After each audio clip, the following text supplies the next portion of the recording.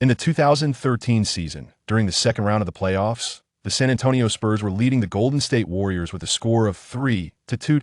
The atmosphere in the arena felt rather oppressive. This was the home court of the Spurs, the ATT Center. The electronic scoreboard displayed the score: Spurs 83, Warriors 65, with less than half a quarter remaining in the game. The Warriors' primary scorers, Stephen Curry and Jarrett Jack, were hunched over, struggling to catch their breath. Silence enveloped the Warriors' bench. Meanwhile, the Spurs fans were exuberantly celebrating around them. Warriors head coach Mark Jackson was engaged in a heated dispute with the referees, visibly displeased with the call. "How could this happen?" murmured Su Chen, seated among the coaching staff. Originally a video blogger in the basketball industry, he had unexpectedly found himself transported to the 2013 Spurs-Warriors series while simulating tactics in a 2K game. Moreover, he assumed the role of the Warriors' lead assistant coach. Unlike the charismatic neutral commentators, he focused on professional yet rather dry tactical analyses, which had garnered him a modest following. But how should I proceed now? Su Chen pondered, observing the other assistants rallying around Mark Jackson. He remained seated, deep in thought. It was 2013, a time before the true advent of the small ball era. Over the next decade, from 2013 to 2023, tactical philosophies would undergo rapid transformation, leaving many traditional coaches struggling to adapt, facing either obsolescence or marginalization. Mark Jackson epitomized the old-school coaching style, dismissing modern concepts such as small ball and ball movement. In the future, after parting ways with the Warriors, he would find himself sidelined due to his inability to keep pace with the evolving game, even openly criticizing Stephen Curry's three-point approach, claiming it had ruined the NBA and undermined his long-held basketball principles, while belittling the legacy of older players. In the previous season, before Monta Ellis was traded, he and David Lee often served as the tactical focal points.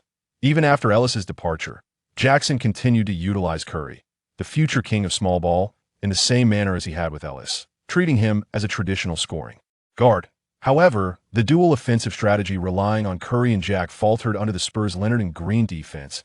At this point, the Splash Brothers must start hitting their threes to close the gap, Su Chen concluded, rising from his seat and heading towards Mark Jackson. Yet, he felt a twinge of doubt. If Jackson were open to advice on three-point shooting and ball movement, he would not be struggling to find employment. Just as Su Chen was about to approach, a whistle pierced the air. The referee, having overheard Jackson use an expletive during his complaints, signaled for his ejection. As security escorted Jackson away, his furious shouts gradually faded as Su Chen stood there, momentarily stunned. In the previous moment, he was contemplating how to persuade Mark Jackson. Yet in the next instant, Mark Jackson was expelled from the game. Wait, Mark Jackson has been ejected. He is the chief assistant coach. Does that not mean he has now assumed the role of acting head coach? However, another dilemma arises. Seeking Mark Jackson's advice would absolve him of blame, yet he must still share the responsibility for the coaching duties he now holds. The Warriors are already trailing 2-3, and with merely half a quarter remaining, they must bridge an 18-point deficit, a daunting challenge indeed. This is not the era of explosive statistics. This is a time when physical confrontation reigns, and fouls are seldom called. Their opponents are the legendary coach Greg Popovich's formidable defensive team, the Spurs. As Su Chen pondered this predicament, a sudden electronic announcement interrupted his thoughts. "Congratulations, host. You have officially taken charge of the team. Extracting debut rewards. Extraction complete. Shrank item simulation glasses has been issued. Here it comes, the essential system for a time traveler." At that moment, Su Chen felt a weight in his jacket pocket. He reached into his pocket and retrieved a pair of frameless spectacles. Simulation glasses shrank. Instantly simulate the tactics you devise 1,000 times, enabling players to execute them more fluidly, enhancing the organization attribute by 20. For all. Su Chen paused, momentarily stunned by the description. Before the realization dawned upon him, he had initially worried that even if he understood how to implement the Warriors' intricate passing and cutting system, the players lacked the necessary proficiency. Mark Jackson seldom allowed the players to practice these strategies. However, the circumstances had changed. Not only had the tactical proficiency significantly increased, but the enhancement of organizational capability by 20 was paramount. Organization encompasses far more than mere passing. Court vision and basketball IQ are integral components of it. Without hesitation, Su Chen raised his hand and called for a timeout. Beep! The Warriors still had a long timeout available, which Su Chen promptly utilized. Curry, Clay, and the others returned from the court, their heads hung low, clearly disheartened by their performance. Su Chen noted that their morale had been shattered by the Spurs. A change in personnel was imperative. Green, Thompson, come here, Su Chen called out to the bench. Thompson had primarily been used by Mark Jackson as a 3D shooter, although his playing time was considerable. He still retained ample energy. Green, on the other hand, had been completely sidelined by Mark Jackson, nearly falling out of the rotation, and was brimming with stamina. Su Chen gathered Green and Thompson to discuss strategy, while instructing Jack and David Lee to take a seat on the bench, clearly indicating that Thompson and Green were to replace them. Jack and David Lee were pivotal offensive players, central figures in Mark Jackson's system. David Lee appeared visibly displeased, while Jack, exhausted from the game, lacked the energy to argue with Su Chen. Of course, Su Chen had little inclination to concern himself with their feelings. Initially, Su Chen intended to implement the renowned elevator doors play that the Warriors would later be famous for, but given the limited time of a long timeout, even with the assistance of the simulation glasses, he was uncertain whether he could effectively convey the intricacies of the play. After all, the elevator door is not merely a trifling tactic. The subsequent adjustments are rather intricate. Abandoning the elevator door strategy, a new offensive scheme centered around Green and Thompson's passing and cutting for three-point positioning was devised.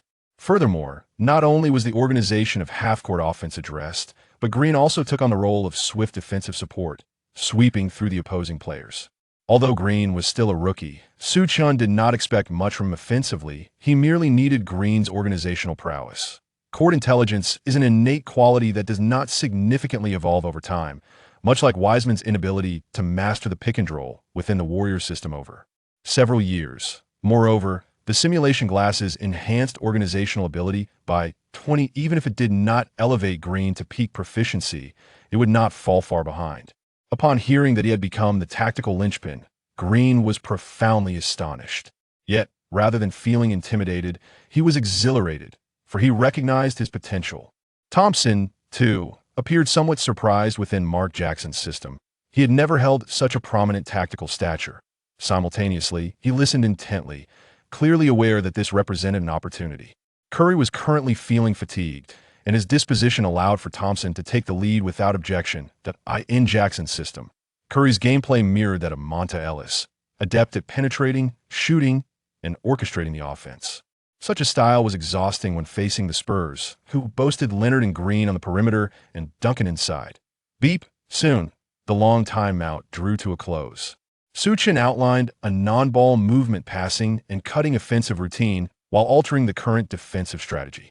Many may claim you are not a formidable team, nor the finest players, however. When we unite as one, we become the strongest team, and you are the finest players. Su Chen rallied the players together, instilling motivation. This statement resonated deeply with Green, who had fallen out of the rotation. He repeated the phrase several times, his heart brimming with determination to prove his worth. He was no less capable than anyone else. The teams returned to the court. Spurs, Tiago Splitter C, Tim Duncan PF, Kawhi Leonard SF, Danny Green SG, Tony Parker PG. Warriors, Andrew Bogut C, Draymond Green PF, Harrison Barnes SF, Klay Thompson SG, Stephen Curry PG. During the Warriors' offensive possession, Curry dribbled past half-court, at which point Leonard immediately stepped up to guard him. As the future Finals MVP, Leonard had already showcased his defensive prowess and was now the Spurs' foremost lock. Curry's current approach revolved around ball handling, driving, and shooting, yet under Leonard's long reach, he had been effectively muted throughout the game. Initially, Leonard anticipated Curry would continue his offensive assault. However, to Leonard's surprise, Curry passed the ball to Barnes after crossing half-court. Instead, Curry positioned himself a step inside the three-point line, setting a screen aware of Curry's shooting threat. Leonard was compelled to follow closely. Could it be Barnes initiating the attack? Defending Barnes is Danny Green, and the Spurs do not seem overly concerned about his defensive capabilities. However, Barnes merely passed the ball momentarily before handing it off to Draymond Green, who occupied the low post.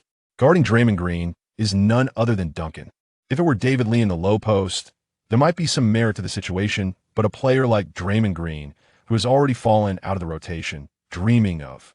Outplaying Duncan is far-fetched. Yet Popovich furrowed his brow, having sensed something amiss. Thompson first utilized Curry's screen and then leveraged Barnes' pick, and in the instant he found himself open, Draymond Green delivered the ball. Having previously played as a spot-up shooter, Thompson was primarily defended by Parker. After 2 screens, Parker found himself utterly unable to keep pace with Thompson. Su Chen felt that the simulation glasses effectively enhanced tactical proficiency, leading to a remarkably fluid collaboration. Every player's instinctive actions seemed perfectly timed, as though this strategy had been honed over an entire season. In reality, this strategy had indeed been simulated 1,000 times, greatly enhancing their proficiency.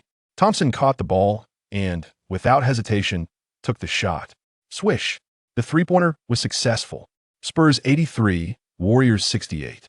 After this shot, Parker glanced at Green, who in turn looked at Leonard. Confusion filled their eyes. Had the Warriors ever played like this before? Moreover, the coach had not devised any defensive strategy for this play. It appears the new coach has implemented an entirely fresh tactic, executed with remarkable fluidity, remarked the commentator, astonished. However, the Warriors have never employed such a strategy. If they make a mistake now, it could be the end. Another commentator shook his head. Popovich couldn't help but glance at Su Chen, seated on the Warriors' bench-shy youthful face in his 20s. Just one young man, and yet Popovich sensed something was amiss. Nevertheless, with a 15-point lead, he decided to observe a while longer. After all, he is a historically great coach. It is unlikely he would be outmaneuvered by a rookie coach right from the start. Is it? The Spurs' offensive possession was entrusted to Duncan, their most reliable option. Regarded as the greatest power forward in history, Duncan is known as Mr. Fundamental, executing simple yet unanswerable bank shots. Bogut had been schooled thoroughly by Duncan today, yet Coach Su Chen insisted he defend individually, leaving Bogut with no choice but to grit his teeth and withstand it. Duncan first surveyed the defense, noticed the absence of a double team, and resolved to attack Bogut directly. Though Bogut is strong and sturdy, he could hardly withstand Duncan on the opposite end.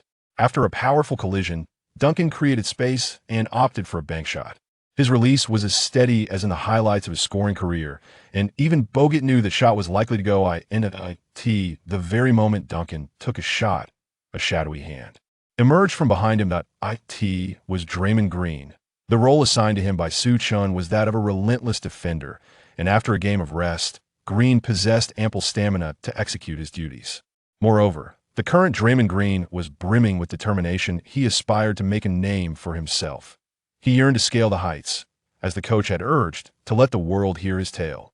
Even the most seasoned practitioner of fundamental skills, who had honed his craft for a decade, could stumble. Although the shot was not blocked, it nonetheless altered its trajectory. The basketball ricocheted off the rim, prompting Bogut to swiftly secure the rebound. After claiming the rebound, Bogut recalled Su Chen's instructions and initiated a fast break.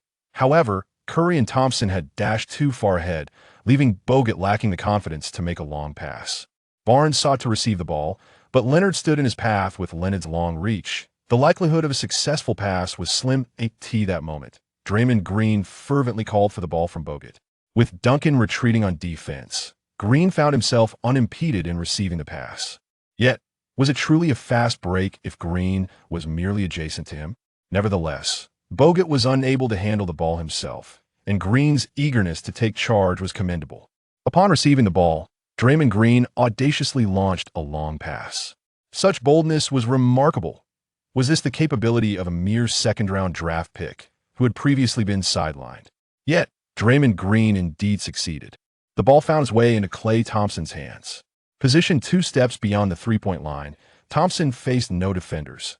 Leonard had shifted to guard Barnes, creating a matchup of him and Curry against Parker and Green. Throughout the series, Curry's penetration posed a significant threat. Conventionally, one would expect Thompson to drive, drawing defenders before dishing to Curry. A quick onion with Parker would likely yield favorable results for Curry. However, Green was gradually advancing, obstructing the passing lane to Curry. Logically, a conservative 2-on-2 approach would be prudent, halting the play if opportunities were scarce. Yet, Thompson recalled Su Chen's directive for a fast break, empowering him with the option to shoot a three-pointer. Thompson himself possessed confidence in his shooting abilities in a decisive moment. Thompson took a step forward, his pace unhurried, It seems Thompson intends to initiate a set offense, a judicious choice, considering Green is already assessing his passing options.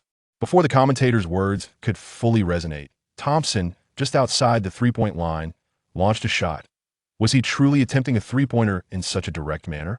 Who executes a fast break in this fashion? Truth be told, Su Chen felt a twinge of anxiety. The execution of the strategy had flowed smoothly. However, the player's abilities and touch could significantly influence the effectiveness of the tactic. Klay Thompson, now in his third year, boasted a three-point shooting percentage of 41.7, far exceeding the league's average. In his fifth year in the league, Curry has just embarked on the pinnacle of his professional career, and it can be said that the shooting prowess of the Splash Brothers has reached maturity. Now, there is nothing left to do but believe. Su Chen clenched his fist. Thompson, the man who scored 37 points in a single quarter, undoubtedly possesses explosive power. Swish. The basketball swished through the net with ease. Thompson effortlessly nailed the seemingly simple three-pointer. Spurs 83, Warriors 7-1. In a brief span, the Warriors executed a remarkable 60 run. The point gap, once at 18, was swiftly narrowed to 12. This is the allure of the small ball duo. Despite Curry's exhaustion in this game, Thompson's solo performance was enough to leave a lasting impression. The ATT center fell into a hushed silence. The Spurs' proud defense was caught off guard by tactics from a decade ahead. Thompson raised three fingers in celebration, his expression stoic yet resolute. Those two three-pointers ignited the momentum. Beep! Popovich called a timeout, his countenance less than favorable. As Thompson returned to the bench, every teammate exchanged high-fives with him, the atmosphere on the bench sharply contrasting the earlier silence. Green was equally exhilarated. Each of Thompson's three-pointers had been set up by him. On the Spurs bench, the urgency was palpable. Though we must limit their three-point attempts, we cannot allow them such easy opportunities, one player asserted. Everyone needs to heighten their focus, apply pressure to the ball handler, and obstruct passing lanes for steals. Popovich, armed with a tactical board, was directing his players with precision. One could only commend Popovich as a legendary coach faced with a decade-later tactical philosophy. He swiftly devised a counter-strategy. This approach, while not the most optimal, was certainly one of the more effective responses to small ball tactics. Though it was merely a spontaneous adjustment, the ability to conceive such a strategy was indeed forward-thinking. This could explain why Popovich, as an old-school coach, remains competitive in the era of small ball. His mindset is refreshingly modern. What if we apply pressure and end up out of position? Parker, the cerebral leader of the team, posed a question. If we lose our positions, we must rotate quickly. Everyone needs to move actively, Popovich replied. They're unfamiliar with this strategy, clearly out of their comfort zone. We must force them into mistakes. So do not fear losing your position. Popovich had evidently anticipated this concern. Given his understanding of Mark Jackson, a stubborn traditionalist, it was likely that he seldom instructed his players on such tactics. These ideas likely originated from that young assistant on the opposing side. Parker nodded in agreement. If Coach Popovich believed it, then the other side must indeed be unaccustomed to practicing such strategies. The Spurs rallied their spirits once more as a seasoned powerhouse. They had cultivated a formidable winning culture. Although the age of the Spurs' GDP trio had increased, emerging star Leonard and the promising Green ensured a seamless transition between the old and the new. On the Warriors' bench, this moment, Su Chen was not indulging in triumph. Rather, he was meticulously devising new strategies. Typically, after launching a 60 offensive surge, the Warriors might refrain from making immediate adjustments, opting instead to observe whether their opponents could counteract their momentum before implementing changes. However, the adversary was none other than Popovich. Moreover, the Warriors' timeout had been nearly exhausted by Mark Jackson, leaving them trailing by a daunting 12 points. Trailing by 12 points against a formidable team like the Spurs, the margin for error was exceedingly slim. Anticipation was imperative. Having previously engaged in tactical analysis, Su Chen recognized that the Spurs system was an essential component to consider. The Spurs playbook encompassed 8 primary systems, including hammer, zipper, penetration, screen, ball screen, handoff, secondary attack, and low-post strategies. Despite his extensive analyses of Spurs tactics, discerning Popovich's offensive choices remained a formidable challenge. Yet, no matter how difficult, he needed to predict. We will employ a two-round zone defense. It is highly likely that they will direct Danny Green to finish with a three-pointer. Clay and Draymond, you must be vigilant regarding Danny Green. On the offensive end, they will certainly guard against our three-pointers. Curry, feign a screen Draymond, receive the ball in this position and pass it to Clay. With fervor, Su Chen addressed his teammates while holding the tactical board. They comprehended the defensive and offensive arrangements, yet uncertainty flickered across each of their faces. Several glanced at Draymond Green, but refrained from voicing their concerns.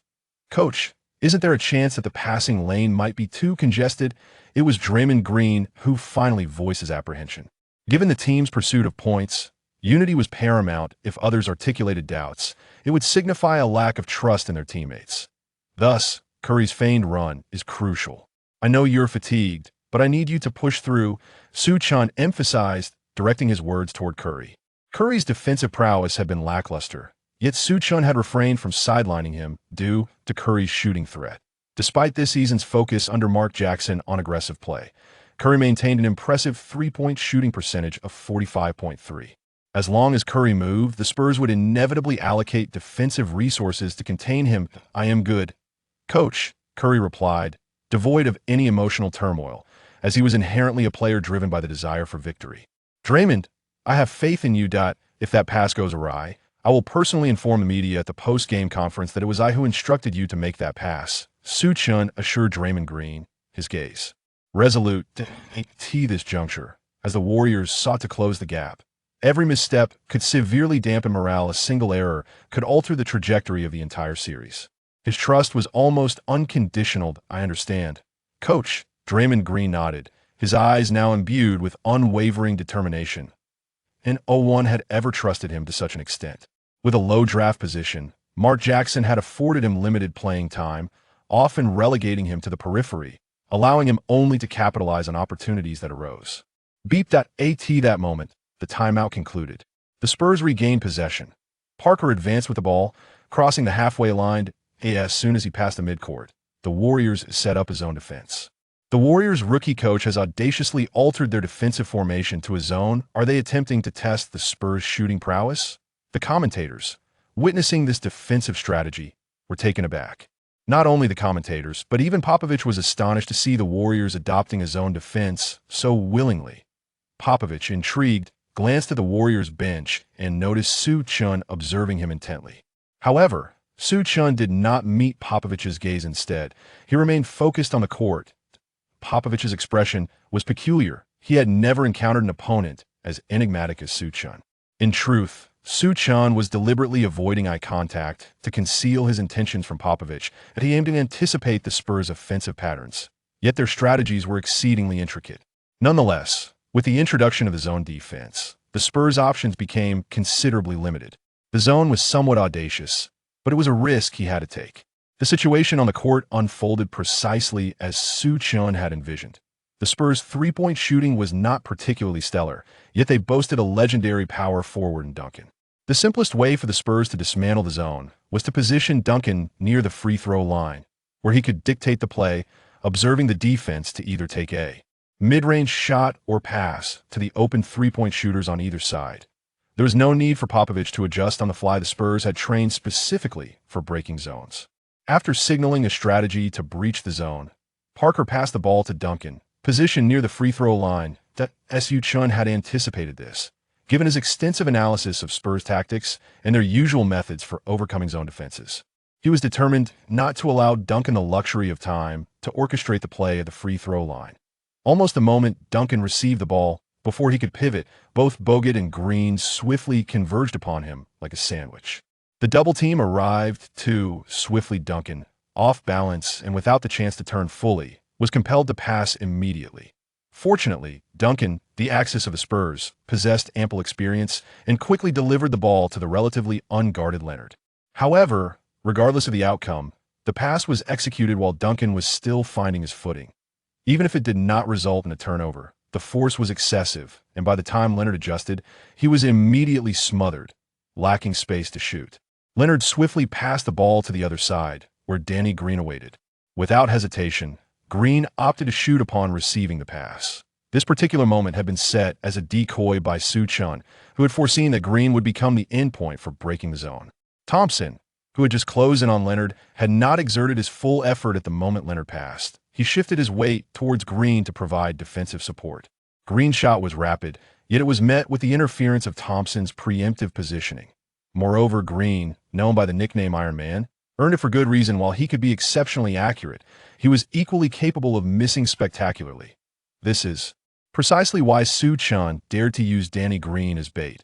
After being thwarted by Thompson, the ball ricocheted off the rim. Bogut collected the rebound without any pressure, as the Spurs had no one contesting, all retreating to defend. Popovich had just instructed his team to prevent the Warriors from fast breaks, resulting in a remarkably swift transition back on defense. With no opportunity for a fast break, Curry did not sprint forward, but instead approached to receive the ball and advance past the half-court line. The transition of offense and defense now favored the Warriors. After Curry crossed the half-court, he first waited for his teammates to position themselves before directly handing the ball to Bogut, who appeared ready to set a screen. Danny Green, tasked with guarding Curry, was preparing to navigate the screen, but unexpectedly, Curry passed the ball to Bogut, who did not follow through with the screen but rather darted in the opposite direction for a three-point attempt. This startled Green, prompting him to hastily pursue Curry. This moment, the Warriors operated in dual threads. On one side, Thompson provided a screen for Curry, who was making a move for an off-ball three-point shot. Chapter 5. Duncan felt a sense of unease. Popovich was truly unyielding. His predictions on both offense and defense were impeccable. If it had been any other seasoned coach, they would have certainly hesitated, choosing to observe several more plays. Each additional play observed would merely serve to prolong their pursuit of points, as they had been tactically outmaneuvered. Facing Popovich, there was no opportunity to sneak in points. Of course, Popovich's decision to call this timeout was not without consequence. After this timeout, the Spurs would have only one remaining, and without a timeout, even Popovich would be at a loss. This upcoming timeout was crucial. Popovich would undoubtedly reserve it for a pivotal moment. However, since this was a long timeout, he would certainly devise a robust battle plan.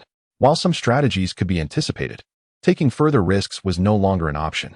Utilizing this timeout was already a significant step. Now, they could fully savor the allure of the small ball era. Su Chen gathered the players and picked up the tactical board to outline their strategy. Thompson and Draymond Green remained the tactical linchpins, their stamina tonight providing a considerable advantage. Curry and the others were fatigued, and comparatively, the Spurs, exerting themselves defensively, were even more drained. At such a critical juncture, Su Chen boldly chose to center the strategy around Thompson and Green, confident in their capabilities. Of course, this was also partly due to the assistance of the simulation glasses. On the other hand, Popovich lacked such confidence, particularly in trusting his bench players during this decisive moment. No matter how formidable Popovich was, it was implausible for him to devise a flawless defensive strategy against tactics that would only emerge a decade later. Even the later Spurs never truly conceived a perfect strategy to limit small ball tactics.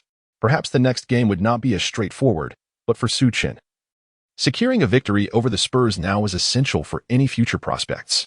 Beep. The timeout concluded. The Warriors were filled with fervor, while the Spurs appeared solemn. To an observer, it would seem as though the Spurs were trailing by 10 points. There were no substitutions made, as both teams evidently intended to engage in a head-on clash with their current lineups. In this possession, the Spurs did not employ any intricate tactics, and the Warriors abandoned their zone defense. Parker was already consuming time with the ball, still leading by 10 points. As the clock dwindled to 7 seconds, Parker finally initiated his offense. This time, Parker forcefully penetrated the lane. Although the Warriors' defense rotated appropriately, Parker's individual prowess drew a foul. At 31 years of age, Parker sought to rescue his team in this manner. Stepping up to the free throw line, he took a deep breath to steady himself under pressure, sinking both shots. The score was now Spurs 85, Warriors 73. At last, the Spurs scoring drought had been halted. Spurs fans felt a sense of relief as time continued to dwindle, and the lead had extended to 12 points. If they managed the clock well, even if the Spurs and Warriors traded 2 points each, victory would still belong to the Spurs. The Warriors regained possession. It was still Curry at the helm, but this time he did not relinquish the ball immediately upon crossing half court. Instead, he held it, moving toward the top of the arc. However, no one set a screen for Curry. Instead, Green and Thompson executed an off-ball pick-and-roll.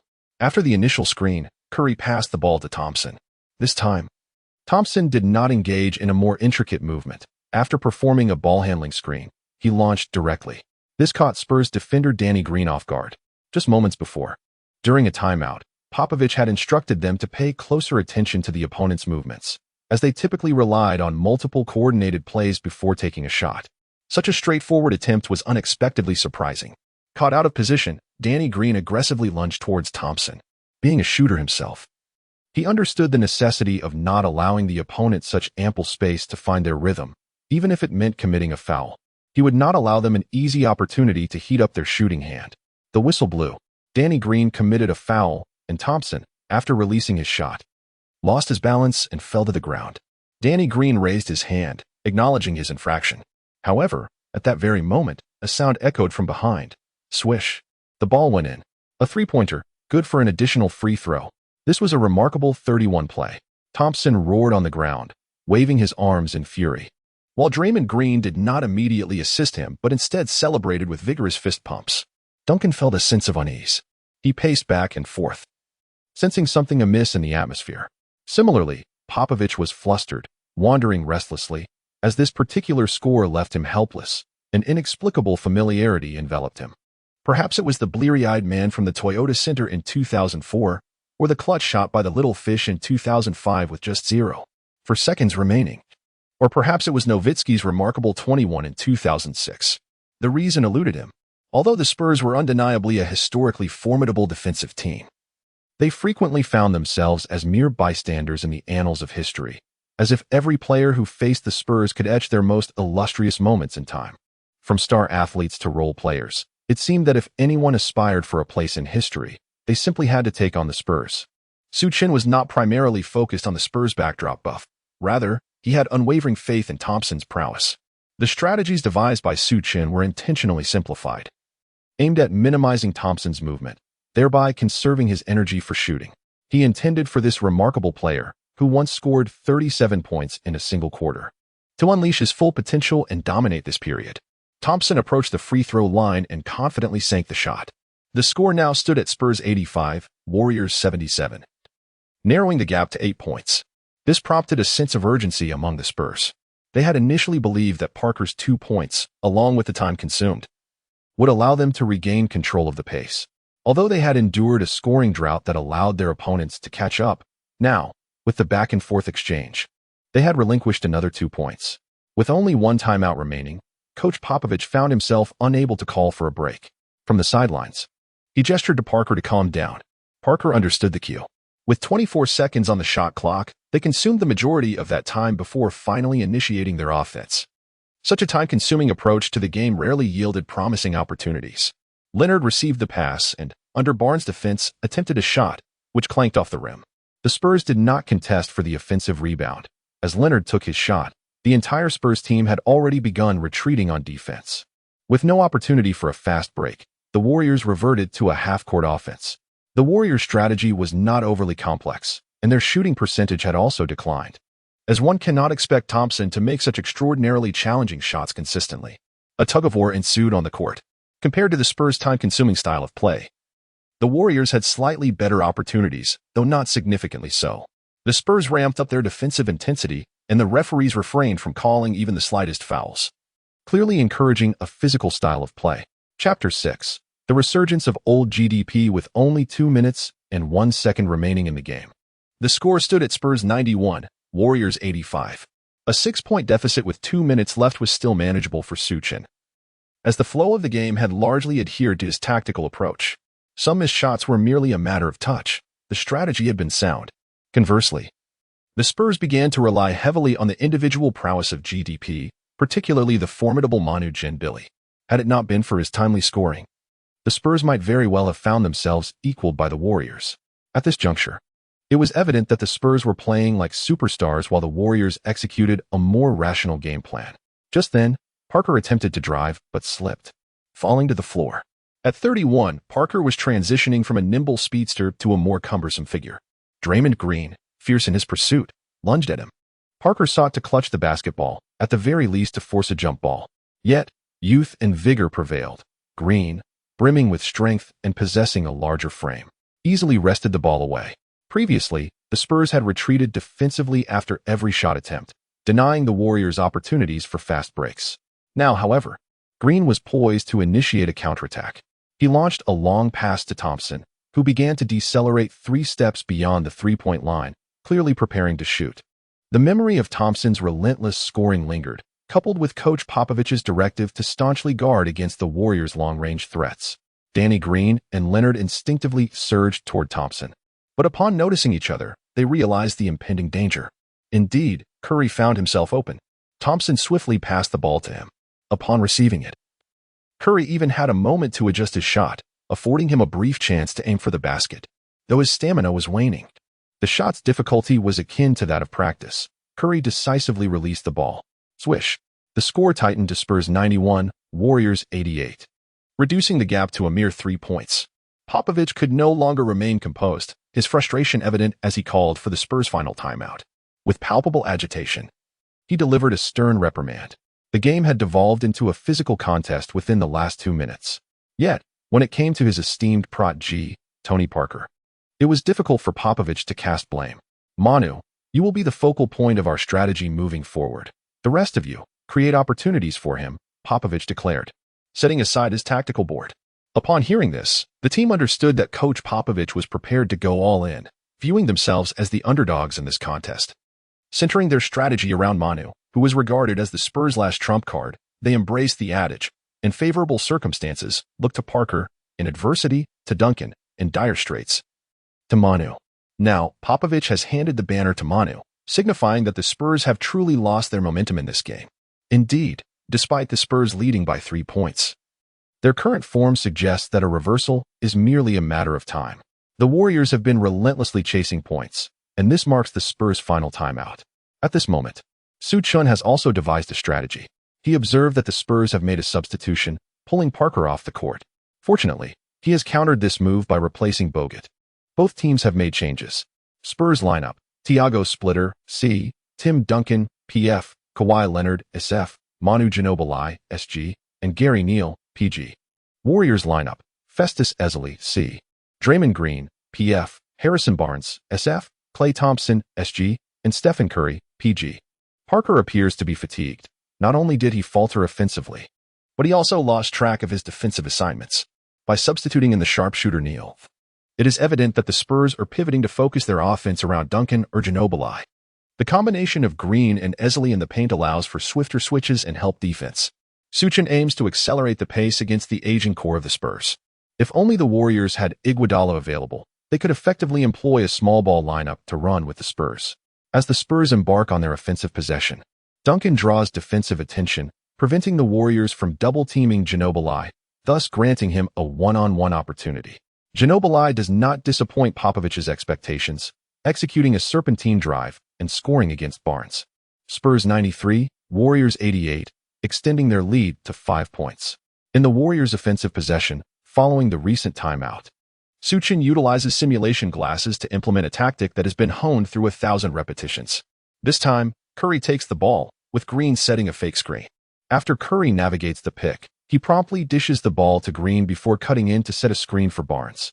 Barnes, whose three-point shooting has been lackluster this game, is not assigned any perimeter running. Instead, he cuts inside, drawing Curry's defender with him, while Curry finds himself matched up against Barnes' defender. At this critical juncture between Curry and Barnes, Green and Thompson engage in off-ball screens. Thompson's movement without the ball creates an open three-point opportunity, and Curry anticipates this, delivering the pass early. This sequence flows seamlessly, resembling the chemistry developed over a season of play. In truth, this strategy has indeed been simulated 1,000 times, significantly enhancing their proficiency. Thompson releases the open three-pointer. Swish. It's through. Spurs 93, Warriors 91. A mere 2-point difference. Once again, following a basket by the Spurs, the gap not only failed to widen but was further narrowed by an additional point. Thompson raised his arms in celebration, yet did not forget to swiftly return to defense. Popovich found himself devoid of any timeouts. Moreover, even if he had timeouts at his disposal, he would still be perplexed as to why the Warriors had not employed such tactics during their regular play. However, these tactics, when executed, bear no sense of awkwardness. They flow as seamlessly as their conventional strategies. The prior pre-game analysis against the Warriors was meticulously crafted with Mark Jackson in mind, whereas now, Su Chen perceives him as a blank slate. He possesses no resources to validate any of his conjectures. As the defensive switch occurs, Klay is matched up. At this moment, Su Chen shouts loudly from the sidelines. Barnes' defense proves to be utterly untrustworthy for Su Chen. Barnes presents himself as a formidable defender, yet his actual defensive prowess is rather mediocre, often going unnoticed during ordinary play. However, when it comes to these elite one-on-one moments, Barnes becomes susceptible to being exploited. Chapter 7. The final attack in 23 seconds. Defense is not the only aspect of the game. Offense plays a crucial role as well. Barnes appears to be a player capable of driving, shooting, and defending, yet in reality, it is merely an illusion. His shooting percentage falls below that of an average shooter, rendering him ineffective in that regard. Although he can penetrate against weaker opponents, he falters when faced with a formidable defense. Furthermore, his playmaking abilities are subpar. When confronted with double teams, it is commendable if he avoids making mistakes. In contrast, Klay Thompson is a bona fide player who has made it to the all-defensive second team. Defending against a less physically imposing scorer like Ginobili falls well within his capabilities. The reason Klay was not previously assigned to defend was that he had to shoulder the burden of the offense. Coach Su hoped to conserve Klay's energy for defense. However, the moment of truth had arrived. Despite this, Coach Su refrained from calling a timeout or giving specific instructions to Thompson. The outcome now rested solely on Thompson's shoulders. He still had one timeout left, but given the current situation, calling it would only serve to assist Popovich. With the ball in Ginobili's hands, Klay Thompson was exceptionally focused, signaling to his teammates to avoid double-teaming and to watch their own assignments. Observing Thompson's determination, his teammates also prioritized their respective matchups. Originally, Duncan was meant to draw defensive attention away from Ginobili, but seeing that the Warriors were neglecting Ginobili entirely, he relinquished space. In that moment, both teams exhibited trust in their players. The Spurs trusted Ginobili's ability to create his own shot, while the Warriors placed their faith in Thompson's defensive prowess. Ginobili made 2 fainting steps, his deceptive movements earning him the nickname the Wizard due to his elusive scoring ability. However, in this critical moment, Thompson remained remarkably composed. Unfazed by the successive feints, Thompson's forte lies in countering drives, and his high defensive IQ allows him to remain unperturbed by fakes. He fears only powerful scorers like Anthony, who, despite being predictable, can overpower him with sheer physicality. Conversely, both Ginobili and Parker are skillful players, perfectly suited to Thompson's defensive style. Observing that Thompson had not reacted to his first 2 feints, Ginobili opted for a decisive third step, attempting a quick drive. Thompson, maintaining his balance with small, measured steps, remained steadfast. At this juncture, Ginobili executed a pronounced backward dribble in an attempt to deceive. Yet, Thompson remained unfazed by the feint. Just as Ginobili prepared for a second pronounced backward dribble, Thompson anticipated the move and, surprisingly, made a daring swipe for the ball. It is worth noting that if this swipe had failed, Thompson would have been out of position and vulnerable to being scored upon, risking blame for his misstep. However, this time, Thompson truly managed to seize the ball.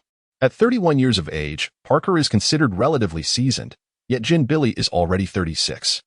Had it been the younger Ginobili, Thompson would have found it far more challenging to take the ball from him. The Spurs players were still engrossed in watching Ginobili's one-on-one play when suddenly a steal disrupted their focus, leaving them momentarily unprepared. Thompson seized the opportunity, snatching the ball and embarking on a swift solo drive to the basket. In such a pivotal moment, he refrained from attempting any flashy dunks. Instead, he calmly deposited the ball into the hoop.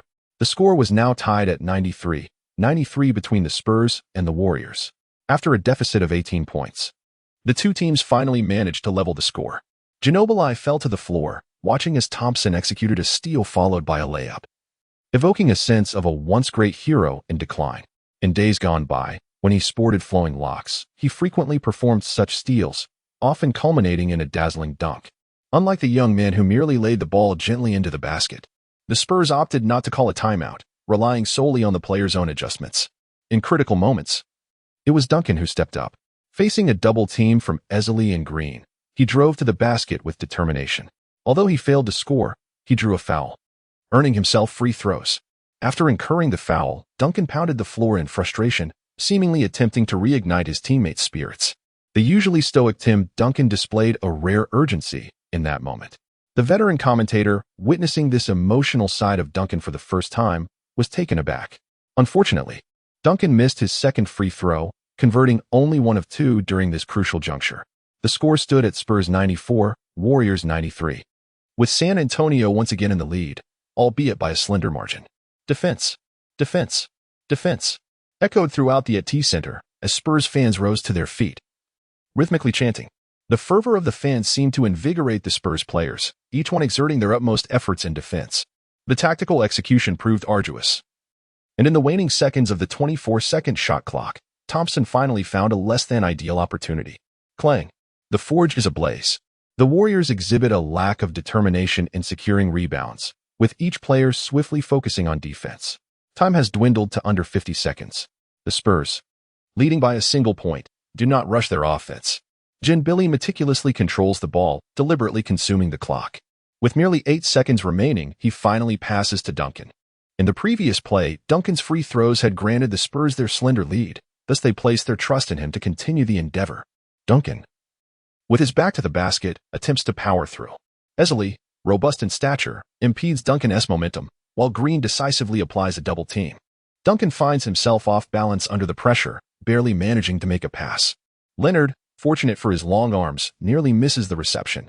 With less than 2 seconds on the clock and no time for adjustment, he is compelled to shoot over Barnes. Although Barnes may be unreliable, his height and wingspan are sufficient. Leonard has no opportunity for further maneuvering. Barnes delivers a formidable contest to the shot, fearing a transition offense from the Warriors. The Spurs maintain their rapid defensive pace. The Spurs exhaust the 24-second shot clock, and as the ball soars through the air, Bogut secures the rebound precisely as time registers at 23 seconds. Beep. Without a moment's hesitation, Su Chen called for a timeout. Rising with the tactical board in hand, he turned towards the bench, his expression grave. Just 1 point behind, this was the final offensive push. This was not merely a timeout called for Popovich. The strategy he intended to implement was beyond Popovich's comprehension. Thompson felt a pang of guilt for having missed that crucial shot, sensing he had let Su Chen down. However, Su Chen merely placed a reassuring hand on Thompson's shoulder, urging him not to dwell on it. Clapping his hands to garner attention, Su Chen signaled for everyone to listen intently. The strategy was straightforward, an easy ball. He began illustrating on the tactical board, planning to deploy the floppy strategy, which, while not exclusive to the Warriors, would become a standard tactic employed by nearly every team for shooters a decade hence. Chapter 8. Common tactics ahead of their time. The floppy tactic is remarkably simple yet highly effective. Otherwise, it would not have become the standard strategy for shooters. This approach entails 2 shooters executing a cross pattern at the 3-point line, while simultaneously setting screens on both sides. However, this tactic does pose certain challenges for the players involved. Firstly, both shooters must possess exceptional shooting skills, which is fundamental. Additionally, the ability of the players setting the screens to effectively execute their roles is crucial, as the quality of screens set by wing players differs significantly from those set by interior players. Moreover, typically, the team's best organizer is the point guard. Thus, with 1 point guard and 2 shooters, one might question the necessity of forwards and interior players. Hence, this setup puts considerable pressure on the forwards' organizational abilities. Yet for the Warriors, everything aligns perfectly. Green acts as the facilitator, while Thompson and Curry serve as the sharpshooters. To ensure stability, Su Chen opts to place 2 interior players to set the screens. In a decade's time, such a strategy would undoubtedly be impractical. Not to mention the reasons regarding roster rationality, even in the final moments of a game. If a coach or a player with a higher basketball IQ were to observe this lineup, they would quickly make an accurate guess regarding the team's intentions. Once they see the 2 shooters converge at the 3-point line, the plan would be instantly deciphered. After all, the floppy tactic is a widely recognized shooting strategy, and opponents would readily perceive its purpose. However, the scenario was different a decade ago. This tactic was still a novel concept. Su Chen believes that even Popovich would not anticipate a 3-point strategy in a 1-point deficit situation, as he would likely prefer a safer 2-point option. Regarding Thompson and Curry shooting form, Su Chen can only place his trust in their proven ability to deliver in crucial moments. Furthermore, this tactic would likely provide ample space for open shots. With Duncan anchoring the paint and Leonard defending mid-range shots, is choosing the interior or mid-range truly superior to a 3-point attempt? Drawing fouls. In the playoffs a decade from now, crucial moments may not even result in free throws for aggressive drives to the basket, let alone the more lenient officiating of a decade ago. Each player must monitor the interior. Leonard is tasked with sweeping the mid-range area, and anyone attempting a mid-range shot should be met with a swift challenge. At this juncture, Popovich is intensely strategizing. Despite Su Chen employing numerous three-point plays throughout the game, this is the final possession. The interior presents the most reliable option. Especially given the narrow one-point margin, most coaches in this era would opt for points in the paint. As a secondary option, a relatively safer mid-range shot would suffice. Once the timeout concludes, both teams return to the court. The Spurs lineup remains unchanged. Popovich, already wearing a grim expression, finds himself momentarily puzzled upon observing the Warriors' configuration. The Warriors deployed Andrew Bogut, Festus Ezeli, Draymond Green, Klay Thompson, and Stephen Curry. Typically, Green plays in the paint, suggesting that the Warriors have fielded a trio of interior players. Am I not mistaken? The Warriors' interim coach has deployed a lineup featuring 3 players in the paint? Perhaps this new coach intends to exploit the numerical advantage to push Duncan out of the paint. How amusing. Even the commentators were entertained. What should have been a tense and fervent broadcast suddenly erupted in laughter. Defense, defense, defense. Yet, the Spurs fans were undeterred, rising in unison to rally behind their team. After crossing half-court, Curry held the ball, deliberately consuming precious time. Although the interior had a rebounding edge. With Duncan commanding the paint and supported by the blue-collar center Tiago Splitter, Leonard's long arms were equally formidable in contesting rebounds, rivaling Green's prowess. Therefore, allowing time for the interior players to secure rebounds seemed unnecessary. Instead, it could grant the Spurs another opportunity to score following a successful shot. With 10 seconds remaining, Green quickly moved up. The Spurs anticipated Green's positioning as a pick, immediately following him. However, Curry merely passed the ball to Green and slipped towards the basket. Simultaneously, Thompson feigned a screen to run for a three-pointer, only to also glide towards the paint. Indeed, it was an inward cut, not a three-point attempt. Popovich's expression was grave. The Spurs had already fortified their interior defense, leaving neither Curry nor Thompson an opportunity to receive the ball and shoot beneath the basket. The Warriors' strategy was rather perplexing, with the big man hovering near the three-point line while the 2 smaller players surged towards the basket. They had previously executed this deceptive maneuver, a false off-ball run coupled with a genuine inward cut. At such a critical moment, Popovich surely fortified the paint. Novelli believing he could outsmart the Spurs. The commentators, witnessing this scene, found it rather amusing. As Curry and Thompson navigated through layers of screens and their own deceptive movements to reach the baseline, only 5 seconds remained. Many Warriors fans watching on television or online shook their heads in disbelief, while some could hardly bear to watch. The 2 sharpshooters unexpectedly collided under the basket. Yet, both were well aware of each other's impending cuts, as if rehearsed 1,000 times, they executed their screens with remarkable fluidity. Simultaneously, they both sprinted towards the three-point line. In contrast, the Spurs defense failed to respond promptly. Catch up. Popovich has now realized that this game was never intended to focus on the paint or mid-range shots. It is a strategy centered around three-point shooting. Leonard, responsible for sweeping the mid-range, immediately pursued Thompson. This evening, Thompson scored a significant number of points, and in Leonard's subconscious, he perceived Thompson's three-point threat as particularly formidable tonight. Tasked with setting screens for Thompson was Ezeli. Su Chen had anticipated that Thompson would be closely guarded, which is why he assigned the relatively less effective Ezeli for the task.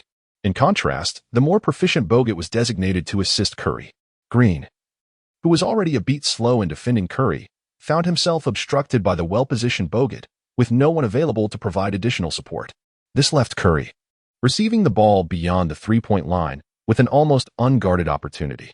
He silently counted the seconds in his mind, and as he caught the ball, he had approximately 2 seconds remaining. This allowed him a brief moment to adjust. Adopting a standard shooting form, the basketball soared through the air. A buzzing sound, signaling the end of the game, resonated throughout the arena, yet the ball was already in motion, suspended in the air. The ball traced an elegant arc, tugging at the hearts of all present on the court. Chapter 9. First victory, reusable energy drink. The atmosphere was taut with anticipation, particularly for Su Chen. The fate of the Warriors hinged on this singular shot. Even on the Warriors bench, many players were poised to leap onto the court, their feet already crossing the threshold before the final whistle had sounded. Such actions could warrant a free throw if the referees took notice, yet, in this instance, the officials chose to overlook the transgression. In fact, it was not just the Warriors bench. There were also members of the Spurs bench who, in their fervor, had stepped onto the court before the game had concluded. If they were to call a foul, it would undoubtedly create a convoluted situation. Swish. The ball went in. It has been demonstrated that Su Chen's concerns were unfounded. Curry's open three-point shots are indeed highly reliable. The ball didn't even touch the backboard or the rim. It was a perfectly executed swish from beyond the arc. The players from the Warriors bench have surged onto the court. Curry is being hailed as a hero. Enveloped in a jubilant embrace by his teammates, resembling a hamburger, Su Chen refrains from joining the celebration, instead casting his gaze upward at the scoreboard. Spurs 94, Warriors 96. The series is now tied at 3 games apiece. Is this truly happening? Su Chen now experiences a peculiar sensation. He has traversed into this classic match. And upon accomplishing his task, will it facilitate his return? He cast a glance at the rookie in charge of guarding the water cooler, Kent Bazemore, and beckoned him over. Kent, somewhat perplexed, approached him. Su Chen promptly delivered a playful slap to the back of his head, inquiring whether it hurt. Naturally, it was quite painful. Kent Bazemore clutched his head in bewilderment. He could not comprehend why, despite winning the game, the coach had suddenly summoned him over to deliver a hefty slap. It would hurt. Evidently, all of this was indeed real. It was at this moment that Su Chen acknowledged the veracity of the situation. As for why one would not strike oneself, that was simply foolishness. Did he not realize that delivering such a blow upon oneself would be painful? The audience had lost the exuberance they once displayed in their premature celebrations, now quietly exiting the venue. Parker stood with his hands on his hips, enveloped in a state of bewilderment, glancing at the scoreboard before observing his teammates passing by with their heads bowed. Duncan remained silent, making his way towards the players' tunnel without exchanging a word with anyone. Meanwhile, Popovich paced back and forth in place, his expression grim, lost in his thoughts. After the players celebrated, they too returned to the bench. Since the series was far from over, it was uncommon for teams to shake hands after a single game, and the Spurs players were not inclined to engage in such gestures at that moment. As each player approached Su Chen, they greeted him with enthusiasm, and he reciprocated warmly, embracing and fist-bumping them without any pretension. After all, Su Chen was not like the older coaches. The age gap between him and the players was minimal. However, an awkward situation arose during the post-game press conference. Should the serious head coach, Mark Jackson, attend, or should it be Su Chen? After all, on the surface, Mark Jackson remains the head coach of this team. He has been suspended, not dismissed. This matter must capture the attention of Lacob, the owner of the Warriors. Su Chen contemplated for a moment but ultimately declined to attend the press conference. It was not that he sought to avoid the limelight, but rather that he aimed to compel the Warriors owner to make a swift decision, whether to retain him or continue with Mark Jackson. If he were to assume control, it was imperative that he be granted authority promptly, allowing him to implement the strategies he envisioned for the team. It would be unwise to wait until game day to hastily make a choice, as that would deprive him of the necessary preparation time. As someone with foresight, Su Chen was acutely aware of the tensions between Lacob and Mark Jackson, and he felt confident in his ability to sway Lacob's decision in his favor. Even if Lacob harbored doubts about him, it mattered little. This opportunity would allow him to present himself before the entire league's management, and several teams in need of a head coach might consider him. Moreover, in comparison to the press conference, Su Chen had even more pressing matters at hand. Ding! Congratulations to the host on achieving the first victory of their career, granting the opportunity for a draw. The draw has concluded, and an A-grade item, reusable energy drink, medium, has been issued. Just moments ago, he heard the voice of the system. He now needs to find a secluded place to thoroughly examine the system. Upon returning to the team hotel, Su Chen securely locked the door, ensuring there were no eavesdropping or surveillance devices, before he began to investigate his system. The recently issued reusable energy drink, medium, had a status for review. Reusable energy drink, medium when used by a player, it restores a certain amount of stamina. Usable once in a normal match. Upon the commencement of the next match, it will automatically recharge. Su Chen meticulously studied this description. Although it does not compare to the simulation glasses, which are rated S-level, this is merely A-level. The fact that it can be reused does justify its A-grade classification. After some contemplation, Su Chen formed an assessment of this item.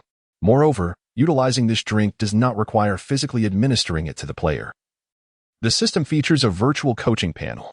Under the player options, there are avatars of the Warriors players, and by selecting a player, he can administer the drink directly. Additionally, there is a personal panel available to him. Host, Su Chen, items, simulation glasses, reusable energy drink, medium. Obtain the unlocking of any such capability. To acquire the ability to unlock various skills is quite remarkable. Astonishingly, there exist additional abilities available for lottery draws. In this light, one could argue that lotteries are indeed delightful. By the way, how can I ensure a consistent opportunity to participate in these draws? Upon contemplating this matter, Su Chen could not help but voice his doubts.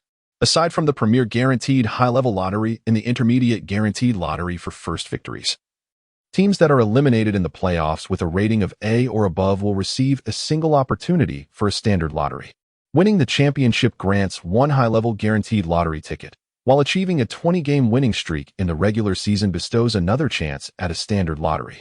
Note: coaching the same team for 2 consecutive seasons or managing an S-level team elevates the ordinary lottery opportunity to eliminate S-level teams.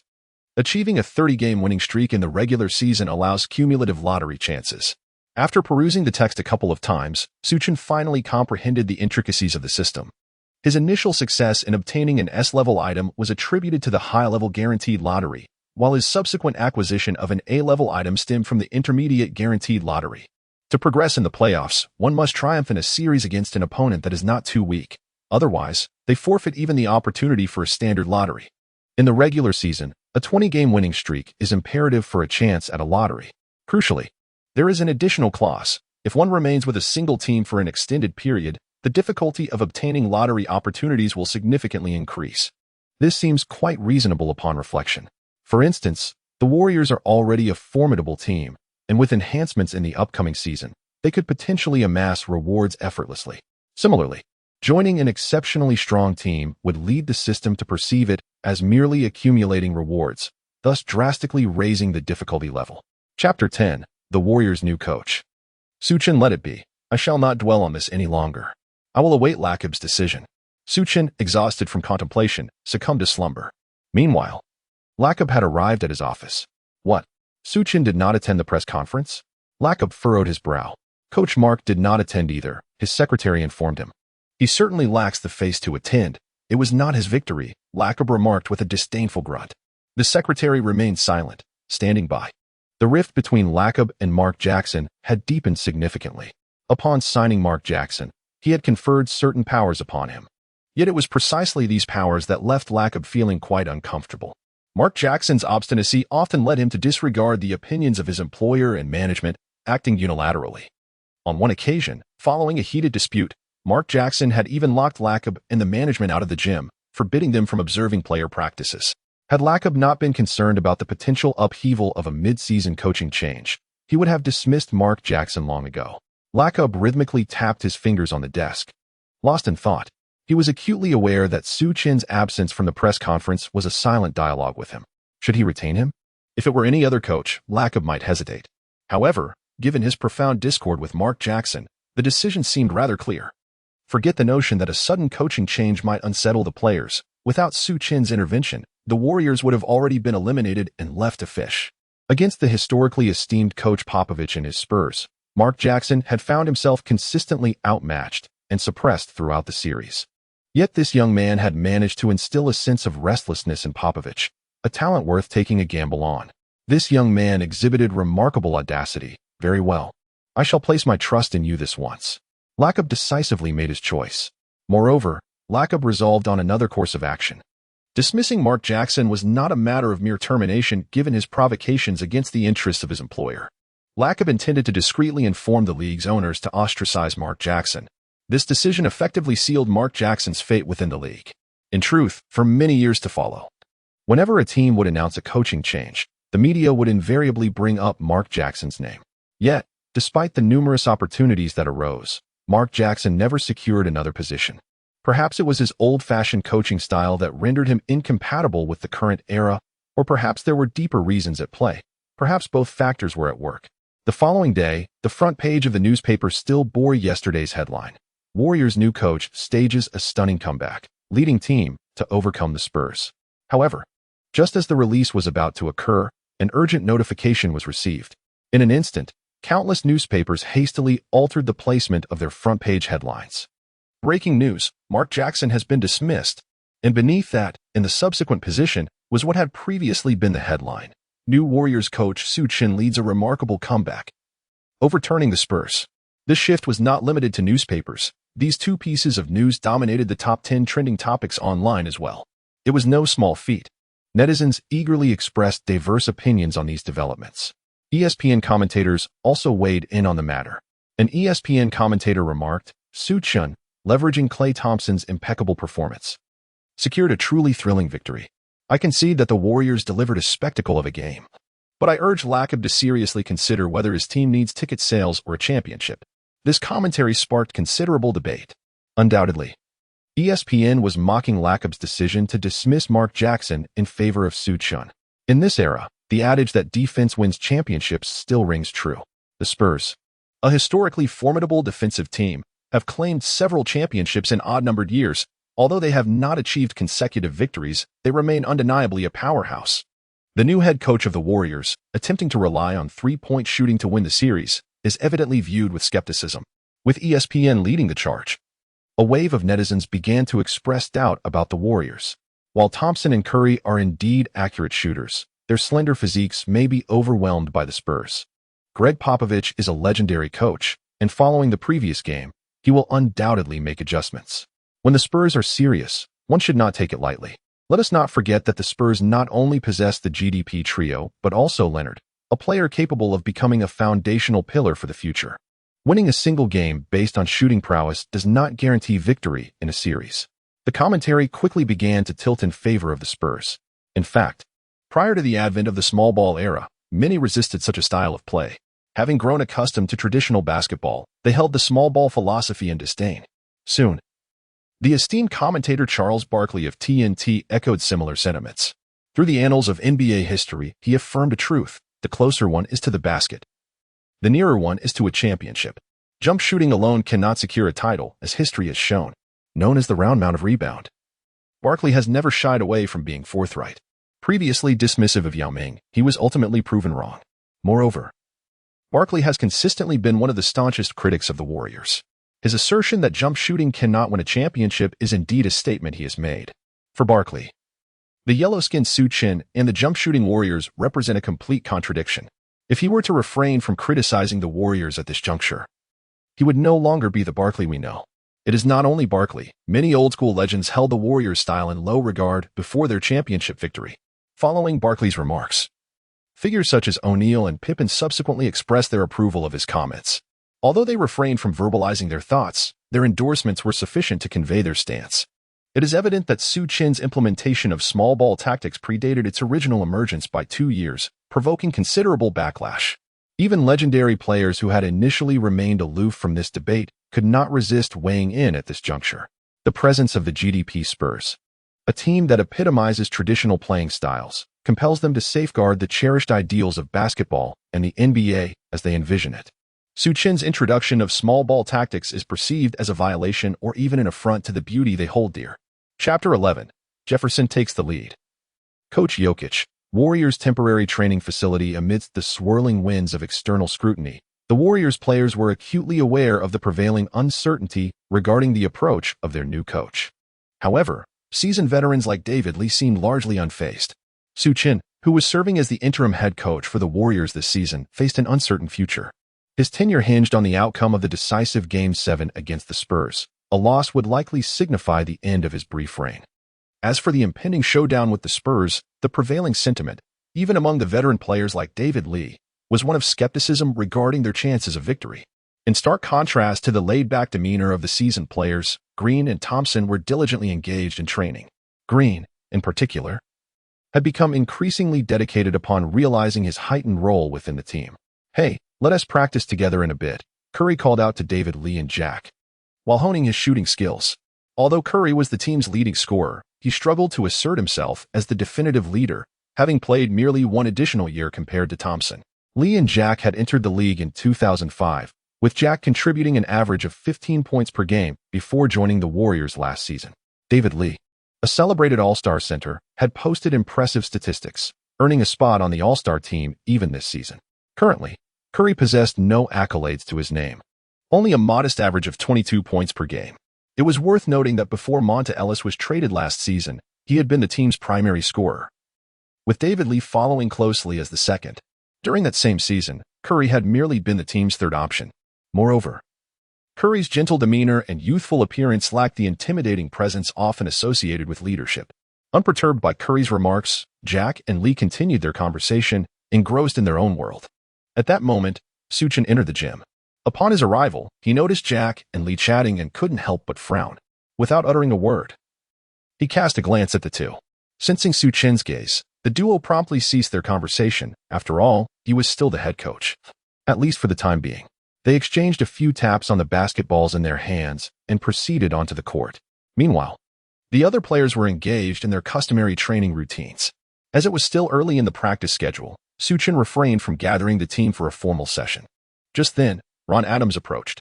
"Su, take a look at today's training plan," he said. As the longest-serving assistant coach in the league, Adams differed from his peers by embodying the essence of a benevolent elder. His meticulous attention to detail during training sessions and gentle communication style made him a beloved figure within the organization. He was later honored with the Tech's Winter Assistant Coach Lifetime Impact Award in recognition of his contributions to the profession. Su Chen took the form, a task typically reserved for the head coach, which now naturally fell under his purview as the acting head coach. He marked a few checks on the form regarding the training he had prepared for that day. "This is troublesome, Adams," he remarked, handing the form to Ron Adams. Generally, he held a considerable respect for this seasoned assistant coach. "Su, you commanded the court quite well. I doubt I could perform as admirably as you did," Ron Adams said, giving Su Chen a reassuring pat. "Keep pushing. You must overcome the Spurs." Had it not been for Su Chen's presence, Ron Adams would have been the lead assistant, and he should have taken the helm yesterday. However, despite being the most experienced assistant in the league, Ron Adams had never ascended to the role of head coach. A realization he acknowledged regarding his own capabilities. His words to Su Chen were imbued with a sense of mentorship, recognizing Su Chen as a young talent with potential, and he was eager to support him. A faint smile crossed Su Chen's face as he observed Ron Adams' retreating figure. Yet, memories of the impending Game 7 against the Spurs stirred a sense of uncertainty within him, prompting him to scan the training court. It was then that he spotted Richard Jefferson, diligently practicing his three-point shots. Recalling Barnes's dismal performance in the previous game, Su Chen contemplated adjustments to the starting lineup. It was 2013, and Richard Jefferson still possessed a full tank of energy. In his recollection, during the subsequent season with the Jazz, Jefferson averaged 10 points per game over 27 minutes, with a three-point shooting percentage exceeding 40. This season, however, his statistics appeared lackluster due to Mark Jackson's lack of trust, relegating him to a mere 5 minutes of playing time, mostly in garbage time. Notably, even in 2016, Jefferson played a significant role in aiding LeBron James's Cavaliers to victory, showcasing his fervent defense and timely three-pointers, which contributed greatly to the team's success. Presently, Richard Jefferson's defensive prowess and athleticism surpassed that of his championship-winning self in 2016. Su Chen took out his notebook and inscribed Richard Jefferson's name onto the starting roster, relegating Barnes to the second unit, where he could engage in a chaotic scoring battle alongside David Lee and Jarrett Jack. Training David Lee and others to develop tactical discipline would require considerable time, and enforcing such discipline might diminish their inherent skills. Thus, he decided to assign them to the second unit for a more free-form approach, aiming to maintain a starting lineup characterized by absolute discipline. With Richard Jefferson confirmed as a starter, Su Chen then noticed Draymond Green practicing his floaters. "Not bad," he mused, acknowledging Green's awareness of his increased role and his commitment to honing his offensive skills. Su Chen nodded in approval of Green's choice. Compared to the more technically demanding three-point shots, mid-range floaters were evidently easier to master quickly due to their lower difficulty. The mid-range jump shot is not merely a skill to be mastered by forwards. It is an essential scoring technique for players inclined towards an interior style of play. This is particularly crucial in light of Draymond Green's remarkable performances, which are bound to attract scrutiny. Soon, reports questioning Green's offensive capabilities will undoubtedly find their way to the desks of playoff coaches. At such a juncture, possessing a reliable jump shot becomes indispensable. This brings to mind Simmons, who, when left unguarded 3 meters from the basket, resorted to gesturing as if directing traffic, an undeniably awkward sight. However, after observing Green's consecutive misses, I resolved to offer him assistance. I am well aware that within the Warriors coaching staff resides a true gem, a coach renowned for facilitating Nikola Jokic's transformative MVP-level evolution, Milo Evie. Chapter 12. The battle for 7 begins soon. Su Chen summoned Milosevic to his side. "Su, what is it?" Milosevic inquired, a hint of confusion evident in his gaze. Given that Su Chen now held the position of head coach, one would expect him to be preoccupied, yet here he was, seeking out Milosevic. Take a look at him. Su Chen directed, pointing in a certain direction. Following Su Chen's indication, Milosevic observed Draymond Green, who was engaged in a training session, attempting jump shots. After watching for a brief moment, Milosevic shook his head disapprovingly. Green had thrown 5 shots, none of which even grazed the hoop. All of them ricocheted off the rim. A disheartening display. Is there a chance for improvement within a few days? Su Chen queried, glancing at Milosevic. Indeed. Asking for improvement in such a short span was a tall order, and Su Chen merely posed the question out of curiosity. His shooting form is flawed and ill-suited to his physical attributes. Milosevic identified the issue after just 5 shots. Once corrected, can we expect rapid progress? Su Chen pressed on. His interest peaked. That largely depends on his innate understanding of the game, Milosevic replied, shrugging his shoulders. Nodding in agreement, Su Chen recognized the significance of basketball intelligence. Milosevic was not only the coach who had honed Jokic's skills, but had also trained another notable talent, Wiseman, often referred to as the big brain. The effectiveness of their training was subjective, as opinions varied.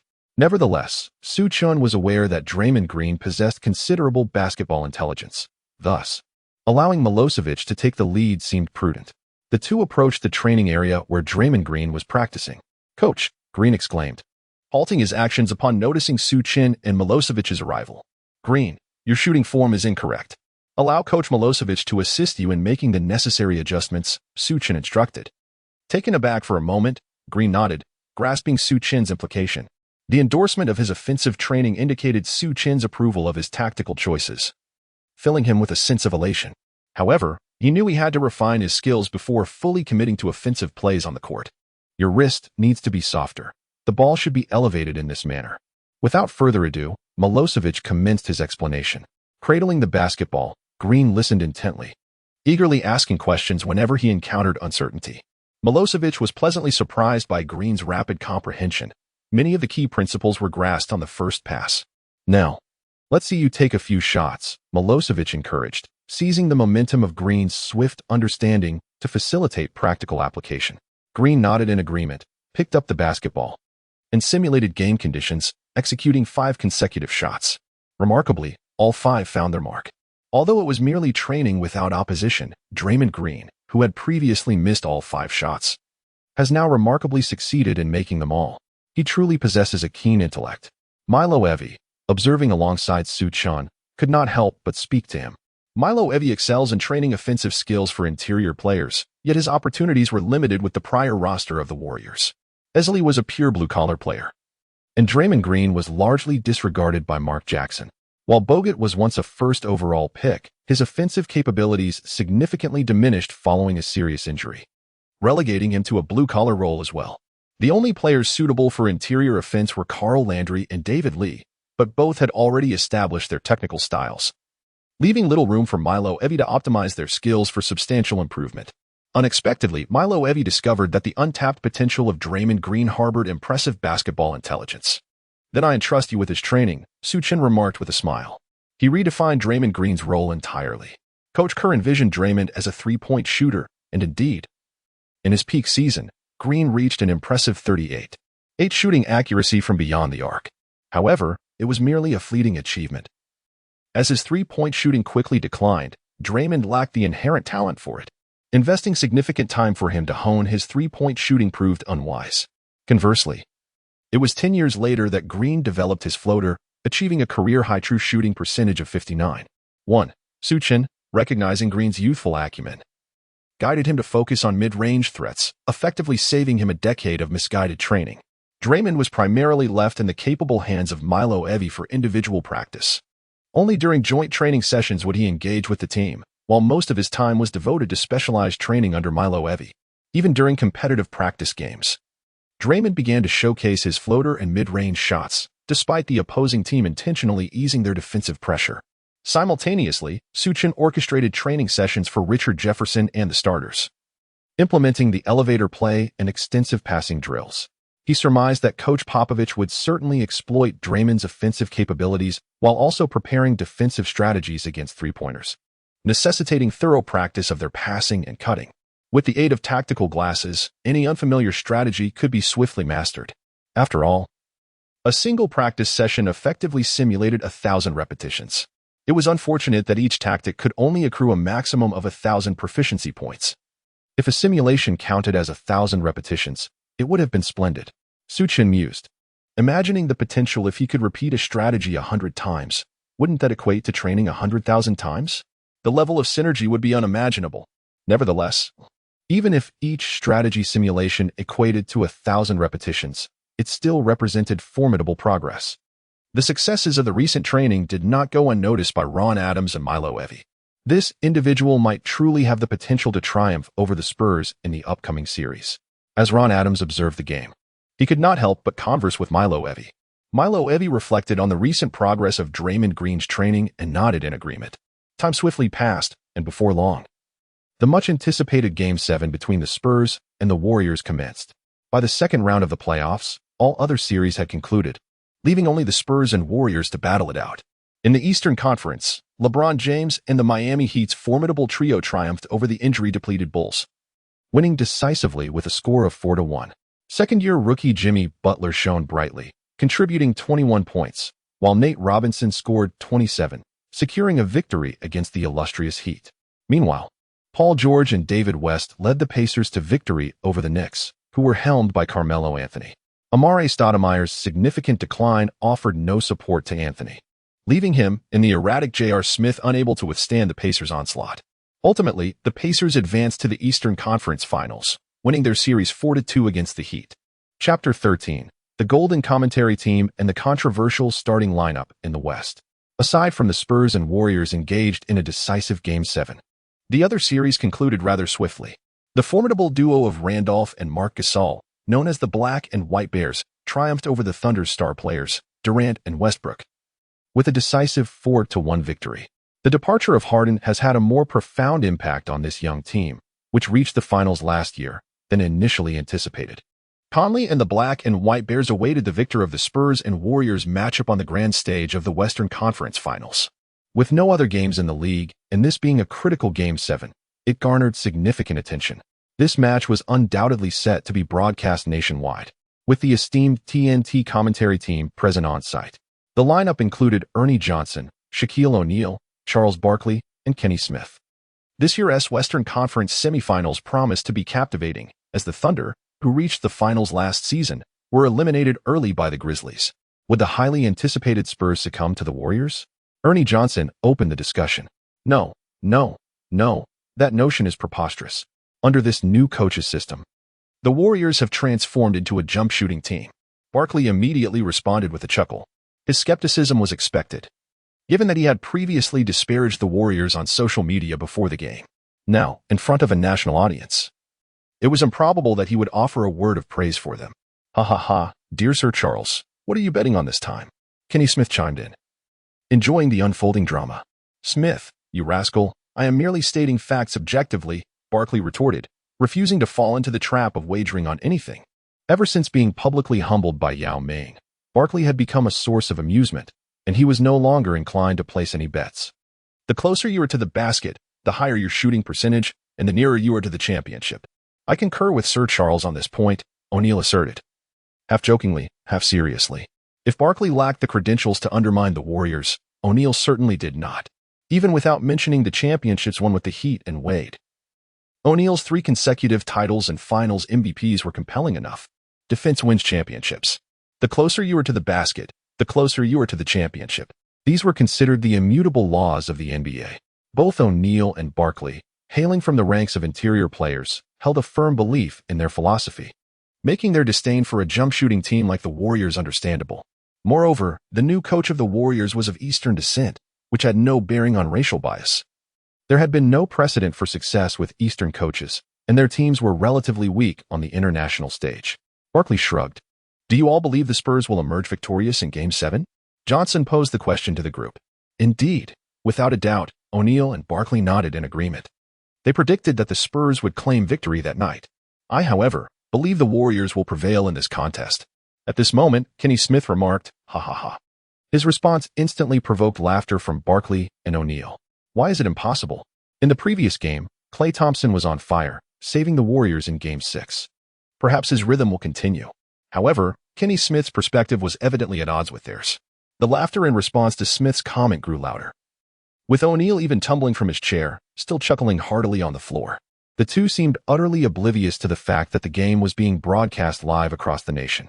Yet, in truth, some viewers at home, who favored traditional basketball, were laughing even more boisterously than O'Neal and Barkley. After a while, O'Neal managed to rise from the ground. "Smith, I understand your admiration for jump shooting as a former shooter, haha, but you're up against Popovich and Duncan, who has faced me and held his own. Do you genuinely believe that such a historically great team can be limited by a mere adjustment after one game?" O'Neal laughed while addressing Kenny Smith. "Even if Klay Thompson is red hot, he won't have many opportunities in this game.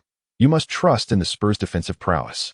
Barkley chimed in, joining O'Neal in ridiculing Smith. As an accomplished shooter who has secured 2 championships as a role player, Kenny Smith was deemed inconsequential in the eyes of the duo. After all, wasn't it the legendary Hakeem Olajuwon who was truly formidable?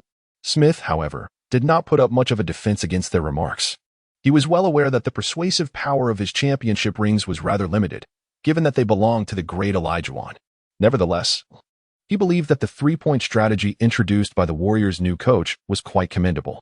Had there been a coach like Su Chen back in the day advocating for a three-point approach, regardless of the playoffs, he might have enjoyed a more illustrious career rather than being defined solely by his role as a champion and a spot on the all-rookie team. Haha.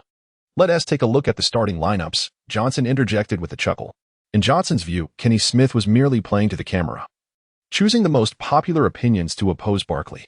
"Oh, the Warriors have surprisingly included the veteran Jefferson," O'Neal observed with astonishment upon glancing at the starting roster. Richard Jefferson is already 33 years old.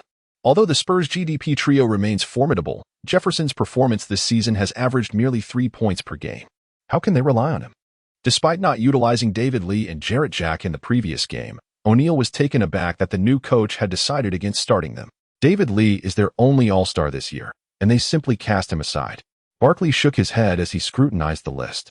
As an offensively minded power forward, he clearly favored David Lee over Draymond Green, who, apart from passing, lacked significant contributions as a starter.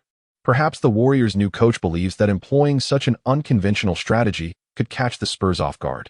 However, one can be assured that after a defeat, the esteemed Greg Popovich will undoubtedly assess the situation with his characteristic professionalism. Johnson also shook his head at the new starting lineup. Even Kenny Smith, who tends to favor the Warriors, questioned whether this starting configuration was excessively radical. Even if one aims to implement a three-point-centric offensive system, it seems imprudent to entirely forsake the offensive prowess of David Lee and Jarrett Jack. Substituting in Draymond Green and Richard Jefferson as starters does not seem to yield an offensive capability that can adequately contend with the Spurs' formidable defense. Chapter 14. Engaging in something remarkably novel at this moment, the match was about to commence. The camera shifted from the commentary booth to the center of the court, where players had completed their entrance and were now warming up. Su Chen stood at the sidelines, hands on his hips, occasionally gesturing and shouting encouragement to the players engaged in shooting drills. In stark contrast, Popovich exuded a calm demeanor, arms crossed over his chest, embodying the poise of a seasoned commander. The broadcast director, perceptively, cut to a split-screen comparison of the two coaches, an exchange between the new generation and their predecessors.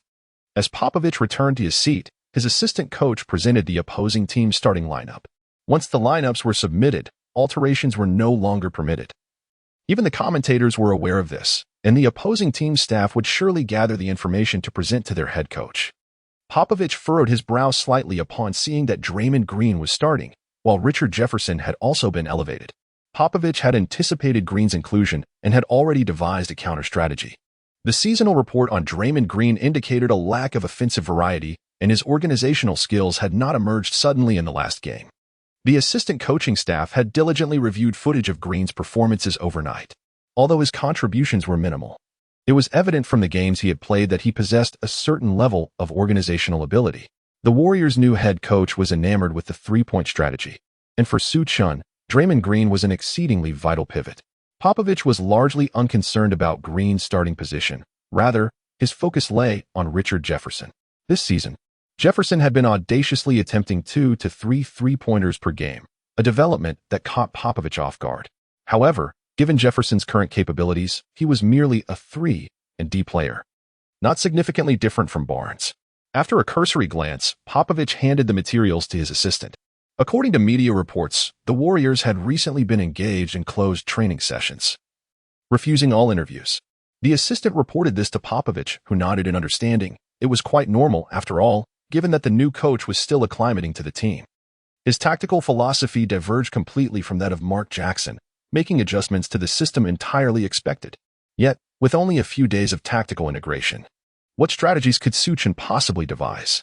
Should new tactics emerge, his focus would simply be on enhancing defensive pressure to induce errors from the opposition. The referees had taken their positions, and the head referee slowly made his way to the center. The game was on the verge of beginning. Su Chen approached the technical area, and Popovich walked over as well, the two exchanging pre-game handshakes. "You are the most exceptionally talented young person I have ever encountered," Popovich greeted, taking the initiative before Su Chen could speak. Hearing this, Su Chen smiled. After all, this was Popovich, a master at disarming his opponents with flattery. "Coach Popovich, I must say, your discernment is commendable," Su Chen replied, returning the compliment with a smile, unreserved in his praise. Upon hearing Su Chen's response, Popovich was momentarily taken aback. It was indeed his first encounter with such an audacious young man. Yet, the confident gleam in Su Chen's eyes suggested he was not easily swayed by flattery. After exchanging handshakes, both parties returned to their respective sidelines. The referee, clutching the ball, signaled for the players to take their positions. For the Spurs, Tiago Splitter, C. Tim Duncan, PF, Kawhi Leonard, SF, Danny Green, SG, and Tony Parker, PG. For the Warriors, Andrew Bogut, C. Draymond Green, PF, Richard Jefferson, SF, Klay Thompson, SG, and Stephen Curry, PG. The Spurs maintained the same lineup as their previous match. There was little room for alteration among the starters. GDP was essential, and Leonard's inclusion was a given. The only variable was Splitter. However, considering the Spurs roster, it was clear that Boris Diaw and Matt Bonner were not ideal fits. While Splitter could contend with robust centers, his rebounding prowess and rim protection, along with his ability to defend against pick-and-roll situations, made him the best option for the Spurs at present. Though his low-post offense was lacking, Duncan's presence ensured that the ball would be entrusted to him for effective utilization. In a surprising move, the Warriors substituted two starters, leaving the audience astonished. In truth, had it not been for the immense pressure Duncan exerted offensively, Su Chen might have even considered deploying a small ball lineup. The advent of the small ball era was largely attributed to the scarcity of elite big men. As the referee tossed the ball into the air, the match officially commenced. Having endured significant injuries, Bogut was evidently unable to leap over Duncan, who, despite his advancing age, still embodied the essence of an aerial demon. Leonard received the ball and passed it to Parker, who advanced past half-court without dribbling, immediately relaying it to the awaiting Green. Green, in turn, promptly delivered it to Leonard stationed in the left corner. Simultaneously, Parker utilized a screen from Tiago Splitter, driving toward the left side for a mid-range jumper. Draymond Green and Bogut were compelled to step up and interfere. At that moment, Splitter made an incisive cut, and Parker fed him the ball, allowing Splitter to finish with a layup. Spurs 2, Warriors 0. It could be said that Popovich commenced the game with a statement of intent. During the brief respite, he had meticulously devised a defensive strategy against Su Chen. No longer would Duncan act solely as a pivot. Instead, he would engage in screens to draw defensive attention, thereby diminishing Green's sweeping help defense. Popovich instinctively cast a glance at Su Chen, eager to gauge his reaction and discern how he would respond. Yet, Su Chen merely nodded slightly, seemingly satisfied with the defensive effort. This young man certainly had a flair for theatrics, Popovich mused, shaking his head. He suspected that Su Chen was merely putting on a brave front, perhaps harboring sufficient confidence in his offensive strategy. He was intrigued to discover what this young talent had been honing in training over the past few days. With unwavering focus, Popovich turned his attention back to the court as the Warriors initiated their offensive possession. Before Curry even crossed half-court, Draymond Green had already moved up to set a screen. What is the purpose of this maneuver? Everyone is perplexed by the significance of this screen. Even if Danny Green is blocked behind, Duncan can still retreat to provide help defense, thwarting Curry's chances of penetrating for a mid-range shot or a drive. Moreover, the Spurs' rapid rotation defensive system is adept enough to respond. Such a distant screen serves only to squander the offensive possession without any substantial benefit. Merely 2 steps beyond the arc, Duncan had just retreated inside the three-point line when he noticed Curry abruptly halt. What is his intention? Chapter 15. Too ahead of its time for this era, would he dare attempt a three-pointer from that distance? Surely, This is preposterous. Just as Duncan pondered this possibility, he had yet to advance for interference when he witnessed Curry launching the shot. A three-pointer taken 2 steps beyond the arc? A collective question arose in everyone's mind. Did Curry perceive this as a mere practice game? No coach, even in practice, would permit a player to engage in such a futile endeavor. Three-point shots are inherently unstable, let alone from such a distance. Yet swish. The ball found its way through the hoop. Spurs 2, Warriors 3. Instantly, the arena erupted in astonishment. Was this a mirage? The spectators were not the only ones flabbergasted. Even the players on the court and Coach Popovich stood in disbelief. Who could possibly remind me that this is the playoff Game 7, not his personal backyard? Shaquille O'Neal wore a bewildered expression. Had he considered that such a shot, if missed, could demoralize the team? Surely, the coach would have benched him for that. Charles Barkley shook his head. Although the shot went in, he could not endorse it. Might it be possible that this was a play devised by Warriors coach? Kenny Smith observed with keen insight. He noted the expressions of astonishment from everyone. Yet there stood Su Chen, calm and composed in front of the Warriors bench, subtly nodding in approval of the audacious act. I find myself at a loss for words. This game may differ greatly from the previous Game 7s we've witnessed, Johnson remarked with a grin. In contrast to O'Neal and Barkley's disdain for the Warriors' three-point strategy, Kenny Smith expressed his support, while Johnson maintained a more neutral stance, swaying with the prevailing sentiment. Nearby, Popovich also caught sight of this scene. How dare he? In truth, Su Chen was not as unruffled as they presumed. He felt a twinge of anxiety. Just days prior, he learned that Curry had been diligently practicing these long-range three-pointers, albeit under the disapproval of Mark Jackson, who believed Curry should leverage his three-point threat to facilitate better drives and playmaking. This skill had remained a part of Curry's repertoire, occasionally employed during the regular season, primarily in moments when the shot clock dwindled to mere seconds. According to Curry himself, even then, his shooting percentage was commendable. It was this realization that prompted Su Chen to design some long-distance and high-difficulty three-point strategies for Curry. While Thompson appeared to thrive on the court, Su Chen understood that without Curry drawing sufficient defensive attention, Thompson's extensive off-ball movements would be effectively neutralized by the opposition. The Warriors' system heavily relies on Curry's gravitational pull. Only when Curry poses a formidable threat can the true prowess of the Warriors' framework be realized. As for the Spurs' possession, despite having just witnessed an extraordinary long-range three-pointer, the Spurs remained composed, executing their plays with precision and focus. This time, Parker initiated a pick-and-roll. After setting the screen for Parker, Splitter cut decisively towards the paint. Having just been scored upon by Splitter's previous drive, the Warriors' defense contracted swiftly. However, this very contraction allowed Duncan to find an open opportunity for a mid-range jumper from the right side at the 45-degree angle. The maestro of fundamental skills remained composed, sinking the shot effortlessly. The score stood at Spurs 4, Warriors 3. In the subsequent possession for the Warriors, taking advantage of the Spurs' unawareness regarding a long-range three-point attempt, they executed a strategy for an ultra-long three. Once again, the Warriors failed to capitalize, as Curry's shot veered slightly off course and did not find the target.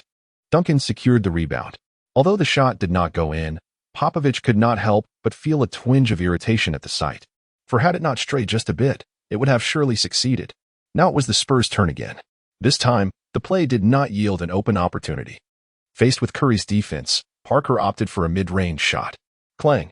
The Warriors, despite lacking opportunities for a fast break, opted for a tactical three-point play. Coach Popovich maintained a stern expression as he observed from the sidelines. During this play, Curry utilized a screen from Bogut, opting not for a distant three-pointer, but instead executing a drifting three. Even without defensive interference, the degree of difficulty in Curry's shot was exceedingly high. The ball rolled around the rim before ultimately falling through. The score stood at 4-6 in favor of the Warriors, visibly unsettling Popovich. The Spurs players appeared bewildered. No other team in the league played in such a manner. Nevertheless, Popovich refrained from calling a timeout, and the game continued, perhaps influenced by the long-range and challenging three-pointers. The Spurs' strategy faltered once again, leaving the ball to Duncan for resolution. With little time remaining, Duncan charged towards the basket, forced to attempt a shot. Bogut, with his robust physique, absorbed Duncan's collision, and with Green's interference, Duncan's effort failed to find the mark. Furthermore, after securing the rebound, Draymond Green promptly executed a long outlet pass. Curry received Green's pass, dribbled twice, and halted just beyond the three-point line, having just witnessed Curry sink 2 three-pointers. Leonard and Danny Green lunged towards him. The coaching staff had noted that the Warriors' fast breaks required particular attention to three-point shooting. They were not a conventional fast break team. Yet, Curry feigned a shot before delivering a genuine pass to Richard Jefferson, who, confronted only by Parker in defense, surged forward for a thunderous dunk. Parker had already lost his position. The disparity in stature between him and Richard Jefferson was considerable. It was uncertain whether he could even manage to impede him, and he was easily susceptible to being outplayed. Parker merely reached out towards the ball in a symbolic gesture, and upon realizing he could not influence the trajectory of the basketball, retracted his hand to avoid a foul. Bang! Richard Jefferson executed a furious dunk. Spurs 4, Warriors 8.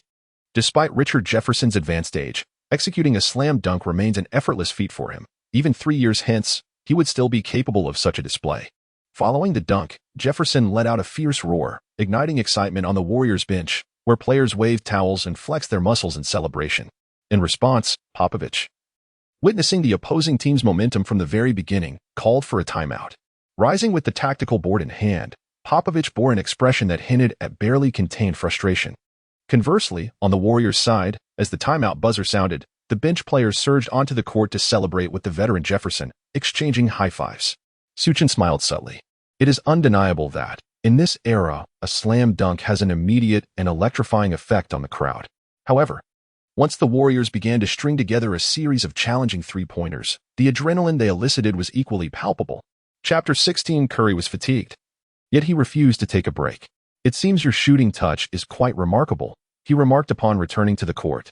Receiving a pat on the back from Su Chen, Curry's smile radiated genuine joy. He was finally able to play in the style he cherished. Unlike the previous season when Mark Jackson had insisted he emulate Monta Ellis, a method that felt exceedingly awkward, he relished the sensation of dancing beyond the three-point line. Although Draymond Green had diminished his playmaking responsibilities, the synergy of their handoff tactics was fluid and enjoyable. In contrast, Klay Thompson, who had basked in the limelight during the last game, found himself somewhat overlooked in this match. Nevertheless, as the leading scorer of the team, Curry had a commendable rapport with Thompson, and thus there were no grievances. Bogut, primarily tasked with setting screens and securing rebounds, expressed no dissatisfaction either. Richard Jefferson's exuberance was evident as he leaped joyously back to the bench, showcasing his delight. Only David Lee and Jarrett Jack appeared somewhat disconcerted. Not only were they relegated to the bench, but they also had to step forward to celebrate their teammates' impressive performances. The multitude of cameras surrounding them was no trifling matter. Professional athletes aspired for team victories, and any unprofessional conduct caught on film could lead to unfounded rumors and potentially jeopardize contract negotiations, all while threatening team morale. The Warriors' spirits soared high. In stark contrast, the Spurs bench exuded a much graver atmosphere. Initially, Popovich contemplated unleashing a tirade. Yet he was aware that the unexpected long-range shots caught him off guard, prompting him to suppress his frustration and reassess the defensive strategy. The commentary team was equally lively. Faced with the emerging coach Su Chen, Popovich was taken aback when the game was halted. Johnson expressed incredulity, noting Curry's remarkable shooting prowess. However, Popovich had strategies at his disposal to cool down a player on such a hot streak. O'Neal remarked that Curry had abandoned his familiar attacking style in favor of attempting high-difficulty three-pointers, criticizing the Warriors' coaching for irresponsibly hinging their chances in the series on such a gamble. The collective effort of the series was a testament to all players' dedication. Along with the previous coach Mark Jackson's contributions, Barkley concurred with O'Neal's assessment, expressing his discontent towards Warriors coach Su Chen. Dear Sir Charles, let me remind you that without Su Chen's tactical adjustments in Game 6, the Warriors would have already faced elimination, chimed in Kenny Smith, relishing the opportunity to tease Barkley, leaving him momentarily speechless. Fortunately, as their banter continued, the timeout concluded. This was merely a brief pause in the action. This is a playoff Game 7. I expect to see a more pressing defensive effort from you all, Popovich vociferously instructed his Spurs players as the game resumed. Upon returning, Duncan executed a tactical repositioning, switching from Bogut to match up against Draymond Green. Despite Draymond Green's valiant defensive efforts, his size disparity with Duncan allowed the latter to establish a commanding position. Bogut attempted to assist defensively, yet Su Chen's vocal commands inadvertently led to Bogut failing to cover his assignment. The optimal strategy to counter Duncan was for Bogut to serve as a physical barrier, while Draymond Green utilized his agility to execute double-team tactics. Although both Green and Bogut were engaged in the effort to contain Duncan, Green found himself outmatched, and Bogut's attempts to provide support were noticeably sluggish. On the perimeter, the swift ball movement by Parker, Danny Green, and Leonard rendered Bogut unable to keep pace. Conceding a three-pointer was preferable to allowing Duncan an unchallenged one-on-one opportunity. Once Duncan secured his position against Green, he keenly surveyed the defense, and upon noticing Bogut retreating, he effortlessly executed a hook shot off the glass. The score stood at Spurs 6, Warriors 8. Su Chen maintained an impassive demeanor. Having been outmaneuvered by the Spurs' strategy, he resigned to the two-point deficit. This reflects the defensive philosophy of the small ball era. When facing smaller teams, conceding a two-pointer is often preferable to risking an open three-pointer. This understanding is particularly relevant when defending against players like Jokic and Doncic, who thrive on being double-teamed, allowing their teammates to capitalize from beyond the arc. Although the Spurs were not a small team, Bogut's sluggish rotations posed a risk, as the Spurs' perimeter trio boasted commendable three-point shooting percentages that could not be overlooked. During the Warriors' offensive possession, the Spurs exhibited a heightened level of physicality, intensifying their defense compared to previous plays, while Curry still found space for a three-point attempt. The comfort of that space was compromised, inevitably affecting his shooting percentage. Su Chen refrained from calling a timeout. He had already anticipated the Spurs might amplify their defensive intensity and instructed his team to adjust accordingly, as long as the referees remained silent on foul calls. The Warriors failed to convert. In contrast, the Spurs elevated their own defensive intensity, with Bogut and Green both stepping up their efforts, particularly in off-ball situations.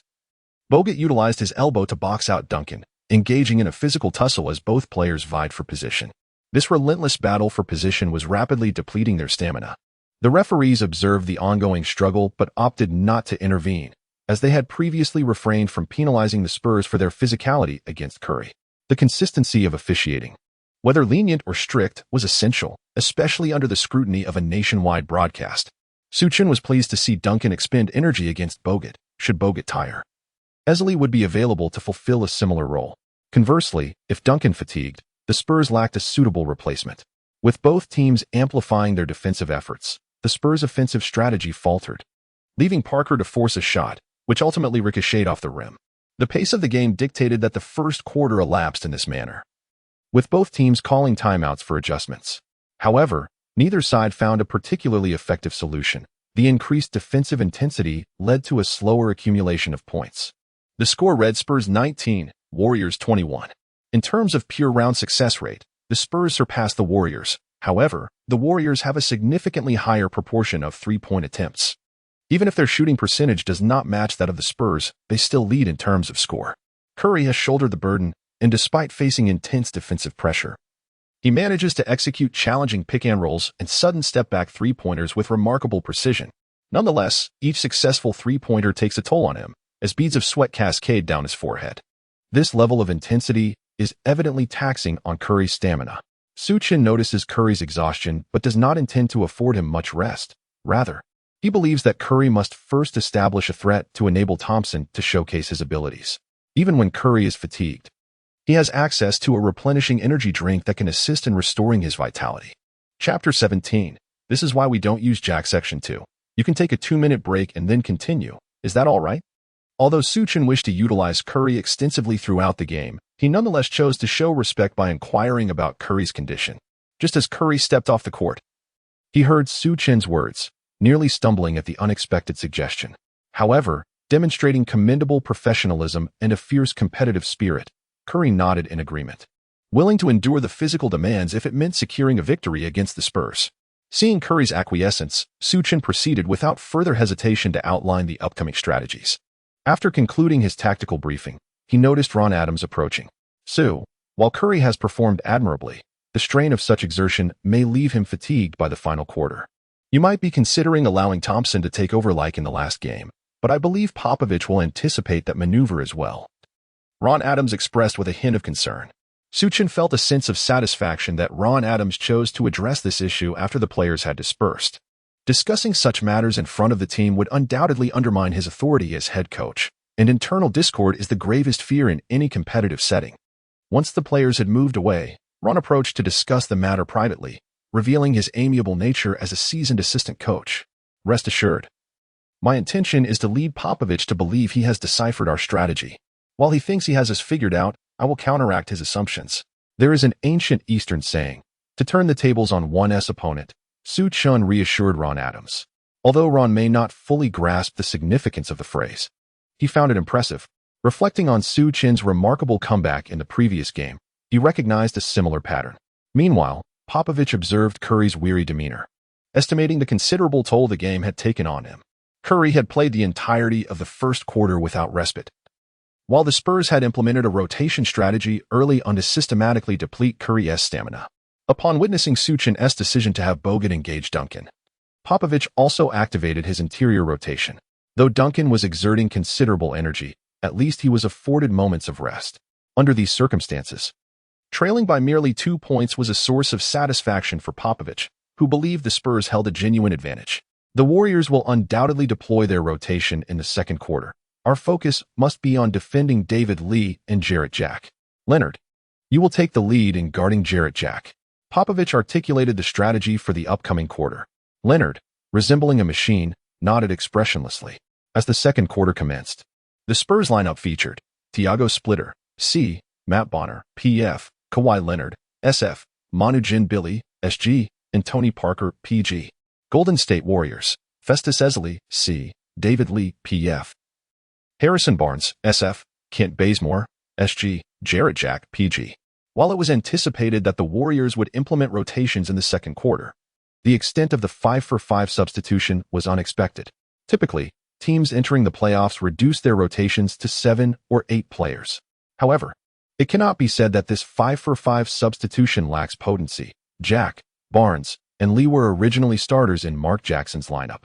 The reason for the expanded rotation is that coach Su Chen has reintroduced Draymond Green and Richard Jefferson, both previously out of the rotation, directly into the starting lineup. Ironically, after the Warriors replaced 5 starters, their bench still boasted 3 players of starter caliber. Upon realizing this, Johnson remarked with a smile. Even Barkley, known for his bias against the Warriors, found himself at a loss for words. Based on their performance in the first quarter, both Green and Jefferson were at least competent. After all, the primary offensive force is Curry, with Thompson as the secondary, while the other players operate primarily as role players. It seems that under Su Chen's system, these original starters are not as effective as those brought in from outside the rotation, as they do not need to focus on offensive schemes. Regarding this bench lineup, Su Chen designed only a few simple mismatches and pick-and-roll strategies. After all, Jarrett Jack and David Lee primarily rely on isolation plays. Particularly, Jarrett Jack is a robust attacking guard. Although he can shoot, he lacks the ability for difficult three-pointers, yet he is capable of mid-range shots. At the start, Jack executed a pick-and-roll with Ezeli, and after the screen, he directly penetrated and prepared for a floater. However, Leonard navigated the pick beautifully, his long arms interfering with Jack from behind. Clang. This shot undeniably clanged off the rim. The Spurs did not hastily push for a fast break, but opted to slow the game down and play in a half-court setting. Against Jack, Popovich had evidently devised a strategy to counter him. The decision not to substitute Gary Neal in favor of continuing with Parker was predicated on Popovich's anticipation of Jack returning to lead the second unit. Jack may be physically strong and unafraid of heavier guards, yet he struggles against quicker ones. Neither Parker nor Ginobili is a matchup Jack can handle. Even if Su Chen intends to design plays to protect Jack, if he cannot defend against both, his tactical options become severely limited. Parker, with a sudden burst of speed, easily surpassed Jack, forcing Ezeli to provide help defense under the basket. Parker executed a bounce pass to the trailing Splitter, who comfortably received the ball. With Ezeli out of position to assist Parker, he could only watch as Splitter drove in for a layup. Splitter could have dunked but chose not to, clearly conserving energy, which reflects the Spurs' traditional team culture. If a layup is possible, a dunk is unnecessary. If a pass can be made, a shot should not be taken. 30 points is the threshold for selfishness. The score stood at 21-21, a tie. From the outset, the Spurs had leveled the score. Su Chen, running his fingers through his hair, appeared somewhat exasperated. This is precisely why he summoned Curry to enter the game after just 2 minutes. Jarrett Jack typically finds himself in a precarious situation when faced with opposing star guards. This explains why, despite Jarrett Jack's impressive scoring ability, he has frequently been traded among various teams. Curry's defensive prowess, contrary to popular belief, is not as inadequate as it is often perceived. The general consensus tends to underestimate his defensive capabilities. Even if Curry's defense is not deemed exceptional, his ability to respond with three-point shots remains paramount. The camera also captured Su Chen's expression of exasperation. It is now clear to everyone that Su Chen harbors dissatisfaction towards Jarrett Jack. Chapter 18. The capitalist coach. In this chapter, we observe how the coach utilizes Curry to his utmost advantage. Fortunately, during a pick and roll, Jarrett Jack managed to draw a foul against the switching defender, Splitter, as he took a shot. Approaching the free throw line, Jack converted 1 out of 2 attempts. The score stood at Spurs 21, Warriors 22. In the ensuing 2 minutes, the Spurs gradually seized control of the game. Jarrett Jack's offensive efficiency evidently lagged behind his scoring shortcomings. Had it not been for Esley's numerous defensive assists, the score would likely have been even more disheartening. Fortunately, David Lee, an all-star this season, proved his worth from the bench, contributing vital points through post plays and mid-range shots, helping the Warriors stay in contention. Overall, the Warriors found themselves at a disadvantage, with the score reading Spurs 29, Warriors 26. Beep. Su Chen could no longer contain his anticipation and promptly called for a timeout. Upon resuming play, the Spurs lineup remained unchanged, while the Warriors introduced Draymond Green and Stephen Curry. The Spurs roster consisted of Thiago Splitter, C, Matt Bonner, PF, Kawhi Leonard, SF, Manu Ginobili, SG, and Tony Parker, PG. The Warriors featured Festus Ezeli, C, Draymond Green, PF, Harrison Barnes, SF, Kent Bazemore, SG, and Stephen Curry, PG. During a Warriors possession, Curry advanced the ball and, as he approached the three-point arc, Bazemore set a screen. Tony Parker was tasked with defending Bazemore, while Leonard was assigned to guard Curry. The initial screen was deftly maneuvered around by both Parker and Leonard, demonstrating that even the most meticulously rehearsed strategies can falter due to the player's intrinsic capabilities. Observing from the sidelines, Su Chen smirked. Yet, Bazemore and Curry persevered, executing a second screen. This time, they succeeded in navigating the defense. At the age of 31, Parker found it increasingly challenging to keep pace with the younger players and evade screens consistently. The Warriors were a team that thrived on three-point shooting. Despite Bazemore's modest 30 shooting accuracy from beyond the arc, the Warriors were known for their audacious long-range attempts. Granting an open shot was not an option, and Leonard was compelled to rotate back to defend Bazemore, leaving Parker in a one-on-one situation with Curry. The Warriors' 2 interior players positioned themselves near the free throw line, poised to execute a pick and roll at any moment, while Barnes and Bazemore spread out for three-point opportunities. Parker glanced back at the Warriors' 2 big men. Aware that their pick and roll plays were plentiful, he needed to anticipate their positioning. At that moment, Curry seized the opportunity, noticing Parker's momentary lapse in focus, and accelerated to drive past him. Parker quickly retreated, calculating the distance to navigate the screen, but the 2 interior players did not advance. Instead, they surged towards the paint. The Spurs interior duo, wary of Curry's potential alley-oop, likewise collapsed inward. In a sudden twist, Curry executed a quick stop and retreated, launching a three-point shot. Parker, with his weight shifted to the rear, attempted to advance, but stumbled as he struggled to regain his balance. In that instant, Curry effortlessly sank a three-pointer. The score stood at Spurs 29, Warriors 29. The entire arena was taken aback as Curry executed a one-on-one strategy, completely bypassing any pick-and-roll plays.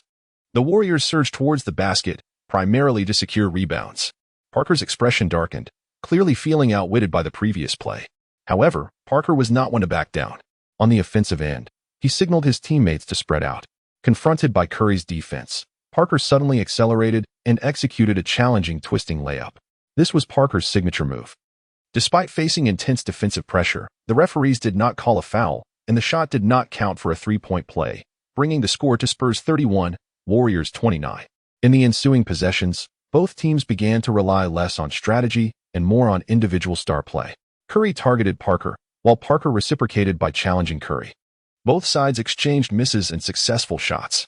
Curry primarily sought to conclude plays with three-pointers. However, when Parker defended closely, Curry utilized screens to create space for step-back threes or mid-range shots. Parker focused on driving to the basket, distributing the ball to cutting teammates when double-teamed. As both teams engaged in back-and-forth exchanges, Su Chen and Popovich called brief timeouts to disrupt the opposing team's momentum. Overall, both teams maintained their strategic approach, aiming to exhaust Curry's stamina, perhaps with the intention of overwhelming him in the final quarter. Popovich watched Curry's repeated one-on-one attempts with concern. After playing the entirety of the first quarter, Curry only rested for 2 minutes in the second, and upon returning, he continued to dominate the ball. Thompson's offensive capabilities were limited. If the Spurs solely focused on containing Thompson, they could manage the game more easily. Therefore, even though Curry appeared to hold certain advantages on the court, Popovich did not alter his strategy. Unlike the Warriors, Parker had the energy to keep pushing, bolstered by teammates Jin, Billy, and Duncan. If Curry were to tire, Thompson could be contained without the ball, and Draymond Green lacked offensive initiative, primarily functioning as a passer. As for David Lee and Jarrett Jack, their ball-handling skills paled in comparison to those of Duncan and Jin Billy.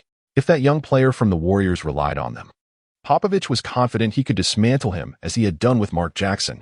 At the conclusion of the first half, the score read Spurs 53, Warriors 59.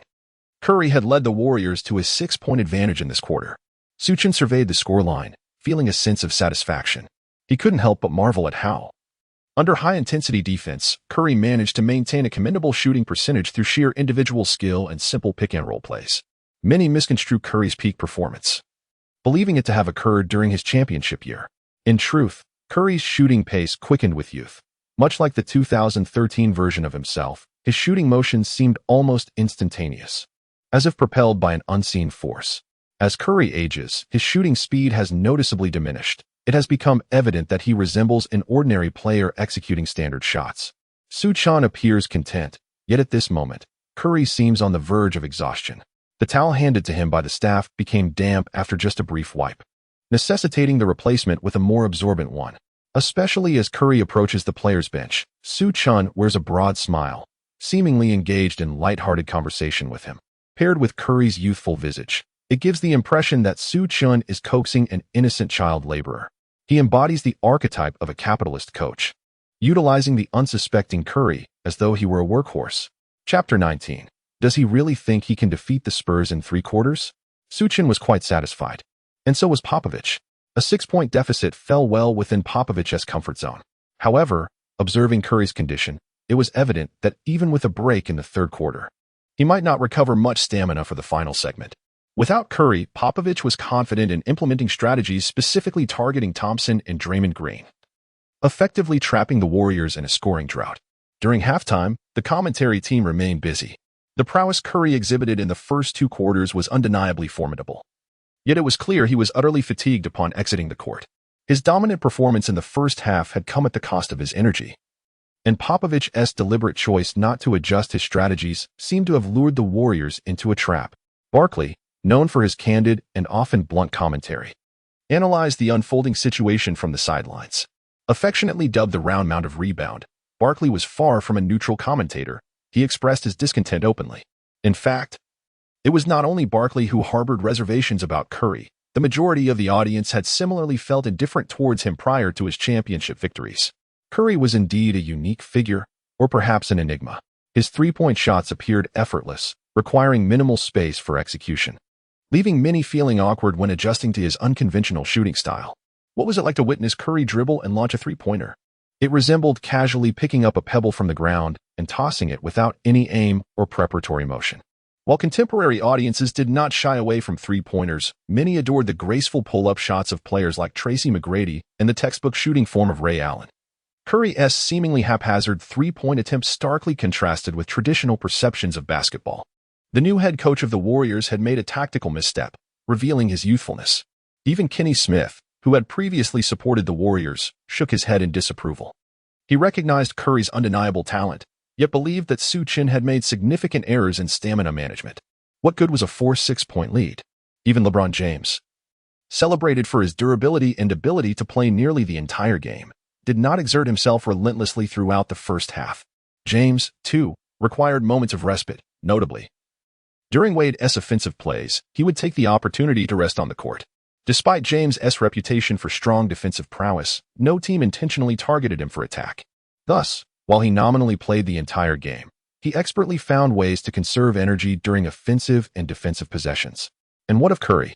In the first quarter, he frequently held the ball to execute pick-and-roll plays, and in the second quarter, he rested for a mere 2 minutes while still engaging in numerous isolation plays and pick-and-rolls. Coupled with the defensive pressure he faced from Parker, there was little opportunity for him to recuperate. It was clear that not only did Curry lack the stamina of James, but even James himself would struggle to withstand such high-intensity play. Now, all that remained was to see if the other members of the Warriors could shoulder the burden of pressure. O'Neal shrugged and remarked, "While the Spurs are destined for victory, I still yearn to witness a splendid showdown. Let us not allow the final quarter to devolve into garbage time." The halftime intermission swiftly passed, and the third quarter commenced. Initially, the commentators were engaged in discussions about the potential developments of the second half, but upon seeing the players from the Warriors take the court, they could hardly contain their astonishment. "Am I mistaken? Is that Curry on the floor?" Johnson exclaimed in disbelief. The new coach of the Warriors seemed to have erred. This was indeed Stephen Curry, not LeBron Curry. Barkley, too, found it difficult to restrain his laughter. It seems this new coach has mistaken Curry for a robot. Just look at his expression." O'Neal chimed in, laughing heartily. The camera, in perfect sync with O'Neal's commentary, captured Curry's expression. Upon learning that he was to return to the game in the third quarter, Curry felt rather disheartened. It was not that he was unwilling to play, but rather that he was utterly fatigued. Thus, his expression reflected a blend of exhaustion and resignation, which only provoked more laughter from the commentators. Even Kenny Smith, an ardent supporter of the Warriors, could not help but join in the mirth. As an adversary, Popovich endeavored to overestimate Su Chen as much as possible. Yet, upon witnessing Su Chen's maneuvers, even in his efforts to regard Su Chen highly, Popovich could not fathom the latter's intentions. Was he truly opting out of the final quarter? Did he intend to dismantle the Spurs in the third? Such audacity was unprecedented. Once Popovich grasped the situation, he promptly summoned Leonard and Duncan from the bench, preparing to substitute them in shortly. Although the Spurs' defense made it challenging for the Warriors to dominate in the third quarter, Popovich sensed that Su Chen was gambling. He understood that the chances of defeating the Spurs in a Game 7 were slim, and thus he sought to capitalize on his players' three-point shooting prowess.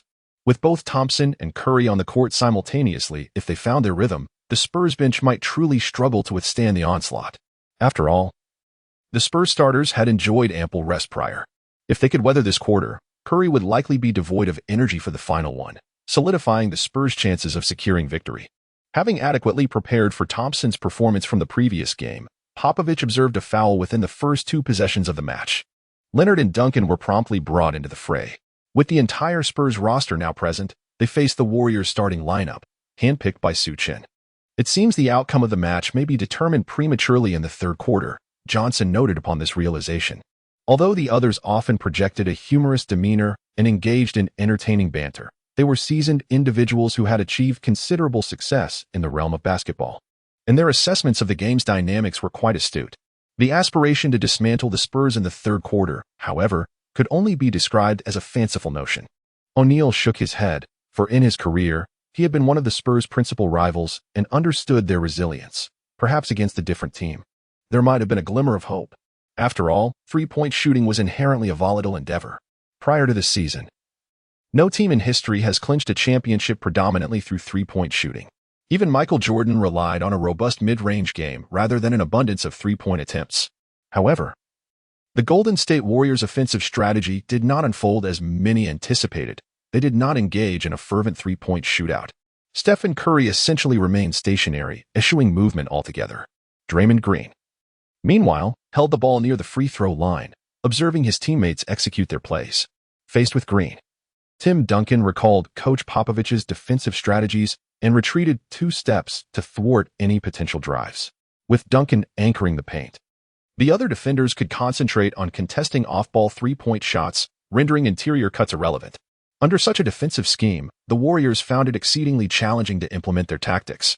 In this moment, noticing Duncan's lack of defensive pressure, Draymond Green opted for a jump shot. Chapter 20. Draymond Green's surprising shot. Upon witnessing Draymond Green's unexpected decision to attempt a jump shot, Duncan was utterly unprepared, resulting in no interference with the shot whatsoever. This was a challenging shot to execute. The ball ricocheted off the rim twice before finally rolling in. The score stood at Spurs 55, Warriors 61.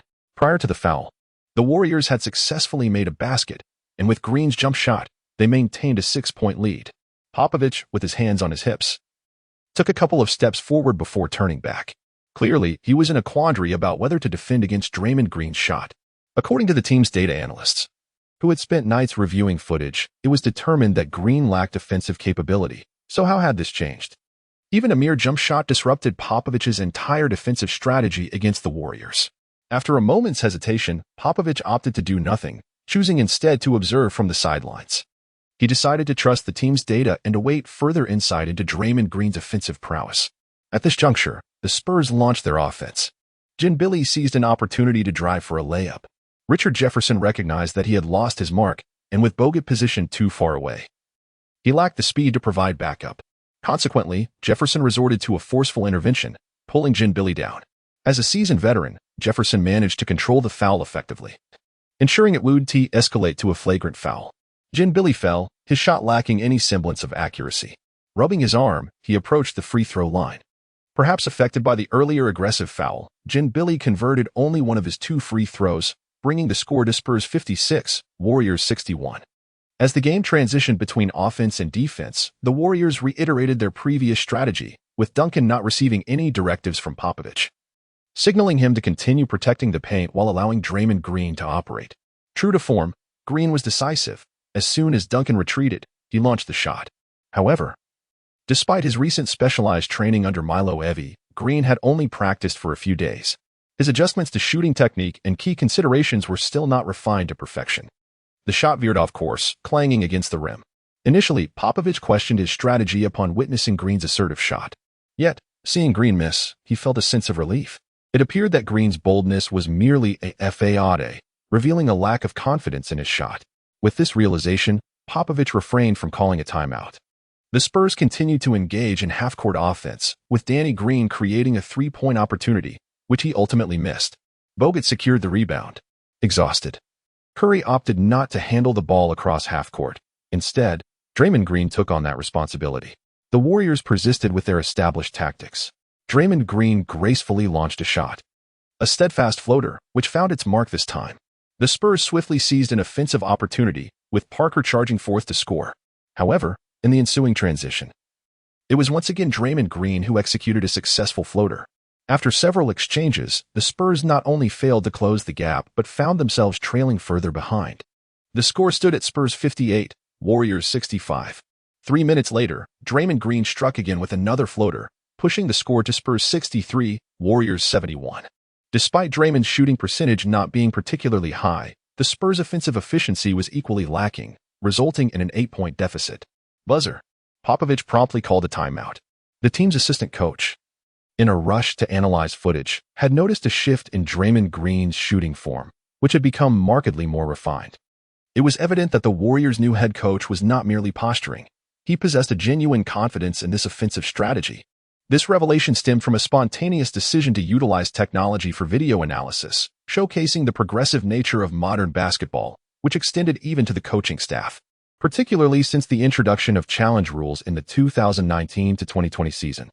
Coaching teams now employ video footage to assess plays before advising the head coach on whether to exercise a challenge.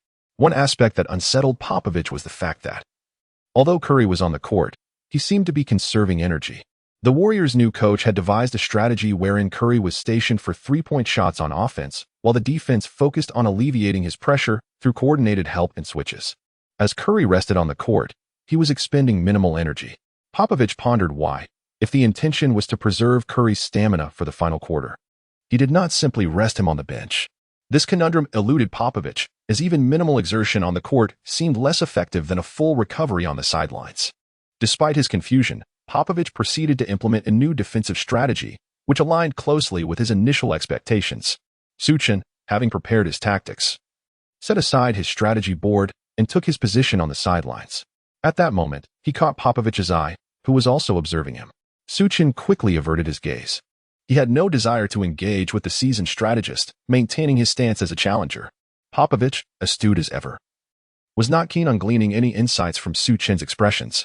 As play resumed, the Spurs' offensive approach remained unchanged, with Duncan missing his first attempt. This time, Draymond Green was not left unguarded, but rather defended by Splitter. Clearly, the more mobile Duncan was tasked with assuming greater responsibilities in defensive rotations. Meanwhile, Bogut had positioned himself for a screen, while Curry began to move towards him. Bogut serves as the Warriors' most formidable pick-and-roll asset, his screens exuding a robust solidity that demands attention when paired with Curry.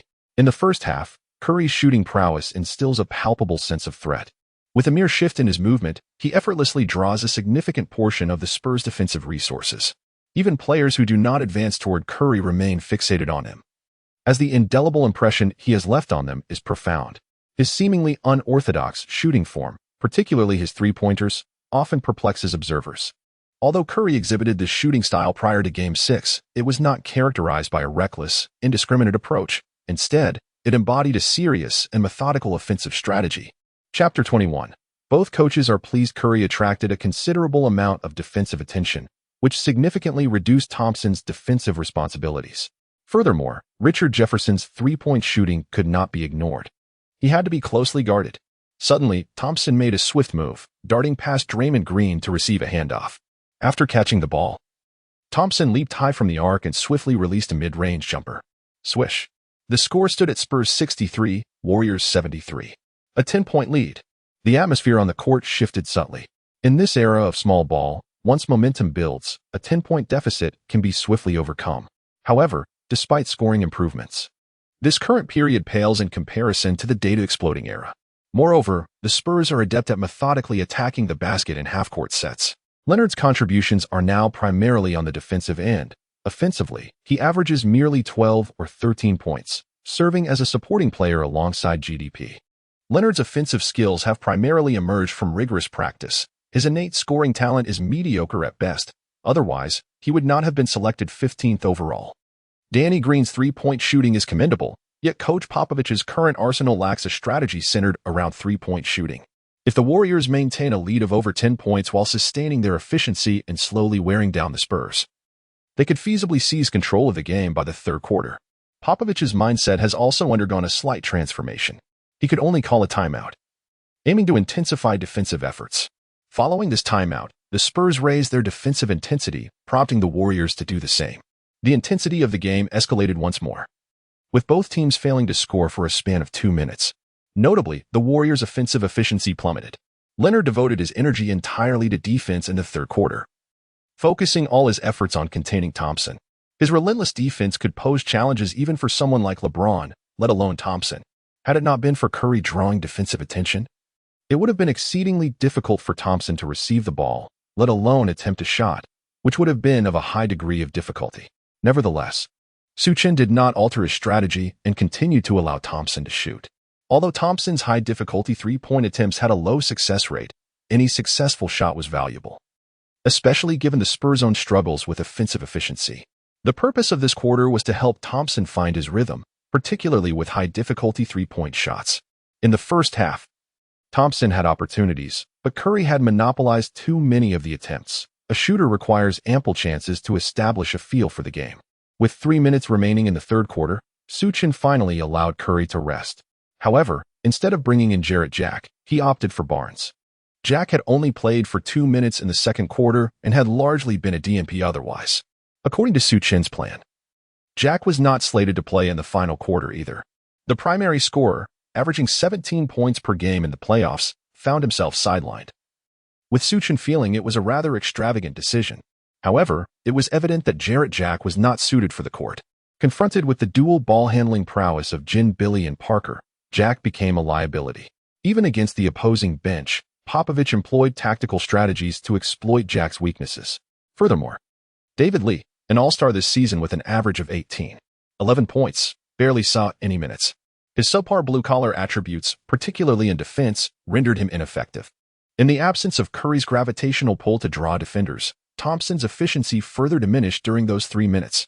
Nonetheless, with Curry resting, the lineup of Thompson, Barnes, and the front court of Draymond Green and Richard Jefferson, alongside Bogut's rim protection, maintained a defensive intensity that matched the Spurs' offensive efforts.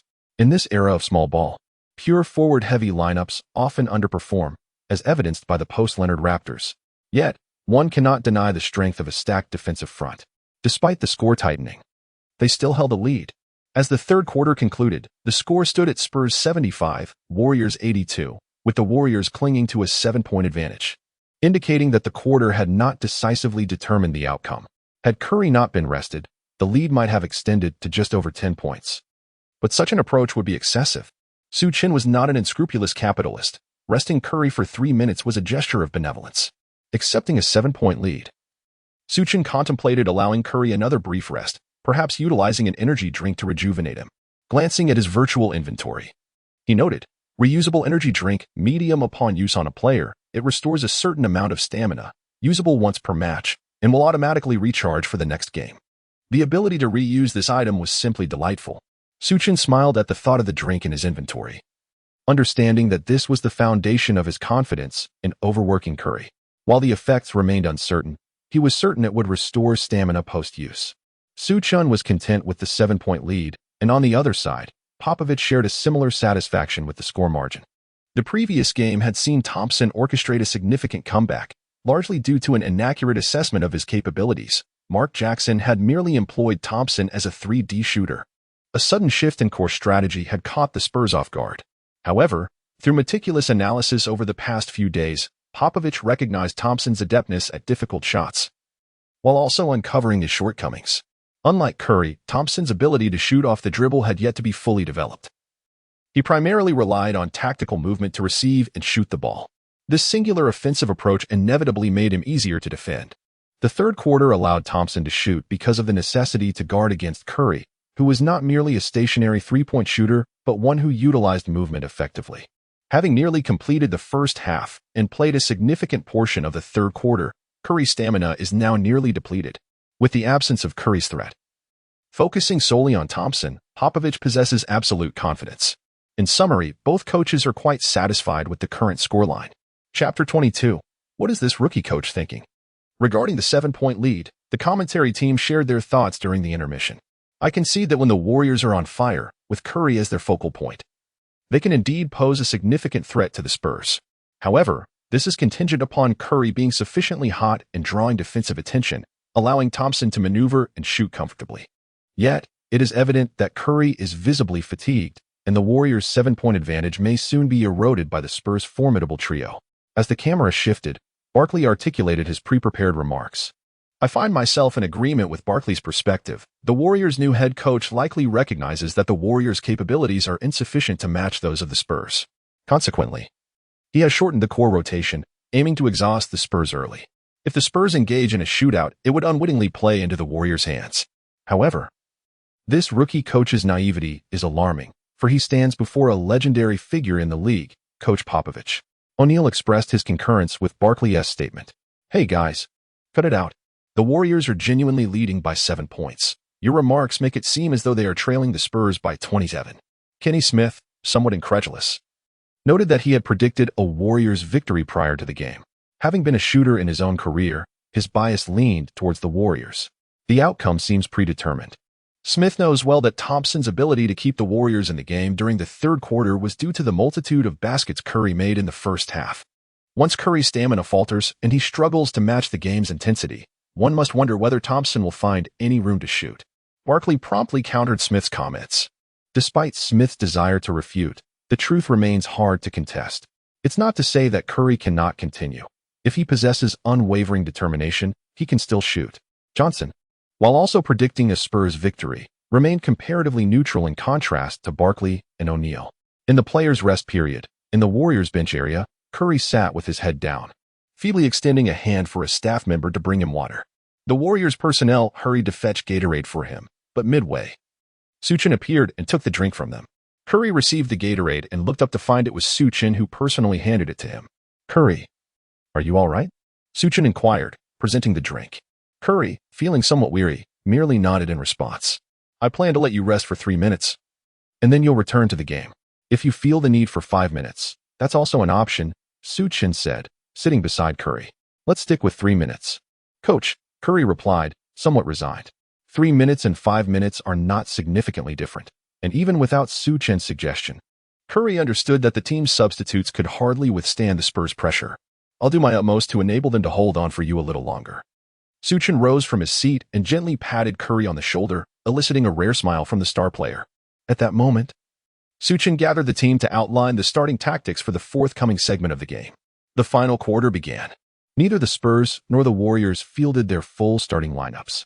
For the Spurs, Tim Duncan, C, Boris Diaw, PF, Kawhi Leonard, SF, Manu Ginobili, SG, and Gary Neal, PG. For the Warriors, Festus Ezeli, C. David Lee, P.F., Richard Jefferson, S.F., Klay Thompson, S.G., and Kent Bazemore, P.G. The Spurs opted to rest Parker and Splitter, relying on their GDP-driven strategy to maintain offensive potency even during rotations. Conversely, the Warriors, while boasting the Splash Brothers, could only unleash their formidable power when both Curry and Thompson were on the court. Deploying either one alone would not generate the same offensive tempest, particularly with Curry absent, whose role as the primary focus for defenses and playmaker was crucial. The impact on the team was palpable. Consequently, Su Chen was compelled to field David Lee, a strong offensive asset, sacrificing some defensive integrity in the process. Jarrett Jack would not join David Lee on the court, as their combined presence would create two defensive liabilities. Su Chen's strategy entailed resting Draymond Green and Curry for 3 minutes, before unleashing them in the decisive battle that would determine the outcome of the game. Moreover, Su Chen made the significant decision to incorporate Bazemore into the rotation. Although still a rookie, Bazemore exhibited commendable defensive talent and enthusiasm. While his shooting from open positions was not consistently precise, he could still convert when the opportunity presented itself. Observing this lineup, Popovich couldn't help but furrow his brow. For this playoff series, he had meticulously reviewed reports on every player in the Warriors roster, fully aware of Bazemore's identity as a defensive-minded rookie point guard. Consequently, outside of Klay Thompson, the Warriors' offensive options were limited primarily to David Lee. Such firepower was evidently insufficient to match the Spurs' defensive intensity. Had the Warriors deployed an offensive-oriented lineup, Popovich might have discerned Su Chen's intentions, merely aiming to field a few offensive juggernauts to see who might catch fire and potentially overturn the Spurs. Even during the intermission, his defensive strategy largely focused on thwarting the Warriors from executing chaotic offensive plays. Jarrett Jack, Harrison Barnes, and even Carl Landry, who had averaged 10 points per game during the previous 6 playoff contests under Mark Jackson, were all capable contributors in a frantic offensive setup. Having led the Spurs to this point, Popovich had encountered and triumphed over numerous such chaotic lineups.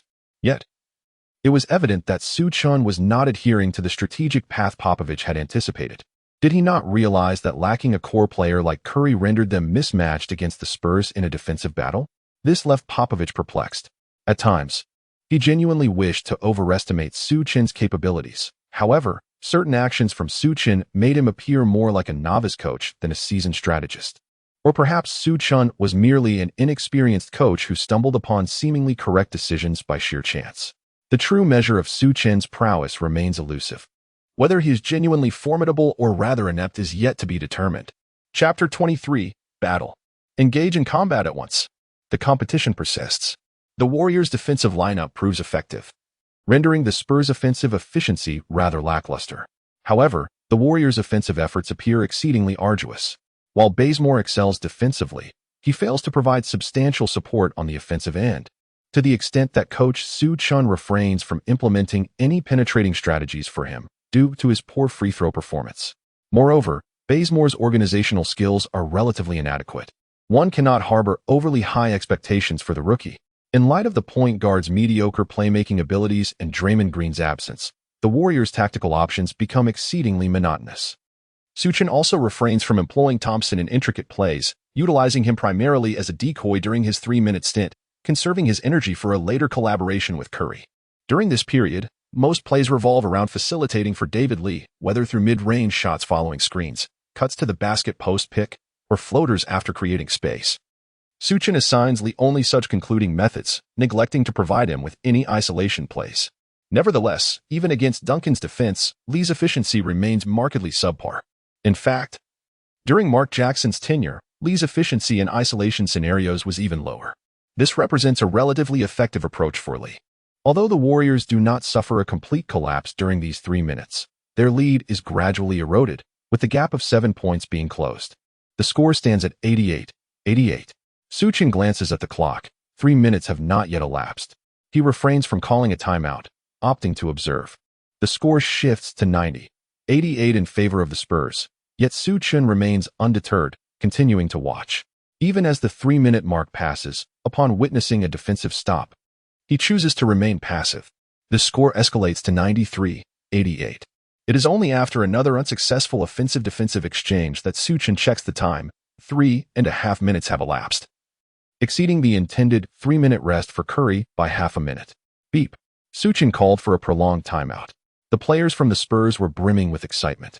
Having surged from a 7-point deficit to a 5-point lead, orchestrating a remarkable 12-point scoring spree, Popovich expressed his satisfaction with his players' performance, while the Warriors' defense proved to be adequate.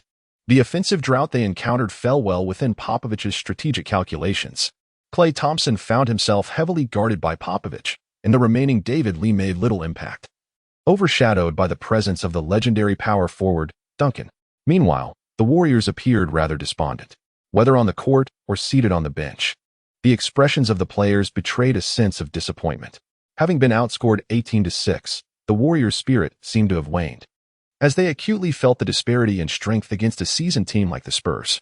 Though the scoreboard showed only a 5-point difference, had Su Chen not called that timeout, the gap would soon have widened to double digits. The momentum undeniably rested with the Spurs. Upon witnessing this scene, Su Chen could not help but furrow his brow.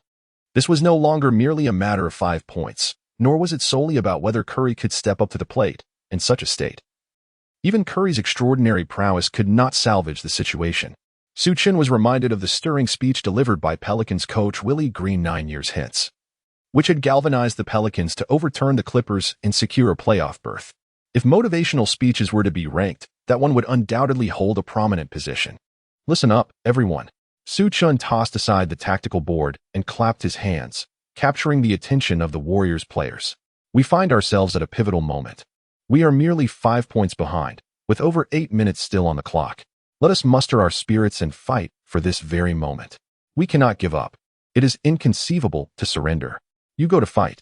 Fight. Go to fight. As he spoke, Su Chen's voice escalated to a fervent roar. Although these words were originally spoken by Willie Green, in this moment, Su Chen, as the head coach of the Warriors, felt a profound connection to them. The current Warriors, including Curry, Thompson, and Barnes, were still young players, akin to the youthful Pelicans of yore. Observing these young athletes ensnared in confusion, Su Chen felt an urgent desire to awaken their spirits. Perhaps it was at this moment that Su Chen's mentality truly evolved from that of a mere tactical analyst into that of a genuine basketball coach. Being a head coach transcends the mere arrangement of strategies. It involves awakening players in moments of bewilderment, reining them in during times of arrogance, and encouraging them in periods of despondency. The head coach often serves as the true backbone of the team, bearing immense responsibility.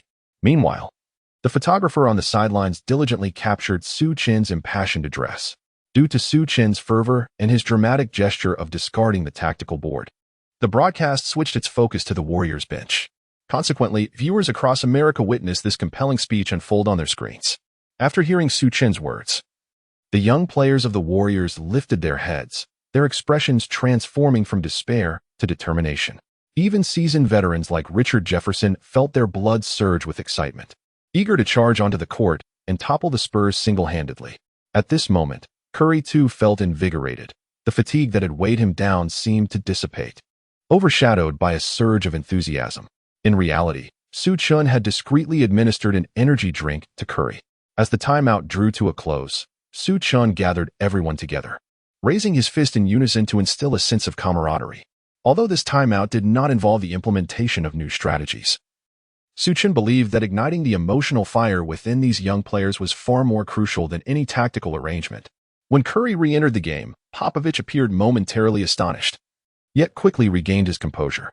In Popovich's eyes, Su Chen was merely engaging in a desperate struggle. Could an exhausted Curry truly lead the Warriors to victory?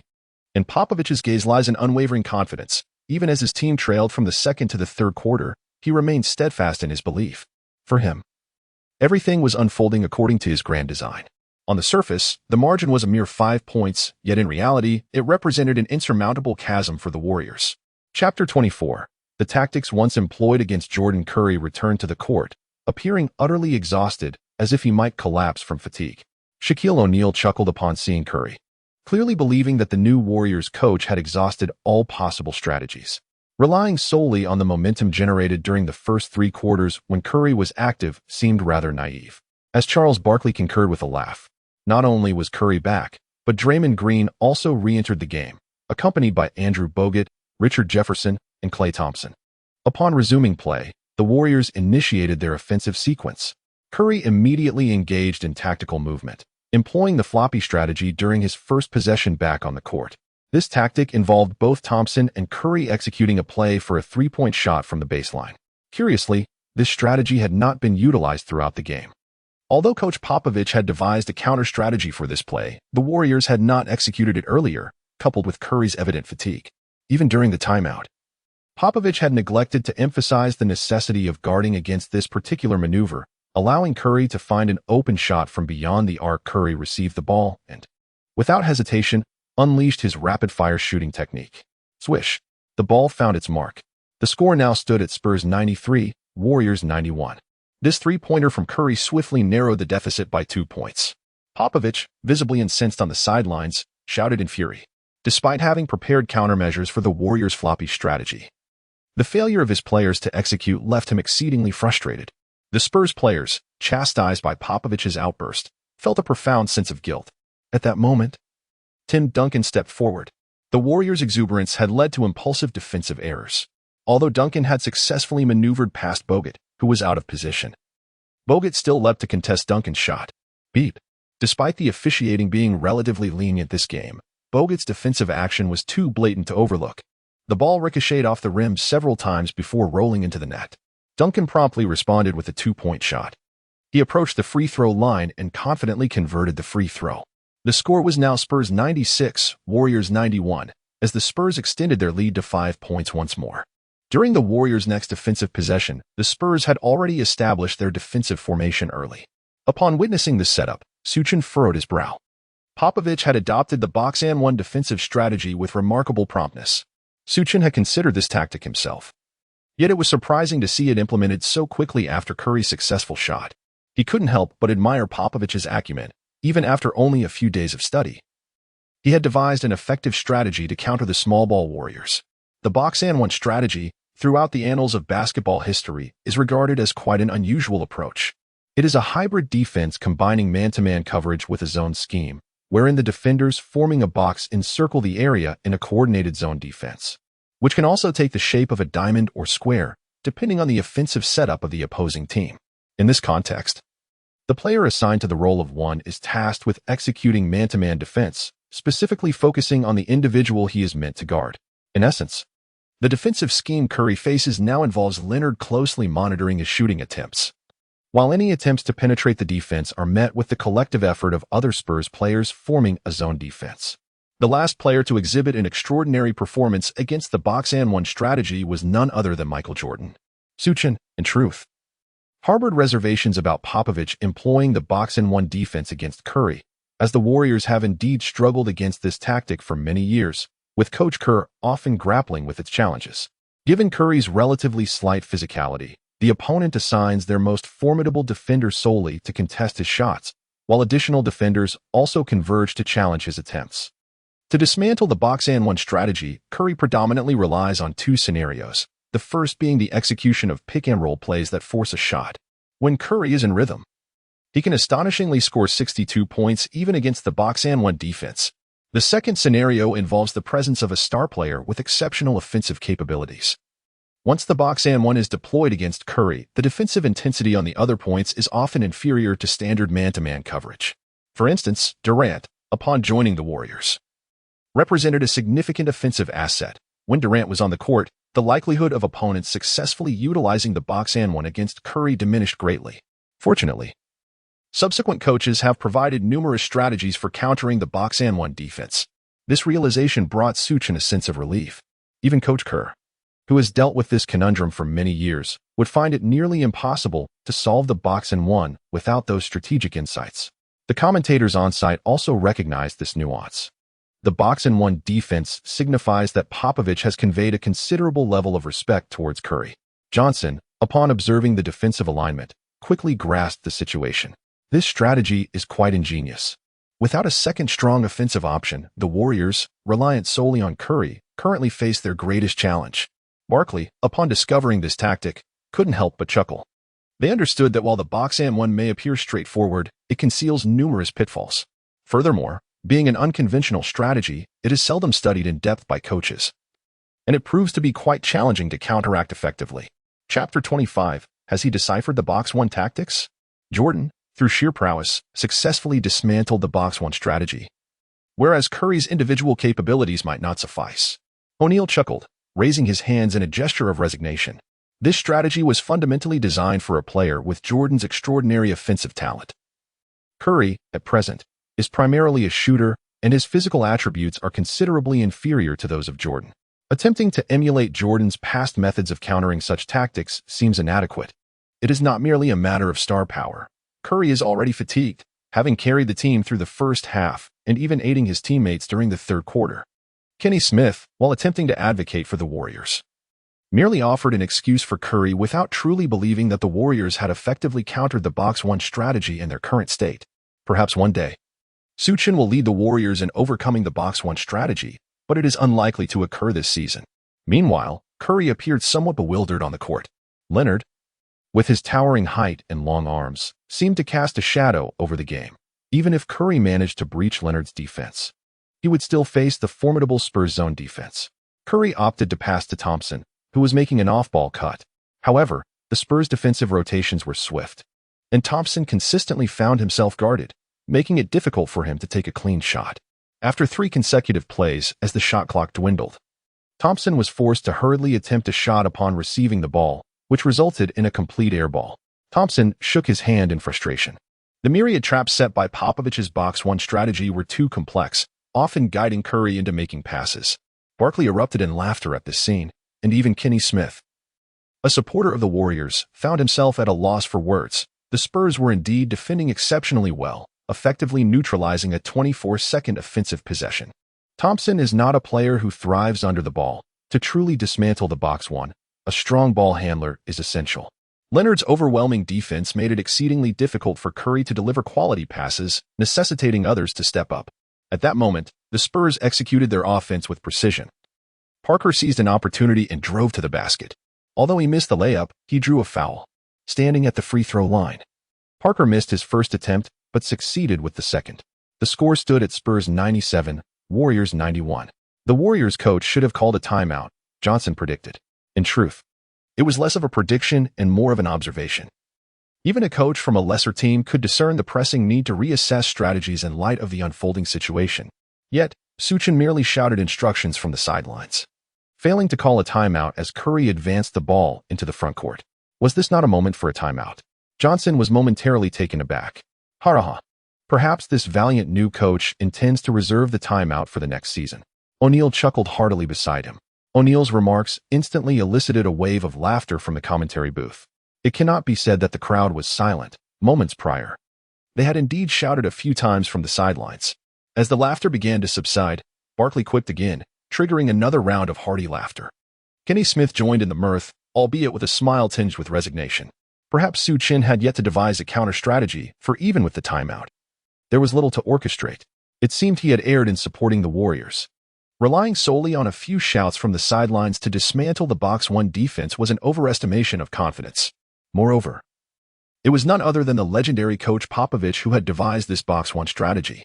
If he were a Warriors fan, he might have felt compelled to switch off the television or leave the arena. Yet, as the commentator for this match, he had no choice but to remain seated. During a Warriors offensive possession, as Curry approached the three-point line, Leonard suddenly closed in, engaging in a vigorous physical contest.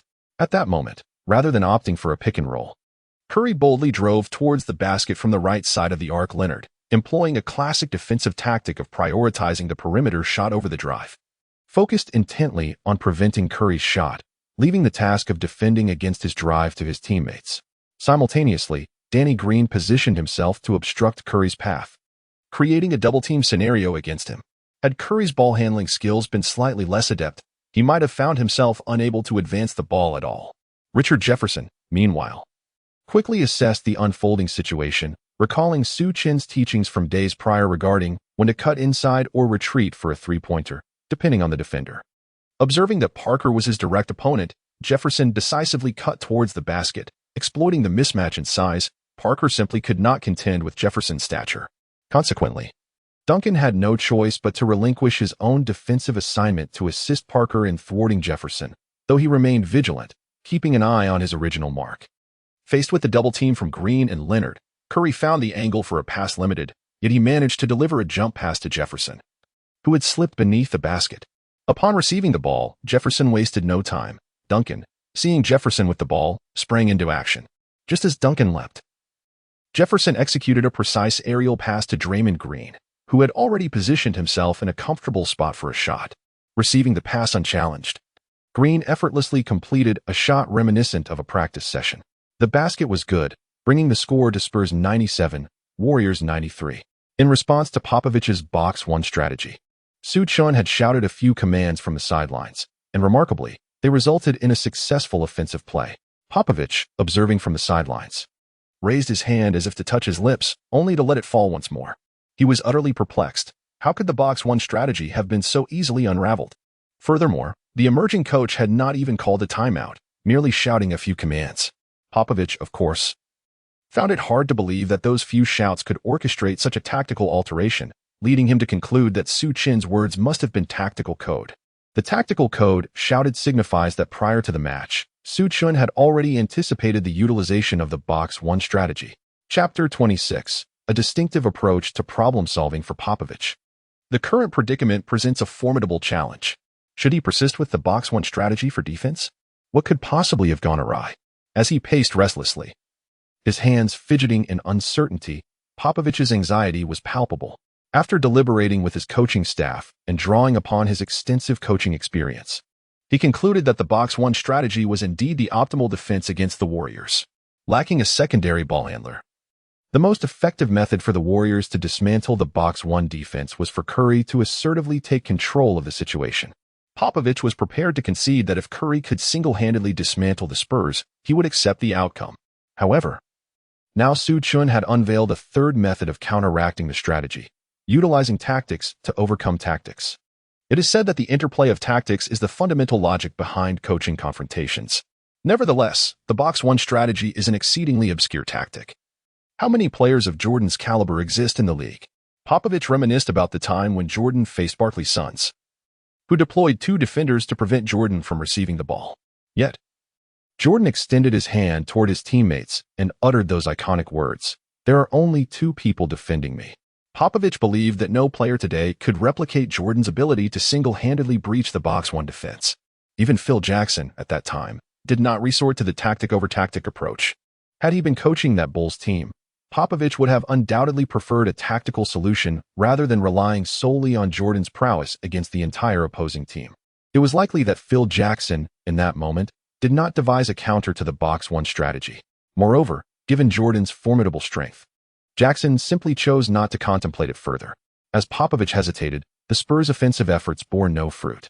Parker attempted yet another drive to the basket, but this time he found himself on the floor, with the referee neglecting to call a foul.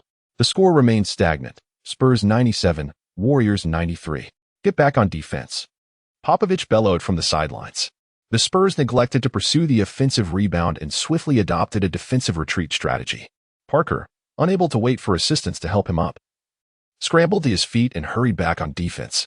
The Spurs' prompt retreat was too swift. The Warriors, not in peak condition, found it impossible to initiate a fast break before the Spurs could regroup. "Slow down, pass the ball to Jefferson," Su Chen emphasized from the sidelines. The Warriors were at a disadvantage in terms of stamina. A fast break would be less advantageous than a measured approach. The Spurs' rapid retreat had drained their energy, while the Warriors' deliberate pace allowed them to conserve strength. As the ball had yet to cross half-court, Richard Jefferson was the one to receive the pass, effectively taking over ball handling responsibilities. Jefferson's ball handling skills were adequate. After all, he had been part of the formidable Nets trio that reached the finals at his peak, exhibiting no trepidation in such high-stakes moments. Although Danny Green was closely defending him, Jefferson did not feel significantly hindered. Moreover, Richard Jefferson found the leisure to gesticulate and orchestrate the flow of the game, signaling his teammates on their movements. However, it is worth noting that Jefferson was merely reiterating the established strategy. He was not the originator of the tactic. Positioned at the right side of the 45-degree three-point area, he passed the ball to Thompson. Upon receiving the ball, Thompson was compelled to apply pressure. At that moment, Curry, who had been stationed in the right corner, suddenly sprang into action. Utilizing Bogut's screen, Curry successfully received the ball in the right 45-degree three-point area and, without hesitation, executed a lateral drive. Bogut's substantial physique proved advantageous, as Leonard was effectively blocked. Consequently, Splitter was obligated to switch onto Curry. This created two mismatches, Bogut against Leonard and Curry against Splitter. The emergence of these mismatches forced the Spurs to alter their defensive alignment. Once again, Duncan had to collapse inward to provide support, a reluctant decision indeed. Although Leonard is an exceptional defender, particularly against perimeter players, Bogut's imposing size, robust limbs, and towering height undeniably created a mismatch. Perhaps had Bogut been posting up, Leonard might have employed some low-post defensive techniques to disrupt the play. However, with Bogut's sheer size and propensity to dominate near the basket, even if Leonard managed to defend effectively, it would likely result in at least two free-throw opportunities. Duncan's contraction in the paint not only shielded Bogut's incursions but also allowed Splitter to devote his full attention to guarding Curry's three-point shot and providing help should Curry penetrate. If Splitter were to defend Curry one-on-one, he would be easily exploited for shooting or driving opportunities due to his slower speed, rendering him an easy target for Curry's precision. Yet, this scenario presented a dilemma for Danny Green, who had to simultaneously defend both Draymond Green and Richard Jefferson. Initially, Green was hesitant to concede a three-pointer, positioning himself in Jefferson's passing lane. Curry, noticing this, promptly leaped to deliver the ball to Draymond Green, who was stationed at mid-range on the right side. Draymond Green's shooting percentage from such distances had been commendable that day. After a moment's hesitation, Green opted to leap and contest Draymond Green's shot. In response, Draymond executed a deceptive pass, delivering the ball to Jefferson from behind. Outside, Klay Thompson stood at the three-point arc, unwilling to leave his position unguarded. This left Richard Jefferson with a significant opportunity for an open shot. After a brief adjustment, Jefferson launched a three-pointer. Swish! Richard Jefferson's three-point shot found its mark. Spurs 97. Warriors 96. Even on the sidelines, Su Chen clenched his fist in excitement. It is evident that Richard Jefferson, a veteran of high-stakes situations, remained unwavering in critical moments. In contrast to the younger Barnes, the seasoned Jefferson proved to be more dependable. Beep. The whistle blew. Popovich bowed his head in contemplation as he approached the bench. Chapter 27. The shock of Popovich since 1996. Popovich has been at the helm of the San Antonio Spurs, and by 2013, it had been 17 years. Throughout these years, Popovich has led the Spurs to numerous accolades and remarkable achievements. People often perceive Popovich as someone who can effortlessly deliver deadpan humor or unleash a fierce roar. However, it is rare to witness him in such a contemplative state, head bowed in silence. The Spurs players wore expressions of guilt, believing they had faltered in their defensive efforts. They abandoned the box-and-one strategy in favor of a conventional defensive approach. Before the players could voice their thoughts, Popovich calmly picked up the tactical board and began outlining his strategy. The Spurs players felt a sense of unease, particularly the veteran members of the team, who were witnessing this side of Popovich for the first time. During the timeout, no one spoke. They simply listened to Popovich's tactical directives. In the commentary booth, it appeared that the Warriors' new head coach, Su Chen, had already anticipated the countermeasures, opting not to call a timeout while employing two distinct methods to exploit opportunities within the box-and-one and successfully scoring. Kenny Smith chuckled, noting that the momentum had recently swung in favor of the Spurs, while Barkley and O'Neal enthusiastically supported the Warriors, leaving little room for rebuttal. The Warriors not only closed the gap in scoring, but also effectively forced the Spurs to use a timeout. This indeed demonstrated foresight. But Barkley expressed his confusion regarding why anyone would take the time to study ways to dismantle the box-and-one strategy. He reflected on his own experiences, recalling how he had led the Suns to the finals, where their coach opted to employ the box-and-one against Jordan. Barkley witnessed firsthand how Jordan single-handedly dismantled the Suns' defense. He vividly recalled a moment when he passed by Jordan and heard him remark, "Only two people are double-teaming me." This left Barkley utterly astonished. It could be said that after that finals, Barkley was genuinely convinced of Jordan's unparalleled prowess. He doubted there would be another player capable of so thoroughly dismantling the box-and-one strategy on their own. However, it was not a player but rather a rookie head coach who was currently unraveling the box-and-one strategy. "I never imagined such a solution could exist," Johnson remarked, shaking his head. It seemed that Popovich no longer dared to employ the box-and-one strategy, having faced him for many years. "I had never seen such a look on his face," O'Neal noted, unusually serious.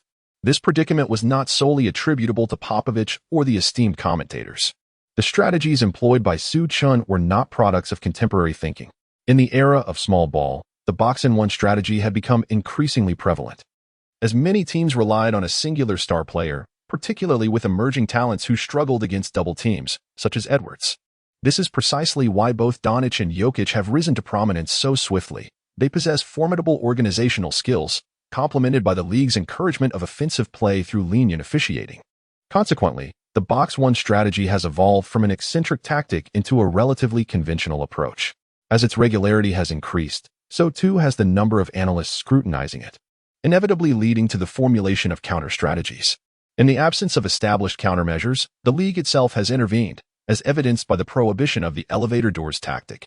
The counter to the box-one strategy employed by Su Chen comprises one approach that Coach Kerr spent years devising, alongside another conceived by the Celtics coach. It is fair to assert that the key to unraveling Popovich's box-one strategy does not solely lie with Su Chen, but is instead derived from the collective enhancements made by several renowned coaches within the league over the years. At this juncture, Su Chen had just finalized the tactical arrangement. He took a moment to glance over at the Spurs bench and noticed that Popovich still wore that same expression, prompting a quiet chuckle within him. Little did Popovich realize that the strategy to dismantle his plan was executed by two coaches from a decade later working in tandem. As the timeout concluded, neither the Spurs nor the Warriors opted for player substitutions, indicating that both teams were prepared to battle it out with their strongest lineups. The defensive strategy that Popovich subsequently implemented lacked a specific focus. Time continued to tick away, and the Warriors gradually gained the upper hand. Curry remained effective, his stamina not having diminished significantly. Of course, even though Curry had consumed an energy drink, it merely sustained him at a moderate level of exertion. Given the extensive energy he had expended earlier, Su Chen primarily instructed Curry to increase his movement off the ball and minimize ball handling. While running also requires energy, it is less taxing than dribbling, especially with screens in play. Curry's mere presence on the court, regardless of whether he had the ball, diverted the Spurs' defensive focus towards him, allowing Thompson to operate more freely, unencumbered by tight defensive scrutiny. With both Draymond Green and Curry capable of delivering passes, Thompson's movement would inevitably result in scoring opportunities whenever they arose. The Warriors' lead swelled to 7 points. However, Duncan refused to let his team succumb to elimination without a fight. Igniting like a wildfire, he first thwarted Bogut's drive with a block in the paint and then, during a fast break, single-handedly powered through both Bogut and Green to score. The usually stoic Duncan displayed raw emotion, pounding his chest and shouting in exhilaration. As the universally acknowledged greatest power forward in history, Duncan's fervor was not easily contained. His stellar performance ensured that the Spurs remained within striking distance, weathering the Warriors' offensive onslaught. Yet, the game had yet to reach its final minute. If the Spurs were to rely on Duncan's intensity to maintain their score, who would step up in the critical final moments? Could it be Ginobili? Perhaps the former Ginobili was indeed capable, but the current Ginobili has already reached the age of 36. Given such circumstances, it is likely that the outcome could be determined well before the final minute. After all, Duncan cannot remain in a state of frenzy indefinitely, can he? The Warriors' scoring is a harmonious symphony of diverse contributions, whereas the Spurs rely heavily on the brilliance of their superstar, Duncan. The Spurs, a team historically renowned for their offensive prowess, now find themselves relying on star players to stay competitive. It is indeed perplexing for Popovich to witness the team in such a state. Chapter 28. The tactics of elevator doors prohibited by the alliance on the court. The score remained tightly contested, thanks to Duncan's fervent performance. It is crucial to note that the Warriors' current strategy heavily relies on shooting accuracy, and three-point attempts are not guaranteed. With the game approaching its final minute, Su Chen refrained from calling a timeout to adjust tactics. No one wishes to face Popovich in a decisive moment. Yet Su Chen possesses a strategy. Coupled with Duncan's intense play, his stamina would inevitably wane in such critical junctures. By increasing the pressure on Duncan, it becomes apparent that he may lack the requisite energy at a pivotal point. Meanwhile, in Memphis, at Conley's residence, a group of individuals anxiously monitored the unfolding game. The Grizzlies had decisively eliminated last season's Western Conference champions, the Thunder, with a 4-1 victory, and their morale was soaring. Although the Thunder was without Westbrook and had lost Harden, their roster remained formidable, featuring Kevin Durant, Kevin Martin, Reggie Jackson, Serge Ibaka, and Sabonis. The Grizzlies' ability to swiftly dispatch this illustrious team underscored their formidable prowess. Conley had invited the Grizzlies' key players to his home to witness the matchup between the Spurs and the Warriors. Duncan is truly phenomenal. Randolph remarked as he gazed at the large screen, but fortunately, we have Gasol who can hold his own against Duncan. Randolph was not so presumptuous as to claim he could defend Duncan. The Grizzlies' dynamic duo, Black Bear and White Bear, each excelled in their respective roles, offense and defense. In Game 5 against the Thunder, Randolph had scored 28 points, decisively sending them home. "Don't include me in your bravado. My role is merely to contain," Marc Gasol retorted, somewhat bemused. Despite being named the Defensive Player of the Year, he was not arrogant enough to suggest he could dominate Duncan, the player widely regarded as the greatest power forward in history. As the two shared light banter, Conley furrowed his brow. "You both seem overly optimistic about the Spurs winning. Yet they are clearly trailing." Conley addressed his companions. "The game is not slipping away. Curry and Thompson cannot maintain their precision indefinitely. If they could, we might as well forego the competition and hand the championship to the Warriors," Randolph shrugged. "Indeed, if there is an easier matchup, it would be against the Warriors." As Randolph pointed out, they cannot sustain their accuracy forever. However, the current situation necessitates playing until the final minute. As Popovich and his Spurs possess remarkable capabilities in decisive moments, Marc Gasol concurred. "In truth, I would relish witnessing the Warriors eliminate the Spurs. That would significantly ease our path to the finals," Prince interjected from the sofa. Tayshaun Prince, once a member of the Pistons' formidable quintet, possessed a clear understanding of the Spurs' might. The year after their effortless triumph over the Lakers, they encountered the Spurs and were thoroughly impressed by Popovich and his team's prowess. Prince speaks wisely. "I too wish to face the Warriors." Conley nodded in agreement with Prince's sentiments.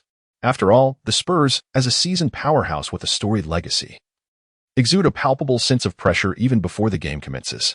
"Shh, keep it down. We're in the final minute." Tony Allen interrupted the fervent discussions of the crowd.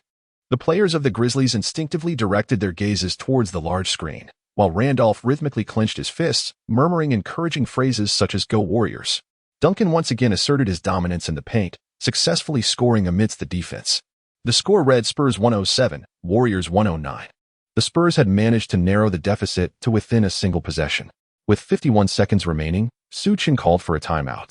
It was time to determine the outcome of this protracted series. Quietly murmuring to himself, he picked up the tactical board and approached his players.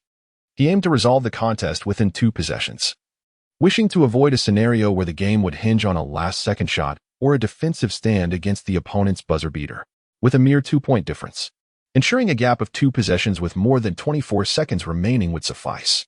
Thus, this possession held immense significance. Su Chen, with utmost seriousness, conveyed the strategy to each player on the court. This tactic would later be known as the elevator doors play, which the league eventually prohibited. The original creator of the elevator door strategy was none other than the former head coach of the Warriors, Mark Jackson. However, the initial concept was merely a straightforward pick-and-roll without the intricate variations and excessive emphasis on three-pointers. It was only when Jackson required a three-pointer to close the gap that he would occasionally deploy it. Within Jackson's system, the elevator doors play was not a foundational strategy but rather an occasional tool. The true evolution of the elevator doors into a core tactic was achieved through the enhancements made by Steve Kerr. Subsequently, other teams emulated this approach, with various coaches adapting it to fit their philosophies. Through the concerted efforts of Kerr and others, the elevator door strategy transformed into an almost insurmountable play, often leading to player conflicts during its execution. In light of various considerations, the league amended its rules, ultimately banning this tactic. Now, the strategy Su Chen was implementing was a refined version of the elevator doors, one that was more advanced in concept than Kerr's iteration. After all, Kerr did not perfect the elevator doors in one fell swoop. It was a gradual enhancement forged through the passage of time. Chapter 29, The Gap of the Times. The elevator door tactic had been practiced by the players over the past few days. Simulations had been conducted thousands of times using augmented reality glasses, ensuring that the team's cohesion was impeccable. Now, as Su Chen laid down the strategy, it served merely as a reinforcement. Beep. The timeout concluded. Su Chen rallied the players, raising their fists in a display of camaraderie. While the advanced iteration of the tactic might be scrutinized, if it could be countered so easily, the league would have no need to ban it altogether. Standing at the sidelines, Su Chen pondered. Although the elevator door tactic was publicly deemed unsolvable, it was not devoid of vulnerabilities. The primary weaknesses lay with the 2 screeners responsible for the closing maneuver. The execution of the elevator door required sufficient space for defenders Failing to provide this could lead to fouls due to illegal screens. Moreover, the timing and coordination between the two screeners were crucial. Any misalignment could result in offensive fouls being called. However, the standards for officiating screens had only become stringent following the tactic's rise in popularity. The league had increasingly targeted the elevator door maneuver, resulting in a growing number of fouls called for illegal screens, which gradually led to its decline in use among teams. Yet, in 2013, the league regulations had not yet specifically addressed the elevator door tactic. During the Warriors' championship season, numerous moving screens went unpunished, indicating a more lenient approach at that time.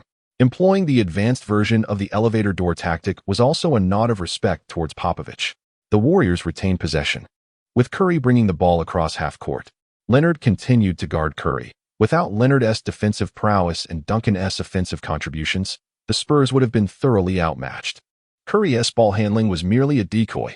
Once over half-court, he swiftly passed the ball to Thompson, who positioned himself at the arc for a three-point shot. The Warriors had established a quintessential elevator door formation, with Richard Jefferson stationed at the right corner, Thompson at the top of the arc, and two big men roaming near the free-throw line. After passing to Thompson, Curry settled at the left wing, poised for a three-point attempt. What kind of offensive formation is this? Popovich raised an eyebrow from the sidelines. He instinctively glanced at Su Chen, who remained composed with his arms crossed, unflustered by the unfolding play. Mark Jackson, the architect of the elevator door tactic, seldom employed it himself and rarely needed to devise counters. Jackson's version appeared to be just another ordinary three-point pick-and-roll strategy. Having faced Su Chen, Popovich had all but forgotten about Jackson, as Su Chen's tactical philosophy diverged entirely from Jackson's. On the court, the Spurs players were left to defend man-to-man, as their previous box-and-one defense had proven ineffective. Thompson maintained control of the ball, consuming approximately 10 seconds of the shot clock. At this moment, Draymond Green and Bogut suddenly shifted towards the left mid-range area. With Bogut positioned closer to the baseline, Curry also began to move, navigating Bogut's screen and charging straight towards the paint. According to the usual Warriors strategy, Curry's cut might have led him to the opposite three-point line. However, the right side lacked a pick and roll, with only Richard Jefferson stationed in the corner, remaining utterly motionless, as if firmly planted like a steadfast rock. Was this merely a simple pass and cut? Regardless of the passing, as Curry penetrated, Leonard was compelled to follow. After all, Splitter and Duncan had both committed to their defensive assignments. It was inconceivable to leave Draymond Green, who possessed a reliable mid-range jumper, unguarded at such a crucial moment. Although Bogut was not a shooter, his robust physique made Leonard wary of solely tracking Curry.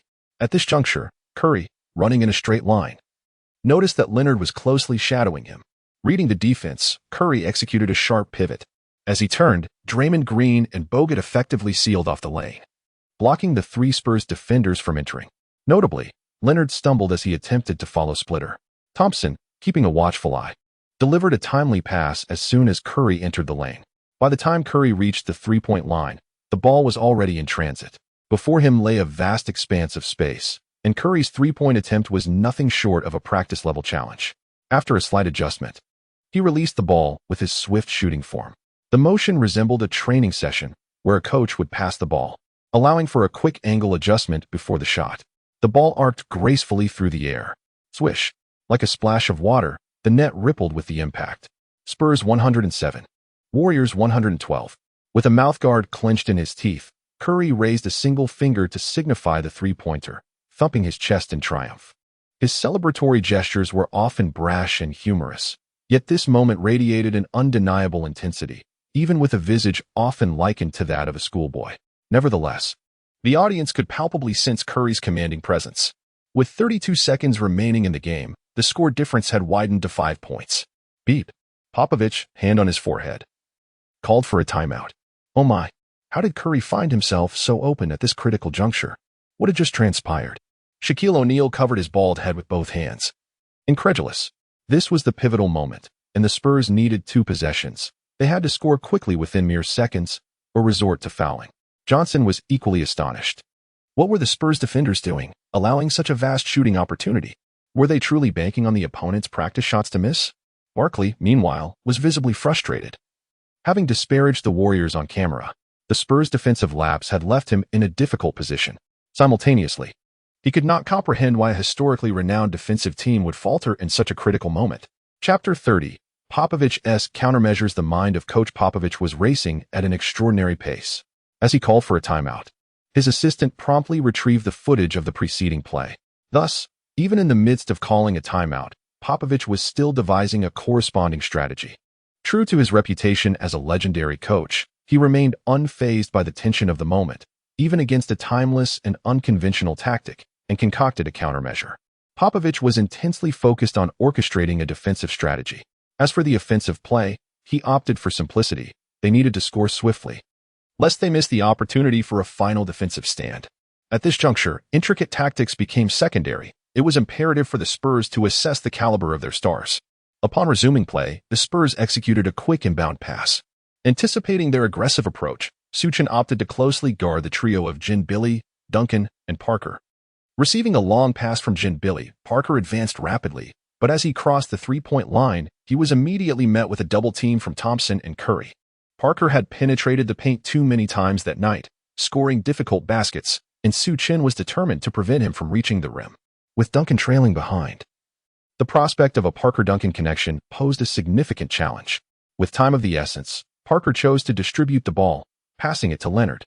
Leonard drew the defenders towards him, then quickly dished it out to the lurking Danny Green in the corner.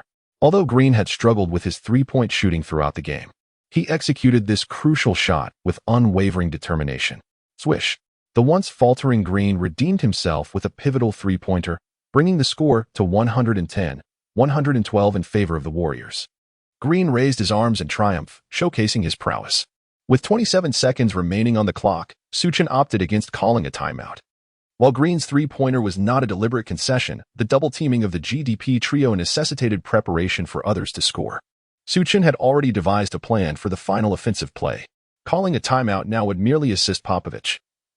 Even a coach of his caliber would find it challenging to devise an effective strategy in such a brief intermission, but 2 timeouts might afford a glimmer of opportunity. With 28 seconds left, the Spurs refrained from committing a foul, opting instead for an aggressive defense, attempting to force a turnover. Su Chen did not intend to waste the remaining time. Under such high-pressure defense, the Warriors were susceptible to errors given their current stamina. In this decisive moment, even if the Spurs were a tad overzealous, the referees would likely refrain from making calls, especially with Green and Leonard, both adept at applying pressure for steals. Even if they succeeded in stalling the clock, the Spurs would still have time to mount an offensive, affording them a chance to clinch the game. Su Chen resolved to execute a carefully planned strategy. Before Curry could cross half-court, Su Chen called out to him. Curry, understanding the cue, gestured to direct the play, subsequently passing the ball to Thompson. The Warriors swiftly assumed their previous formation, preparing to replicate the tactics from the last possession. Well aware that Popovich would be ready for their approach, Barkley spoke with a hint of nervousness. Meanwhile, on the court, after a brief delay, Thompson initiated the play. This time, Leonard was tasked with guarding Curry. Curry employed his familiar tactics, executing a screen along the baseline before cutting towards the basket. Just as he approached the rim, Curry performed another screen maneuver, darting towards the space near the elevator doors. Leonard exerted considerable effort and anticipated the play. Yet the imposing presence of the 2 interior players hindered his pursuit. The current rules regarding such screens remained somewhat lenient. Noticing that Leonard was still lagging behind, Duncan swiftly navigated around Bogut, directly pursuing Curry.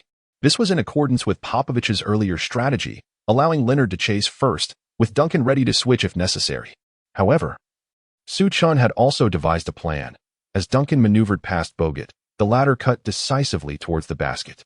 Although Leonard possessed long arms, Bogut's towering stature at 2.13 meters and weight of 260 pounds made it challenging for the 2.1 meter Leonard to contend with him in the paint. In the corner, Danny Green, seeing the unfolding situation, reluctantly chose to abandon his assignment. He and Leonard effectively sealed off the basket, allowing Bogut to attempt a difficult shot. While this left the corner three-pointer vulnerable, Popovich's defensive strategy still favored protecting the rim. Given the earlier defensive lapses, opting to let Richard Jefferson take the three-pointer instead of Thompson or Curry was a choice Popovich could somewhat accept. Thompson did not immediately pass to Bogut. He was adhering to Su Chen's instructions, keeping a watchful eye on Green's defensive positioning. Upon confirming that Green was indeed heading towards the basket, indicating this was not a feigned defensive effort, Thompson finally distributed the ball to Richard Jefferson. Positioned in the corner, Jefferson received the pass comfortably. The entire arena's fans, lights, and cameras converged on him. Yet, Richard Jefferson exhibited no signs of stage fright. He steadied himself and released the shot with his most familiar shooting rhythm. Chapter 31. Advancing to the Western Conference Finals. Swish.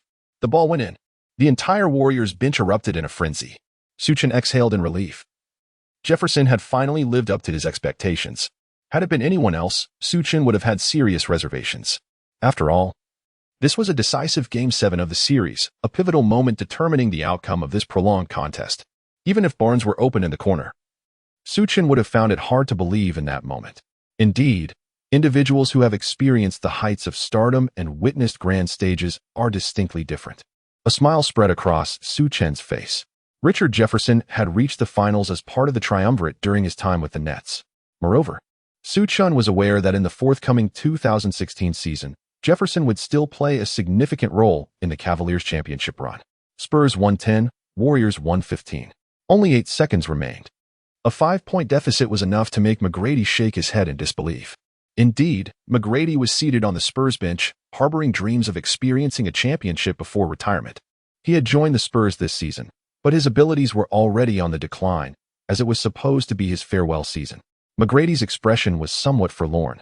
The Spurs had initially been in a favorable position, poised to eliminate the Warriors in Game 6.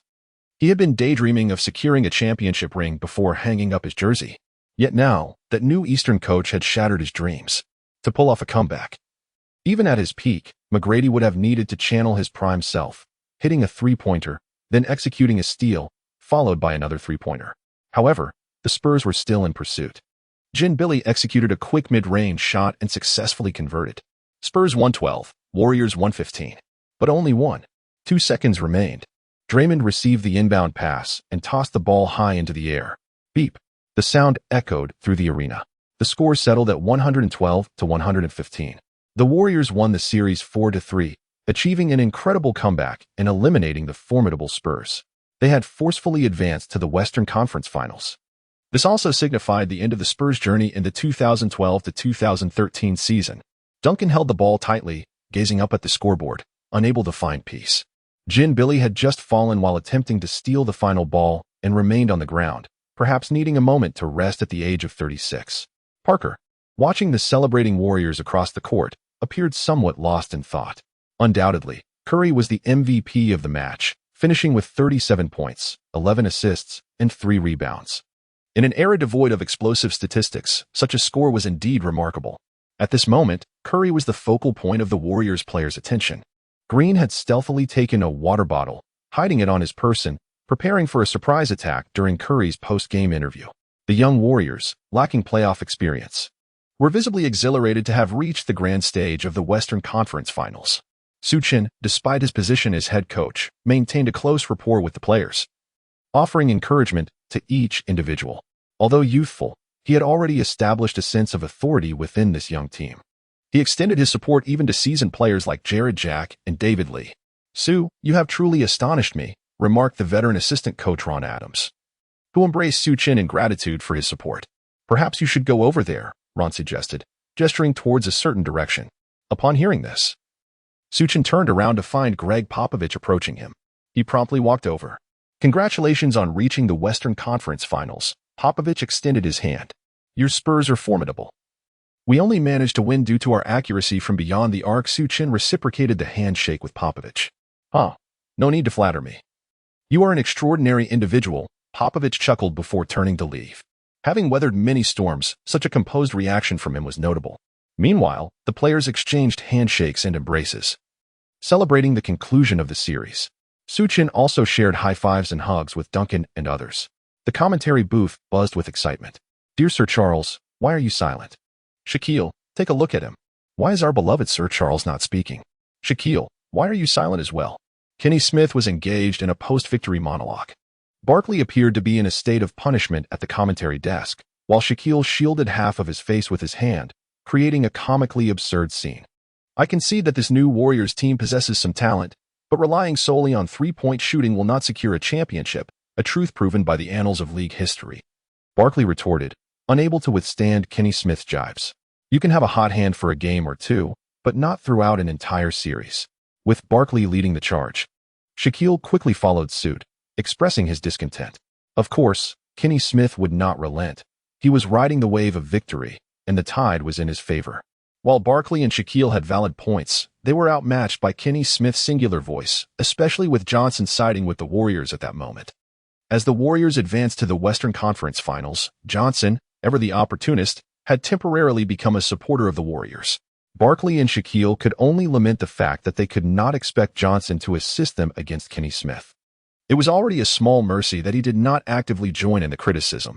Nevertheless, the sentiments expressed by Barkley and Shaquille still resonated with the majority of fans, who believed that the Warriors' reliance on three-point shooting was overly dependent on shooting touch, even with Curry's remarkable prowess from beyond the arc. Many longtime fans remained unconvinced that he surpassed Ray Allen in greatness. Chapter 32, The Lottery, B-Level Skill, Eagle Eye in the home of Memphis Conley, as the timer chimed. The living room erupted with a chorus of jubilant cheers. The most exuberant among them was Randolph, who enthusiastically high-fived everyone around him, bouncing with uncontainable excitement. "You're going to ruin my sofa at this rate." Conley jested with a smile directed at Randolph. Of course, it was all in good humor, for Conley was equally delighted and playfully teasing Randolph. "Ha ha ha, I'll have 2 new sofas delivered tomorrow."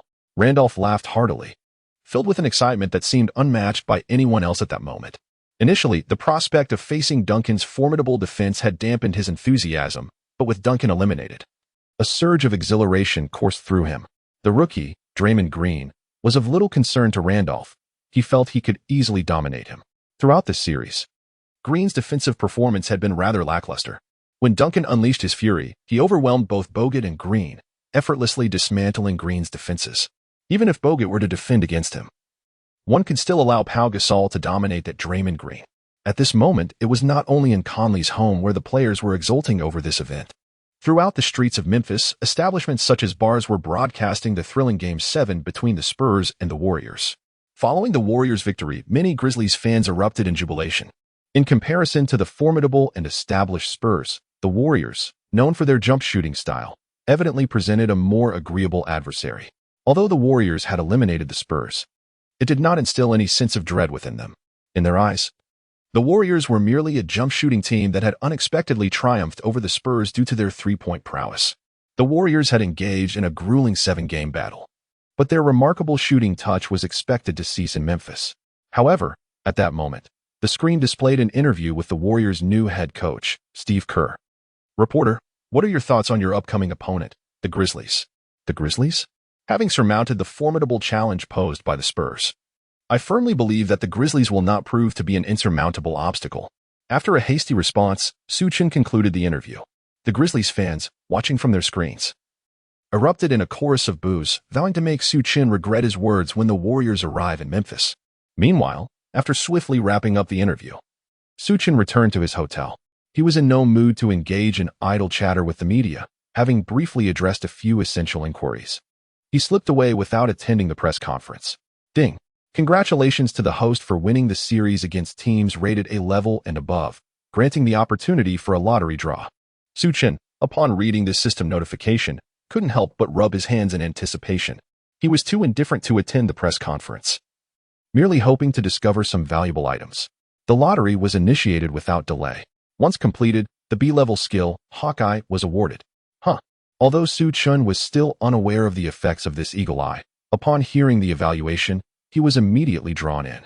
The first attempt yielded an S rank, the second an A rank, yet this third attempt has inexplicably dropped to AB rank. Is it true that the initial draw is indeed the pinnacle? What a peculiar occurrence. Su Chen also activated the newly released skill, Eagle Eye, to assess its capabilities. Eagle Eye, B rank. Upon activation, this skill continuously consumes mental energy, marking a specific location, allowing clear visibility of the marked area. Upon reading this description, Su Chen felt a flicker of interest. He opened the hotel window, selected a shop on the street below, and activated the eagle eye marking. To his astonishment, even from the 15th floor, he could discern the customers within the marked store with remarkable clarity. However, it wasn't long before fatigue began to set in. Realizing that the activation of this skill depletes mental energy, Su Chen promptly deactivated Eagle Eye. Once the skill was turned off, he sank into the sofa, massaging his temples, feeling somewhat weary. It was no wonder that a mere B-rank skill seemed to lack substantial utility. He shook his head in contemplation. The primary advantage of this skill would likely manifest during challenges, but the challenge rules would not commence until the 2019 to 2020 season, which was still far off. Moreover, the assistant coach would prepare video recordings before challenges, rendering the skill less advantageous even when the challenge rules were in effect. It appeared to hold little practical value in regular gameplay, unless some innovative tactics were devised. Su Chen stroked his chin, lost in thought. With no immediate insights surfacing, he glanced at his personal status panel. Host, Su Chen items, simulation glasses, S rank. Medium reusable stamina drink, A rank. Skills, Eagle Eye, B rank. Unlock any ability in this category? Unlock any ability in this category, simulation glasses, S rank. Instantly simulate devised tactics 1,000 times, enabling players to execute them more fluidly. Enhancing team organization attributes by 20. Medium reusable stamina drink, A rank. When used on a player, it restores a certain amount of stamina, usable once per match. Upon the next match, it will automatically recharge. Eagle Eye, B rank. Upon activation, this skill continuously consumes mental energy, marking a specific location, allowing clear visibility of the marked area. He pondered the nature of the other abilities beyond items and skills. After a brief examination of the panel, he opted to close it. Logically, the Grizzlies should be rated above a rank as a team if they triumphed in the series against them. He wondered if he might acquire a new ability. For Su Chen, although his tactical philosophies were ahead of their time, such strategies would inevitably be studied and implemented by other coaches. The age-old truth remains: if one cannot surpass, one must adapt. Though he had previously specialized in tactical analysis, once everyone assimilated these tactical concepts, he would still find himself at a considerable disadvantage compared to the truly elite coaches. Thus, while leveraging tactical advantages to secure victories, enhancing his abilities through system rewards must remain his utmost priority. Chapter 33. The Grizzly Bears' green formula. The following day, the news of the Warriors' dramatic comeback against the Spurs, propelling them into the Western Conference Finals, dominated the search rankings. This season, the Spurs were regarded as championship favorites, having secured the second seed in the Western Conference, while the top-seeded Thunder, lacking the formidable presence of Westbrook, fell short in comparison to the Spurs. With the Thunder's elimination by the Grizzlies, it became evident that the Spurs were indeed the most formidable team in the West that year. At one point, the Spurs had the Warriors on the brink of defeat, and Game 6 was poised to conclude the series. However, little did anyone know that Mark Jackson's ejection would awaken the true essence of the Warriors. New coach Steve Kerr guided the Warriors through a storm of three-point shooting, orchestrating a remarkable turnaround that saw them eliminate the Spurs.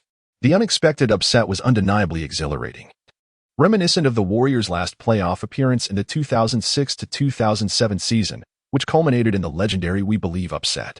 Yet, upon reflection, while the Warriors indeed possess a wild and explosive nature, such fervor does not encapsulate their true potential. Following their previous miraculous run, they were swiftly dispatched by the Jazz in the second round, losing 4-1 in a mere 5 games, and subsequently found themselves absent from the playoffs for 5 long years. The Warriors have a history of unpredictability, yet they also carry a legacy of faltering under pressure, particularly given that this iteration of the Warriors relies heavily on three-point shooting. Skepticism regarding their prospects abounds. These audacious Warriors may merely be a fleeting phenomenon, while the Grizzlies are likely to advance to the finals with relative ease. Prior to the game, an ESPN commentator published an article that garnered attention from several prominent journalists. The piece drew parallels between the We Believe Warriors and the current squad, both of which eliminated established powerhouses with their audacious shooting. It also compared the Grizzlies to the Jazz, who previously vanquished the Warriors. Analyzing matchups between players such as Conley and Darren, Randolph and Boozer, as well as the defensive dimensions of each team, it appeared that teams like the Grizzlies and Jazz were ideally equipped to counter the Warriors' chaotic style of play. The defensive resources of Tayshaun Prince, Tony Allen, and Mike Conley seemed even more comprehensive than those of the Spurs. While the Spurs featured the defensively weaker Parker in their backcourt, the Grizzlies had no discernible weaknesses. The prowess of Prince and Allen as defensive stalwarts is well documented, and even their core point guard, Conley, boasts formidable defensive abilities, having earned a spot on the all-defensive second team this season. Such defensive assets are particularly effective against a Warriors team that primarily thrives on three-point shooting. Moreover, the Grizzlies' interior defense is bolstered by this season's Defensive Player of the Year, Marc Gasol. While the individual defensive capabilities of the Grizzlies may not rival those of the Spurs, who possess superstars like Duncan and Leonard, Their collective defensive strength effectively stifles the Warriors' team-oriented offensive approach. The article also dissected the reasons behind the Spurs' loss to the Warriors, attributing it to the decision to deploy Parker and Ginobili, two players lacking in defensive prowess, during critical moments, ultimately leading to their downfall in an offensive duel against the Warriors. Indeed, among the factors contributing to this situation are the aging GDP and the Warriors' explosive three-point shooting. The Grizzlies exhibit a commendable balance between offense and defense during crucial moments, rendering the Warriors' surge ineffective. The article concludes with a comparison of both head coaches. Lionel Hollins, despite lacking particularly dazzling achievements, is renowned for his exceptional defensive prowess. Under his leadership, teams may not always exhibit fluid offensive play, yet their defense remains formidable. In contrast, Su Chen's experience prior to this was limited to being an assistant coach, categorizing him as a novice head coach. While he has employed some innovative strategies that yielded certain results, Hollins has had ample time for study, and once the novelty of the rookie coach's tactics wanes, the Warriors system may falter. Defense is the cornerstone of championship success. The closer one gets to the basket, the nearer they are to the championship. Whereas three-point shooting alone does not secure titles. When a basketball expert shared this article, they appended a commentary. These assertions have been validated by the league. The Warriors appear to be overpowered, and it is evident that they do not resemble a championship-caliber team. These perspectives garnered substantial support from the majority of online users, except for the Golden State fans, who, despite the Warriors' elimination, remain optimistic about such an avant-garde style of play. Time has swiftly passed, and the Western Conference Finals have finally commenced at the FedEx Forum. As Memphis's largest public venue, it is particularly vibrant this evening. The Grizzlies, having joined the league in 1995, possess a relatively short history in the NBA, spending much of their tenure as a lower-tier team. However, this year, the Grizzlies not only reached the Western Conference Finals, but also face a relatively weak opponent, positioning them with a genuine chance to advance to the finals. There is even the potential to grasp that coveted championship trophy. Following their unexpected triumph over the Spurs, neither fans nor players of the Grizzlies perceive the Warriors as formidable. After all, it is merely an upset against the Spurs. In the 2010 to 2011 season, they famously eliminated the Spurs as an 8th seed. Before your surprise victory over the Spurs, we had already accomplished that feat remarkably. The green formula aligns perfectly. Chapter 34. Confidence in the Grizzlies. The FedEx Forum was already filled to capacity with ardent fans. A sea of blue reminiscent of the Grizzlies emblem engulfing the arena, with the Memphis supporters generating an uproarious din, particularly during the player introductions. Each athlete's entrance elicited a thunderous ovation. The atmosphere reached a crescendo as the three cornerstone players, Marc Gasol, Zach Randolph, and Mike Conley, made their appearances. Every Grizzlies player, and indeed every fan, wore an expression of unwavering determination, resembling a ravenous bear poised to pounce on its prey. In stark contrast to the jubilant Grizzlies supporters, Su Chen sat quietly on the bench, donned in a tailored suit and stylish glasses, elegantly reviewing his notes while tapping his leg. Uncertain of the Warriors' shooting performance that evening, he was nonetheless unfazed, recognizing that the Grizzlies' offense struggled to maintain the necessary intensity. After a few days of intensive training, the Warriors' system was nearly perfected. Su Chen adjusted his glasses with a sense of satisfaction. The rapid assimilation of the Warriors' tactics was largely due to the efficacy of simulation training. Casting a glance at the Grizzlies across the court, Su Chen contemplated their lineup, which bore resemblance to a diluted version of the Pistons' famed starting five. Comparing Chauncey Billups to Mike Conley, both could be classified as traditional point guards of modest acclaim, adept in both offensive and defensive organization, yet neither excelled in either aspect. Rip Hamilton and Tony Allen were both recognized for their defensive prowess on the perimeter. However, Hamilton's off-ball movement and shooting accuracy far surpassed Allen's capabilities. Tayshaun Prince, while a familiar figure, had aged considerably, leading to a noticeable decline in his effectiveness. Ben Wallace and Zach Randolph exhibited similar technical attributes, both capable of scoring inside and out, as well as facilitating plays. However, in terms of defense, Randolph was significantly less formidable. When comparing Ben Wallace to Marc Gasol, although both had been awarded the Defensive Player of the Year title, Wallace had garnered 3 more such accolades than Gasol. Moreover, Gasol had achieved only 1 selection to the All-Defensive Second Team, while Wallace boasted 5 first-team selections alongside a few second-team honors, as well as accolades for rebounding and shot blocking. In the realm of pure blue-collar work, Gasol clearly fell short of Wallace, who lacked any offensive contribution. While Gasol possessed a few scoring techniques, such as back-to-the-basket moves and mid-range shots, each player had their unique strengths. The Pistons' offensive capabilities were already lacking, and the Grizzlies were further disadvantaged by the absence of a scoring threat akin to Hamilton. While Gasol had some offensive skills, Randolph primarily operated near the basket and in the mid-range, leading to overlapping ranges that diminished their combined effectiveness. More crucially, the rules of the game had evolved. The era of brute force was no longer in vogue. Su Chen observed the Grizzlies lineup with a slight smile. Even if the Pistons' famed quintet were to compete under the current regulations, they would likely struggle against the Spurs. His amused expression caught the attention of several Grizzlies fans situated not far behind him. You say, could it be that the atmosphere at our home court is so intense that it has left that fellow utterly bewildered? Just take a look at him. He is still grinning, seemingly oblivious to the reason behind his amusement. I had already felt confident about our chances of reaching the finals, and now it seems even more assured.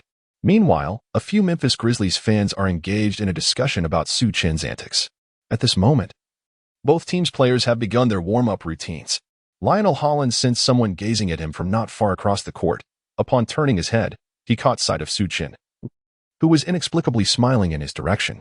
Whether this was a strategic grin or mere folly, Lionel Hollins merely cast a disdainful glance and scoffed. Basketball speaks the language of prowess. The Grizzlies dominated the Warriors, and he, too, overshadowed the rookie head coach. That is sufficient. At this moment, Su Chen also turned his gaze towards his players. Although the shooting touch displayed during the pregame warm-up may not signify much, it nonetheless offers some insight into their spirit and energy. Soon, the match was about to commence. Prior to the game, Su Chen exchanged a handshake with Lionel Hollins. Yet it was merely a formality for the cameras. It was evident that Hollins preferred to avoid extensive interaction with Su Chen as an old-school coach. He disapproved of Su Chen's basketball philosophy. Su Chen had little to say about Lionel Hollins. In his view, Hollins' defensive prowess was not as exceptional as it was often portrayed. Aside from Randolph, the rest of the Grizzlies were merely average in terms of defensive capabilities. Subsequently, Hollins served as the defensive assistant coach for the Rockets lineup, which included Jalen Green, Alperen Sengun, Kenyon Martin Jr., Kevin Porter Jr., and Jabari Smith Jr. Their performance was not only among the worst in terms of record, but also in defensive efficiency, while there might have been some disagreements with head coach Stephen Silas. As a defensive coach, Hollins bore his share of responsibility. His defensive philosophy seemed more aligned with a bygone era, rendering it less effective against contemporary offensive strategies. At this juncture, the head referee approached the center of the court, holding the ball. The players from both teams took their positions. The Western Conference Finals, Game 1, was on the verge of commencing. Chapter 35, The Enhanced Gaggle Tactic, Player Lineup. Starting lineup for the Grizzlies: Marc Gasol, C. Zach Randolph, PF, Tayshaun Prince, SF, Tony Allen, SG, Mike Conley, PG. Starting lineup for the Warriors: Andrew Bogut, C. Draymond Green, PF, Richard Jefferson, SF, Klay Thompson, SG, Stephen Curry, PG. Jump ball. Utilizing his size and judgment of the ball's velocity, Marc Gasol secured the first possession for the Grizzlies. Conley advanced with the ball, signaling a play. Prince quickly moved to receive the pass, and Conley delivered the ball to him before darting towards the corner. Simultaneously, Gasol set a solid screen for Prince, creating an open lane that compelled Bogut to rotate defensively. Prince then passed the ball back to Gasol, forcing Richard Jefferson to switch and provide coverage. Gasol, with a deft mid-range shot, drew Jefferson's attention, allowing him to surge towards the basket. In a classic case of size overpowering speed, Gasol finished with a layup. Grizzlies lead 2-0 over the Warriors. The Grizzlies' offensive strategy was not particularly elaborate, yet they executed it with commendable fluidity. Su Chen observed with a stoic expression, recognizing that the likelihood of such a tactic succeeding was not high, and he was prepared to accept a setback. His greater anticipation lay in the offensive end. He had specifically trained the team on the gaggle tactic, a culmination of Kerr's years of wisdom and one of the Warriors' most frequently employed strategies. Moreover, in contrast to the conventional gaggle tactic, he had incorporated numerous variations into their training, particularly emphasizing cross-cutting movements to increase opportunities for corner three-pointers and enhance chances for strong-side three-point attempts. Of course, the modified gaggle tactic would not need immediate application. It was a response to the countless teams in the league that had devised counters to the original gaggle tactic, leading Kerr to innovate several solutions. Furthermore, The execution of the tactic had shifted to players like Poole, Wiggins, and Looney. If the current Warriors were to implement it, the results would undoubtedly be even more potent. At this moment, Curry dribbled past half-court. He passed the ball to Jefferson stationed at the baseline, while Draymond Green was poised in the low post. Jefferson, resisting the temptation to hold the ball, promptly passed it to Green. Next, Thompson maneuvered around Curry, making a decisive cut towards the basket. As Thompson sliced through, Bogut set a screen for Curry off the ball, followed by Jefferson setting a second screen. Both movements occurred simultaneously. The Grizzlies' defense, drawn in by Thompson's cut, began to falter against Curry's initial screen, allowing him to exploit the second screen set by Jefferson and gain a clear shot. Green's pass arrived perfectly timed, and Curry launched a three-pointer. With a quick release and ample screen support, he found himself in an almost unchallenged shooting environment. Swish. The three-point shot is successful. The Grizzlies lead the Warriors 2-3. An interesting scene unfolded moments ago. Draymond Green, while Klay Thompson made a cut, suddenly feigned a pass. The authenticity of Green's gesture was so convincing that the main camera failed to react, yet a photographer capturing the action was utterly deceived. The angle from which the photographer shot was rather comical. Turning the lens, one could see that Thompson had no ball in his hands. And in a flurry to locate it, he discovered it had already found its way into the basket. What a novel tactic this is. Distinctly different from the strategies previously employed by the Warriors. The commentator today is not from the elite commentary team, yet this individual was taken aback. I noticed a photographer desperately searching for the ball, which was quite amusing, my friend. Another commentator could barely contain his laughter during the Grizzlies' inbound play. Conley and his teammates momentarily hesitated, failing to retrieve the ball promptly. Is this how one plays basketball now, with such flamboyance? Perhaps it was only after a referee's prompt that they tossed the ball back into play. It seems they were still reeling from the preceding play. While Conley was navigating a pick and roll, searching for open teammates, Curry unexpectedly emerged from behind the screen set by Marc Gasol, executing a swift maneuver. Conley, caught off guard, lost control of the ball, which Curry seized in a flash. Even at this age, Curry's speed remains remarkable after securing a positional advantage. Conley found himself unable to keep pace. In such a fast break, there was no need for a forced three-pointer. Curry effortlessly laid the ball in the hoop. In this crucial contest, Curry refrained from showcasing any extravagant moves, maintaining his focus. Focus. More focus. Lionel Hollins bellowed from the sidelines. Rather than calling a timeout, Hollins attempted to influence his players through sheer vocal intensity. Clearly, he struggled to suppress his pride, unwilling to accept that the Warriors' rookie coach had halted the game so early on. This amused Su Chen greatly. Hollins was entertaining, unlike Popovich, who lacked any semblance of humor. Su Chen chuckled inwardly, though he managed to conceal it from Hollins. The atmosphere on the court had undeniably shifted had it been Popovich. He would not have allowed such tension to linger, promptly calling a timeout to prevent Su Chen from continuing to score at will. Chapter 36. Can Curry really be treated like a workhorse? The Grizzlies initiated their offensive play. Conley aimed to assert himself, passing the ball to the low post where Marc Gasol awaited, defended by Bogut. However, Gasol showed no intention of taking a shot. Instead, he set a screen for Conley and executed a backdoor cut, receiving the ball back in a low post handoff. Upon receiving the pass near the free throw line, Conley took a mid-range shot. The effectiveness of low post screens is often less than that of pick and rolls, which provide more solid coverage. Curry maintained his position and, as Conley released his shot, leapt to contest it, causing the ball to bounce off the rim. Gasol and Randolph attempted to secure the rebound, but Bogut effectively boxed them out, allowing Draymond Green to seize the ball with ease. After claiming the rebound, Green immediately sought to find an open teammate. A long pass reached Curry, who was just crossing half-court. Observing that Curry was unguarded, Prince abandoned his assigned defender and charged toward him. The Warriors' fast breaks had long been studied. They relished the opportunity for trailing three-pointers, particularly with Curry, whose shots must not be given any space. Noticing Prince's lapse in defense, Thompson and Jefferson followed suit. Without looking, Curry executed a bounce pass to Jefferson, who was cutting toward the basket. Jefferson, faced with an unguarded hoop, soared for a gliding dunk. The 2016 version of Jefferson still possessed some dunking ability, but this 2013 incarnation was significantly more formidable. The score stood at Grizzlies 2, Warriors 7. The once boisterous FedEx Forum fell into a hushed silence. The cheers of Grizzlies fans drowned out. Lionel Hollins, unable to remain seated any longer, hastily called a timeout. What was happening? Why was this outcome so different from what had been anticipated? Prior expectations had dictated that every point for the Grizzlies would be a defensive stronghold, even against the Thunder's Durant and Martin, who had been remarkably efficient in their defensive roles. It is worth noting that Durant was a three-time scoring champion, while Kevin Martin had previously averaged close to 25 points per game as a prolific scorer. The likes of David Lee, Jarrett Jack, and Carl Landry had been relegated to the bench or even removed from the rotation altogether. On the court, the Warriors' primary scoring threats were essentially Thompson and Curry. Players like Green, Jefferson, and Bogut were merely fulfilling blue-collar roles. Curry averaged 22 points per game, while Thompson averaged 16, statistics that clearly reflected a stark contrast to the Thunder's duo. Logically, if they could contain the Thunder, the Warriors should pose no challenge. Yet, why had their proud defensive system faltered against the Warriors? Lionel Hollins hastily devised a new defensive strategy.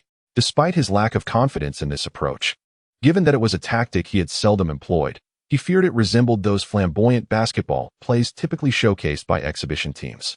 Nevertheless, his ability to formulate a defensive plan at this moment demonstrated the professionalism of a seasoned coach.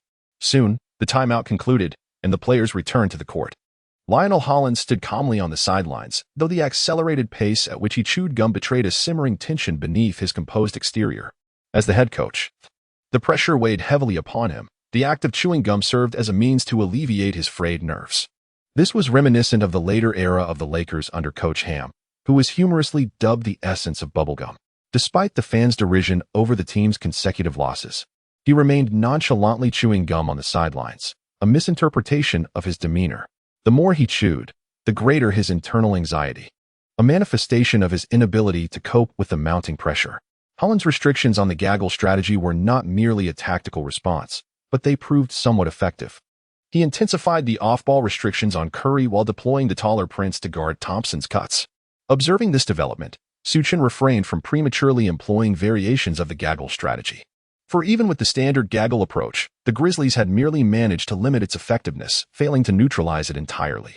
Furthermore, Su Chen preferred a more diverse array of passing and strategic variations over reliance on a singular tactic. Unlike the tense atmosphere faced against the Spurs, where every game was critical, he allowed for a slightly extended rotation.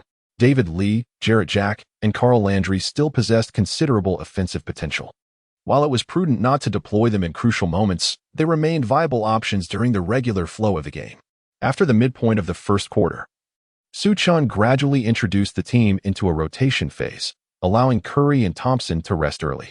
Even veteran Richard Jefferson was given more playing time alongside Barnes.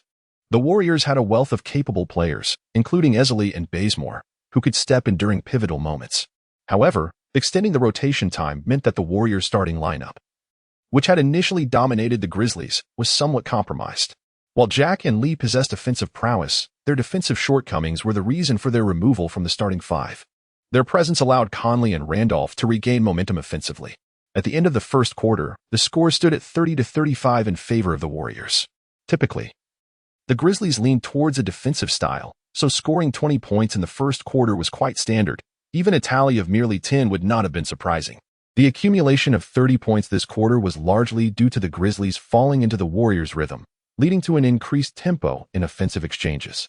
On the other hand, the Warriors' rotation unit was lacking defensively, particularly with David Lee facing the formidable duo of the Grizzlies, where his defensive liabilities outweighed his scoring contributions. Additionally, Landry's defensive capabilities were subpar due to his inadequate size, while Biedrins had deteriorated too swiftly, struggling to fulfill even basic blue-collar roles. Merely rotating Bogut, Draymond Green, and Easley in the paint seems insufficient. It is perplexing that both the Spurs and the Grizzlies, known for their defensive prowess, tend to elevate their scoring when facing the Warriors. This phenomenon suggests that their offensive and defensive rhythms succumb to the Warriors' tempo. The Grizzlies ought to maintain their distinctive style, focusing on fewer possessions to enhance their success rate. The commentators on site have also recognized and deliberated on this issue. The Warriors' displayed tenacity is indeed remarkable. Perhaps, from a mere score perspective, the Warriors lead by 6 points, which does not appear to be an overwhelming advantage. However, in terms of overall control throughout the match, the Warriors have unequivocally dictated the rhythm of the game. Chapter 37. The enigmatic tactics of the Warriors. The Warriors have lengthened their rotation, yet the Grizzlies, in an effort to stay competitive, have surprisingly shortened theirs. This indicates that the decline in the Grizzlies' main players will outpace that of the Warriors. Following the previous game between the Warriors and the Spurs, many observers noted that Su Chen relied excessively on his starters, thereby increasing their burden. However, in this match, Su Chen quickly rectified this approach. Not only did he extend the rest periods for all his starters, but his team also maintained a lead in the score. This unexpected development caught many off guard, though the Grizzlies finished the regular season as the 5th seed in the Western Conference. The competition from the 2nd to the 5th seeds was notably close this season. The 2nd-seeded Spurs boasted a record of 58 wins and 24 losses, while the 5th-seeded Grizzlies recorded 56 wins and 26 losses, illustrating their proximity and performance. Moreover, the Thunder, who achieved 60 wins to secure the top seed, had already been decisively defeated by the Grizzlies. The Warriors, conversely, entered the playoffs with only 47 wins. They had a tumultuous journey, barely overcoming the Nuggets and nearly being eliminated by the Spurs, ultimately reaching the Western Conference Finals only after a tense Game 7. Adding to their challenges, the Warriors underwent a mid-series coaching change, resulting in the adjustment of 3 starters, which posed further issues for team cohesion. One cannot deny that Su Chen's ability to implement such changes in a short time frame is commendable. During a break in the commentary, the analysts could not help but discuss Su Chen. With such capabilities, it seems that securing a position next season should not pose a challenge for him. Another commentator jested that, regardless of how the Warriors fare in this elimination, some lesser teams would likely express interest in Su Chen, particularly given his adept use of role players. Draymond Green has transitioned from the rotation to becoming a competent starter for a playoff-caliber team. Though Klay Thompson was already a starter, his tactical importance has evolved from that of a mere shooter to a core strategic player. Simultaneously, he has managed to extract the remaining potential of veterans like Richard Jefferson. On paper, the disparity in strength between the Warriors and the Grizzlies is quite pronounced. The Warriors feature only one All-Star from the current season, David Lee, who has even been relegated to the bench and at crucial moments has fallen out of the rotation entirely. In contrast, the Grizzlies boast a formidable lineup, including All-Star Zach Randolph, Defensive Player of the Year Marc Gasol, First-Team All-Defense Tony Allen, Second-Team All-Defense Mike Conley, and while Prince may lack accolades, his defensive efficiency remains among the league's best. Despite this evident strength disparity, I seem to have discovered a peculiar strategy akin to the art of the Hawk SI. While others may have their opinions on Su Chen, he himself is engrossed in contemplation, observing the tactical board held by Lionel Hollins. As the second quarter commences, the Warriors swiftly rotate their players, while the Grizzlies, wary of overextending their starters, also engage in substitutions. The Grizzlies' on-court lineup consists of Marc Gasol, C, Daryl Arthur, PF, Quincy Pondexter, SF, Tony Allen, SG, and Jared Bayless, PG. Warriors' lineup on the court consisted of Andrew Bogut, C, David Lee, PF, Harrison Barnes, SF, Klay Thompson, SG, and Jarrett Jack, PG. Both teams employed a mix of starters and substitutes. While substitutions can occur freely during the regular season, this is the Western Conference Finals, and few coaches dare to allow a purely substitute lineup to remain on the court for an extended period. The Grizzlies' offense primarily relies on Biyombo and Marc Gasol executing pick-and-roll plays, given that their offensive options are limited. In contrast, the Warriors possess a more diverse offensive strategy. Biyombo's offensive prowess is not particularly strong, and although Jack's defense may be lacking, the points conceded are still manageable. With Kent Bazemore in the substitute lineup, the defense improves slightly, but the offensive options diminish significantly. Barnes' inconsistent self-created offense is met with skepticism from Su Chen, who believes his best chances lie in driving to the basket for layups or three-point shots when left open. Both Jarrett Jack and David Lee demonstrate commendable offensive skills. They are significant offensive threats, with their pick-and-roll effectiveness being quite formidable. Jack primarily relies on driving to the basket, and when double-teamed, he passes to David Lee. Lee's selection as an All-Star this year underscores his offensive capabilities. Once he steps inside the three-point line, he is within his shooting range. Both teams steadily accumulate points, with the Grizzlies trailing 43-50 against the Warriors. As the second quarter approaches its midway point, the game remains intensely contested, devoid of any significant scoring runs. After 2 consecutive fruitless offensive possessions, Lionel Hollins calls for a timeout. Conley and others remove their warm-up gear, seemingly preparing to exert their full effort. Adams, could you emphasize the offensive strategy for me? I need to contemplate our defensive approach, Su Chen remarked to the veteran assistant coach Ron Adams. Adams, somewhat perplexed, noted that Su Chen had previously devised strategies without hesitation. Against Popovich, Su Chen had engaged in a back-and-forth contest. However, in facing Lionel Hollins, Su Chen admitted to still contemplating the defensive strategy during the timeout.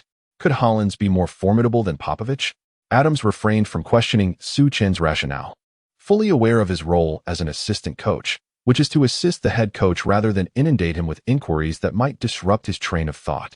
Observing Adams as he gathered the players to emphasize the offensive tactics, Su Chen feigned rest while discreetly watching the Grizzlies bench. Since earlier, Su Chen had been contemplating the application of the Hawkeye tactical approach, and now presented a prime opportunity for practical implementation. Mark Lionel Hollins' tactical board. In an instant, the strategies drawn by Hollins became crystal clear to Su Chen. He intends to draw attention to one side to create an open three-point opportunity for Tony Allen. However, Su Chen fully comprehended Hollins' tactics. You won't succeed in that. At this moment, Ron Adams reiterated the offensive strategy. These strategies were all devised by Su Chen, with Ron Adams merely responsible for emphasizing them, a task that he found quite effortless. After observing Ron Adams briefly reiterate the points to the players, Su Chen approached. Ron Adams had just crouched down to speak with the players, and as he rose, he noticed Su Chen's arrival. Without hesitation, Su Chen took the tactical board from Ron Adams's hands. Listen, he began, based on my analysis of the Grizzlies. They typically execute a high pick-and-roll before heading to the basket. However, they have employed this tactic numerous times before with limited success. So I anticipate they will introduce a variation. Jefferson, you must keep a vigilant eye on Tony Allen, who will be stationed for a three-pointer at the 45-degree angle. But be subtle in your intentions. Once you observe their ball handler or center making a pass, make your move to intercept. Su Chen emphasized this point to Jefferson while holding the tactical board. Chapter 38. Were Hollins' tactics unraveled? Anticipating an opponent's tactics is not an uncommon occurrence, albeit it typically involves a general forecast rather than specific positional insights. One of the most renowned instances of this took place when Rajon Rondo deciphered the Hawks' strategy and directed DeMarcus Cousins to guard an empty space. Upon receiving this instruction, Cousins was momentarily stunned. However, due to his unwavering trust in Rondo, he complied. The outcome of that play was such that after the Hawks' inbound pass and subsequent movement, Paul Millsap found himself in the corner. As Millsap arrived at that location, he and Cousins exchanged bewildered glances, each pondering the same question. What are you doing here? After exchanging glances, Cousins did not forget his defensive responsibilities, transforming the Hawks' offensive play into a turnover.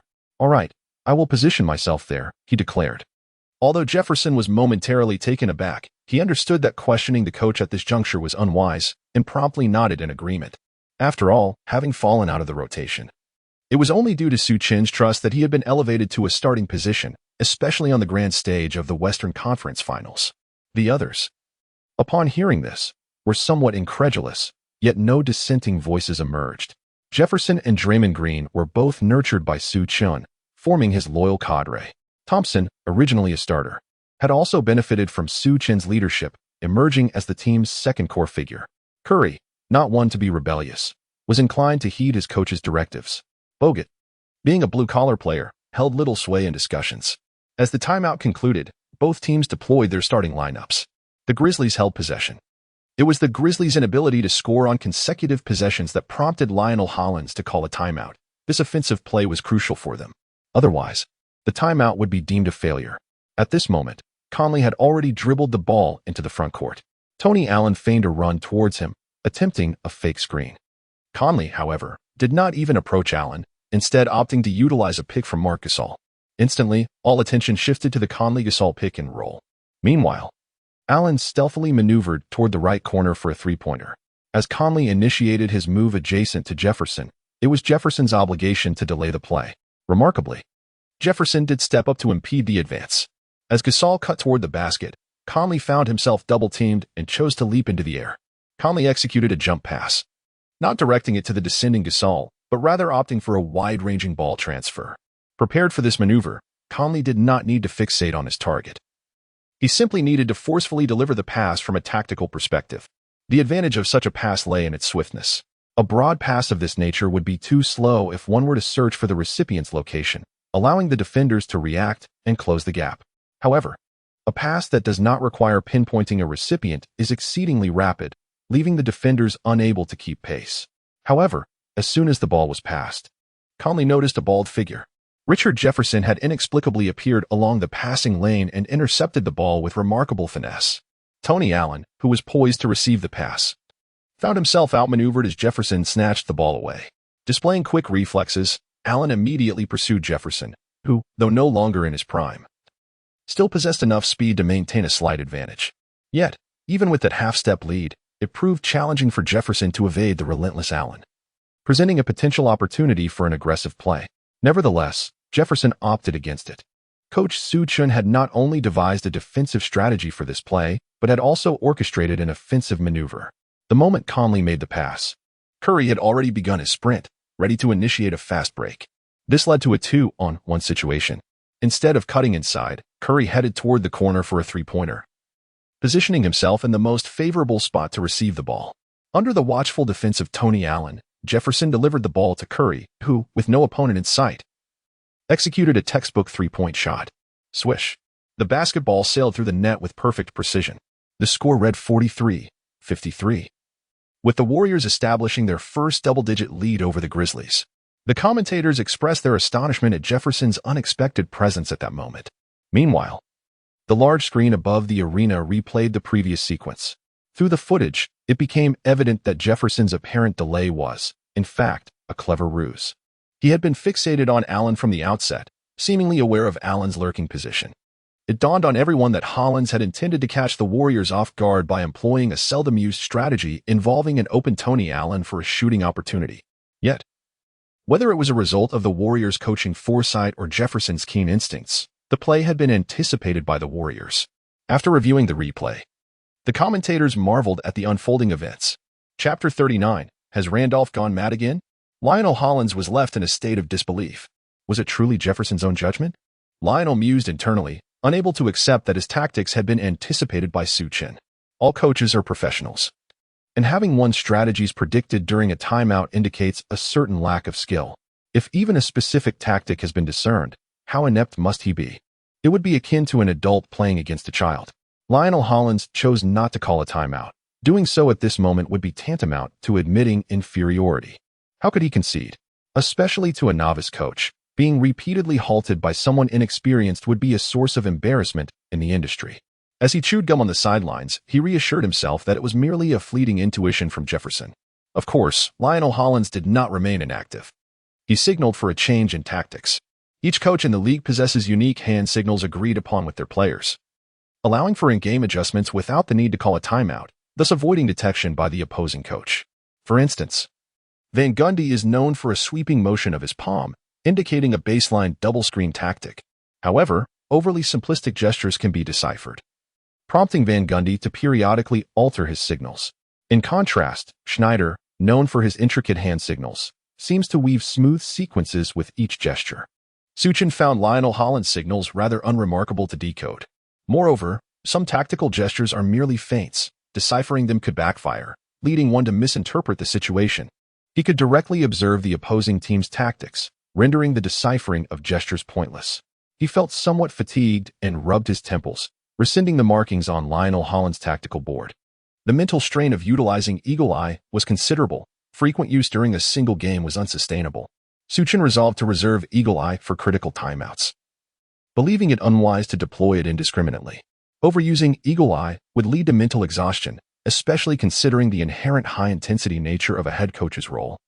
A head coach must juggle numerous responsibilities: strategizing, managing personnel, communicating effectively with referees, encouraging players, and even navigating internal team dynamics. All these tasks demand considerable mental fortitude. Thus, the high-energy skill of Eagle Eye should be reserved for pivotal moments. In the Grizzlies' offensive possession, the formation shifted entirely to one side, with Randolph calling for the ball in the low post. Clearly, this was a low-post tactic for Randolph.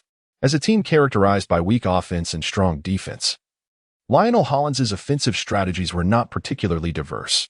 Most plays were initiated by Conley, whose offensive threat was moderate at best. In the playoffs, particularly on the grand stage of the Western Conference Finals, it is not merely above-average offense that can prevail. This is why it is often said that the playoffs test the mettle of stars. Under such defensive intensity, insufficient caliber renders one incapable of dominating the ball and executing difficult plays. The Grizzlies have now failed to score on 3 consecutive possessions. Even after calling a timeout to devise an offensive strategy, Lionel Hollins finds himself compelled to resort to brute force to break the scoring drought. If one must identify a player on the Grizzlies with such offensive prowess, it would be Randolph, the individual most closely embodying this quality. He has not sought a matchup against Draymond Green. Instead, he faces Andrew Bogut.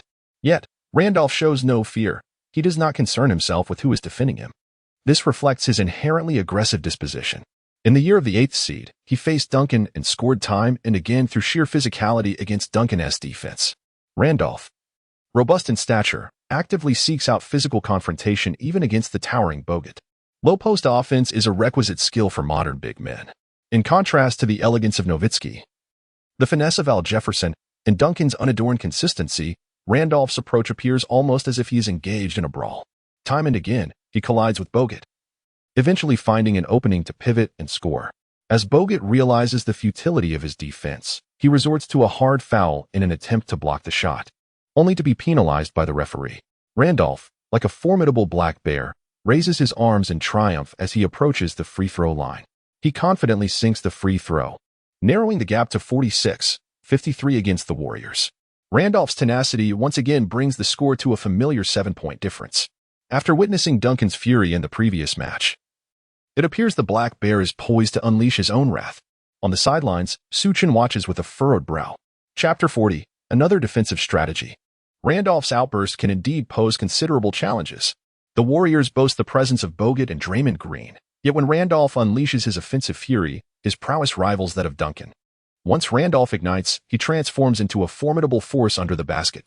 While he may not soar through the air like Dwight Howard, this powerhouse can assertively carve out space for his shot with his robust physique. Even if his shooting touch falters, when he finds his rhythm, he becomes a daunting adversary. Randolph's life story is quite legendary. Prior to joining the Grizzlies, both on and off the court, his reputation was marred by controversy. However, upon joining the Grizzlies, he seemed to undergo a transformation, displaying an unwavering fearlessness, particularly in critical moments and physical confrontations. The question of how to defend against Randolph is indeed a conundrum. Suddenly, Su Chen raised his hand to signal a timeout. He was unconcerned with appearances. Having sensed Randolph's impending eruption, it was imperative to intervene before he could unleash his fury. Crucially, he recognized a misjudgment. Allowing Bogut to defend Randolph was a mistake. In truth, it should be Draymond Green taking on that task. Initially, Su Chen had considered that defending Randolph required size, believing that even if he was pushed out of position, height and wingspan could provide some interference. He had drawn inspiration from the Spurs strategy against Randolph, where Duncan and Splitter utilized their height to disrupt Randolph's shots. However, such interference has its limitations. When Randolph's shooting touch is poor, this strategy may work, but when he finds his rhythm, he often manages to score even under duress. At present, Randolph's shooting touch was quite favorable. Su Chen suddenly recalled that rather than emulating other teams' strategies against Randolph, it would be more prudent to implement the Warriors' own defensive approach against the Grizzlies. The Warriors had previously held a commanding advantage in their playoff encounters with Memphis. The most effective way to defend against Randolph was to prevent him from penetrating the paint. If Randolph could not drive inside, his mid-range game would be limited to spot-up shooting, and given his height, his back-to-basket fadeaways would be restricted. Fortunately, the Warriors had a player capable of thwarting Randolph's drives, Draymond Green. Although Green's size is smaller than Randolph's, his strength was undeniable. And preventing Randolph from advancing was entirely feasible, even if the referees were lenient, should Randolph push and receive no call. It was unlikely they would penalize Green for doing the same. Subsequently, the Warriors successfully severed the connection between Randolph and Marc Gasol in their high-low game, effectively neutralizing the Grizzlies' offense. Green, you need not assist on defense anymore. Your sole task is to push Randolph out of the paint, Su Chen instructed, readjusting the defensive strategy to assign Draymond Green to single coverage against Randolph. Green readily accepted the challenge, his sturdy physique unafraid of confronting a player like Randolph. In fact, he had long desired the opportunity for such a matchup but had hesitated to voice it. As the timeout concluded, the Warriors executed a simple off-ball movement in their offense. After all, the stamina of the Warriors is not infinite. If every possession involved complex movements, their players would quickly exhaust themselves. The opportunity for this play was mediocre, and Thompson failed to convert. The Warriors swiftly transitioned back on defense. The Grizzlies, however, did not hasten to initiate a fast break, opting instead to focus on exploiting Randolph's position. In the previous possession, Randolph had scored a remarkable 21 points, boosting his morale. And Lionel Hollins chose to place his trust in Randolph once again. The Grizzlies maintained their low-post strategy. Compared to the last possession, Randolph encountered difficulty right from the moment he received the ball. As he caught it, Draymond Green was resolutely applying pressure against him. Sensing the formidable strength behind him, Randolph did not shy away but continued to drive forward. In the previous possession, he had easily overpowered Bogut, but this time, facing the smaller yet tenacious Draymond Green, he struggled significantly. This was not solely due to Green's comparable strength. He was also attempting to strip the ball while holding his ground, which forced Randolph to divide his focus between attacking and protecting the ball. Initially, the Grizzlies had confidence in Randolph's ability to score one-on-one. Everyone was poised to assist and ready to transition back. However, as Randolph executed his maneuvers with ferocity, he found himself stuck in position. This realization prompted his teammates to rush to provide support. Yet, the defensive scheme set by Su Chen was not arbitrary. Every potential receiving position had been meticulously monitored by the Warriors, who anticipated their moves. Randolph was acutely aware that he was nearing a 5-second violation for backing down. As he sensed his inability to make a move, the countdown to the violation loomed. At this juncture, Draymond Green ceased to engage physically and instead raised his hands to block Randolph's shooting angle. In a moment of panic, Randolph prepared to pass to Conley. However, Curry had already maneuvered in front of Conley, snatching the ball and launching into a fast break. Thompson, even quicker than Curry, sprinted ahead, finding no defenders in his path.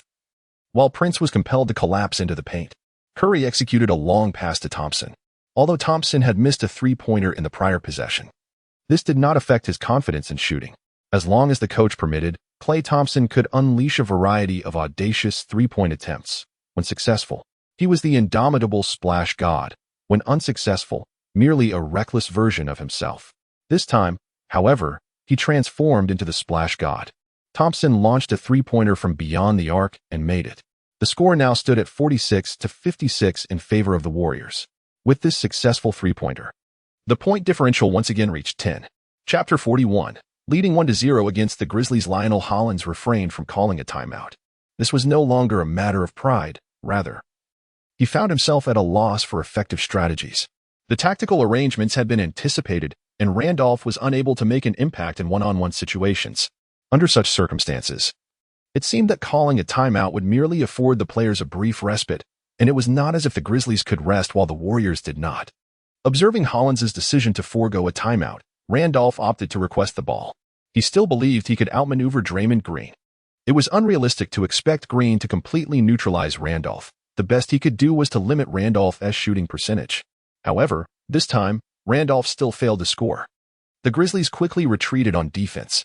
The Warriors, unhurried, saw Su Chen signal from the sidelines, indicating the execution of the elevator door play. Once again, it was Curry in motion. As he made a cut towards the basket, he abruptly pivoted into the elevator door, causing Tony Allen to stumble. According to the subsequent officiating standards for screens, this play could undoubtedly have been called for an offensive foul. However, in this instance, the officiating was rather lenient. Even in the previous few possessions, David Lee's movement and pushing during screens had gone unpunished. Curry seized the opportunity for an open three-pointer. Swish. Curry did not squander this chance. The Grizzlies trailed 46-59 against the Warriors, with the margin continuing to widen. Beep. Lionel Hollins called a timeout for adjustments. Yet, at this point in the game, he had few options left. The defensive strategies against the elevator door had proven ineffective, and the Warriors had unveiled new tactics. With the Grizzlies unable to adequately restrict the Warriors' offense, they found themselves in a scoring drought. At this juncture, Su Chen could hardly muster the energy to examine the tactical board in Hollins's hands. Upon returning from the timeout, the Grizzlies struggled to execute their strategy, relying solely on Randolph to force his way inside. Although he managed to score some points, his efficiency was diminished under Draymond Green's defense. In contrast, the Warriors' offense grew increasingly fluid, leading to a scoring surge. As the first half concluded, the score stood at Grizzlies 50, Warriors 67. The gap had widened to 17 points. No one had anticipated that the Grizzlies' vaunted defense would be so thoroughly dismantled. 67 points and a half. It is worth noting that in this era, Teams often struggle to reach 80 or 90 points in an entire game. The Warriors had achieved this remarkable offensive output in just one half, undoubtedly aided by the scorching shooting of Curry and Thompson. When either of the Splash brothers finds their rhythm, they can erupt for points. To have both firing on all cylinders is a formidable challenge for any defense. Having surrendered 67 points in a half, the Grizzlies' defense appeared non-existent. They had allowed the Warriors far too many opportunities for three-point shots, reflecting a truly abysmal defensive performance. Is this truly a roster filled with defensive stalwarts? The commentators on site were equally perplexed, especially given the Grizzlies' high expectations heading into the game. The Memphis Grizzlies, boasting numerous elite defensive players, faced the Golden State Warriors, a team heavily reliant on three-point shooting. Under normal circumstances, this should have conferred a significant advantage to the Grizzlies. Lionel Hollins is renowned as a coach celebrated for his defensive strategies. However, the manner in which his team performed was utterly perplexing. As the third quarter commenced, after a halftime reassessment, Hollins implemented some tactical adjustments. In fact, he had already made defensive preparations prior to the game. Yet, the Warriors' performance exceeded his expectations, potentially reflecting a hint of overconfidence on his part. Particularly, Stephen Curry, with his inexplicably rapid shooting motion, could score with the slightest space afforded to him, and his accuracy was commendable. Mike Conley bore the brunt of the Grizzlies' efforts, yet he was never a player known for single-handedly turning the tide. He could orchestrate the team's plays, score independently, and maintain his defensive duties, but relying solely on him for scoring was a tall order. He lacked the capacity for explosive scoring runs akin to those of Curry or Klay Thompson. Despite a decline in the Warriors' scoring efficiency due to fatigue and diminishing shooting touch in the third quarter, the Grizzlies' offensive output remained stagnant. By the end of the third quarter, the score stood at 65-88 in favor of the Warriors. With a 23-point deficit, the Grizzlies entered the final quarter. The FedEx Forum was eerily quiet, resembling a library. As previously boisterous Grizzlies fans now found themselves absorbed in their mobile devices. The collapse was evident. The Grizzlies had been thoroughly dismantled. What had initially appeared to be a competitive contest had devolved into disarray.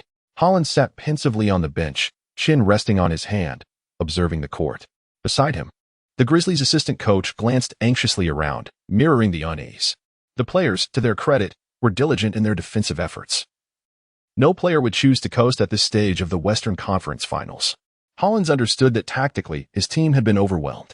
His inaugural clash with the Warriors' new coach, Steve Kerr, could only be described as a resounding defeat.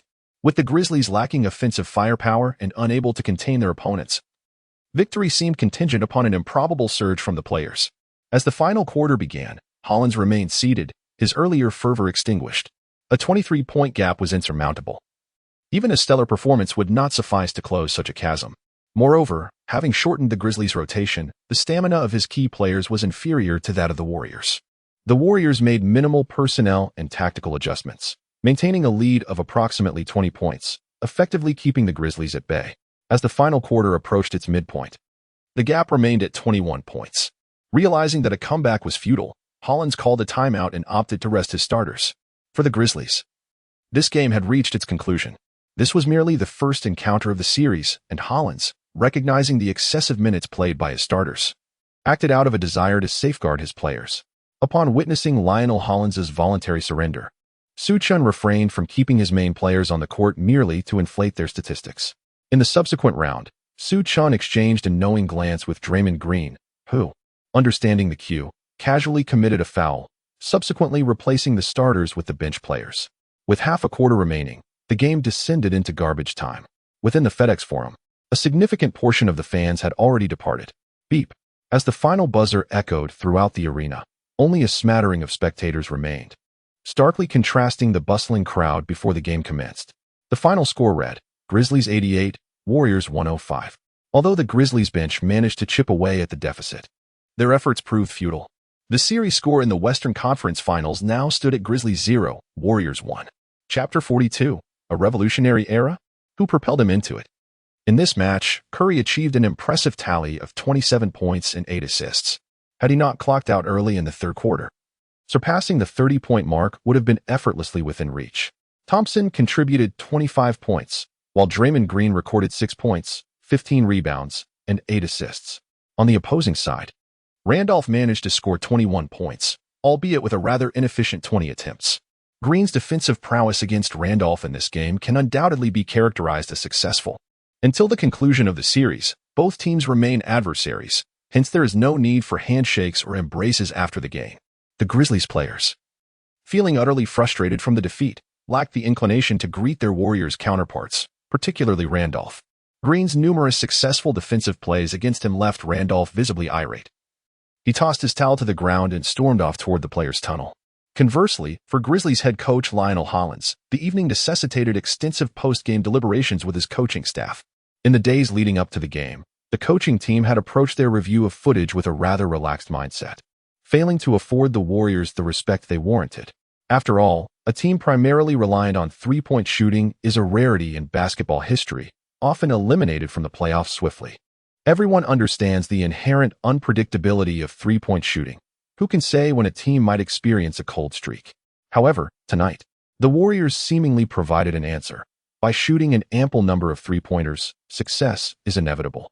It was only due to the Warriors' lack of three-point accuracy in the first half that the Grizzlies managed to stay competitive, merely maintaining pace with the Warriors' basic shooting percentage.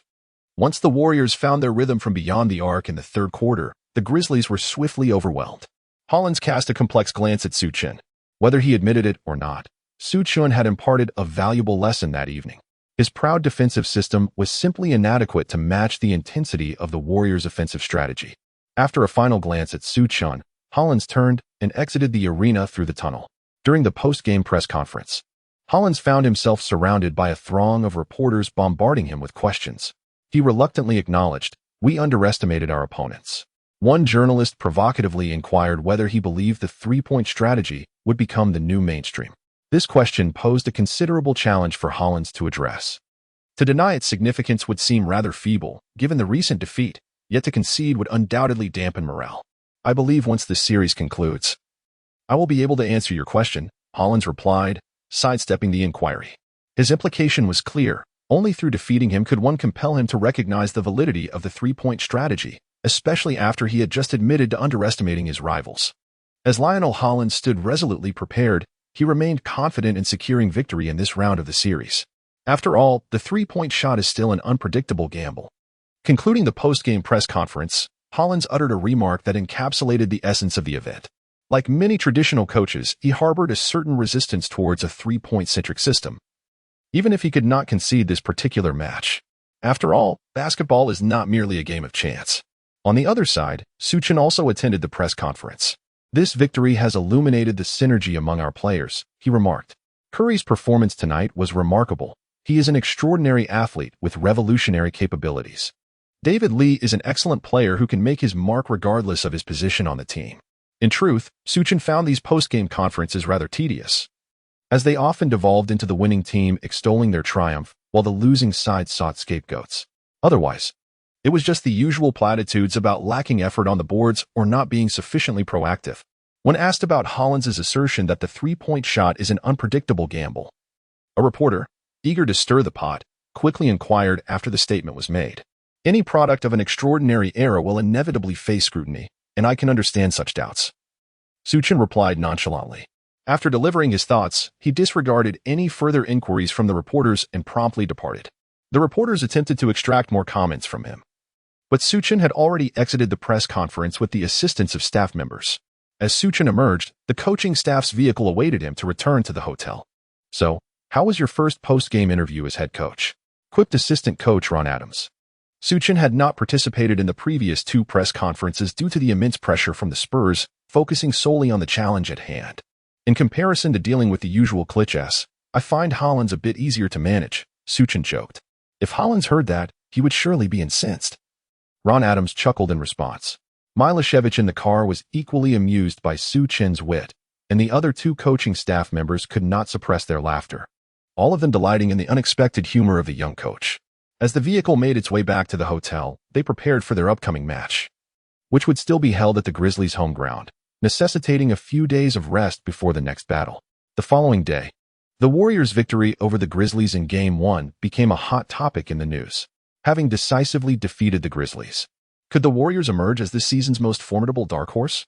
Su Chen, "Any product of an extraordinary era will undoubtedly face scrutiny."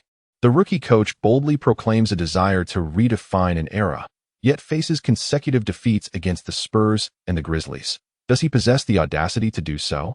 Holland states, regardless of circumstances, the three-point shot remains a gamble shrouded in uncertainty. No team primarily reliant on three-pointers has ever advanced to the finals. Will the Warriors become the first in history to achieve this feat? Beyond the outcomes of the games, the remarks made by Hollins and Su Chen last night have sparked considerable controversy. The Warriors' triumph poses a challenge to all aficionados of traditional basketball and professionals within the field. Particularly, Su Chen's assertion that Curry is a groundbreaking player, alongside his boast about the revolutionary nature of his tactics, has provoked resistance among many. This sentiment is not confined to fans. For professionals in the industry, if Su Chen's vision were to materialize, it would signify a complete reshuffling of the status quo. Chapter 43. The possibility of the five small lineup. Su Chen has become the focal point of fan discussions, but the popularity of other Warriors players is also surging. Particularly, Curry's style of play captivates a younger audience. After all, not everyone appreciates the old-school approach to basketball. The new generation has scarcely witnessed the era of the four dominant centers and forwards. This is indeed an age marked by the decline of the center position, with Howard standing as the last bastion. Yet, even this bastion is gradually deteriorating. The formidable beast that once led the Magic to the finals now finds himself outmatched. This season, Howard's Lakers were swept 4-0 by the Spurs in the first round, with each game showcasing a double-digit margin of defeat. It is evident that Howard is no longer the player he once was. In this era of diminishing centers, young fans have yet to experience the allure of the golden days of the center position. Conversely, Curry's ethereal style of play has captured the attention of the youth. With his dazzling dribbling and an array of challenging three-point shots, including tactical spacing and long-range efforts, Curry has amassed a significant following, inspiring many young players to emulate his moves. Simultaneously, Thompson, as Curry's ally, has attracted considerable attention with his own high-difficulty three-pointers. Although Draymond Green may not have garnered a vast fan base, his tenacity on the court has earned him respect, especially for his resolute defense against Randolph. Unfortunately, these players are all under contracts that are not set to expire, leaving many team managers lamenting the missed opportunities. In contrast, veteran Richard Jefferson has unexpectedly emerged as a sought-after asset, surprising many with his enduring prowess. The external perception of the series between the Grizzlies and the Warriors has shifted. Fewer people are now favoring the Grizzlies. Initially, it was anticipated that Memphis would effectively neutralize the Warriors at every position. However, the Warrior system has proven resilient, leaving the Grizzlies' array of defensive talents at a loss. Of course, traditionalists who favor old-school basketball continue to support the Grizzlies, as many harbor reservations about Su Chen's so-called revolutionary style of play. For these fans, the Warriors' advancement to the finals is a bitter pill to swallow. At the Warriors' makeshift training facility, the players arrived early to practice. Although Su Chen had yet to make an appearance, the team remained diligent, refusing to slack off in the absence of their head coach. With the spotlight of the Western Conference Finals shining brightly, their focus was unwavering. Whether for the pursuit of championship glory or to enhance their individual statistics for contract negotiations. While Su Chen may not be present, the staff is available, and any inquiries he has could be easily addressed. If Su Chen were to be displeased, he certainly has the authority to withhold playing time. Even Jarrett Jack and David Lee, who previously harbored dissatisfaction towards Su Chen, are now diligently exerting themselves during training, wary of opposing Su Chen's directives. They do not dare to hope for an increase in their playing time, nor do they anticipate starting positions, rather. Their sole desire is to avoid being completely excluded from the rotation. Being cast aside by the coach during the Western Conference Finals, with such a track record, would severely hinder their prospects of securing future contracts. Under the cover of staff, Su Chen entered the arena, although he had arranged for a closed training session. Numerous reporters awaited outside. Upon spotting Su Chen, they rushed forward, eager to extract some information for their articles. However, they were met with silence. With little material to work with, some resorted to snapping a few photographs of Su Chen, preparing to fabricate a narrative from the scanned images. Upon arriving at the gym, Su Chen briefly observed the players' training before heading directly to the conference room, summoning Milishevich and Ron Adams. Upon their arrival, both men appeared puzzled, uncertain of the purpose behind Su Chen's early summons. "Please take a look at this," Su Chen said, presenting the diagrams he had prepared the previous evening. Milishevich and Ron Adams exchanged bewildered glances, reluctantly accepting the documents to review. "Isn't this a bit too forward-thinking?" Ron Adams remarked, his brow furrowing as he examined the material. Milosevic's expression mirrored his confusion. Though he remained silent, it was evident they shared a similar sentiment. The diagrams Su Chen provided were straightforward, illustrating a crucial lineup alongside tactical representations. This lineup consisted of a small ball formation, featuring Draymond Green at center, with Barnes and Jefferson as versatile forwards, while Thompson and Curry manned the backcourt. Su Chen regarded this renowned small ball lineup of the Warriors as a viable weapon for the current team. Yet, he understood that merely employing a small ball strategy does not guarantee success. The Warriors' initial small ball lineup comprised Curry, Clay, Iguodala, Barnes, and Green. Their second iteration included Curry, Clay, Iguodala, Durant, and Green. Currently, the absence of both Iguodala and Durant left Su Chen in a state of hesitation. Had they been present, he would not have sought the counsel of Milosevic and Adams. However, lacking both players rendered his strategy feel somewhat unreliable, prompting him to enlist their insights. To be candid, I don't quite grasp the intent behind this approach, Milosevic voiced his uncertainty. Su Chen nodded, comprehending their hesitation. After all, successful examples of small ball lineups have been scarce. This formation, as you can see, emphasizes speed. All 5 players are capable of shooting and passing. And once the tempo shifts to a fast-paced transition, this lineup possesses an alarming capacity for scoring explosively, Su Chen patiently elucidated. Ron Adams, listening intently, furrowed his brow. Are you suggesting this leads to chaotic play? He inquired, fully aware of the previous Warriors team that had achieved an upset victory. At that time, the formidable Black 8 Warriors, under the eccentric leadership of the mad scientist Don Nelson, managed to outmaneuver the Mavericks led by Nowitzki in a chaotic display of shooting. However, while their explosive scoring ability was undeniable, capable of toppling even the Western Conference leaders, their inconsistent win rate against various opponents reflected a lack of the hallmark attributes of a truly strong team. I certainly do not aspire to transform the Warriors into a disorganized ensemble, Su Chen remarked with a smile. There are numerous chaotic-style coaches in the NBA previously.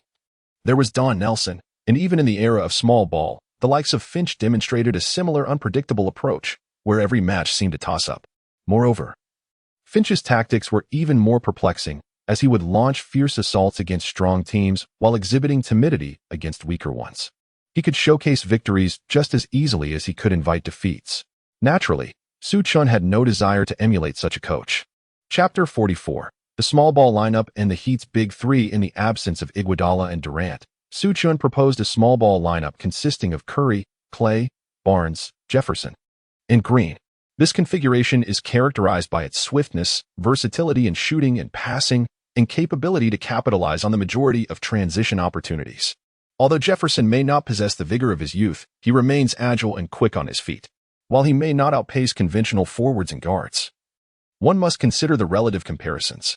When juxtaposed with opposing power forwards, he certainly holds an advantage in speed. Adams, I must assure you, my intention in deploying this small ball lineup is not merely for chaotic skirmishes but as a tactical approach that can play a pivotal role on the championship stage. Su Chen responded earnestly.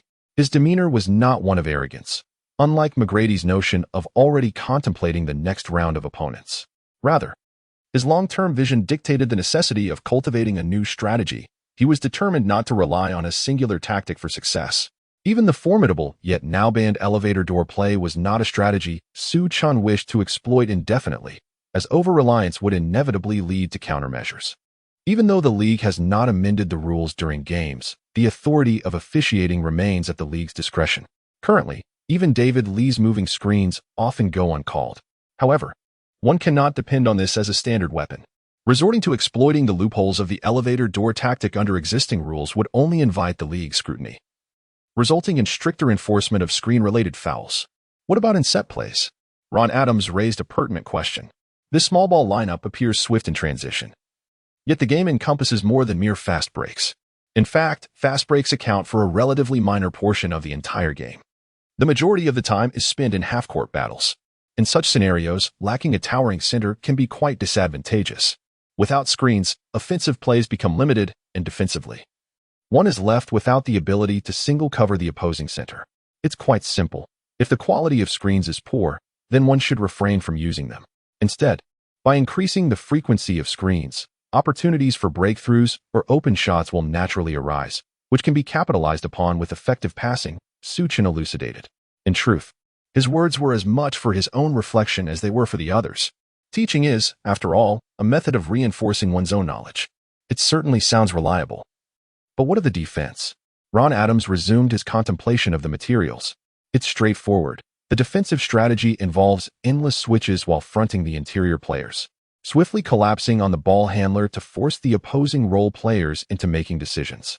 Su Chen articulated this without hesitation, for many teams had since adopted the small ball lineup, and he had conducted numerous analyses on such strategies. Upon hearing Su Chen's insights, Milosevic and Ron Adams' eyes lit up.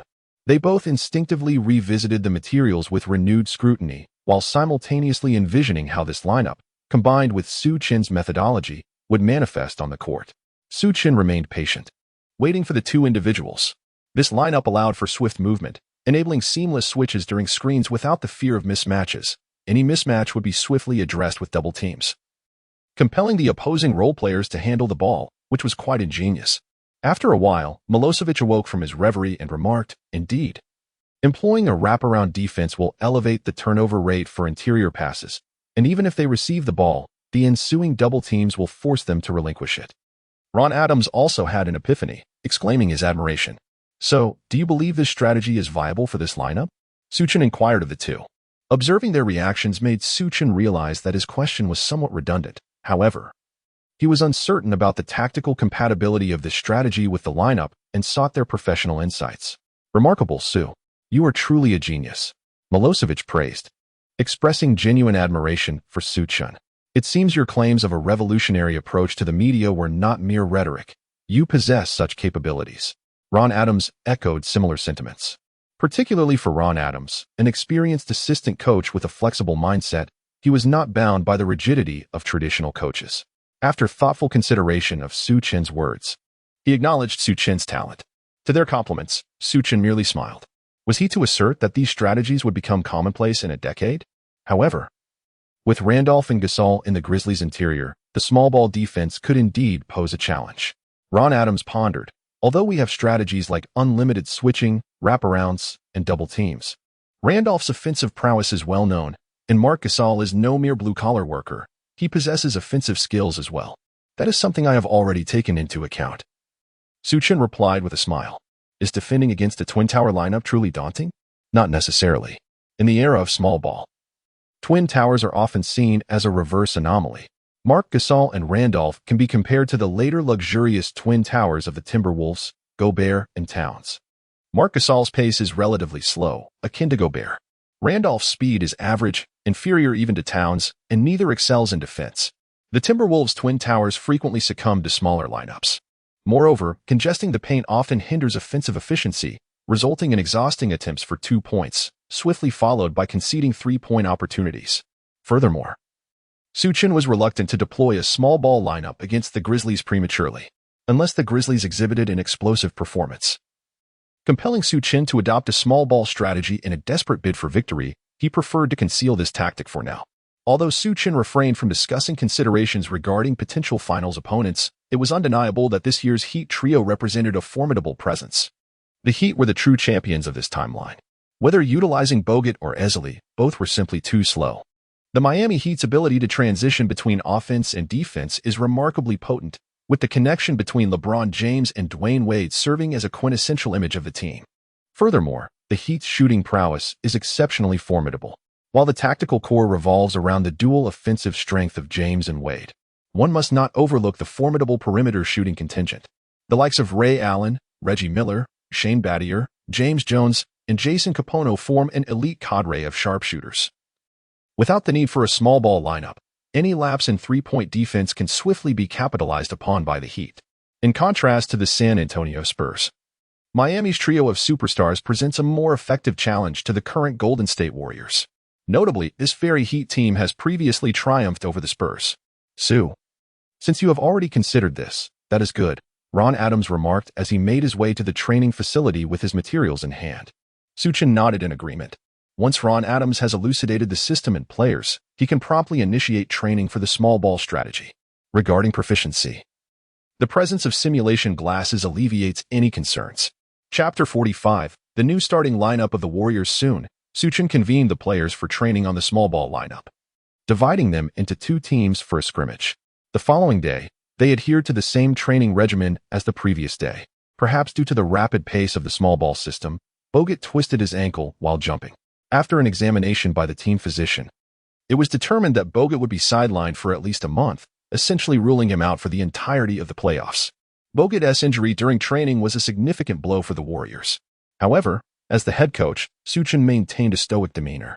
Bogut was not known for his durability, and Su Chen, possessing knowledge of Bogut's past actions as a traveler, harbored no particular fondness for him. The decision to utilize Bogut was primarily driven by the immense pressure of facing the Spurs. There was no reasonable justification for benching him. Moreover, Bogut had not instigated any conflict with Su Chen, yet the notion of benching him had been part of Su Chen's plans all along. Even without Bogut's injury, Su Chen had no desire to continue using him. Following their encounter with the Spurs, Bogut's importance diminished considerably. Against the Grizzlies, their inherent strengths would provide ample advantage. And in a matchup with the Heat, Bogut's presence would likely result in conceding numerous three-pointers. What shall we do now? Ron Adams inquired with urgency. The Warriors' reliable interior options were limited to Ezeli and David Lee. Should we consider incorporating Carl Landry into the rotation? Proposed Milosevic. However, Su Chen dismissed Milosevic's suggestion, acknowledging that Landry's style did not align with the current system and his offensive capabilities paled in comparison to David Lee's. Furthermore, Biedrins was in a dismal state and unlikely to earn a spot in the rotation. The two exchanged glances, despite the validity of their assessments. The question of how to address the interior issue loomed large. David Lee had numerous defensive shortcomings, yet there seemed to be no alternative but to elevate him into a prominent role. Nevertheless, even with Lee's increased usage, the interior rotation would consist solely of Draymond Green and Ezeli alongside him. Do you recall our discussion yesterday? It appears we must expedite our plans. Su Chen remarked to the two. Although they had expressed agreement with the idea the previous day, the lack of reference points rendered it a daunting prospect. In a regular season setting, experimentation might be tolerable, but attempting such maneuvers during the Western Conference Finals was audacious. Yet, given Bogut's absence, this seemed a plausible solution. Relying solely on three players for interior rotation would undoubtedly prove exhausting. Stamina was a significant concern, and even if they could overcome fatigue through sheer willpower. Another pressing issue loomed: fouls. The opposing team, recognizing the Warriors' limited depth in the paint, would relentlessly exploit this weakness, targeting the interior players until they fell into foul trouble and were hesitant to defend aggressively. It appeared this was the only viable course. Su, I continue to believe in your capabilities. Ron Adams, upon reflecting on the situation, offered a resigned smile. Milosevic nodded in agreement. Though a flicker of suppressed excitement danced in his eyes, such audacious endeavors were indeed exhilarating. At the FedEx Forum, the Memphis team was in prime condition for the evening's contest. Basketball is not merely a one-off event. Even the most exceptional players may falter, while the most unremarkable can occasionally shine. This match was crucial for the Grizzlies, leaving no room for error. Typically, when two teams possess similar capabilities, the initial score often stands at 2-2, with home victories dominating those early exchanges. In playoff scenarios, the advantage of playing at home is substantial, bolstered by the atmosphere and the occasional favorable officiating. Like the siege of a fortress, the home team enjoys the upper hand as defenders. Losing a single home game may be manageable, but dropping two consecutively could tilt the series significantly in favor of the opposition. United in purpose, the Memphis supporters, even as mere spectators, sought to disrupt the visiting players through their fervent cheers and spirited dances. This game would undoubtedly shape the trajectory of the series, especially with the Warriors maintaining their underdog status, rendering the matchup a spectacle of great interest. The esteemed commentary team had arrived in Memphis as well. Hold your horses, gentlemen. Allow me to convey an important update first, one of them announced. Just moments into the game, Johnson had received a document from the staff. Come on, speak up. Shaquille O'Neal urged impatiently, having noted Johnson's astonishment upon receiving the information. It was then revealed that the Warriors had officially announced Bogut's absence for the season, and he was notably omitted from the active roster for this game. Upon sharing this news, gasps of disbelief filled the air. To announce it while submitting the roster indicates this was not a last-minute decision, Barkley observed. Clearly, the Warriors had intended to keep this information under wraps to prevent the Grizzlies from formulating strategies in advance. Losing their starting center would undoubtedly hinder the Warriors' chances of progressing further in the playoffs. Kenny Smith shook his head, having once been a staunch supporter of the Warriors. However, even he found it difficult to maintain optimism at this juncture. The Warriors' strategy heavily relies on pick-and-roll plays, and Bogut was their most proficient player in that regard. Compounding their woes, their front-court depth had been severely compromised. O'Neal shared Smith's skepticism regarding the Warriors' prospects. Regardless of the outcome of this series, the future still appeared bright for the team, with next season promising to be equally compelling. Smith expressed genuine anticipation for the Warriors' lineup and the potential of Su Chen's system. As the starting lineups were announced, all eyes turned to see what alterations had been made to the Warriors' roster. Johnson observed as the staff arrived and remarked, "Easley should start." "There's no doubt about it." Kenny Smith immediately responded. Having closely observed the Warriors' system for quite some time, he could surmise that it often featured Easley in the starting lineup. The impact of diminished strength on the Warriors' starting five was not particularly significant, as Easley was a competent rotation player within this framework. However, with Easley in the starting role, the Warriors found themselves lacking a backup center. David Lee's defensive capabilities, while playing as a power forward, were already subpar, let alone when positioned as a center. Is this truly the case? At that moment, Johnson had also received the documentation. Upon witnessing the Warriors' starting lineup, he was utterly astonished, rendered momentarily speechless. Chapter 46. The Warriors' coach is the Grizzlies' night. What is going on? The others glanced at Johnson, who remained silent and could not help but pick up the list of players. What? Is Su Chen giving up? The three of them were taken aback upon seeing that Draymond Green, standing at 198 meters, was designated as the center, while Richard Jefferson was listed as the power forward. Had it been in my era, knowing I was up against someone like Richard Jefferson would have guaranteed me a perfect score throughout the game. The boisterous Barkley, upon realizing this, erupted into merciless laughter. "Buddy, I can't even fathom the sight of me facing off against the interior duo of Green and Jefferson. Ha ha ha." O'Neal was in stitches, nearly rolling under the table. The mere thought of Jefferson and Green contending against the prime Shaquille O'Neal was enough to provoke laughter among the group. O'Neal, towering at 216 meters and weighing 325 pounds, was a force to be reckoned with, even in an era dominated by muscular giants. Ha ha ha. O'Neal could easily dunk over both Green and Jefferson throughout the game. Johnson chuckled at the imagery, yet acknowledged that comparing O'Neal and Barkley was somewhat unrealistic.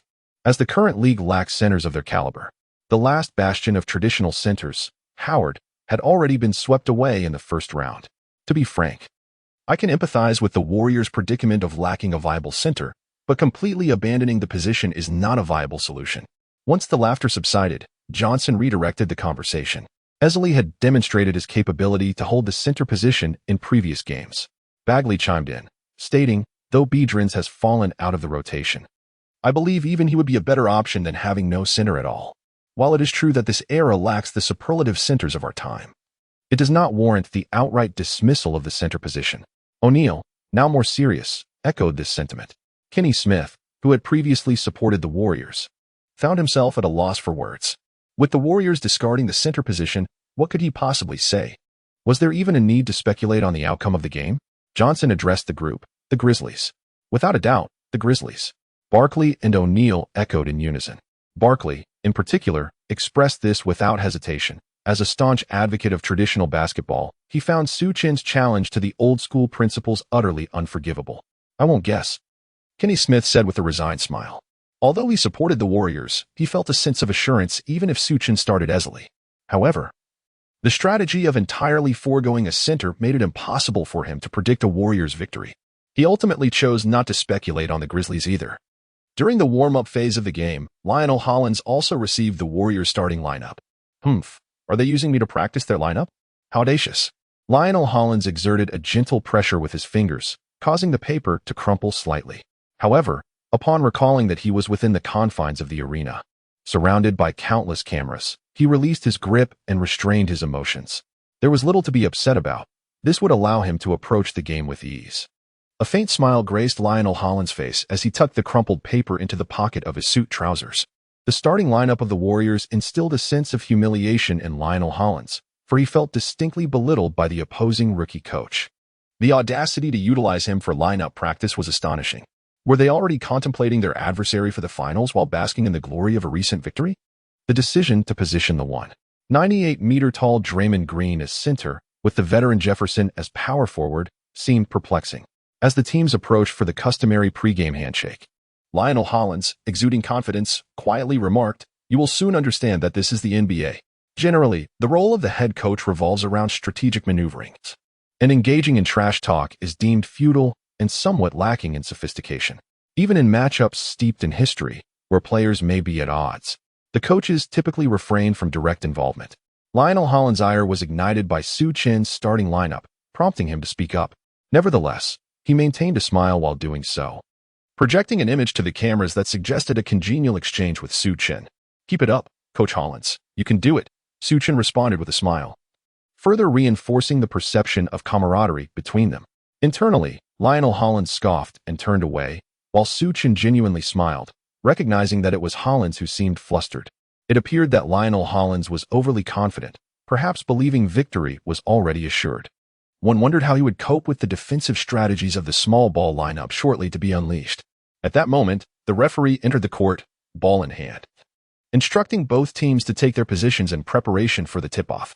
The Grizzlies' starting lineup consisted of Marc Gasol, C, Zach Randolph, PF, Tayshaun Prince, SF, Tony Allen, SG, and Mike Conley, PG.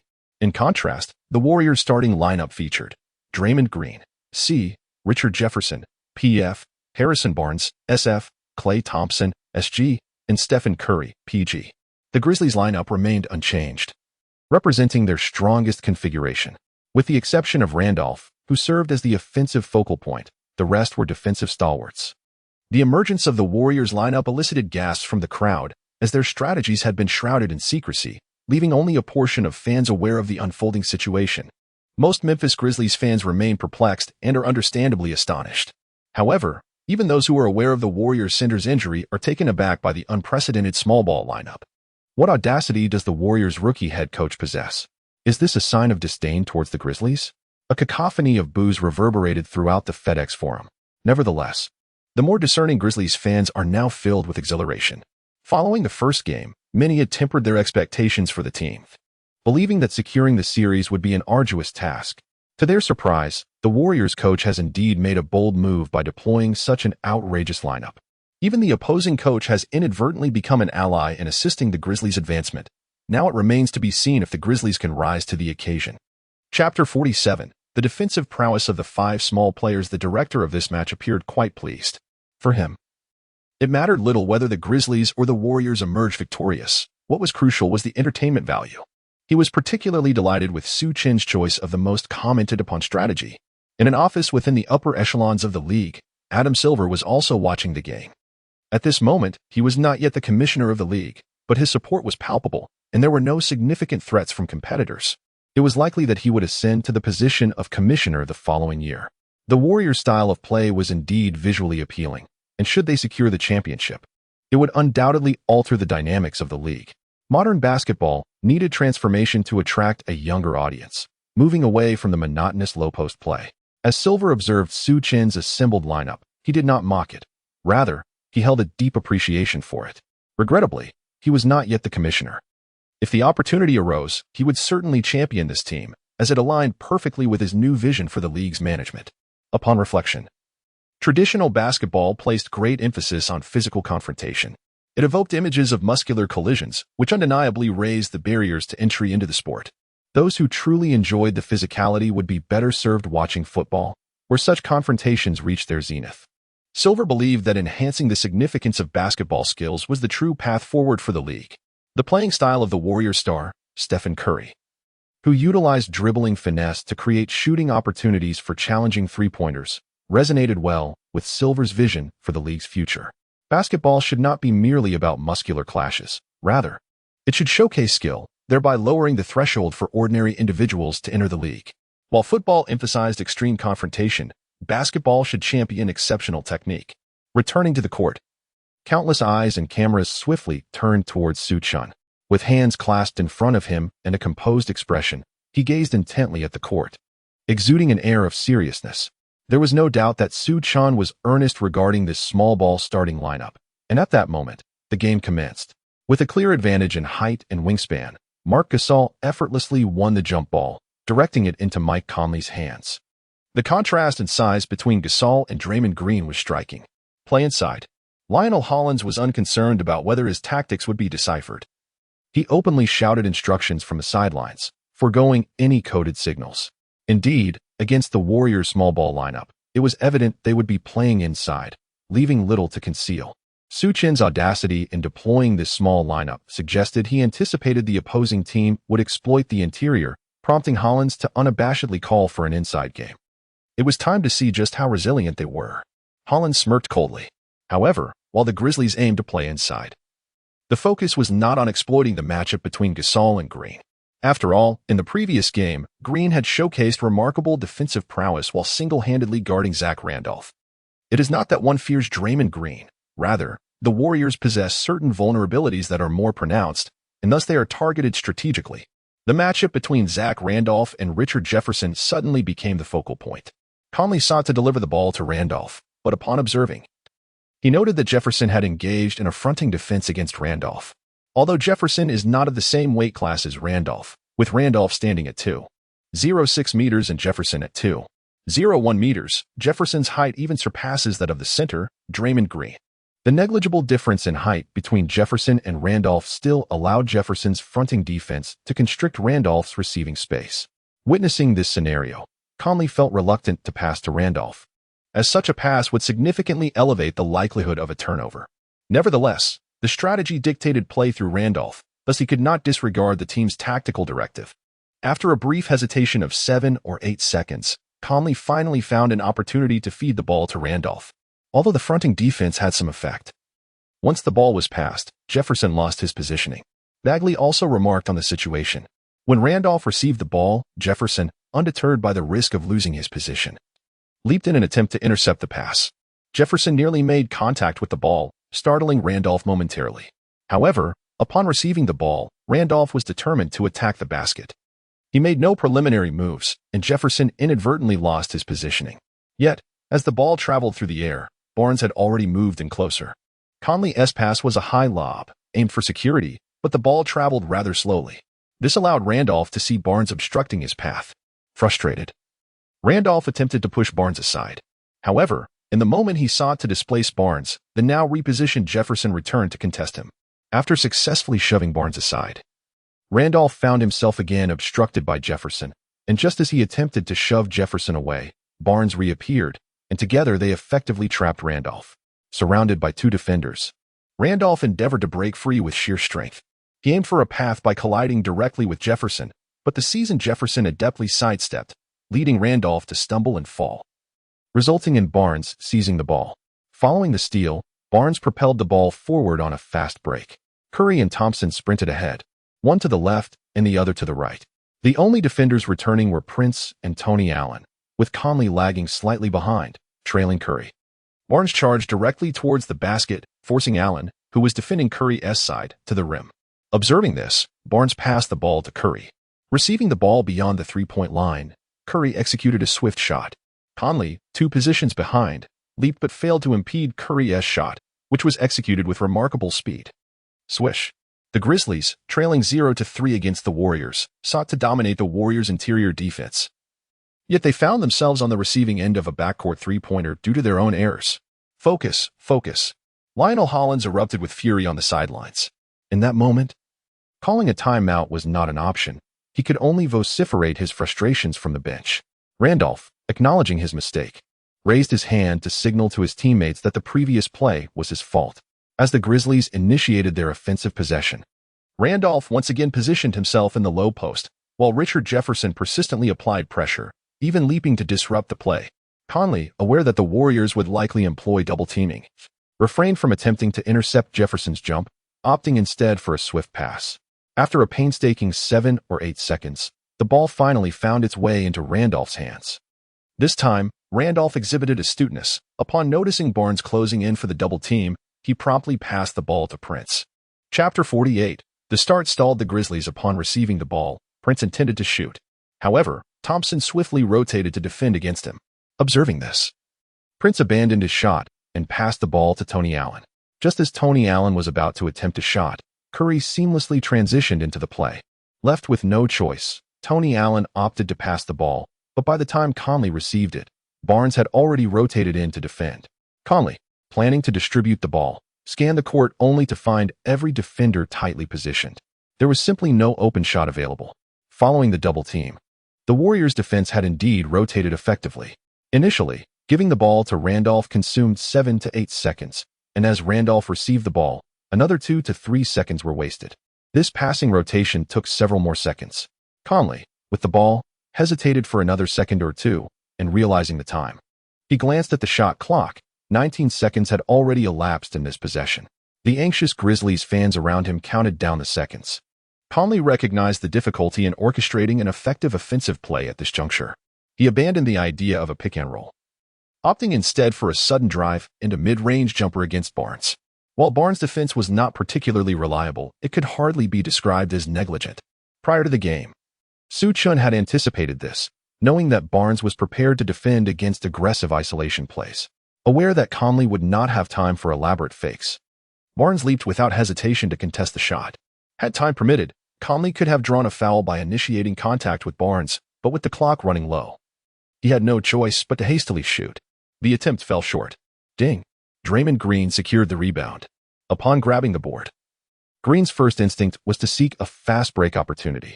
The Grizzlies had rushed back on defense, yet the agility of the Warriors' small ball lineup allowed them to capitalize on the transition.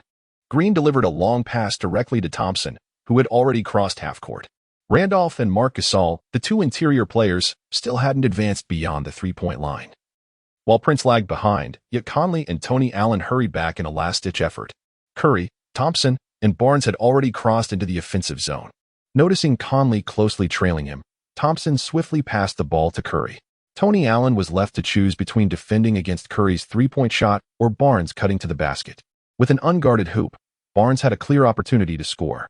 After some contemplation, Tony Allen decided to hover near the paint, reasoning that even if Curry was an exceptional three-point shooter, he could not allow an easy 2 points. Seeing that Tony Allen had not closed in on him, Curry took his time, adjusting his stance and aiming at the basket. Swish! With the finesse of a trained marksman, Curry effortlessly sank the three-pointer. The score stood at 0-6 in favor of the Warriors. The Grizzlies found themselves in a disheartening 0-6 deficit right from the outset. Buzzer. Faced with this dismal offensive and defensive sequence, Lionel Hollins could no longer maintain his composure and immediately called for a timeout. With a smile, Curry made his way to the bench, exchanging high-fives with his teammates. The morale of the Warriors was palpable from the outset. In stark contrast, Lionel Hollins did not conceal his ire. Allen, be decisive and shoot without hesitation. Why fear? If you and Prince hesitate to take your shots, the opposing team will continue to double-team Randolph. Even if there is interference, you must shoot to instill fear in them. Hollins' strategy to counter this double team was straightforward and unyielding. Shoot. The Grizzlies were inherently a team with limited offensive prowess, and he was not particularly adept at offensive strategies himself. With a team already lacking in offensive capability and deprived of a player like Randolph, how could they possibly compete? The ball was still to be entrusted to Randolph. Randolph, prepared to distribute the ball promptly, increasing the pace of your passes to afford Allen and Prince greater shooting opportunities. Hollins continued to direct. Randolph nodded in acknowledgement, his mouth opening slightly as if to speak, yet he hesitated. He yearned to express that he could contend against Barnes and Jefferson single-handedly, but he understood that such a heroic approach might not salvage the team. Instead, it could jeopardize their efforts. Thus, he refrained from voicing his thoughts. Unbeknownst to Hollins, while he was formulating his tactics, Su Chen was attentively observing him, not because of Hollins himself, but rather the tactical board in his hands. Based on the previous game experience, his mental acuity allowed him to utilize Eagle Eye approximately 23 times per match. Regardless, it was crucial to establish a strong start, especially since the small ball lineup had just been introduced. Instilling confidence in the players was paramount. Without it, they would approach the game with trepidation. After analyzing Hollins' strategy, Su Chen first instructed assistant coach Adams to emphasize offensive plays before laying out the defensive strategies himself. Ron Adams scratched his bald head, perplexed as to why Su Chen consistently assigned him the responsibility of crafting offensive strategies, while he could accept temporarily relinquishing command. It baffled him that Su Chen would then require him to devise defensive plays. Nevertheless, Adams chose not to question Su Chen. As the timeout concluded, both teams returned to the court. Hollins, chewing gum on the sidelines, masked the turmoil within him. He had anticipated an easy game against the small ball lineup, only to be caught off guard at the start. leaving him at a loss for effective countermeasures. The Grizzlies regained possession of the ball. This time, they accelerated the pace of their ball distribution. Instead of directly allowing Randolph to post up, they had him set a screen, with Conley feigning a run while actually passing the ball to Randolph. This time, they did not squander excessive offensive time on ball distribution. Randolph made his move, observing Barnes cautious, shuffling steps in the middle, which left him slightly bewildered. Was Barnes coming to double team or not? Noticing Barnes' indecision, Randolph decided to disregard him and took the ball to make his advance. With his first thrust, he knocked Jefferson back a step. However, as he prepared to take a second shot, Barnes resolutely closed in with a double team. Jefferson raised his arms high, not with the intention of intercepting the pass, but rather to obstruct Randolph's line of sight. Barnes seized the moment, attempting to snatch the ball from Randolph's grasp. Randolph shouted at the referee, signaling that Barnes had committed a foul, but the official paid him no heed. In the current playoff atmosphere of the league, the officiating tends to be rather lenient. Such a foul might have been called had Randolph initiated a shooting motion, but during the physical play in the post, the referees were reluctant to blow the whistle. Remembering his coach's words, Randolph had no choice but to pass the ball. In his line of sight was Prince, who was unguarded. Ironically, Prince was originally assigned to defend Barnes, who had abandoned his own mark to double-team Randolph. Chapter 49. Hollins was stunned. Randolph, without a second thought, passed the ball directly toward Prince. No. On the sidelines, Lionel Hollins observed Randolph's passing route and shouted loudly. However, Jefferson, whispering taunts in his ear, left Randolph oblivious to the coach's commands. After passing the ball, Jefferson lowered his arm that had obstructed Randolph's view, allowing him to finally grasp the unfolding events. It turned out that Thompson had stealthily abandoned his defensive assignment and quietly moved towards Prince. At the moment Randolph released the ball, Thompson ceased his pretense. Emerging from the sidelines, Thompson executed a clean interception. Witnessing this, Randolph's expression darkened. He realized that Jefferson's raised arm was not a defensive maneuver aimed at obstructing his shot or pass, but rather an attempt to shield Thompson's presence. The incessant chatter in his ear was merely a distraction from the reminders of his teammates and coach. What infuriated Randolph further was Jefferson winking at him after Thompson's steal and then sprinting to join the fast break. Had Randolph not retained his composure, he might have impulsively shoved Jefferson to the ground. Following the interception, Thompson continued his fast break without hesitation, dribbling fluidly. He had gained a two-step advantage from the outset, leaving Prince with no option but to consider a foul from behind, which would come at a significant cost. An intentional foul could lead to ejection. Prince was left helpless as he watched Thompson complete a seamless layup following his steal. The score read 0-8 in favor of the Warriors. After this basket, the Warriors bench erupted in jubilation, while the Grizzlies fans fell silent. Lionel Hollins paced restlessly, the frequency of his gum chewing increasing. Reflecting on the previous play, he was astounded that the rookie opposing coach had anticipated his tactical setup. How could this be? Hollins felt an overwhelming sense of urgency. Yet he refrained from calling another timeout. The previous pause had not only failed to rectify the situation, but had also resulted in further suppression during a transition. It was no longer merely a matter of pride. He was at a loss. Even Hollins began to waver internally, questioning whether to continue exploiting the interior game. However, against a small ball lineup, could he afford to abandon the paint and engage in a fast-paced game? This time, Lionel Hollins refrained from calling a timeout, but instead gestured a tactical signal from the sidelines.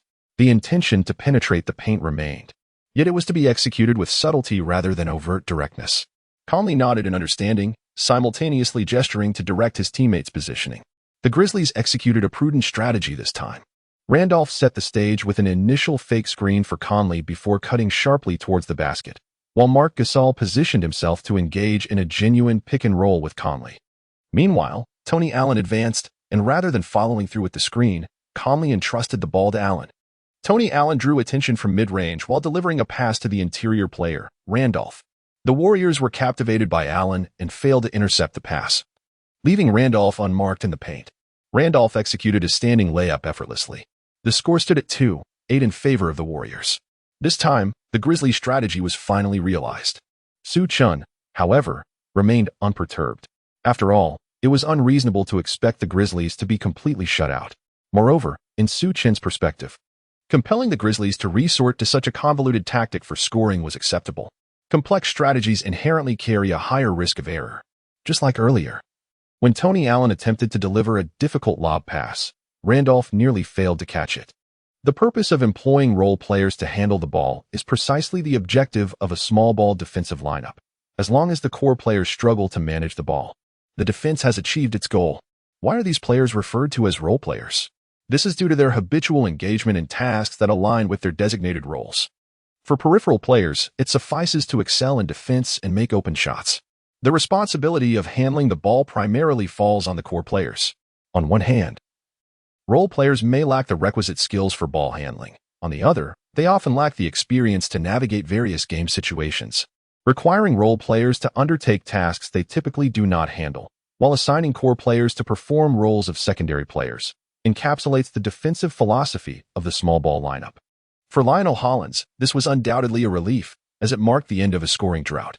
After a brief period with the small ball lineup, Su Chen opted to bring in Uneasy. The small ball formation is not intended for regular use, but rather for periods of heightened intensity. After all, both offense and defense demand considerable movement and extensive passing from the players, which is taxing on their stamina if sustained throughout the game. The primary objective of Su Chen initiating the small ball lineup was to instill confidence in the team while also testing the viability of this strategy in practice. Once they reverted to the conventional lineup, the Grizzlies began to find their rhythm. The game commenced with both teams exchanging points. Initially, Curry scored 2 3-pointers before facing stringent defense. After half a quarter, Su Chen allowed Curry to rest during the rotation, substituting Bazemore in his stead. With Curry off the court, the Warriors' offensive tempo slowed, resulting in a dip in scoring efficiency. However, Bazemore's presence helped maintain defensive intensity, preventing the Grizzlies from narrowing the gap significantly. At the end of the first quarter, the score stood at 21-32 in favor of the Warriors. Despite the Grizzlies regaining some momentum later, their offensive efficiency remained stagnant. Randolph, a key offensive player, struggled against Draymond Green's defense, resulting in low scoring effectiveness. Scoring only 21 points in the quarter was indicative of the Grizzlies' typical output, as they have occasionally managed to score in the teens within a single quarter. The 11-point deficit was exacerbated by the initial unexpected onslaught from the small lineup, coupled with Thompson's success in hitting 2 difficult three-pointers. Had the Grizzlies not regained their rhythm, they could have faced a more significant deficit by the end of the quarter. During the intermission, the commentary booth was quite lively. With a remarkable 32 points in a single quarter, this was achieved despite Curry entering the rotation midway through. The Grizzlies were left bewildered by the Warriors' small ball lineup. Kenny Smith, who initially held reservations about the Warriors, noted that this very lineup had unexpectedly generated a significant lead. What are the Grizzlies doing? With only Jefferson and Barnes on the floor, why not let Randolph take his place? Barkley expressed his bewilderment. Just 2 small forwards. I wonder what Hollins is so apprehensive about? Barkley's sentiments found agreement from O'Neal. This highlights a reason why many exceptional players do not transition into effective coaches. Whether it be Barkley, O'Neal, or Jordan, they often struggle to teach from the perspective of their players. They might question why one cannot score against merely 2 defenders. In this regard, Kwame Brown, the #1 draft pick endorsed by Jordan, likely has the most profound understanding. Chapter 50. Preparing for the conclusion of the match in the era of small ball, an 11-point deficit may not seem insurmountable. However, we have yet to enter that era. Simultaneously, the Grizzlies remain a team struggling with offense. Moreover, Lionel Hollins was caught off guard right from the opening, leaving Grizzlies fans with little hope. Had it not been for Su Chen's decision to abandon the small ball lineup and allow Curry to enter the rotation early, Hollins might have found himself at a loss as the first quarter crumbled under pressure. In the Grizzlies huddle, Hollins was fervently strategizing. All the players listened intently, reflecting on their dismal performance in the first quarter, now relying on Hollins for guidance. Yet, Hollins had not devised any substantial counter-strategies. He merely emphasized mental fortitude and offered some conventional tactics. After all, with merely a few minutes to contemplate, he lacked the time for thorough reflection. While the small ball lineup may have appeared in the annals of league history, it had never been seen in the playoffs, especially not on the grand stage of the Western Conference Finals. Even the so-called mad scientist Don Nelson had never executed such a radical maneuver. If Hollins were to conjure an effective counter-strategy in such a short time, he would surely rank among the elite coaches in history. Let us concentrate. We cannot afford to lose this home game, he urged, rallying the team. Following the strategy briefing, the second quarter was about to commence. Hollins sought to invigorate his players. Yet the Grizzlies displayed little enthusiasm, their expressions grave. It was Conley who finally roared a couple of times, igniting a flicker of fighting spirit among the others. Clearly, the unfamiliarity with the small ball lineup had dealt a significant blow to the players' confidence. As the second quarter began, the Grizzlies maintained their full-strength lineup. This match was crucial for them, a battle they could not afford to shy away from. Each player needed to resolve to rely on sheer willpower. In stark contrast, the Warriors continued to rotate their lineup, not fielding their full starters. Even the dynamic duo of Curry and Thompson was staggered. Thompson led for the latter half of the first quarter, only to rest at the start of the second as Curry took the reins. The Grizzlies, united in purpose, faced a Warriors team that appeared relaxed, creating a striking contrast. The Grizzlies starters remained effective on the court, despite Curry's decent shooting in the second quarter. The score did not widen significantly. Indeed, Curry did not play the entire quarter, even facilitating a few plays for David Lee. Following the injury of the starting center, Lee had now integrated into the regular rotation. Su Chen had spoken with Lee, and after witnessing the team's displayed potential, Lee had genuinely accepted the reality of a shift from the starting lineup. He is also aware that his defensive capabilities are insufficient for him to serve as the starting center for the team. However, he is still willing to accept a role as a backup center or power forward to assist the team. Of course, he could choose not to accept this role. But in that case, Su Chen would not grant him playing time. Although David Lee has notable defensive shortcomings, his rebounding ability remains commendable. While his pick-and-roll technique may not be particularly robust, the referees seldom blow the whistle on his moving screens, which Su Chen has tacitly accepted. Most importantly, David Lee possesses commendable ball-handling skills. He is not solely reliant on back-to-the-basket plays. Due to the system, such plays have essentially diminished. His mid-range shooting, close-range floaters, and finishing at the rim are all executed with remarkable finesse. After all, David Lee is the sole all-star for the Warriors this season, showcasing his offensive prowess. The Grizzlies' defense continues to falter against the Warriors' relentless offense. Simultaneously, the Grizzlies struggle to find efficiency in their own offensive efforts. The score stands at 39-62 in favor of the Warriors. As the first half concludes, the Warriors have established a commanding 23-point lead. The Grizzlies' pride in their defense was shattered by the small ball lineup from the outset, and even after abandoning that strategy, they failed to regain their composure. The Grizzlies appeared utterly lost in this contest. Johnson lamented, initially believing that Game 2 of this series would showcase a formidable comeback by the Grizzlies on their home court. Who could have anticipated that it would devolve into a one-sided thrashing by the Warriors? When a team known for its offensive frailty cannot impose their defense on the opposition, they have already lost a significant portion of the battle. Kenny Smith pointed out the rhythm of the game, while even Barkley, who typically disapproves of the Warriors, sat silently, observing and refraining from comment. "Why so quiet today, dear Sir Charles? You seem unusually subdued," Kenny Smith teased, taking the opportunity to mock Barkley. "When a jump-shooting team is on fire, what more can I say?" Barkley, called out by Smith, was compelled to speak. Yet, his tone conveyed a lingering dissatisfaction with the Warriors, laced with sarcasm. Laughter erupted among the crowd at Barkley's remarks. Even Shaquille O'Neal, who shares the same camp as Barkley, couldn't help but chuckle at Barkley's obstinate stance. "Hey, are you supporting the Warriors now?" O'Neal quipped. Noticing Barkley's apparent shift. "No, I still do not support the Warriors. It's just that your demeanor is too amusing," Barkley retorted, unable to suppress his laughter. The halftime break swiftly concluded. In the locker room, Lionel Hollins sought to uplift the team's spirits. However, Hollins is not particularly skilled at delivering motivational speeches, and the players' morale was notably low. The third quarter of the game commenced. 2 minutes into the match, Su Chen called for a timeout and simultaneously substituted in a small lineup. It seemed that Su Chen was intent on sealing the victory. The Warriors were in fine form tonight, and he had no intention of indulging the Grizzlies in any lighthearted banter. This quarter would accelerate the pace of transition between offense and defense, transforming the final period into mere garbage time. Su Chen rallied the team with inspiring words.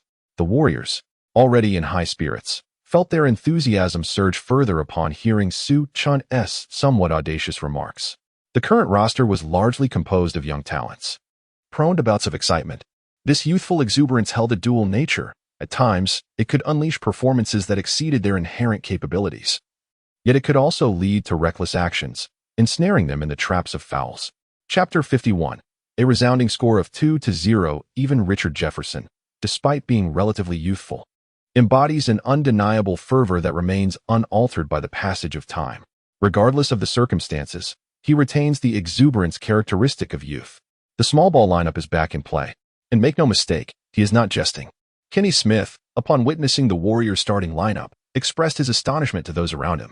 In the face of the Warriors' small ball strategy, even Shaquille O'Neal and Charles Barkley found themselves at a loss for words. One can only wonder if Coach Hollins devised a strategy during the halftime intermission. Johnson, ever the fence-sitter, would certainly refrain from uttering any disparaging remarks now that the Warriors hold the advantage. Following Johnson's comment, the director astutely shifted the camera to Lionel Hollins. Upon observing the Warriors' small ball lineup, Hollins exhibited a moment of bewilderment, subsequently quickening his gum-chewing rhythm. It appears that Coach Hollins has not formulated a viable solution. Johnson chuckled at this spectacle. This is indeed an astonishing tactical maneuver. Kenny Smith shook his head in disbelief. O'Neal and Barkley, typically loquacious, found themselves enveloped in a rare silence, their chatter stilled by Hollins' expression. However, it would be remiss to assume that Hollins had neglected to devise a strategy. His demeanor merely reflected his uncertainty regarding its efficacy. On the court, during the Grizzlies' offensive possession, Conley executed Hollins' strategy by delivering the ball to Randolph. This tactical arrangement bore resemblance to that of the first quarter, yet featured a more intricate passing design. Hollins' strategy ensured that the ball circulated effectively. The pass successfully reached Tony Allen, who, without hesitation, launched a three-point attempt. While Allen possesses the capability to shoot from beyond the arc, his consistency is somewhat erratic. Having maintained a three-point shooting percentage above 30 during his tenures with both the Celtics and the Grizzlies. However, when it comes to shooting uncontested, practice-level threes, he exhibits confidence. Due to the Grizzlies' lackluster offensive performance this season, Prince has assumed the role of a 3-and-D player, although Randolph has the capacity to draw defensive attention. Marc Gasol's limited shooting range positions the Grizzlies as a classic twin-tower team. Conley, versatile in both offensive and defensive roles, lacks a standout attribute in any single area. His offensive prowess does not rank among the elite, and while he possesses a serviceable passing ability, he does not consistently identify open teammates or deliver timely passes, resulting in only a respectable level of precision. Consequently, opportunities for Allen to shoot uncontested threes are exceedingly rare. In contrast, the Celtics provide ample three-point opportunities, often yielding a more favorable shooting percentage, thanks to their formidable trio of Garnett, Pierce, and Allen. Rondo possesses remarkable penetration skills and passes with radar-like precision, instantly delivering the ball whenever he finds an open teammate. Tony Allen's three-point shooting percentage in this playoff season languishes at a mere 25. Su Chen astutely calculated this factor, intentionally allowing Allen space. However, this was not a complete disregard. It was not akin to a training session's open shot. When Allen attempted a three-pointer, Jefferson's defense startled him, causing a momentary distraction. Although the interference was minimal, it led Allen to hesitate, ultimately affecting his shooting rhythm. The unexpected presence of Jefferson, the mischievous antagonist, startled Allen enough to miss the shot.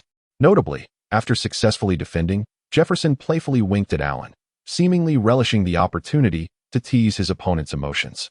On the Warriors' side, they aim to seize opportunities for fast breaks following rebounds. Currently, the Grizzlies are wary of the Warriors' small ball transition game, retreating swiftly in defense. Consequently, the Warriors found themselves without transition opportunities. Su Chen, standing at the sidelines, signaled a tactical gesture to implement a twin-tower formation, indicating that he did not necessarily need to rely on fast breaks. Hollins, seemingly dazed, opted for a twin-tower strategy for rebounding rather than retreating against the small ball lineup. Su Chen felt a sense of amusement. Both Marc Gasol and Randolph, along with the forward Prince, possess commendable rebounding abilities. However, against the formidable front line of Draymond Green, Jefferson, and Barnes, the Warriors would undoubtedly struggle in this regard. While rebounding presented an avenue for competition, retreating was an insurmountable challenge. Curry received tactical instructions, gesturing to orchestrate the play before passing the ball to Draymond Green. The Warriors executed a floppy play, employing this efficient and straightforward three-point strategy against the Twin Towers. Indeed, Randolph and Marc Gasol's sluggish footwork rendered them incapable of adequately switching on defense. Amidst the Grizzlies' frantic defensive efforts, Barnes found himself unguarded in the corner. Although Barnes is not particularly renowned for his accuracy, an open corner three-pointer remains within his capabilities. He released the shot. Swish. The score widened to 43-68 in favor of the Warriors, extending their lead to 25 points. Lionel Hollins did not alter his strategy, continuing with the same approach.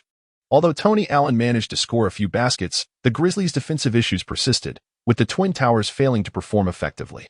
Despite the Warriors' finishing touches not being primarily attributed to the Splash Brothers, but rather to Jefferson, Barnes, and Green by the end of the third quarter. The score gap had nearly reached 30 points. After a brief stint in the final quarter, Su Chen opted for a complete substitution of the second unit. The Grizzlies managed to close the gap somewhat, indeed narrowing it, as the Warriors' second unit exhibited subpar defense, relying heavily on Jarrett Jack for scoring. However, just as the deficit was trimmed to 20 points, Su Chen reintroduced the starters to maintain the lead for several minutes. With 2.5 minutes remaining in the game, Lionel Hollins conceded, opting to deploy a bench unit for the remainder of the match. As the Grizzlies ceased their efforts, Su Chen too brought in his bench players. The match has unequivocally descended into the realm of garbage time. Prior to the game, it was anticipated that the Grizzlies would fiercely defend their home court in Game 2. However, such a scene never materialized. The Grizzlies' defense resembled that of paper, easily penetrated by the Warriors. With a sharp whistle, the referee signaled the conclusion of the match, officially bringing it to an end. The final score stood at Grizzlies 85, Warriors 106. The Warriors secured a resounding victory by a margin of 21 points. The series score now reads Grizzlies 0, Warriors 2, having lost 2 consecutive home games. The Grizzlies find themselves in a precarious position as this series appears nearly lost. Should they suffer another defeat, they would reach the unprecedented NBA statistic of 0-3, a position from which no team has ever recovered. Chapter 52, the man who evolved the era. The Warriors players were filled with exuberance, never having anticipated a 2-0 lead over the Grizzlies. Since their comeback against the Spurs, it seemed they had embarked on an extraordinary journey. Curry, gritting his teeth, relished the support of his teammates. Meanwhile, reporters broadcasting live across the nation hurried to interview Curry. Naturally, Coach Su Chen, the mastermind behind this match, was also besieged by other journalists. While joy radiated from the Warriors' side, the Grizzlies wore expressions of profound disappointment. Lionel Hollins picked up the tactical board he had hurled in anger, disheartened as he made his way from the bench to the players' tunnel. Conley and his teammates trudged with their heads bowed toward the same tunnel, ignoring the outstretched hands of fans, clearly lacking the spirit for high fives. The arena was sparsely populated, as many disillusioned Grizzlies supporters had already departed, having witnessed the game descend into garbage time. The Grizzlies had relinquished their 2 home games, and as this series progressed, they could afford no further missteps. The scales of victory had begun to tilt in favor of the Warriors. As Johnson remarked from the commentary booth, the Warriors' performance can only be described as astonishing. No one expected them to defeat the Spurs, yet they did, and similarly, they were not favored against the Grizzlies. But here they are, leading 2-0 and claiming both of their opponents' home games. Kenny Smith appeared somewhat agitated. As a supporter of the Warriors, his hopes had diminished significantly upon learning that their starting center would miss the season. The sight of Coach Su Chen's small ball lineup only deepened his disappointment. Smith's sentiments echoed those of many Golden State fans who, when faced with their team's own doubts, were nonetheless surprised by the Warriors' remarkable performance. It seemed the Grizzlies were indeed outmatched. Their interior presence lacked tenacity, their defense was sluggish, and their perimeter shooting was off the mark. Even Shaquille O'Neal, initially skeptical of the Warriors, had shifted his stance, albeit without acknowledging their style. He merely criticized the Grizzlies. Truly, the Grizzlies appeared out of sorts, perhaps due to the heightened expectations following their elimination of the Thunder. With O'Neal leading the charge, Barkley concurred, stating that the failure of teams defeated by the Warriors lay in their own inadequacies. On the other side, in the post-game press conference, Coach Su Chen sat calmly at the table, hands resting atop it, facing dozens of cameras and a throng of reporters eager to pose their inquiries. Coach Su Chen, will you continue to utilize such a small ball lineup in the future? What is your assessment of tonight's performance? One reporter inquired. Upon hearing the question, Su Chen glanced at the emblem on the reporter's microphone. Through recent public relations training, he recognized the logo as belonging to a prominent Miami media outlet. Has the Heat already begun contemplating their opponents even before entering the finals? Certainly, it is also possible that the journalist wishes to assist the Miami Heat. I am thoroughly pleased and satisfied with each player. Tonight they executed their tasks flawlessly. Su Chen is unafraid to employ this lineup, showing no concern for external scrutiny. Moreover, in his recollection, the competition between the Heat and the Pacers was far more intense than anticipated, culminating only in a decisive Game 7. There is not enough energy to delve into his strategies. Subsequently, Su Chen addressed several inquiries, all of which were rather formal in nature. How do you perceive the external view of you as a provocateur of traditional basketball? Initially, Su Chen had intended to conclude his workday when yet another author, intent on stirring up trouble, approached him. I find the term provocateur unappealing. It would be preferable to replace it with challenger, for progress is essential in our era. And I am indeed a harbinger of such advancement. Upon articulating his thoughts, Su Chen promptly set down the microphone and departed, leaving a multitude of journalists in a state of bewilderment. It was quite a graceful exit. The following day, the news not only reported the Warriors commanding 2-0 lead over the Grizzlies, but also delved into discussions regarding the Warriors' small ball lineup and Su Chen's audacious remarks during the press conference. Grizzlies 85-106 Warriors, a defeat for the Grizzlies, as the Warriors secure 2 consecutive wins on their home turf. Can the audacious Su Chen and his Warriors fulfill the grand claims he has made? Is it genuine prowess or mere arrogance? An analysis of the Warriors' small ball tactics. Trapped in the isolation game, Randolph lost his way. Who among the Grizzlies will rise to the occasion? Does the league require progress with the times? Why is the Twin Tower formation unable to contend with the small ball strategy? The match yesterday ignited a fervent discussion, transcending mere concerns surrounding the series between the Warriors and the Grizzlies. This discourse encompasses a multitude of elements, particularly the unprecedented concept of the small ball lineup, which has left many in a state of bewilderment. To most seasoned fans, the roles on the basketball court are traditionally fixed. The center is expected to dominate the paint, while the point guard orchestrates the team's play. However, the Warriors defy this convention, with their center stepping out to shoot or facilitate, and point guard Curry opting to take matters into his own hands rather than directing the offense. Both the point guard and shooting guard are engaged in a scoring frenzy, while the organization of the attack relies heavily on Green's presence in the paint. Beyond the occasional drive to the basket, there seems to be a conspicuous absence of low-post strategies and star players executing isolation plays. Is this truly the essence of basketball? This is undoubtedly something that many individuals have yet to come to terms with. Even if the Warriors were to triumph in this match, or even secure victory over the Grizzlies to reach the finals, it would still fail to convince a significant number of people. The comments beneath many of these news articles are filled with fervent discussions. That Eastern coach is exceedingly arrogant. Does he truly deserve to claim he brings progress to the era, even if he wins by sheer instinct after transforming the basketball in this manner? Can he maintain such accuracy consistently? Many of their screens are mobile. It is advisable for the league to emphasize the significance of screens, accompanied by GIF illustrations. The big three of the Miami Heat have matured significantly this season. They have surpassed the Memphis Grizzlies, but they are not to be underestimated.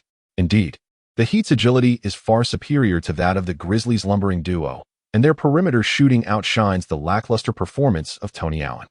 If the Heat were to defeat the Pacers and advance to the finals, facing the Warriors would be akin to receiving an unexpected boon. There exists a notable absence of supportive commentary for the Warriors in the ongoing discussions. Even when Golden State fans attempt to advocate for their team, they are swiftly silenced by a chorus of detractors.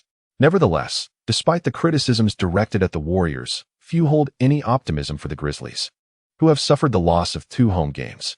The glaring weakness of the Grizzlies' Twin Towers, their sluggishness, has been magnified by the Warriors' small ball lineup, a reality readily apparent to all observers. While many may harbor disdain for the Warriors, it is undeniable that the Grizzlies face a formidable challenge in containing them. Simultaneously, the Grizzlies have become the subject of scorn from numerous quarters. Their once proud defense has been effortlessly dismantled by a team that relies heavily on jump shots. In light of such derision, Grizzlies fans find themselves at a loss for words. Yet, they refrain from defending their team, as even they share a profound sense of disappointment in their own franchise. Initially, the Grizzlies supporters believed this season held the most promise for their team. The formidable Spurs fell victim to the Warriors' sharpshooting, leading them to believe that by merely containing Golden State's 3-point threats, a path to the finals would be secured. The Grizzlies' starting lineup, with the exception of Randolph, is composed entirely of players renowned for their defensive prowess, and even Randolph is not particularly porous in his defensive efforts. Unlike the Spurs, who feature aging stars like Parker and Gin Billy, whose defensive abilities have waned, the Grizzlies should theoretically pose a significant challenge for a team that relies on 3-point shooting. However, the 2 games in which they have been outscored by more than 20 points have left Grizzlies fans speechless. Rather than defending their team, some fans have even joined the ranks of the critics. Particularly targeted is head coach Lionel Hollins, whose previously tolerated lack of offensive strategy has now drawn ire. It is during moments like these, where his defensive acumen should shine, that the Grizzlies' defensive shortcomings are laid bare. Is this truly a coach distinguished by his defensive prowess? Surely, it cannot be that Su Chen is so formidable that even top-tier defensive coaches are rendered utterly helpless. Chapter 53. LeBron's focus on the Warriors. The Miami Heat players were diligently training in the arena, and the atmosphere was notably positive. Although they were currently tied 1-1 with the Pacers, it was evident that the team's morale remained intact. All right, let us take a break. Coach Erik Spoelstra announced to the players. LeBron James and Dwayne Wade, engaged in lighthearted banter, made their way to the resting area, seemingly unfazed by their recent defeat. However, Chris Bosh was not in high spirits. In the previous game, the interior duo of Bosh and Udonis Haslem had been thoroughly outmatched by Roy Hibbert, who scored 29 points on 10 of 15 shooting. It was clear that the loss had placed significant responsibility on the front court. Bosh, don't dwell on it. We'll bounce back in the next game. LeBron observed Bosh's somber mood and quickly deduced the cause. With his high emotional intelligence, LeBron adeptly navigated interpersonal dynamics, especially given his own stellar performance, scoring 36 points in the last match. His words of comfort carried considerable weight. Indeed, just as LeBron said, "Our overall strength will carry us through the next game," Coach Spoelstra chimed in, echoing LeBron's sentiments. With the reassurance from both the team leader and the head coach, Bosh managed to smile, indicating he was not overly concerned. Wade, observing quietly from the sidelines, remained silent. This marked the third year of the Heat's trio, and during their inaugural season, Wade had been the unequivocal leader. However, following their finals defeat to Dirk Nowitzki's Mavericks, Wade graciously stepped back, allowing LeBron to assume the mantle of leadership, particularly after last season's triumph, where LeBron led the team to a decisive 4-1 victory over the Thunder. His position as the team's alpha was increasingly solidified. Having made the choice to relinquish his role, Wade was not inclined to contest LeBron's leadership at this juncture. At that moment, Ray Allen and others joined the group for a break and overheard parts of their conversation. "If we make it to the finals and face the Warriors, Bosh, you're in for quite a challenge," Ray Allen jested. This elicited light laughter from the group. Their small ball lineup had effectively dismantled the Grizzlies' Twin Towers, and Bosh's agility could easily counter that. The player known as Draymond Green might present some physicality, but Bosh's versatile offensive skills could potentially leave him bewildered.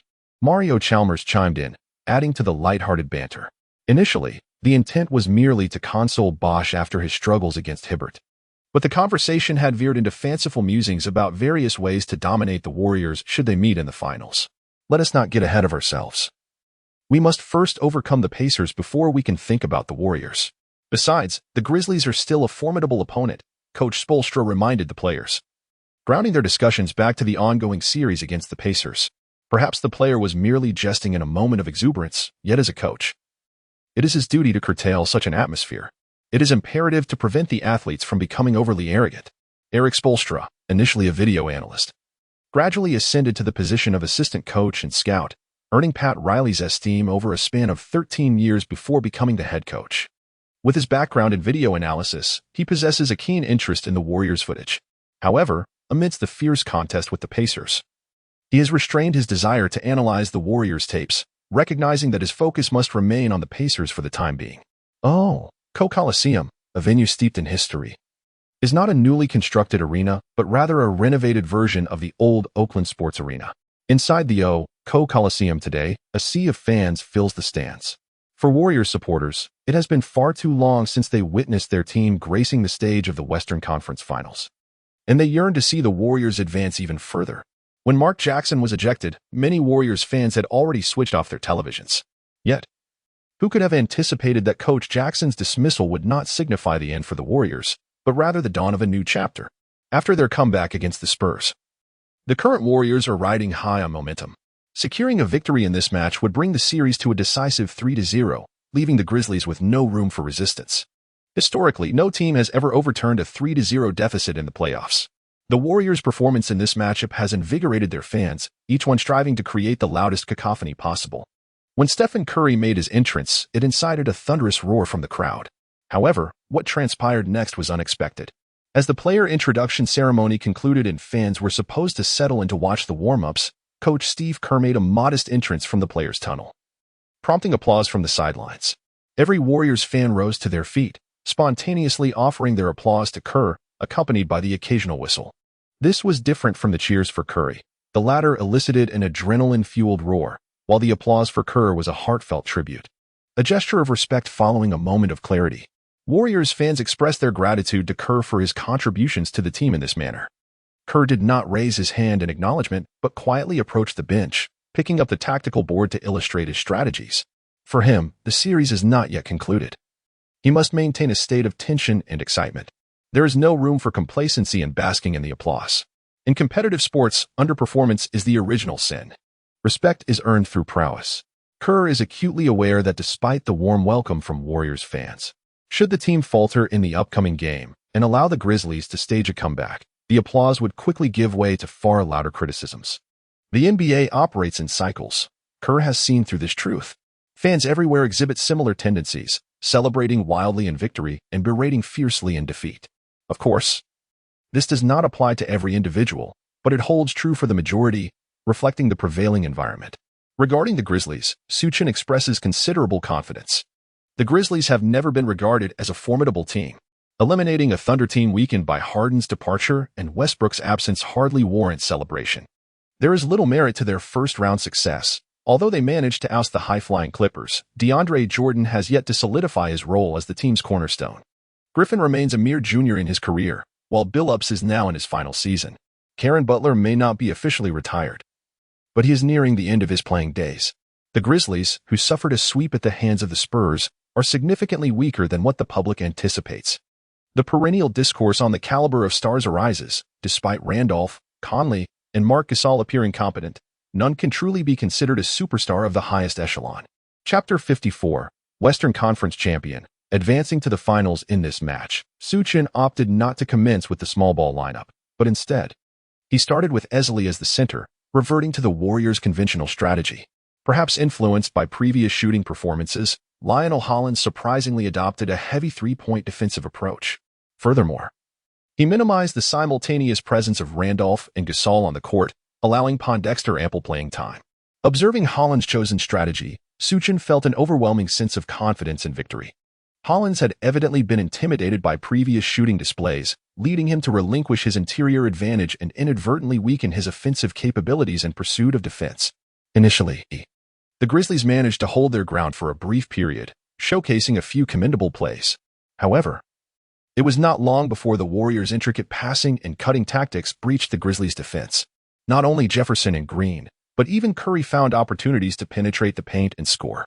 Coupled with the Grizzlies' diminished offensive prowess, had it not been for Conley's commendable shooting in the first quarter, the Grizzlies would have faced a dire collapse. The Warriors players reveled in their home court advantage, buoyed by the supportive crowd, rendering the Grizzlies utterly defenseless. From the outset, Hollins had miscalculated his strategy. And despite attempts to rectify his approach later in the game, the deficit had become insurmountable.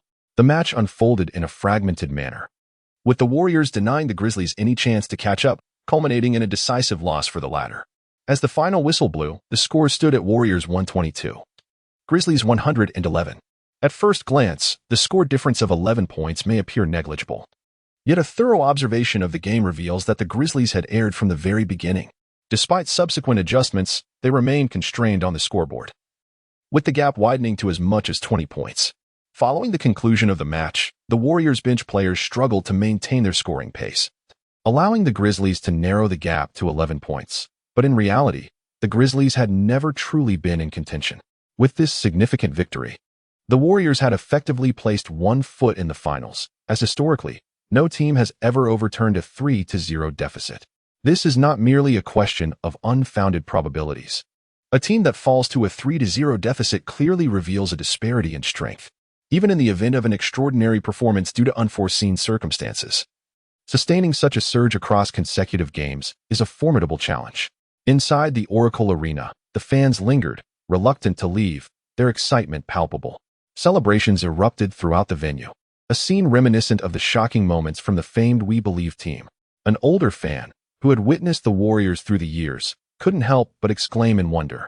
His gaze fell upon the sharply dressed young man in the arena. After securing victory, Su Chen did not exhibit overwhelming exuberance. Having discerned the Grizzlies' facade of strength in the previous two games, he had a clear understanding of their limitations. A team capable of being swept by the Spurs was not as formidable as it seemed. Su Chen handed his tactical board to a staff member and adjusted his suit. Preparing for the impending interview, Coach Su Chen, over here, called out a reporter. A staff photographer at the Oracle Arena called out to Su Chen, who was in high spirits, adjusting his suit, and captured that moment perfectly. The following day, a massive poster was hung outside the Oracle Arena, showcasing that very photograph of Su Chen, his expression serious and his gaze piercing as he straightened his collar. Beside him was Curry, clad in his jersey, biting down on his mouthguard while dribbling a basketball. Below, a string of English text proclaimed, May 27th, Warriors battle for the finals. Clearly, this was an initiative from the Warriors management, eager to sell tickets at a premium. Upon seeing the poster, Su Chen couldn't help but chuckle. The management certainly had a knack for promotion. It seemed that not concluding the next game would be a disservice to their efforts. A few days later, at the Oracle Center, the score stood at 0-3, and the Grizzlies had lost their momentum. The trio of core players for the Grizzlies, accustomed to a steady style of play, found it straightforward to execute their game. However, when it came to performing under pressure, they struggled.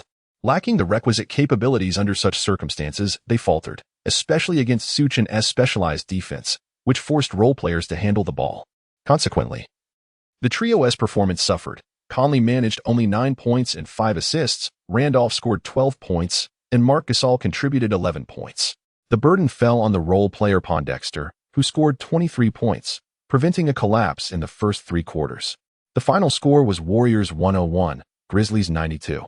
The Warriors swept the Grizzlies, advancing to the finals and securing the title of Western Conference champions. For a team like the Warriors, claiming the Western Championship was a momentous achievement. Su Chen watched the golden streamers fluttering down, feeling more composed than he had anticipated. The underperformance of the Grizzlies' core mirrored their prior sweep by the Spurs, where the same trio had also faltered. By employing some of Popovich's defensive strategies, he had effectively replicated that earlier matchup against the Grizzlies. This distinction highlighted the difference between star players and superstars. It was not a lack of desire to excel, but rather an inability to perform under intense, targeted defense. Su Chen remained unflustered, not out of pretense, but because he understood that the finals would be the true battleground. According to the original timeline, the Heat were destined to be this season's champions. Facing superstars like LeBron James and Dwayne Wade posed a challenge far greater than the current Grizzlies. Two peak superstars differ significantly from the aging giants of the Spurs. While the Spurs ultimately won the championship in the next season, that year marked Leonard's true transformation into a superstar. The Finals MVP was not solely awarded for defending James. In 5 games, Leonard was the leading scorer for the Spurs in 3 of them, and in Game 3, he scored 29 points while limiting James to just 22. Young superstar teams present formidable challenges. Of course, the Warriors also boasted a superstar in Curry. At present, the external world fails to acknowledge Curry's style of play, and astonishingly, he has yet to make an appearance in the All-Star game, seemingly resembling a mere player indulging in dumplings. The Grizzlies players appear dispirited, each one looking disheveled, as they grapple with the humiliation of being swept. Prior to the game, they believed the Warriors were merely a boon bestowed upon them. However, it now seems they have become the very boon themselves. To whom can they express their grievances? However, Conley and his companions are not ones to succumb to defeat easily. Losing is merely a part of the game, and they do not wear disdainful expressions. Instead, they graciously shake hands and embrace the young Warriors. Yet, the disappointment etched on their faces is undeniable. Congratulations to you. At this moment, Lionel Hollins approached. Su Chen, with a smile, extended his hand to Lionel Hollins. Perhaps I should delve into the essence of defense, Hollins mused, shaking his head in self-deprecation. As a coach who once looked down upon such three-point strategies, he now found himself grappling with doubt. Chapter 55. The Lottery, A-Class Hot Zone ignited upon hearing Lionel Hollins express his heartfelt sentiments. Su Chen was somewhat moved. He reflected on the coach's career. Following this season, he would part ways with the Grizzlies. In the original timeline, his tenure ended with a sweep by the Spurs. Now, it was a sweep by the Warriors. Compared to the Spurs sweep, the Warriors' defeat was undoubtedly more humiliating, and the Grizzlies management would surely no longer tolerate Lionel Hollins. After taking on the Nets' disarray and enduring 2 dismal seasons, Hollins was essentially shown the door. However, unlike the obstinate Mark Jackson, Hollins took time to ponder the integration of his defensive philosophy with the era of small ball after his departure from the Nets. Later, as an assistant coach with the Lakers, he achieved the honor of winning a championship. Yet, This did not imply the success of his philosophy. As the influence of an assistant coach is limited, he was unable to elevate the Rockets' performance either. I previously mentioned that this would be a groundbreaking tactical system, and I encourage you to contemplate it deeply. Su Chen did not pat Lionel Hollins on the shoulder. Instead, he gently tapped his arm. He refrained from adopting a condescending tone to admonish Hollins, preferring instead to inspire introspection. After delivering his words, Su Chen turned and walked away, leaving Hollins to ponder his remarks. Su Chen participated in an interview, and during the subsequent presentation of the Western Conference Championship trophy, he spoke a few words. "Host, it seems your smile is rare. Coach Su Chen, you have performed admirably. You deserve to celebrate yourself." The host was perplexed as to why Su Chen appeared so composed. "I am contemplating our finals opponent and considering how to bring a championship trophy to this city. It is permissible to be joyful, yet the narrative of this season is far from concluded," Su Chen stated while holding the microphone. Upon hearing Su Chen's words, the Warriors fans in attendance rose to their feet, enthusiastically bouncing in excitement. Though it may sound ostentatious, there was no denying the thrill of the moment. A night of revelry. After addressing team matters, Su Chen returned to his residence. He had not forgotten that there was a lottery to attend today. He locked the door and, once inside his room, opened the system interface. Ding. Congratulations to the host for winning a series against a team rated A or above. You may now participate in a lottery. Seeing this message, Su Chen nodded. It appeared his speculation was correct. The Spurs were likely an S-class team. It was improbable that both the Grizzlies and the Spurs were A-class teams. If the Spurs were rated A, then the Grizzlies, having been swept by them, would be at best a B, likely an A. Without dwelling on the classifications, Su Chen thought, whatever the level of the team, any team that allows for a lottery is a good team. After the draw, the A-class skill A Hot Zone Ignited was awarded. To his surprise, it was indeed an A-class skill. It seemed the system's selection probabilities were random. Defeating the S-tier team, the Spurs, resulted in acquiring a B-tier skill, while overcoming an A-tier team yielded an A-tier skill. It is indeed rather absurd. Su Chen opened the skill titled Ignite Hot Zone. Ignite Hot Zone. A-tier ignites the player's shooting hot zone, enhancing shooting accuracy both in open and contested situations for a limited duration of 1 minute. Usable only once throughout the match. Is it merely 1 minute? Su Chen couldn't help but frown. Upon inspection, it hardly seemed superior to the B-tier skill, Eagle Eye. The specifics of the percentage increase were not provided, merely stating a certain degree of improvement, which is not even a significant enhancement. The trigger for this skill is quite challenging. A player's hot zone must exceed the league average shooting percentage at that position, not just by a slight margin, but enough to display a prominent red mark indicative of a hot zone, which necessitates a notably higher shooting percentage. This inherently limits the number of hot zones a player possesses. Players with few hot zones find it difficult to devise strategies, rendering them virtually unusable. Conversely, players with abundant hot zones, unless their distribution is exceptionally broad, are confined to running specific plays in particular locations. Within a minute, if one were to traverse only 1 or 2 hot zones, it would be naive to assume the opposing coach would not call a timeout to counteract this. Furthermore, even with a certain degree of elevated shooting accuracy, success is not guaranteed. After running around aimlessly, a missed shot could be immensely detrimental. In contrast, the Eagle Eye skill possesses the true potential to alter the dynamics of offensive and defensive plays. This A-tier skill pales in comparison to the B-tier skill in terms of persuasiveness. However, a sudden thought crossed Su Chen's mind. The Eagle Eye skill was initially intended for challenges, and its perceived strength stemmed from his innovative approach to gameplay. Thus, upon further reflection, this A-tier skill, Ignite Hot Zone, might not be entirely lacking. Perhaps it holds the potential for uncovering new strategic plays. Su Chen then accessed his interface. Host, Su Chen, items, simulation glasses, S-tier. Medium reusable stamina drink, A-tier. Skills, Eagle Eye, B-tier. Ignite Hot Zone, A-tier. Unlock any ability of this category?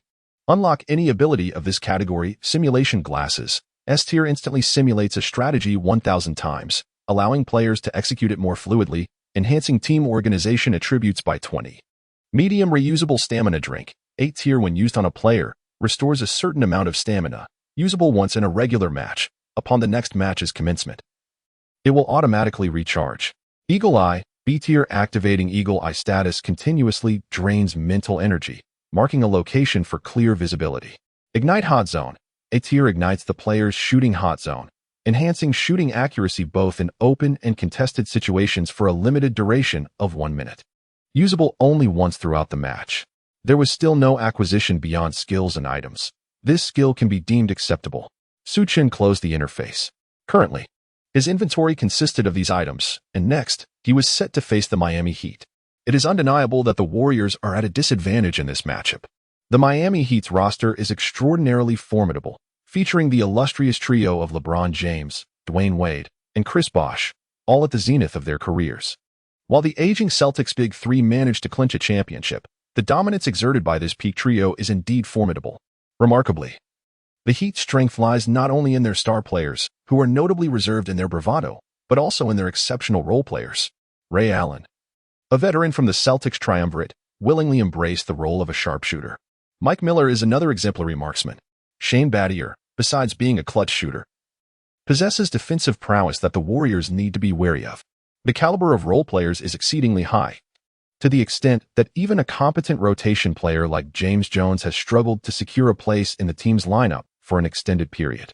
Chapter 56. The finals. As the days slipped by, no one anticipated that the Miami Heat, initially viewed as the frontrunners for the championship, would struggle to vanquish the Indiana Pacers. Instead, they were gradually drawn into a decisive Game 7. At the American Airlines Arena, the final minute of this climactic battle approached. The score had widened, entering the realm of garbage time. Yet, the Pacers' key players remained on the court, their faces etched with determination and frustration. Vogel stood on the sidelines, his emotions a tumultuous blend of hope and despair. They had come so close, just a hair's breadth away from toppling the Heat and advancing to the finals. Alas, what a pity.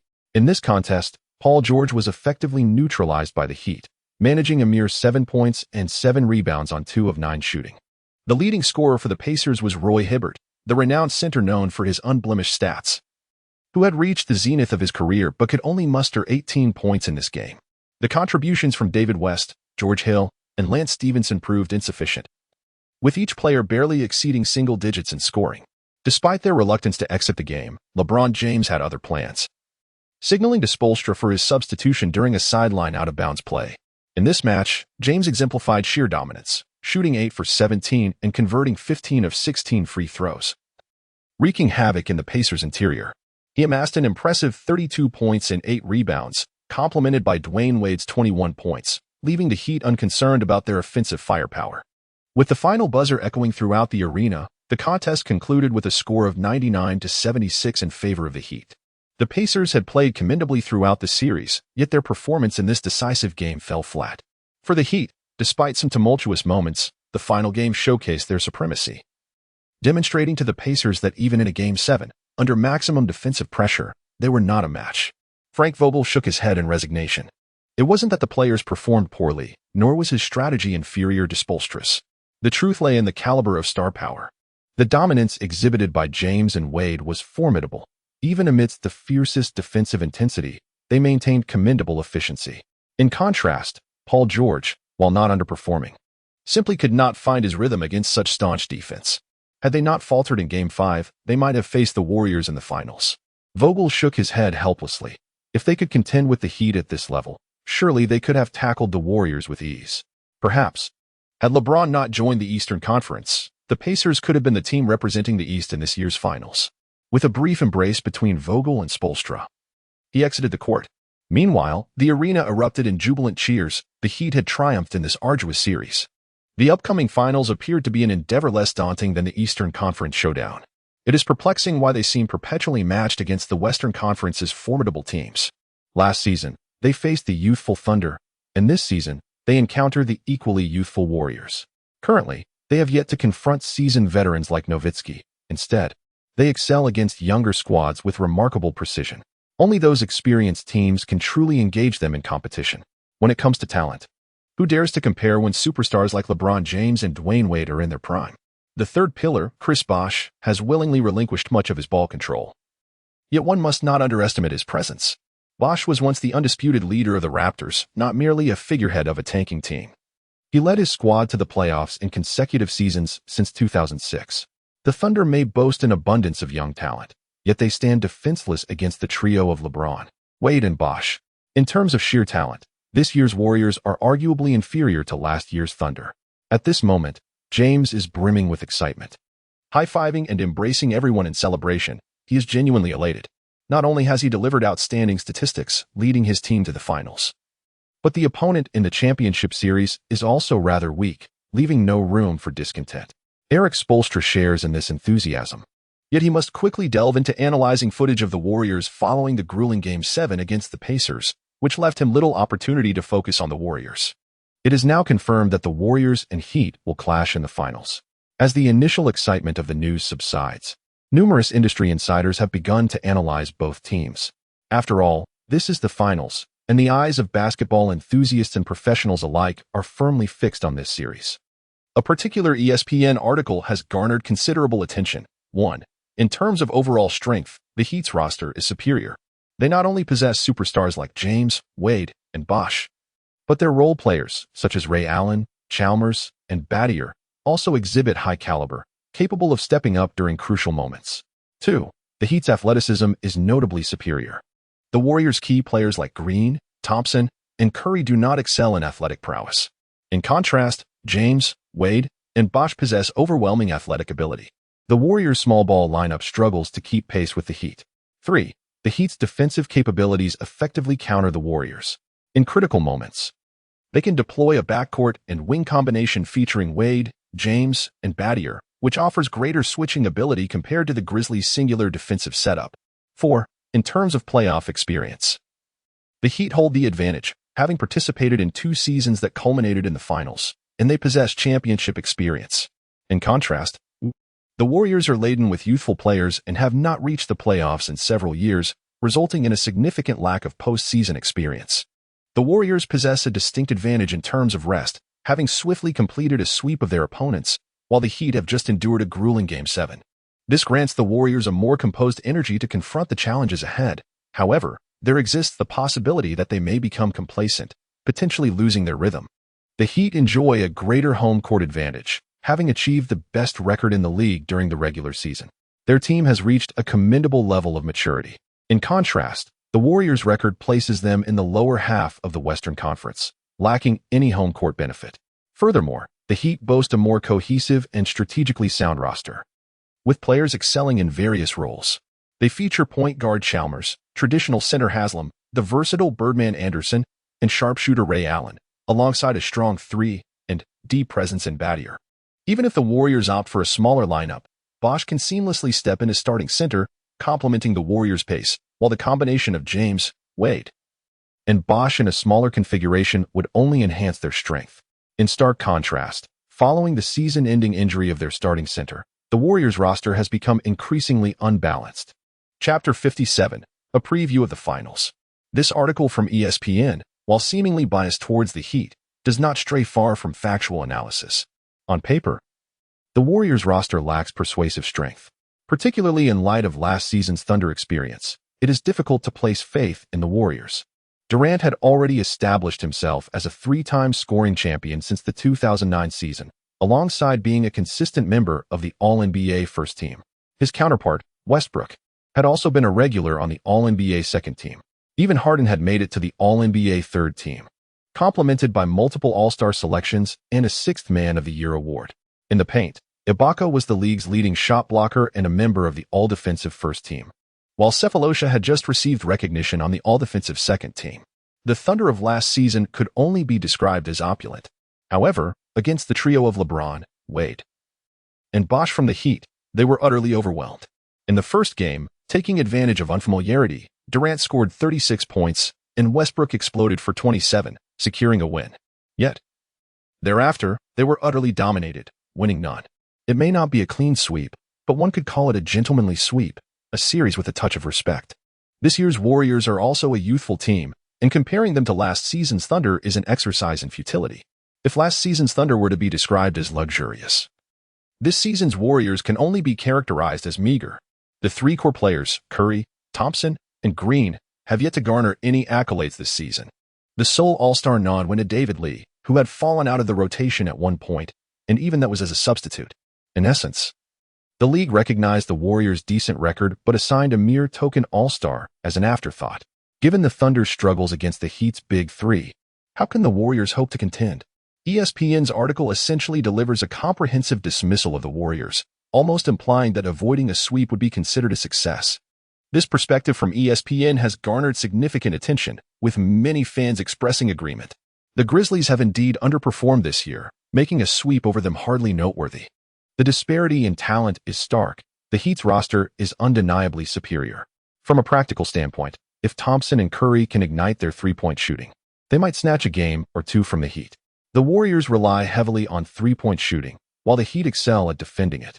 The Heat's only apparent weakness lies in their interior defense, yet the Warriors' frontcourt is even more fragile. Had the Spurs advanced to the finals, their matchup against the Heat would have been genuinely intriguing. The majority of fans favor the Heat. On one hand, the Heat are riding a wave of momentum. Having experienced numerous victories, they relish the sweet taste of winning and shun the bitter sting of defeat. On the other hand, both LeBron and Wade boast considerable fan bases, with Bosh also enjoying significant support. Even as mere bystanders, one cannot help but be intrigued by the highly discussed trio of the Miami Heat, pondering the dynasty they might forge. With every fervent supporter, there exists a counterpart of dissent. Indeed, some critics of the Heat fervently rally behind the Warriors. While Warriors fans naturally champion their own team, the local media in Golden State has presented a plethora of diverse perspectives. The article titled "The New Coach of the Warriors: A Possibility for Miraculous Achievements" highlights the transformation in the Warriors' playing style. Coach Su Chen's arrival has rendered the team more agile. The small ball lineup is particularly vulnerable to formidable interior strength. Yet overcoming both the Spurs and the Grizzlies has demonstrated Coach Su's adeptness in countering towering post players. The Heat's defense poses a formidable challenge for the Warriors. Yet Coach Su has already faced two such trials, with the Heat representing the third.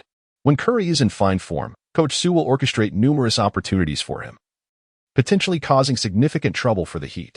The local media continues to lend its support to the team, emphasizing that the key to overcoming the Heat lies not within the players, but in the coaching strategy. Had it not been for Su Chen's leadership, the Warriors would have been eliminated in the semifinals, lacking the current opportunity to compete in the finals. For Warriors fans, the team's performance thus far has been satisfactory given their current roster. They have chosen to place unwavering trust in the squad. Curry, Thompson, and even Green are still relatively young, and their system is firmly established, leaving ample opportunities ahead. Even if they do not triumph over the Heat this season, Warriors fans will not be disheartened. It is often said that three-point shooting can be inconsistent, yet facing the Heat, this unpredictability may become a psychological advantage. When in form, any strong team can prevail. Conversely, even the mightiest may falter against the weaker. This characteristic of the Warriors may serve them well against the Heat. However, even the Golden State media, while supportive, remains objectively aware that the Warriors are not necessarily the favored side in this finals matchup. In this series, the Warriors assumed the role of challengers. Meanwhile, in Miami, on a sun-kissed beach, Coach Su Chen reclines in a chair, donning sunglasses and basking in the sunlight. With the final match looming tomorrow, he has granted his team a day of respite, albeit with stringent warnings against indulgence. Should he detect any signs of unpreparedness or hear any unsettling rumors, participation in the finals will be jeopardized. The team has completed their essential training, utilizing simulation goggles that enhance their practice efficiency exponentially. Each tactical maneuver can be simulated 1,000 times, rendering the difference between 1,000 and 1,001 negligible. Having arrived in Miami early to acclimate to the environment, the Warriors have the advantage of having played fewer games than the Heat, who have already contested 3 additional matches. Thus, despite the Heat's home court advantage, the Warriors find themselves in a more relaxed position. As the finals approach, will you be attending? Of course. I have already secured my tickets. You are quite fortunate. I was unable to obtain any and will have to watch from a bar alongside others. 2 young individuals, holding a sun umbrella and a chair, prepared to bask in the sun beside Su Chen. However, adorned with oversized sunglasses and a straw hat, Su Chen remained unrecognizable to them. They were merely witnesses to the fervent pursuit of a second championship, though the intensity of the game might not be particularly high, potentially descending into garbage time. The young man who had procured the ticket shrugged his shoulders, remarking on the fortuity of their team reaping benefits for 2 consecutive years.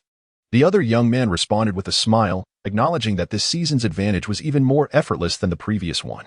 That so-called Curry and Thompson were merely of average star caliber in the league. A brief surge in performance quickly revealed their true selves when confronted with the Heat's defense. The ticket holder erupted into laughter. After a brief exchange, Su Chen folded his umbrella, preparing to depart. At that moment, he recalled having an extra ticket. So he approached and casually tossed it down.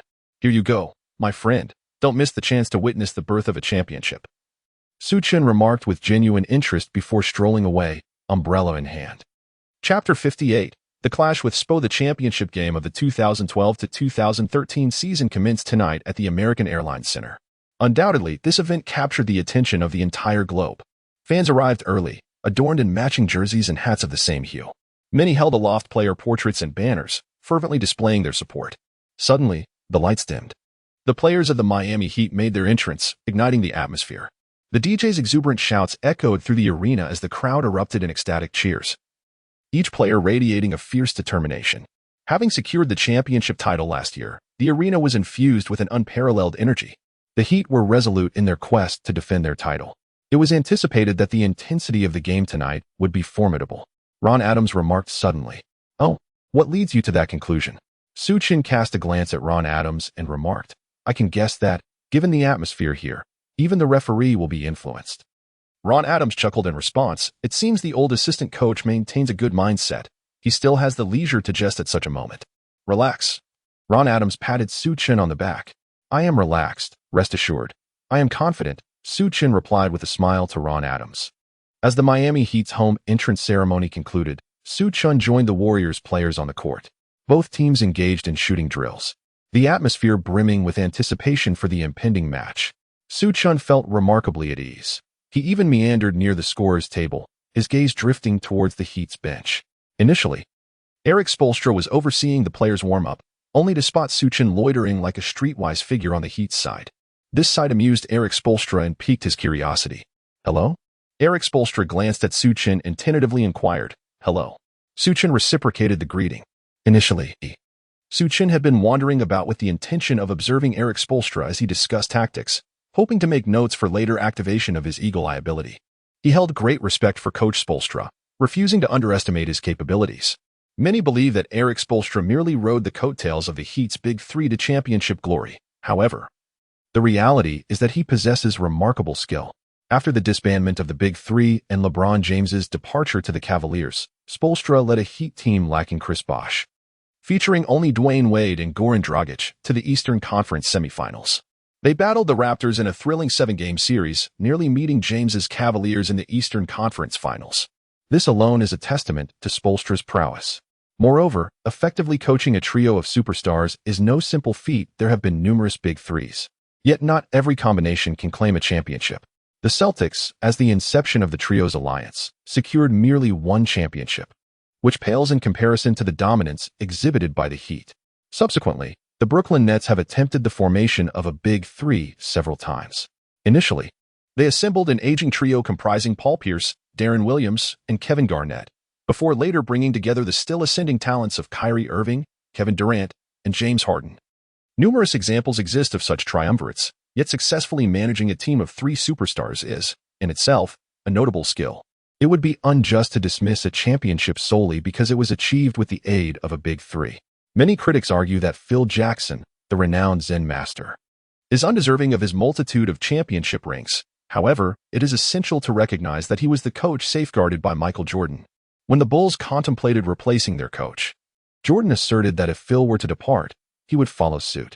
Coaches who have guided Big Three lineups to success invariably possess their own distinct expertise. Even Doc Rivers, often derided by fans, demonstrated his capability when leading a modest roster to exceed expectations. Moreover, while Pat Riley has consistently claimed that he refrains from interfering in coaching matters, the relationship between Erik Spoelstra and Riley suggests otherwise. Initially, Spoelstra served as Riley's assistant and earned his mentor's esteemed regard, making him a protege of sorts. Spoelstra has not only absorbed vast knowledge from Riley but also possesses formidable tactical acumen and an adept command of strategy. He has the ability to tailor game plans based on the unique characteristics of his players, particularly excelling in defensive tactics, which has enabled the Miami Heat to consistently rank among the top teams in defensive efficiency. However, Erik Spoelstra finds himself grappling with an unusual sense of uncertainty as he faces Coach Su Chen. Against any other opponent, Spoelstra meticulously studies game footage, analyzing the opposing players and coaches in great detail. Yet, The exhaustive toll taken by the Heat's grueling 7-game showdown against the Pacers has left him with insufficient time to delve into Su Chen's coaching style. Furthermore, with Su Chen's coaching history being virtually blank, Spoelstra remains uncertain about his counterpart's capabilities. He can only hastily review the tactics and coaching demeanor exhibited by Su Chen in the previous 6 matches. As Su Chen and Eric Spoelstra exchanged polite nods, their conversation dissipated into silence. Nevertheless, Su Chen had already pinpointed the location for his upcoming strategy, ready to activate the Hawkeye with only a minor adjustment to the coordinates. This match is being broadcast live across the globe. Currently, all eyes are riveted on these two teams, as there are no other NBA games scheduled apart from this championship series, allowing the premier commentary team to be present without scheduling conflicts. Stars of the commentary world, Charles Barkley, Kenny Smith, Shaquille O'Neal, and Ernie Johnson have taken their places, eagerly awaiting the commencement of the game. At last, the moment has arrived. The game is about to begin. As the camera approached, O'Neal let out a sigh of relief and remarked. With O'Neal's relaxed opening, the atmosphere became considerably more at ease. "Hey, have you all seen ESPN's analytical report?" Barkley inquired of the group. Recently, ESPN's preview analysis of the finals has garnered significant attention. Of course, he nearly proclaimed that this year's champion would be the Miami Heat. Kenny Smith shrugged and commented. Clearly, for Kenny Smith, who supports the Warriors, he viewed ESPN's analysis as nothing short of a slander. Although he harbored doubts about the Warriors' chances of securing the championship, he did not believe they would be completely overwhelmed as suggested by ESPN. While the analysis was largely accurate, it undeniably favored the Heat too heavily, remarked Johnson, who maintained a neutral stance. Chapter 59, The Classic Connection of James and Wade. "I believe there is a significant misunderstanding," Kenny Smith remarked at this juncture. "What do you mean?" Johnson inquired, perplexed. "ESPN seems to believe that, in terms of both player and coaching prowess, the Heat surpass the Warriors.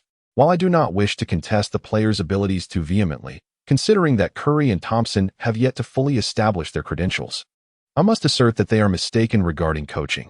The key to the Warriors' success lies with coach Su Chen," Kenny Smith expressed with a hint of indignation. In Smith's view, ESPN is blatantly disparaging the Warriors simply because the Heat are currently the darlings of the league.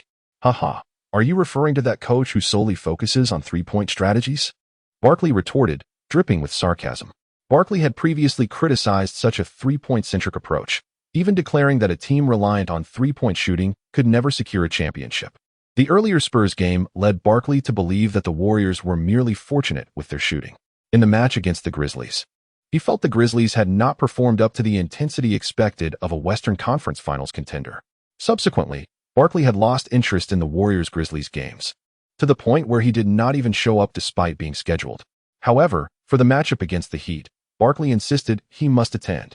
He was eager to witness this three-point-oriented team falter, to expose them before the global audience of basketball fans, demonstrating that the paint is truly where the game is won, a truth he holds dear about basketball. Though the Heat may be a smaller lineup, both James and Wade are adept at attacking the rim, aligning with his aesthetic of the sport. Furthermore, the Heat are the reigning champions, a status far beyond what the Grizzlies could claim. How could he possibly miss such a game? Barkley, you and ESPN share the same bias in your perspective. Kenny Smith quickly countered, unwilling to concede. The commentary during the finals had devolved into a sparring match between the two.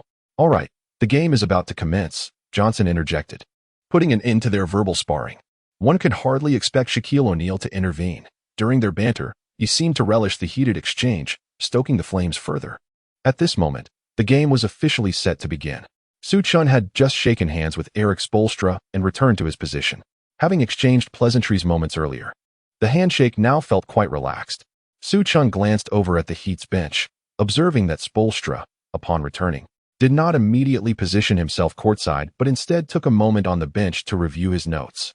He seemed to ponder something, jotting down notes and sketches. The eagle-eye tactic consumes mental energy and can only be utilized 2 or 3 times during the game. Although Su Chen was curious about what Spoelstra was writing, he refrained from peeking.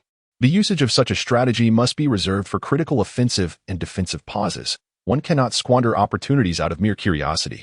As the players took to the court, the Heat starting lineup was announced: Udonis Haslem, C. Chris Bosh, PF, LeBron James, SF, Dwayne Wade, SG, and Mario Chalmers, PG. The starting lineup for the Warriors features Festus Ezeli at center, Draymond Green at power forward, Richard Jefferson at small forward, Klay Thompson at shooting guard, and Stephen Curry at point guard. Both teams present relatively conventional starting lineups. However, each possesses the capacity for strategic alterations. For instance, Chris Bosh of the Heat could assume the center position, transforming the team into a lineup characterized by both shooting prowess and mobility. Similarly, Norris Cole could be substituted for Battier or Wade, yielding a perimeter defensive configuration or a strategy focused on three-point shooting when trailing. Erik Spoelstra, the Heat's coach, also implements three-point strategies, predominantly initiated through the drives of LeBron James and Dwayne Wade. Traditional basketball proponents, such as Charles Barkley, do not vehemently oppose the Heat's three-point tactics, but rather disapprove of strategies that prioritize three-point shooting without the requisite drives to the basket. This could lead to a team overly reliant on three-pointers. Even cutting to the basket seems primarily aimed at facilitating more three-point attempts for Thompson and Curry. In contrast, while the Heat possess competent three-point shooters, their primary focus for finishing plays remains on the attacking abilities of James and Wade. Both teams commence the game with their standard lineups, with the Warriors refraining from any alterations. Although the Warriors have previously showcased a small ball lineup, it appears they do not regard it as their default configuration. Coaches Su Chen and Erik Spoelstra stand at the sidelines, displaying minimal emotional shifts, suggesting that they are both well prepared for the opposing team's strategies. Ezeli wins the jump ball, and Curry secures possession. Right from the outset, Ezeli sets a deceptive screen for Curry before cutting toward the basket. James takes on the challenge of guarding Curry directly, evidently having studied prior matches and identified Curry as the tactical linchpin for the Warriors. By effectively containing Curry, James could significantly disrupt the Warriors' offensive flow. In tandem with James, Udonis Haslem joins in to double-team Curry. Despite Ezeli's presence in the paint, the overwhelming defensive pressure from James, coupled with Haslem's support, prevents Curry from making an effective pass. After initially halting Curry's passing opportunity, James gestures for Haslem to return to his defensive position, reverting to a one-on-one matchup against Curry. James's basketball IQ is exceptionally high, often enabling him to make the right decisions in critical moments. His physical advantage over Curry, combined with impeccable defensive positioning, dismantles the Warriors' strategy before it can fully materialize. Seeing the disruption, Draymond Green promptly positions himself at the three-point arc for a pass. Curry returns the ball to Green, but the play has become disorganized, making it challenging to re-establish the original strategy. Consequently, they resort to a minor play centered around Curry. Curry executes a cut to the basket before retreating to the perimeter. As Curry cuts, Green feigns a pass, executing the movement with such fluidity that it appears as though they have rehearsed this combination countless times. This maneuver allows Curry to regain possession, whereupon he attempts a drive and pullback move, creating a brief opening, yet James remains unfazed by the feint.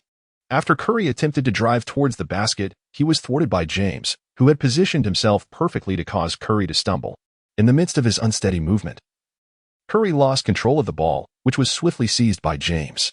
Wade, having collaborated on countless fast breaks with James, instinctively began to sprint as soon as he witnessed the steal.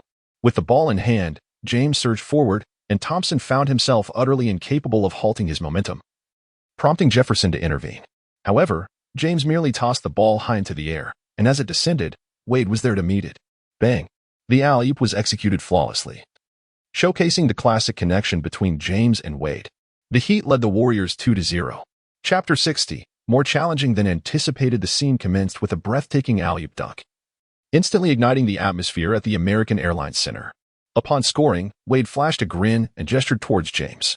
The unspoken synergy between Wade and James rendered verbal communication unnecessary. Regardless of who possessed the ball, they instinctively understood that a simple toss into the air would summon the other. Indeed, their athletic prowess was overwhelmingly dominant. Stephen Curry, attempting to dribble past James, was evidently unaware of the formidable strength of James, which rendered him incapable of overcoming the obstacle.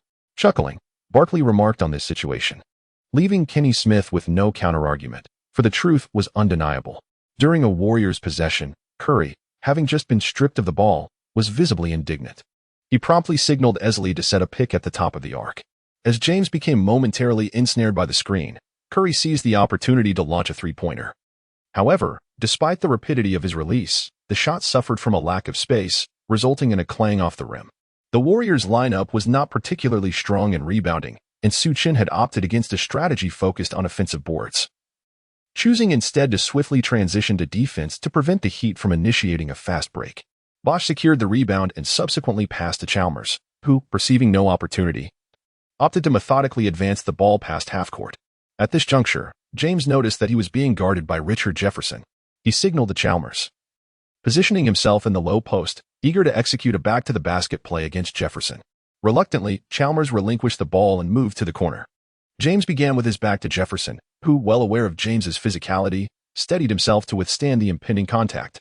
However, just as Jefferson established his stance, James executed a sudden pivot, accelerating towards the basket.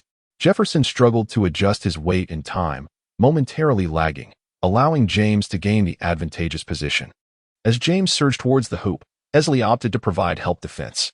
Yet, with a resounding thud, James soared, converting the layup while the referee's whistle echoed through the arena. This was a three-point play. James approached the free throw line and confidently converted the attempt. The score stood at Heat 5, Warriors 0. For the Warriors, conceding 2 quick baskets was somewhat detrimental. The camera panned to Su Chen on the sidelines, curious if he would call a timeout. However, Su Chen merely gestured a tactical signal, choosing not to halt the game, recognizing the play as a floppy strategy for a baseline three-point maneuver. He animatedly directed his teammates with a flurry of gestures before passing the ball to Draymond Green.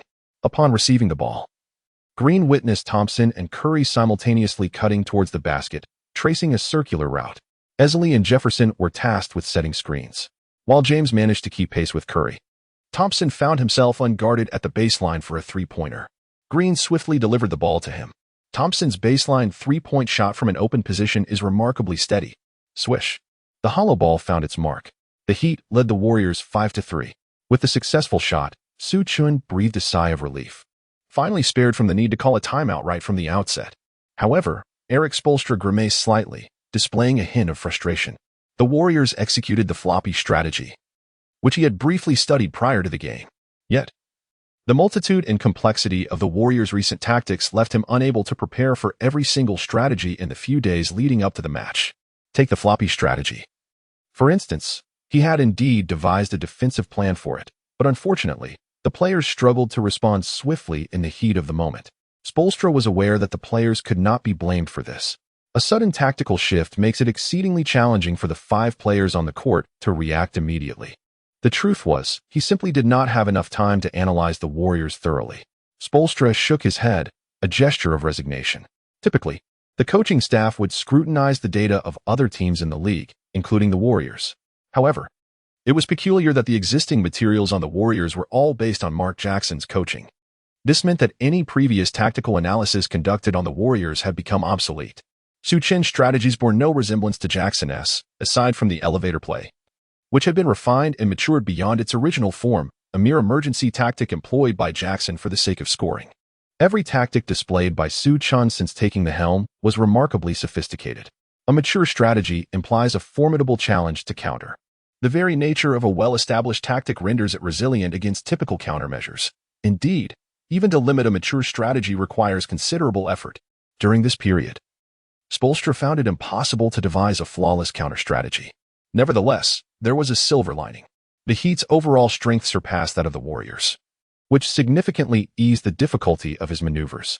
Much like the first shot, where LeBron was able to dismantle a strategy on his own, as the opening 3 minutes unfolded. Although the Warriors managed to execute some strategies, the Heat gradually seized the initiative. When LeBron was on the court, he was an indomitable force, making it imperative for the opposition to contain him as best as they could. Moreover, he was surrounded by a plethora of exceptional teammates, including the superstar Wade. The score stood at Heat 11, Warriors 8. Su Chen raised his hand, signaling for a timeout. Continuing in this manner was not feasible, although the Warriors' tactics could be executed. The Heat's defensive resources were exceptionally formidable. Even when the strategy was successfully implemented, the shots would still be contested. It was inevitable, given LeBron's height, wingspan, and athleticism.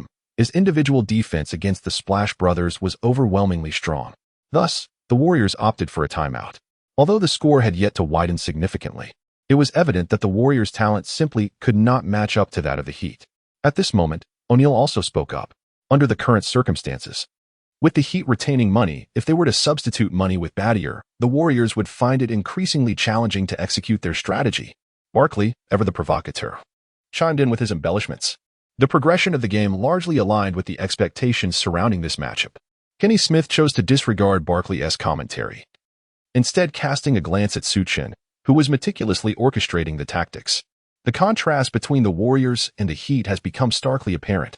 For the Warriors to secure victory, they must rely on Su Chen's ability to turn the tide. On the Heat's side, the situation was far from effortless. The anticipated scenario involved LeBron and Wade effectively stifling the Warriors' backcourt, thereby restricting their opportunities to break free. However, as the game unfolded, it became evident that the Warriors were not being overwhelmingly dominated. Erik Spoelstra couldn't help but glance across the court, realizing that he had underestimated Su Chen. Chapter 61. Slowed down against the Heat. Su Chen approached the bench, clutching the tactical board.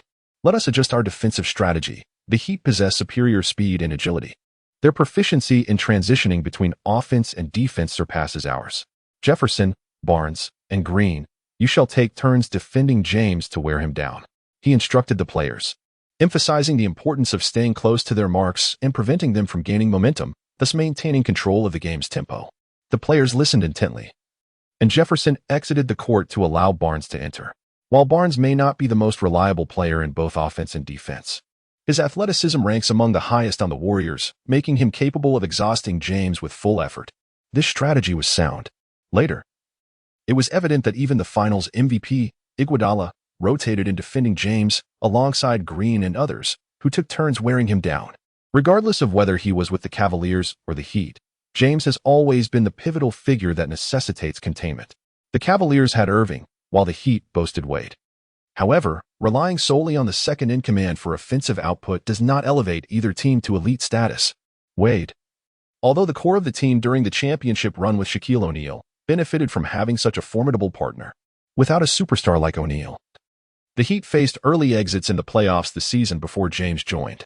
Irving's situation was no different. Prior to James's return to the Cavaliers, Irving was still striving to lead his team to the top draft pick.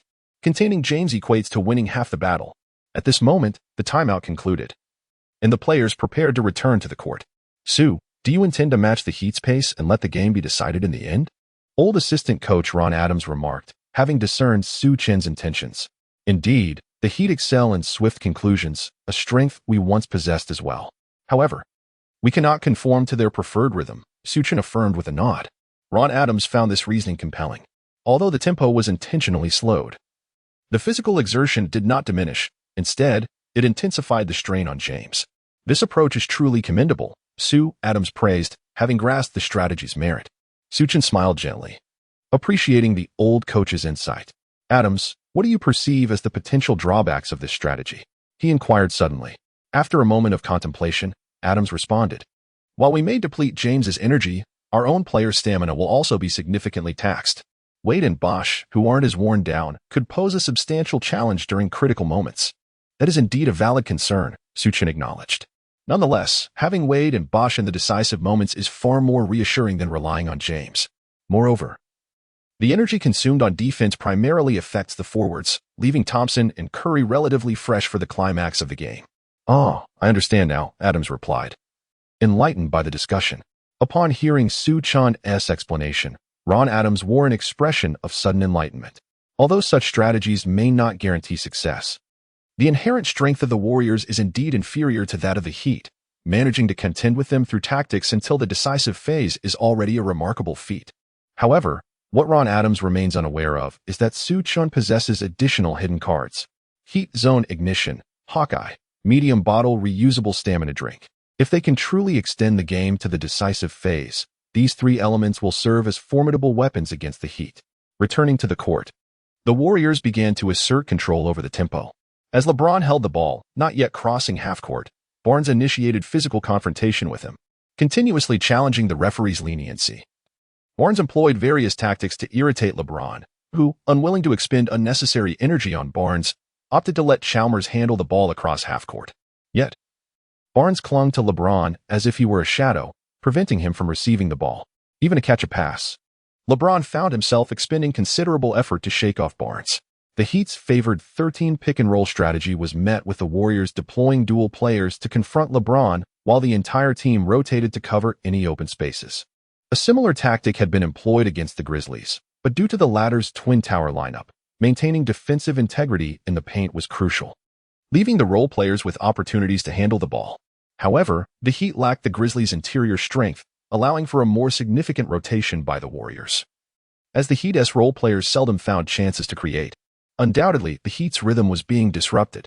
Simultaneously, the Heat's rapid transition defense meant that the Warriors avoided the pitfalls of fast break turnovers, instead opting for a more measured half-court offense.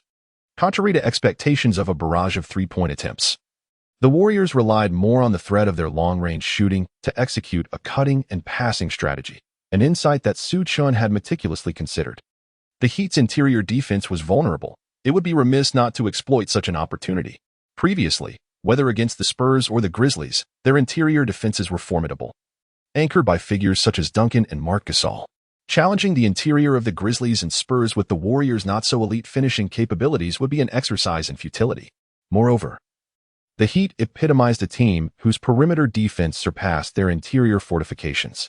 Both Bosh and Haslam exhibited weaknesses in protecting the rim, particularly with the cutting and passing strategy.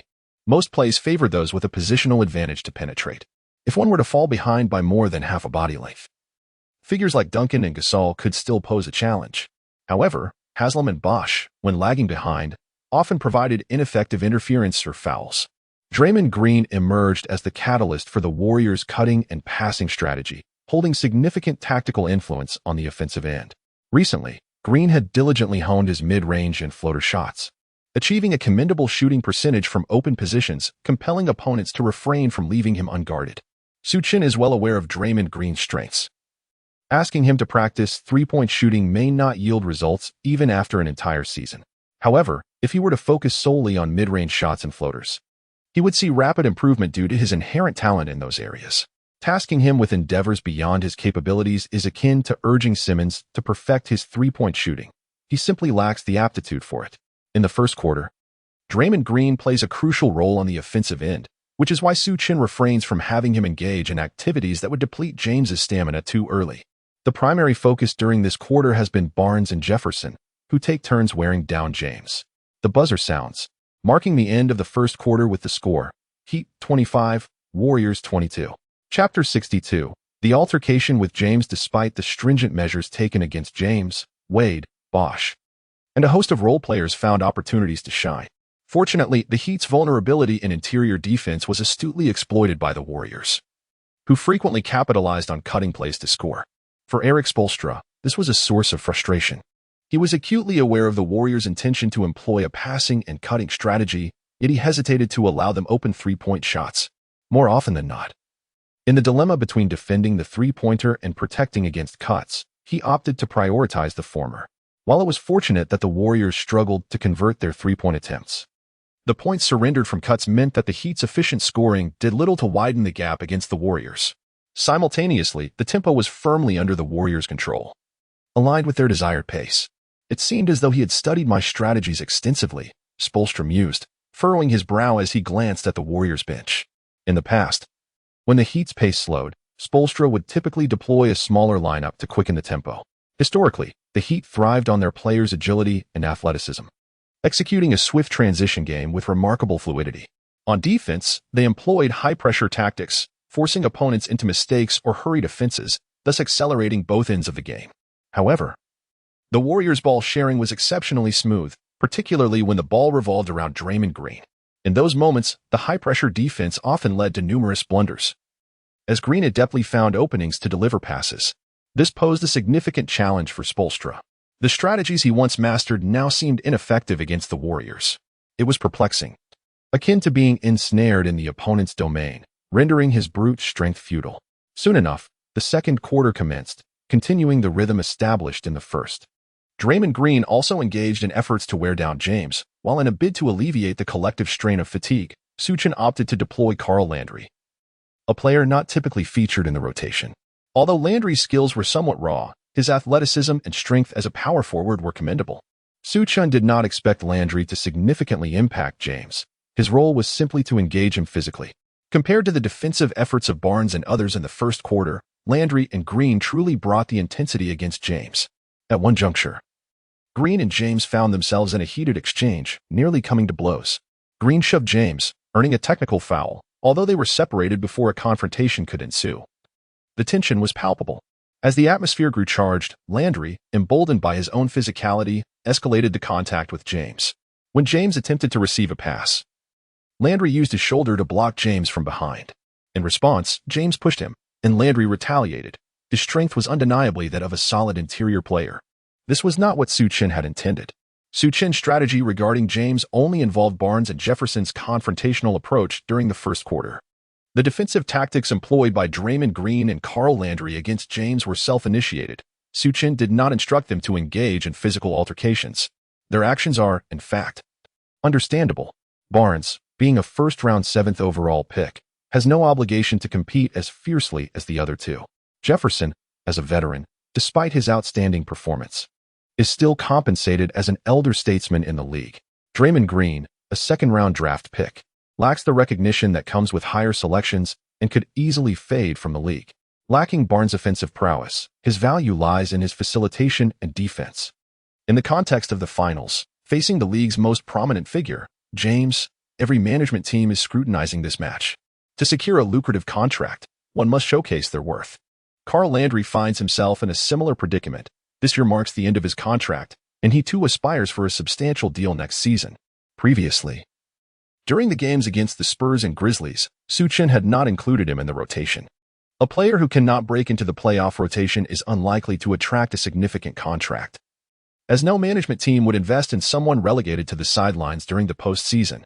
By contending with James, he is striving to regain a spot in Su Chen's rotation.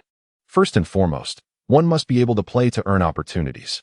Currently, Su Chen's demands are straightforward. He does not require excessive scoring, but rather seeks to deplete James' stamina.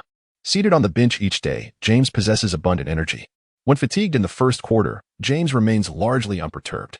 However, as Draymond Green and Carl Landry ramp up their intensity in the second quarter, James begins to feel the strain.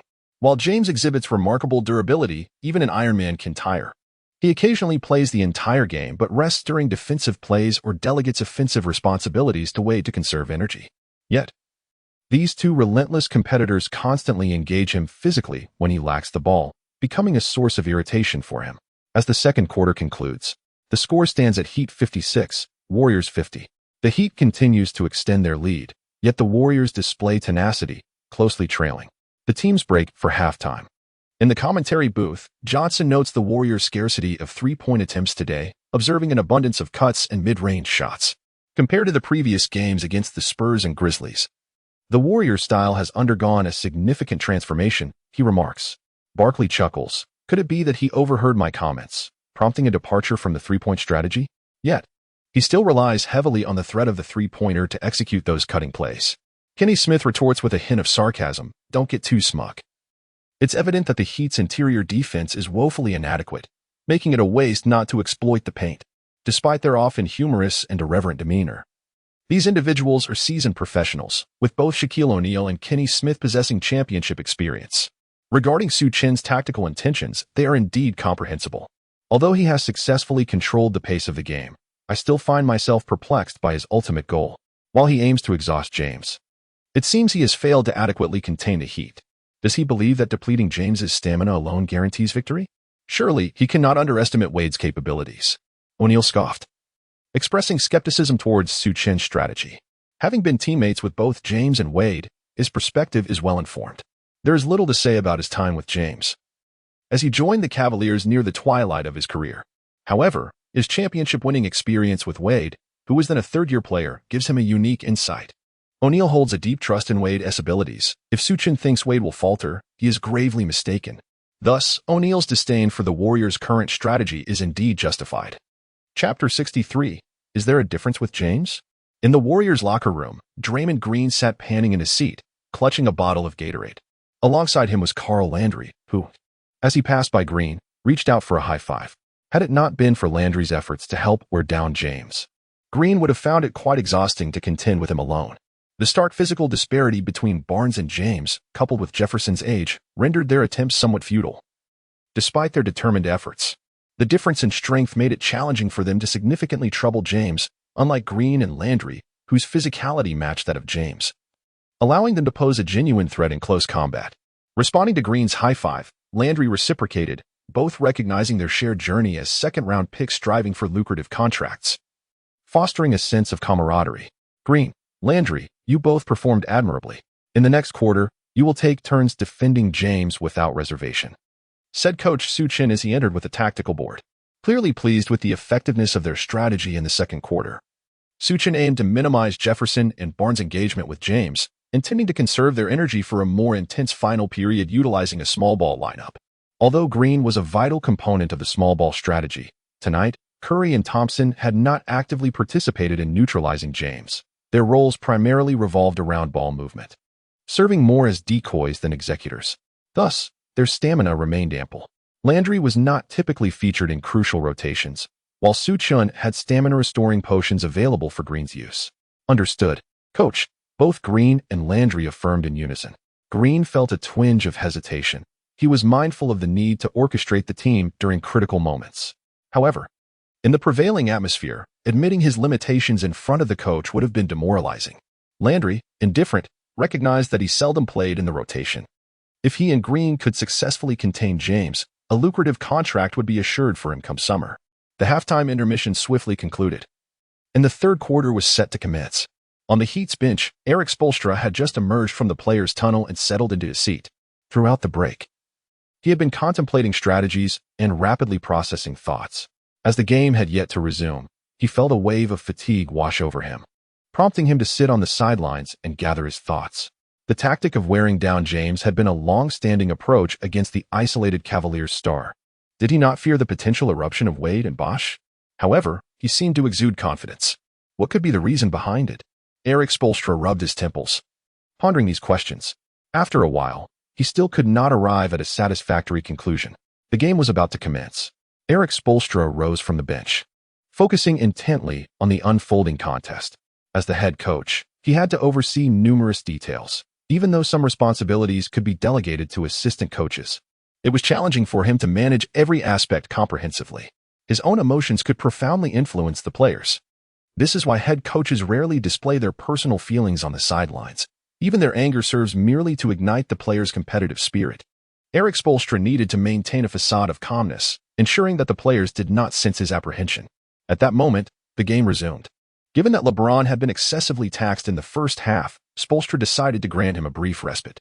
To his surprise, upon seeing LeBron resting, Su Chen immediately signaled for two players to prepare for substitution. Spoelstra noted that it was Curry and Barnes. At that juncture, the Warriors lineup consisted of Festus Ezeli C., Draymond Green, PF, Richard Jefferson, SF, Klay Thompson, SG, and Kent Bazemore, PG. After just a couple of possessions, the ball went out of bounds. Curry and Barnes entered the fray, replacing Ezeli and Bazemore. Spoelstra felt a twinge of confusion. Throughout the first half, the Warriors had not deployed their small ball lineup. Why then? Did they choose to do so the moment LeBron took a breather? The current lineup for the Heat included Chris Anderson, C., Chris Bosh, PF, Shane Battier, SF, Ray Allen, SG, and Dwayne Wade, PG. Soon enough, Spoelstra understood why. The Warriors, who had engaged in a slow-paced half-court battle for the entirety of the first half, suddenly accelerated their tempo. Draymond Green, functioning as the engine of the team at center, intensified their pressure defense. Any misstep or errant shot from the Heat would trigger a rapid counterattack. The Warriors excelled in their swift transition between offense and defense, but their speed differed from that of the Heat. The Heat's quickness relied on the extraordinary athleticism of Wade and LeBron, allowing them to sprint with remarkable agility. In contrast, the Warriors' speed stemmed from Green's swift initiation following a rebound, with Curry and Thompson poised to shoot from beyond the arc or just inside it whenever afforded an opening. Their passing was quick, and their shooting range was expansive. Moreover, Barnes was also notably swift.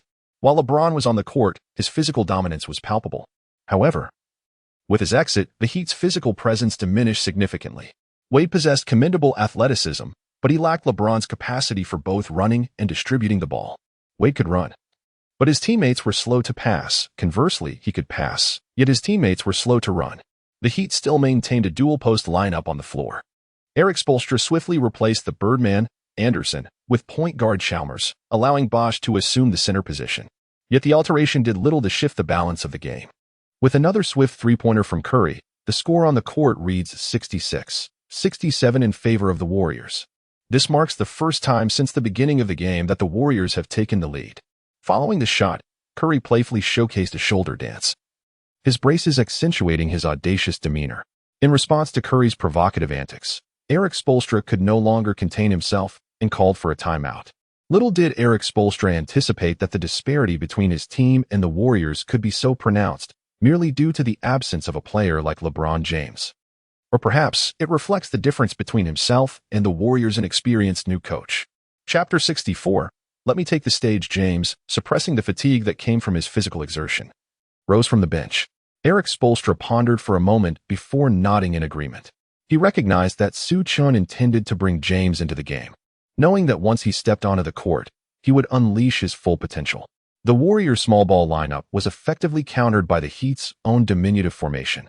However, this was contingent upon James being part of that lineup. If it were merely Wade and Chalmers in the backcourt, with Ray Allen or Battier providing a 3-and-D presence, and Bosch playing center, such a configuration would indeed struggle against the Warriors' 5 small players. With this understanding, Erik Spoelstra resolved to have James lead the small lineup to dismantle the Warriors' unit swiftly. Yet, he remained unaware that Su Chen had been discreetly observing him, seemingly scrutinizing something. This was, of course, Su Chen activating his Hawkeye ability, reviewing Spoelstra's adjustments and strategies on both offense and defense. Ron Adams spoke on behalf of Su Chen initially, and only halfway through did Su Chen arrive to outline the new defensive tactics.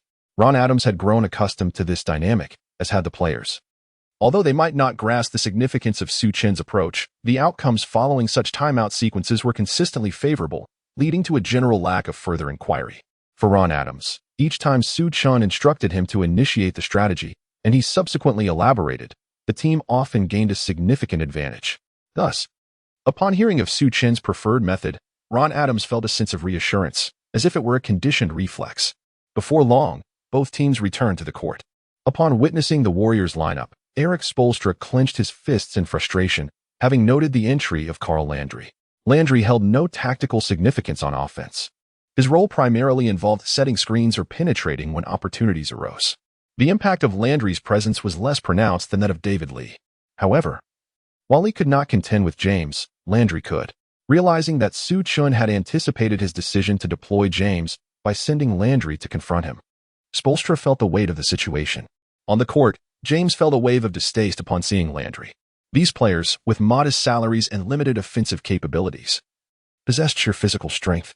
Both Landry and Green were not only intent on engaging him physically, but also resorted to petty provocations and trash talk.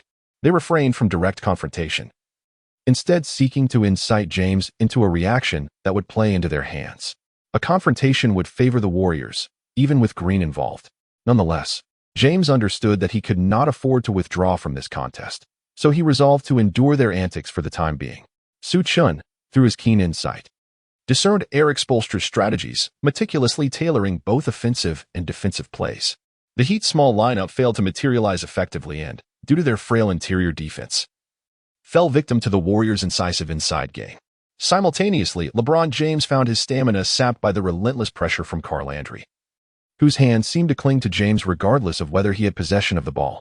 This level of irritation evoked memories for James of the Eastern Conference Finals against the Pacers, particularly of the man named Stevens who had blown in his direction. The contest devolved into a tug-of-war, with neither side able to shake off the other. The Warriors initially maintained a rapid pace before the timeout, but afterward, they ensnared the Heat in a slow-paced half-court battle. A sheen of cold sweat trickled down Erik Spoelstra's brow. He dared not wipe it away in front of the cameras, nor could he allow his players to notice. Most importantly, he could not let Su Chen perceive his distress.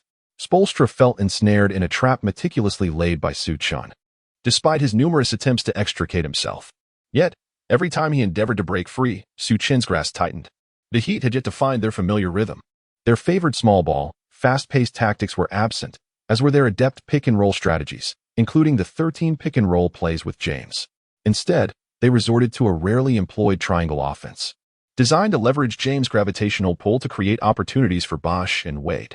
However, the infrequency of this approach resulted in a lack of familiarity among the trio, leading to miscommunication and sluggish passes that squandered scoring chances.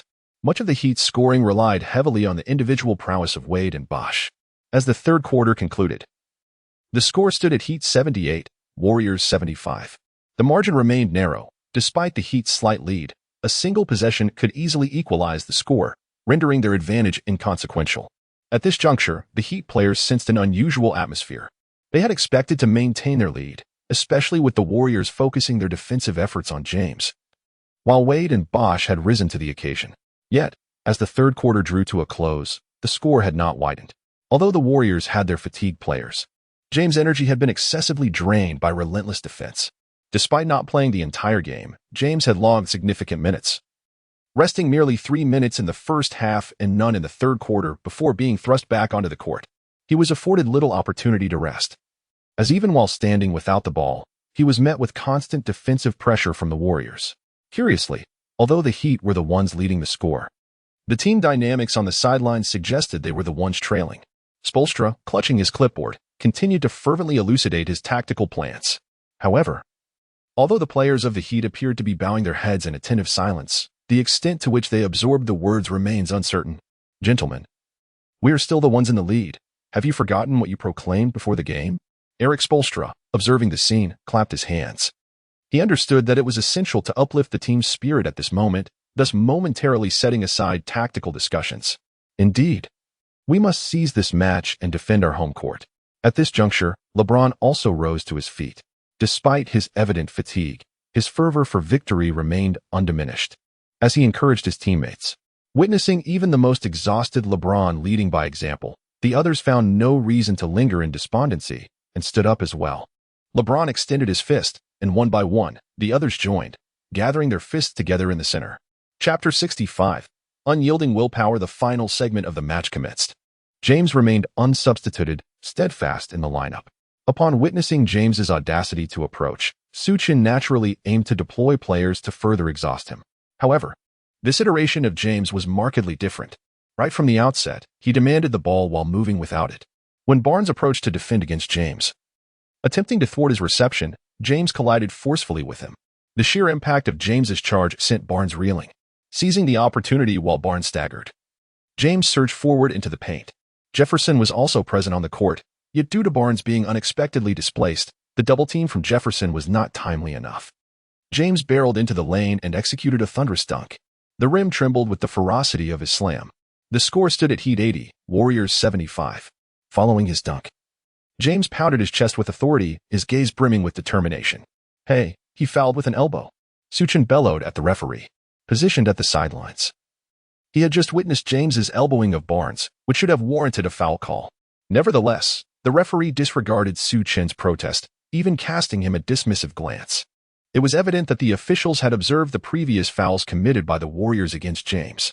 Since the officiating was rather lenient, it seemed only fair for everyone to play by the same standards, avoiding double standards. Su Chen nodded, acknowledging the established parameters, and contemplated inviting James for a glass of Lafite.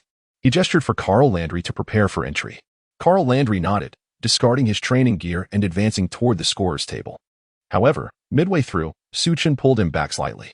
"Be more tenacious in your defense against James," he advised. Landry acknowledged this with a nod, promptly grasping the implication. Just moments ago, he had nearly clashed with James. Thus, he understood what it meant to intensify his approach. As the ball came to Thompson, who was being defended by James, Landry sprung into action, successfully swatting the ball away. The ball sailed out of bounds, allowing Landry to enter the game. Following the blocked shot, there was little time left on the shot clock, necessitating a hasty attempt before swiftly transitioning back on defense. The Warriors returned to defense early, denying the Heat any opportunity for a fast break. Upon Landry's entry, James decided to confront him with vigor.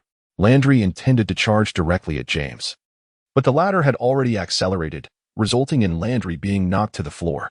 With a resounding crash, after sending Landry sprawling, James rose to perform another emphatic dunk. As the whistle blew, Landry had yet to be helped up by his teammates when the referee called a foul. Landry was penalized for a blocking foul, rendering James's score valid. Hearing the call for a blocking foul, Landry, without waiting for his teammates to assist him, scrambled to his feet to plead his case to the referee. However, the official clearly had no intention of hearing his defense, not even sparing him a glance. "Jefferson, a seasoned veteran, could discern the referee's intentions merely by observing his demeanor. If Carl Landry continued to voice his grievances, a technical foul was inevitable. Jefferson approached, using his body to shield Landry, urging him to regain his composure. Throughout previous encounters, Su Chen had subtly established Jefferson's role as the leader in the locker room. And in recent matches, Jefferson had exemplified this leadership, earning the trust of his teammates. Seeing his elder brother Jefferson intervene, Landry calmed down, relinquishing his complaints towards the referee. James stepped up to the free throw line, and the arena erupted with chants of MVP. MVP. MVP. Clearly, at that moment, James had captivated the Miami fans. He shook his hands, received the ball, and shot. The ball swished through the net. The score now stood at 83-75 in favor of the Heat, with the gap widening to 8 points right off the bat. Su Chen raised his hand, signaling for a timeout. James was on fire, and it was crucial to disrupt his momentum. James had propelled the Heat into a formidable rhythm, making him a challenging adversary to counter. Veteran assistant coach Ron Adams quickly assessed the situation and conferred with Su Chen, suggesting the box-and-one defense. However, Su Chen merely picked up the tactical board and, with an impassive expression, inquired, "The box-and-one defense?" Adams was well acquainted with this strategy, having witnessed Popovich employ it against Curry. He was taken aback that Su Chen intended to utilize it against James. Employing the box-and-one against James seemed dubious. Yet, Adams was not disputing Su Chen. His concern was genuine. Su Chen recognized that the box-and-one was not ideally suited for James, who excelled in distributing the ball after penetrating defenses due to his extensive court vision. In encounters against the Grizzlies, James could delegate playmaking to role players, as they lacked precision to punish the Warriors. However, the Heat boasted an impressive array of sharpshooters: Ray Allen, Battier, Miller, James Jones, Mario Chalmers, and the sidelined Lewis. All elite shooters. While Bosh seldom attempted three-pointers, his mid-range accuracy still created spacing. When James facilitated opportunities for these players, they could rapidly accumulate points. Moreover, once James broke through a defender's tight coverage, the subsequent box-and-one would likely be ineffective, as stopping James in full stride was a formidable challenge. Drawing fouls, scoring, and assisting players on the perimeter were all tasks James could accomplish effortlessly. The box-and-one had worked against Curry solely due to his size limitations, which made it easier to obstruct his passing lanes. However, against a towering forward like James, this would be much more difficult. Nevertheless, Su Chen's decision to implement the box-and-one was not without rationale. Green, you will assume the role of one, but I need you to allow him some three-point attempts while ensuring he doesn't penetrate. However, it is not merely a matter of allowing three-point shots indiscriminately, it is about disrupting his rhythm. Su Chen directed Draymond Green accordingly. Clearly, this is the rationale behind Su Chen's decision to employ the box-and-one strategy against James. In this postseason, James's three-point shooting percentage stands at 35. This figure is neither particularly high nor exceptionally low. Previously, Su Chen had refrained from implementing a strategy that allowed James to shoot freely. Yet now James has gradually honed his three-point skills. However, this game is different. Su Chen is acutely aware that James has not rested throughout the match. While it may seem that James is in a frenzy, he is, in fact, operating solely on sheer willpower. Although he can rely on his physical strength, whether he possesses the same level of determination when it comes to three-point shooting remains uncertain.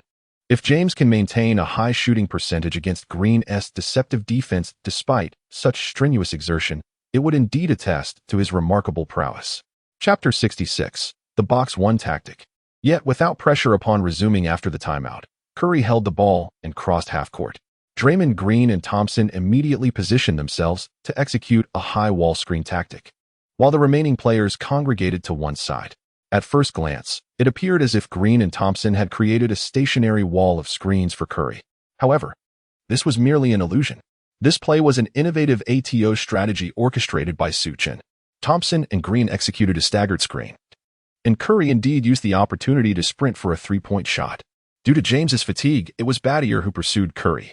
Anticipating the screen, Battier was prepared to navigate around it, while Bosh readied himself to delay the three-point attempt. Logically, this should have been a successful defensive maneuver against Curry's three-point strategy.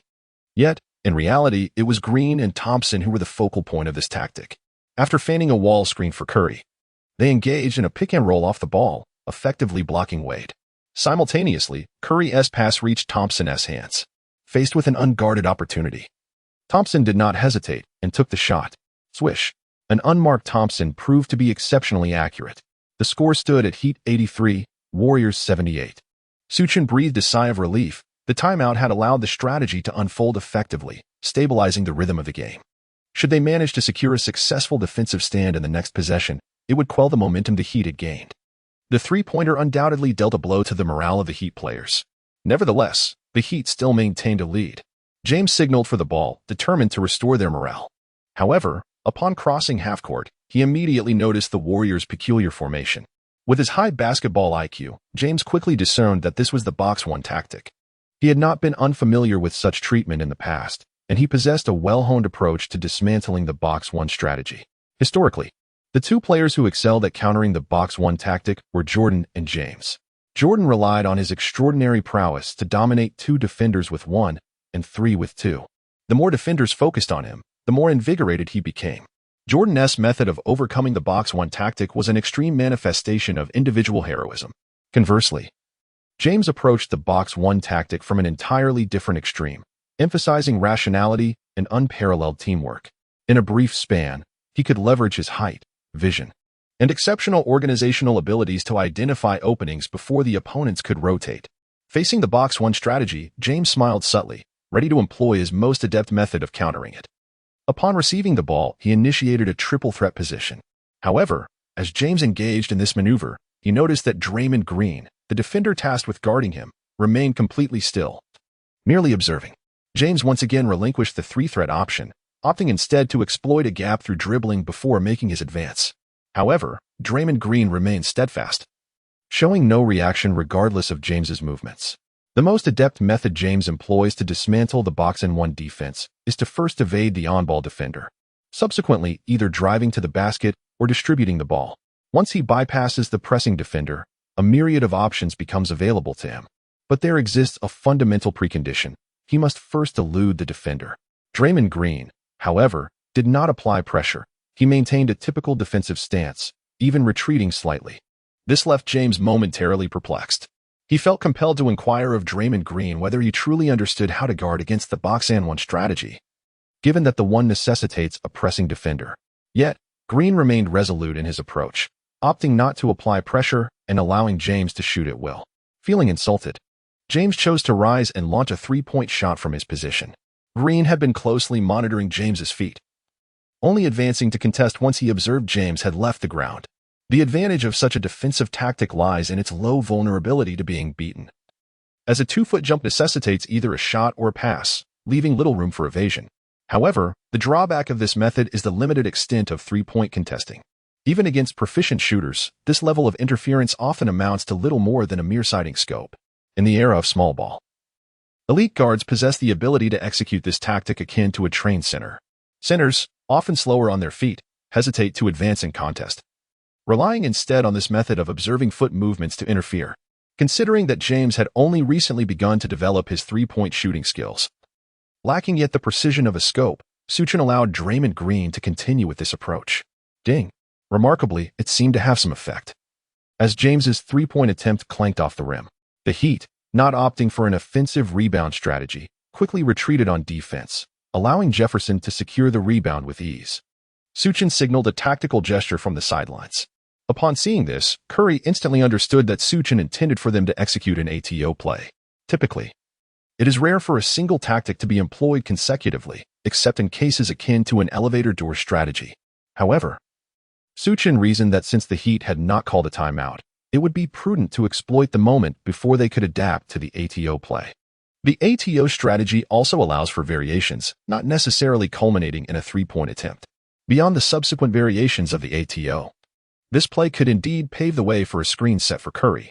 In the Warriors' possession, after directing traffic, Curry and Thompson formed a screen. Faced with this screen, the Heat players found themselves in a quandary.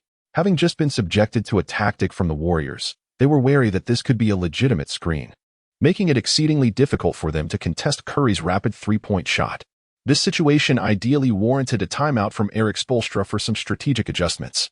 However, one cannot entirely fault Spoelstra, as the Heat's timeouts are limited.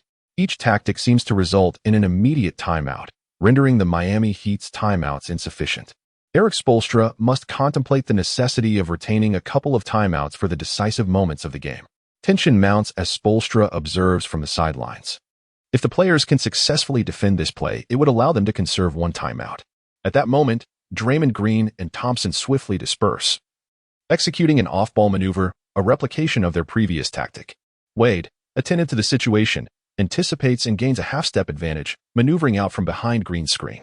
Yet, a slight distance remains. With no alternative, Wade is compelled to leap for a block. However, Thompson merely grazes the ball, causing Wade to be sent flying. Thompson then charges towards the basket, with Green trailing closely behind. Chapter 67, Victory and Defeat. In a minute, both players surge towards the basket simultaneously, leaving the Heat's defender at a loss as to whom to guard. However, Thompson wasted no time in hesitation. As he approached the basket, he effortlessly executed a layup. The ball swished through the net. Heat 83, Warriors 80. Beep. In a moment of exasperation, Erik Spoelstra called for a timeout. It was imperative. He had no choice but to halt the game. Su Chen had devised a novel strategy, one that, although not particularly complex, had not been included in their pre-game preparations. Thus, he needed to utilize this timeout to elaborate on the new tactical approach. A timeout wasted. Spoelstra shook his head, feeling somewhat resigned. The commentary booth buzzed with excitement. The score had been evened out, surprising all who had anticipated such a closely contested match. Johnson remarked with a grin when the box one strategy was first implemented. I must admit I was taken aback. I wondered how one could be so audacious as to defend against LeBron in that manner. Yet, this strategy of allowing LeBron to shoot, while not entirely conceding, is perfectly suited to the current circumstances. LeBron had been thoroughly drained throughout the game. Although his sheer willpower enabled him to score some baskets, his attempts at three-point shots were hampered by fatigue, diverting his focus. Presently, LeBron's three-point shooting was still in its infancy. He was not a true sharpshooter. Had it been Ray Allen in a similar state of exhaustion, he would still have managed such challenging attempts. Kenny Smith exclaimed passionately. Kenny Smith had a keen understanding of the dynamics on the court, as his career had been defined by his prowess as a shooter, making him acutely aware of the progression of shooting skills. In his view, LeBron had yet to develop a deeply ingrained muscle memory for three-point shooting, and thus fatigue significantly impacted his performance. Although Smith had initially sided with the Warriors, after this exchange, he found himself deeply admiring Su Chen's acumen. To select the most appropriate strategy at such a critical juncture and achieve optimal defensive results was commendable. If coach Erik Spoelstra could not devise a countermeasure, this game could become increasingly difficult for the Heat. Even Charles Barkley, who had been skeptical of the Warriors, recognized the unfolding situation. Despite his reluctance to see the Warriors prevail, he could not deny the reality of the circumstances, even with the Heat still leading by 3 points. Given LeBron's current condition, the Heat faced a daunting challenge. Yet, it remained uncertain. As they entered the decisive phase, Landry was unable to take the court. If the Warriors continued to deplete LeBron's stamina, they would have to rely on Green to carry the burden. However, Green was a vital component of the Warriors' offensive system, and any fatigue he incurred would likely be less impactful than that suffered by LeBron. After a moment of contemplation, O'Neal remarked. The others, upon hearing O'Neal's words, found a semblance of truth in his assessment. Indeed, during the decisive phase, if both James and Green are devoid of stamina, James's influence will undoubtedly surpass that of Green by a considerable margin. Green's offensive capabilities have never been particularly robust. Lacking energy on both ends of the court will only hinder his performance. Johnson also concurred with O'Neal's perspective. Presently, the situation remains favorable for both sides. Yet the crux lies in who falters first. As the timeout concludes, James remains on the court. However, Erik Spoelstra has devised a more team-oriented offensive strategy, rather than relying solely on James. While this approach may render the box and one strategy ineffective, it paradoxically brings a sense of relief to Su Chen. He is reluctant to entrust the outcome to James's shooting accuracy.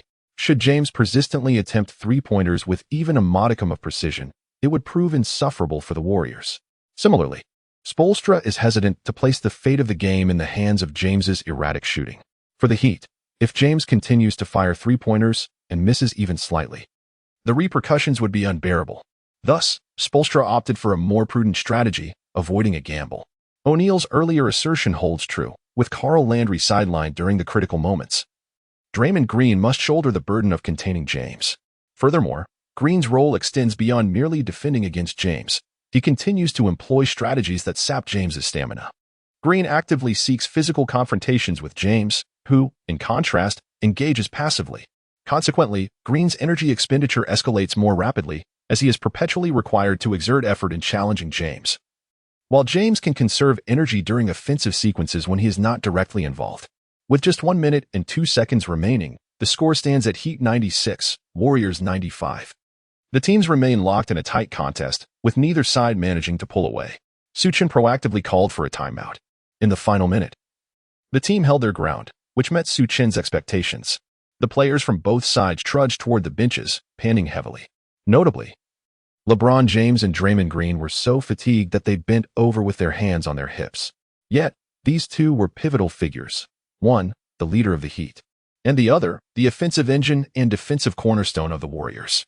No substitute could replicate their contributions. With a pat on Draymond Green's back as he approached, Su Chen acknowledged their efforts. However, Draymond, utterly exhausted, could only manage a weary nod in response.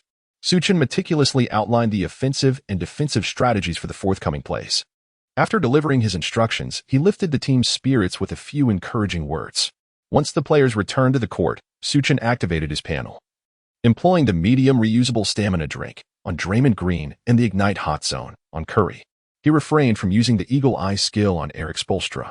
This evening, he had already employed the Eagle Eye tactic and was currently feeling immensely fatigued. Given his present condition, he could barely utilize it once more. This exchange of offense and defense was not the most critical moment. Su Chen chose to reserve the use of Eagle Eye for a more pivotal timeout. Simultaneously, Su Chen took hold of the tactical board, elucidating an offensive strategy intended for the next timeout to Ron Adams. However, he refrained from disclosing the defensive strategy. Upon hearing this, Ron Adams realized that Su Chen wanted him to orchestrate the offensive strategy while he himself would handle the defensive arrangements.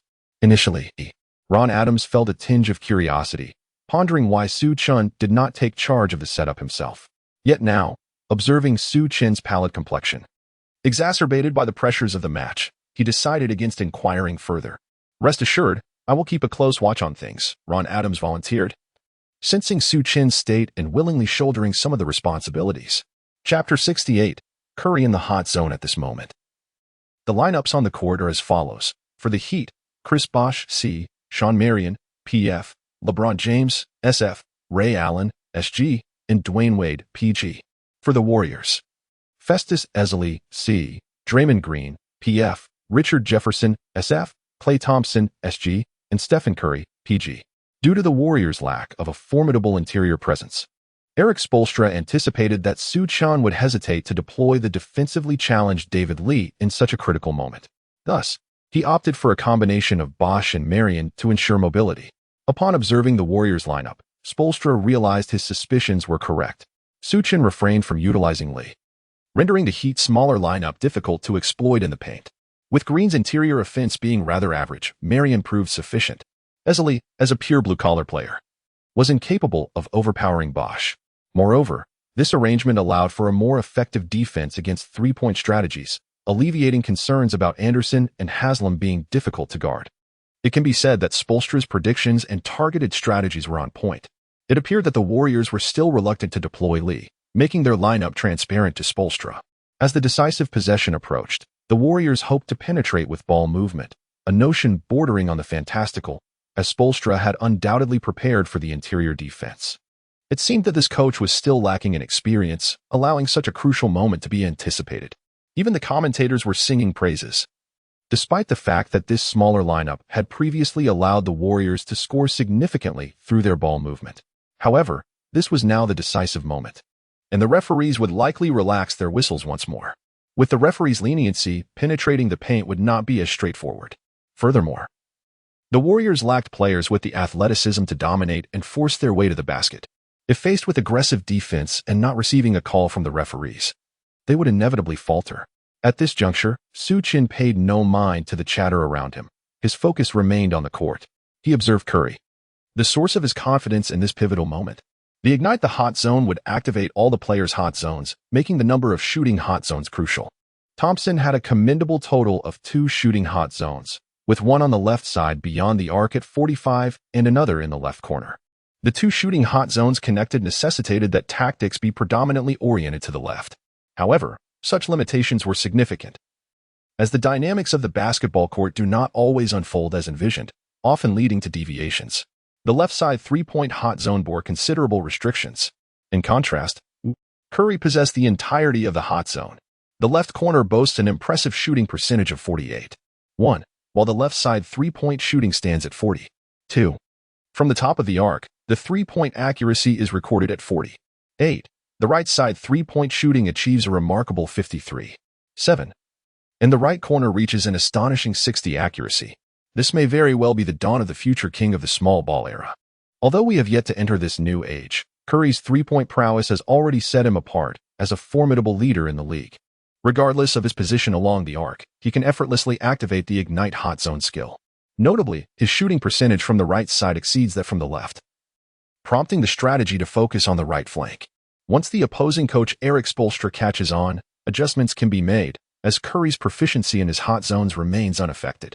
As the Warriors gain possession, Curry methodically advances past half-court. Reflecting on the words spoken by Su Chen during the recent timeout, "Tonight marks the official commencement of your era." This thought ignites a sense of exhilaration within Curry. My era, indeed? His gaze hardens with determination. After crossing the half-court line, Curry passes the ball to Thompson. The play design is not particularly novel in such moments. The emphasis often lies on the star player's ability to create opportunities, as many strategies are tailored for their individual brilliance. With the defensive intensity heightened, executing plays becomes increasingly challenging. Yet, there are instances when strategies are employed in critical moments, depending on whether the coach has greater faith in his tactics or in the player's individual capabilities. Su Chen opted to trust in the strategy, believing that rather than relying solely on Curry's isolation plays, it would be more beneficial to craft a conducive environment for his shooting. This strategy, later deemed the elevator doors, unfolds as Curry receives the ball and swiftly cuts inside. Wade, tasked with defending Curry, recognizes the impending play but fails to navigate past the elevator doors. Green and Esley execute their screens with remarkable speed, employing subtle maneuvers that the referees either overlook or choose to ignore. Su Chen is aware that the elevator doors are inherently susceptible to movement screens, a reality that cannot be avoided. Historically, such screens were rarely penalized as the league's sensitivity to screening violations was relatively lax. After all, screens often involve some degree of contact. The league's leniency extends beyond just moving screens. Consider Nowitzki's signature one-legged fadeaway, which is far from innocuous. Numerous instances of players utilizing excessive contact during screens have gone uncalled, suggesting that the league turns a blind eye to these infractions, especially in critical moments.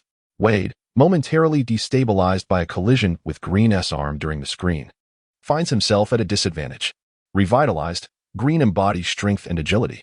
Given that the Warriors have seldom employed the elevator door play throughout the game, the Heat players remain unaccustomed to countering this defensive approach, which is notoriously difficult to defend against. This allows Curry to seize an open opportunity for a shot. Positioned within his hot zone on the right, Curry's shooting percentage escalates once more. Swish. The ball arched through the air and found its mark, splashing through the net like a cascade of water. The Warriors edged ahead, leading the Heat 98-96. In a pivotal moment, they executed a three-point shot, reversing the tide with only 50 seconds remaining. Beep. Erik Spoelstra wore a grim expression as he called for a timeout. Though he had previously devised a defensive strategy akin to an elevator door play, the Heat's lack of practice resulted in a delayed reaction. This timeout was imperative. Curry nodded repeatedly, reveling in his teammates' celebratory gestures, striding towards the Warriors bench like a true hero. Meanwhile, the entire Heat squad hung their heads in disappointment. Instantly, the American Airlines Center erupted with a chorus of discontent, as numerous fans wore expressions of dismay and frustration. Had this been a gathering of Knicks supporters, some might have already succumbed to the urge to berate their team's players. Chapter 69. The crucial steal. At this moment, Su Chen was engrossed in a notebook, his head bowed in concentration. Meanwhile, Ron Adams was meticulously orchestrating strategies with a tactical board. Su Chen blended into the crowd of Warriors players but had activated Eagle Eye, focusing intently on the tactical board held by Erik Spoelstra. On the Heat's bench, Spoelstra outlined the next offensive play, a diagonal pick-and-roll strategy. LeBron, you will take the ball and move to the left side first. Battier, after setting a screen for LeBron, quickly pop out. If you find yourself open, remain stationary. However, if someone follows you, immediately set a screen for Wade, allowing him an opportunity for a mid-range catch. LeBron, charge inside. They will inevitably double-team you. At this moment, be vigilant about Wade's positioning.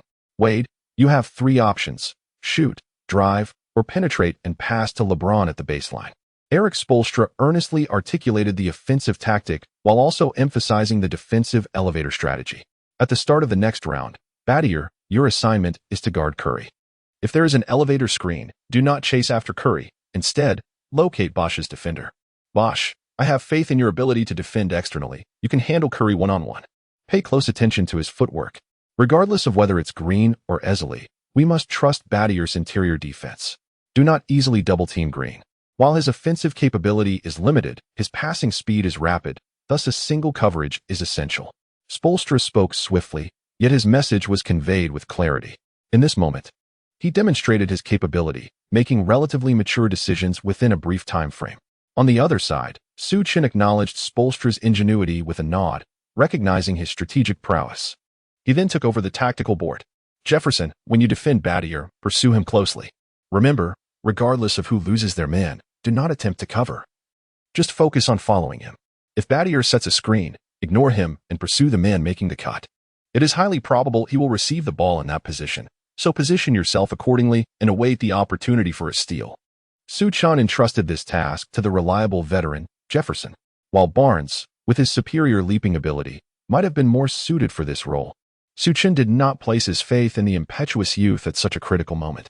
Thompson could also handle this task. But Jefferson's size provided greater assurance for a successful steal. Moreover, after this defensive possession, they could swiftly initiate a fast break.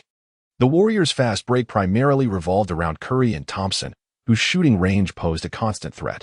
As for the offensive strategy, Su Chen merely outlined a fast break, primarily due to the insufficient duration of the timeout. Having just observed the tactical board, by the time he was ready to relay his strategy, the timeout had already elapsed significantly. Even if the fast break did not materialize, it was not a cause for concern. Previously, he had instructed Ron Adams to implement offensive strategies, which had been established, ensuring that even if the fast break failed, there was no need to fret about the absence of tactical options in half-court play. At this moment, both teams' players took to the court.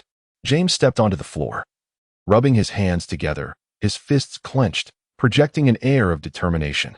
However, Su Chen, aware of the underlying deception, could discern the flicker of uncertainty in James's gaze, revealing that his resolve was not as steadfast as he attempted to portray. It was evident that James sought to exude a more unyielding demeanor to quell any suspicions from the opposing side, due to fatigue and being relentlessly targeted by the Warriors. Coupled with Erik Spoelstra's decision not to utilize him as the primary offensive option, James felt a twinge of insecurity. He was merely feigning aggression, allowing Wade to take the lead, thus compelling him to maintain a facade of unwavering confidence. Nonetheless, Su Chen remained tranquil, observing the game from the sidelines. Spoelstra cast a lingering glance in his direction but quickly diverted his gaze, unwilling for Su Chen to decipher his emotions. As the Heat gained possession, adhering to the drawn-up strategy, Battier opted to set a screen for the ball handler, James. Draymond Green, tasked with defending James, was already prepared to navigate the screen. Battier's pick did not create an opportunity for James, yet as per the coach's instructions, he could force James into an uncomfortable drive toward the basket without compromising his positioning. At that moment, Battier moved out to the three-point arc, noting that Jefferson was still in pursuit, and without hesitation, he sought out Wade. Battier found Wade and immediately set a screen for him. Wade utilized Battier's pick, advancing to the designated spot, ready to receive the pass. After the screen, Battier promptly moved out for a three-pointer. However, upon noticing that Thompson was defending him, Battier sensed something amiss. A glance toward Wade revealed that Jefferson had circumnavigated to appear directly in Wade's passing lane. Draymond Green remained solidly positioned under the basket, and Easley was closing in as well. James recognized that scoring opportunities were slipping away. Easley's positioning was remarkably astute, standing at 2.11 meters, slightly taller than James. When he raised his arms, he obstructed part of James's passing vision. Although Easley did not impede Wade's reception, he effectively blocked a portion of the area ahead of Wade. With his high basketball IQ, Battier quickly grasped the situation. Just as he was about to vociferously alert his teammates, James had already delivered the pass to Wade. At that moment, Jefferson appeared in the passing lane, extending his hand to intercept the ball effortlessly. Battier, focused on James and Wade, failed to notice that Thompson had already evaded his defense. By the time Battier processed this, he realized Thompson had sprinted a few steps ahead.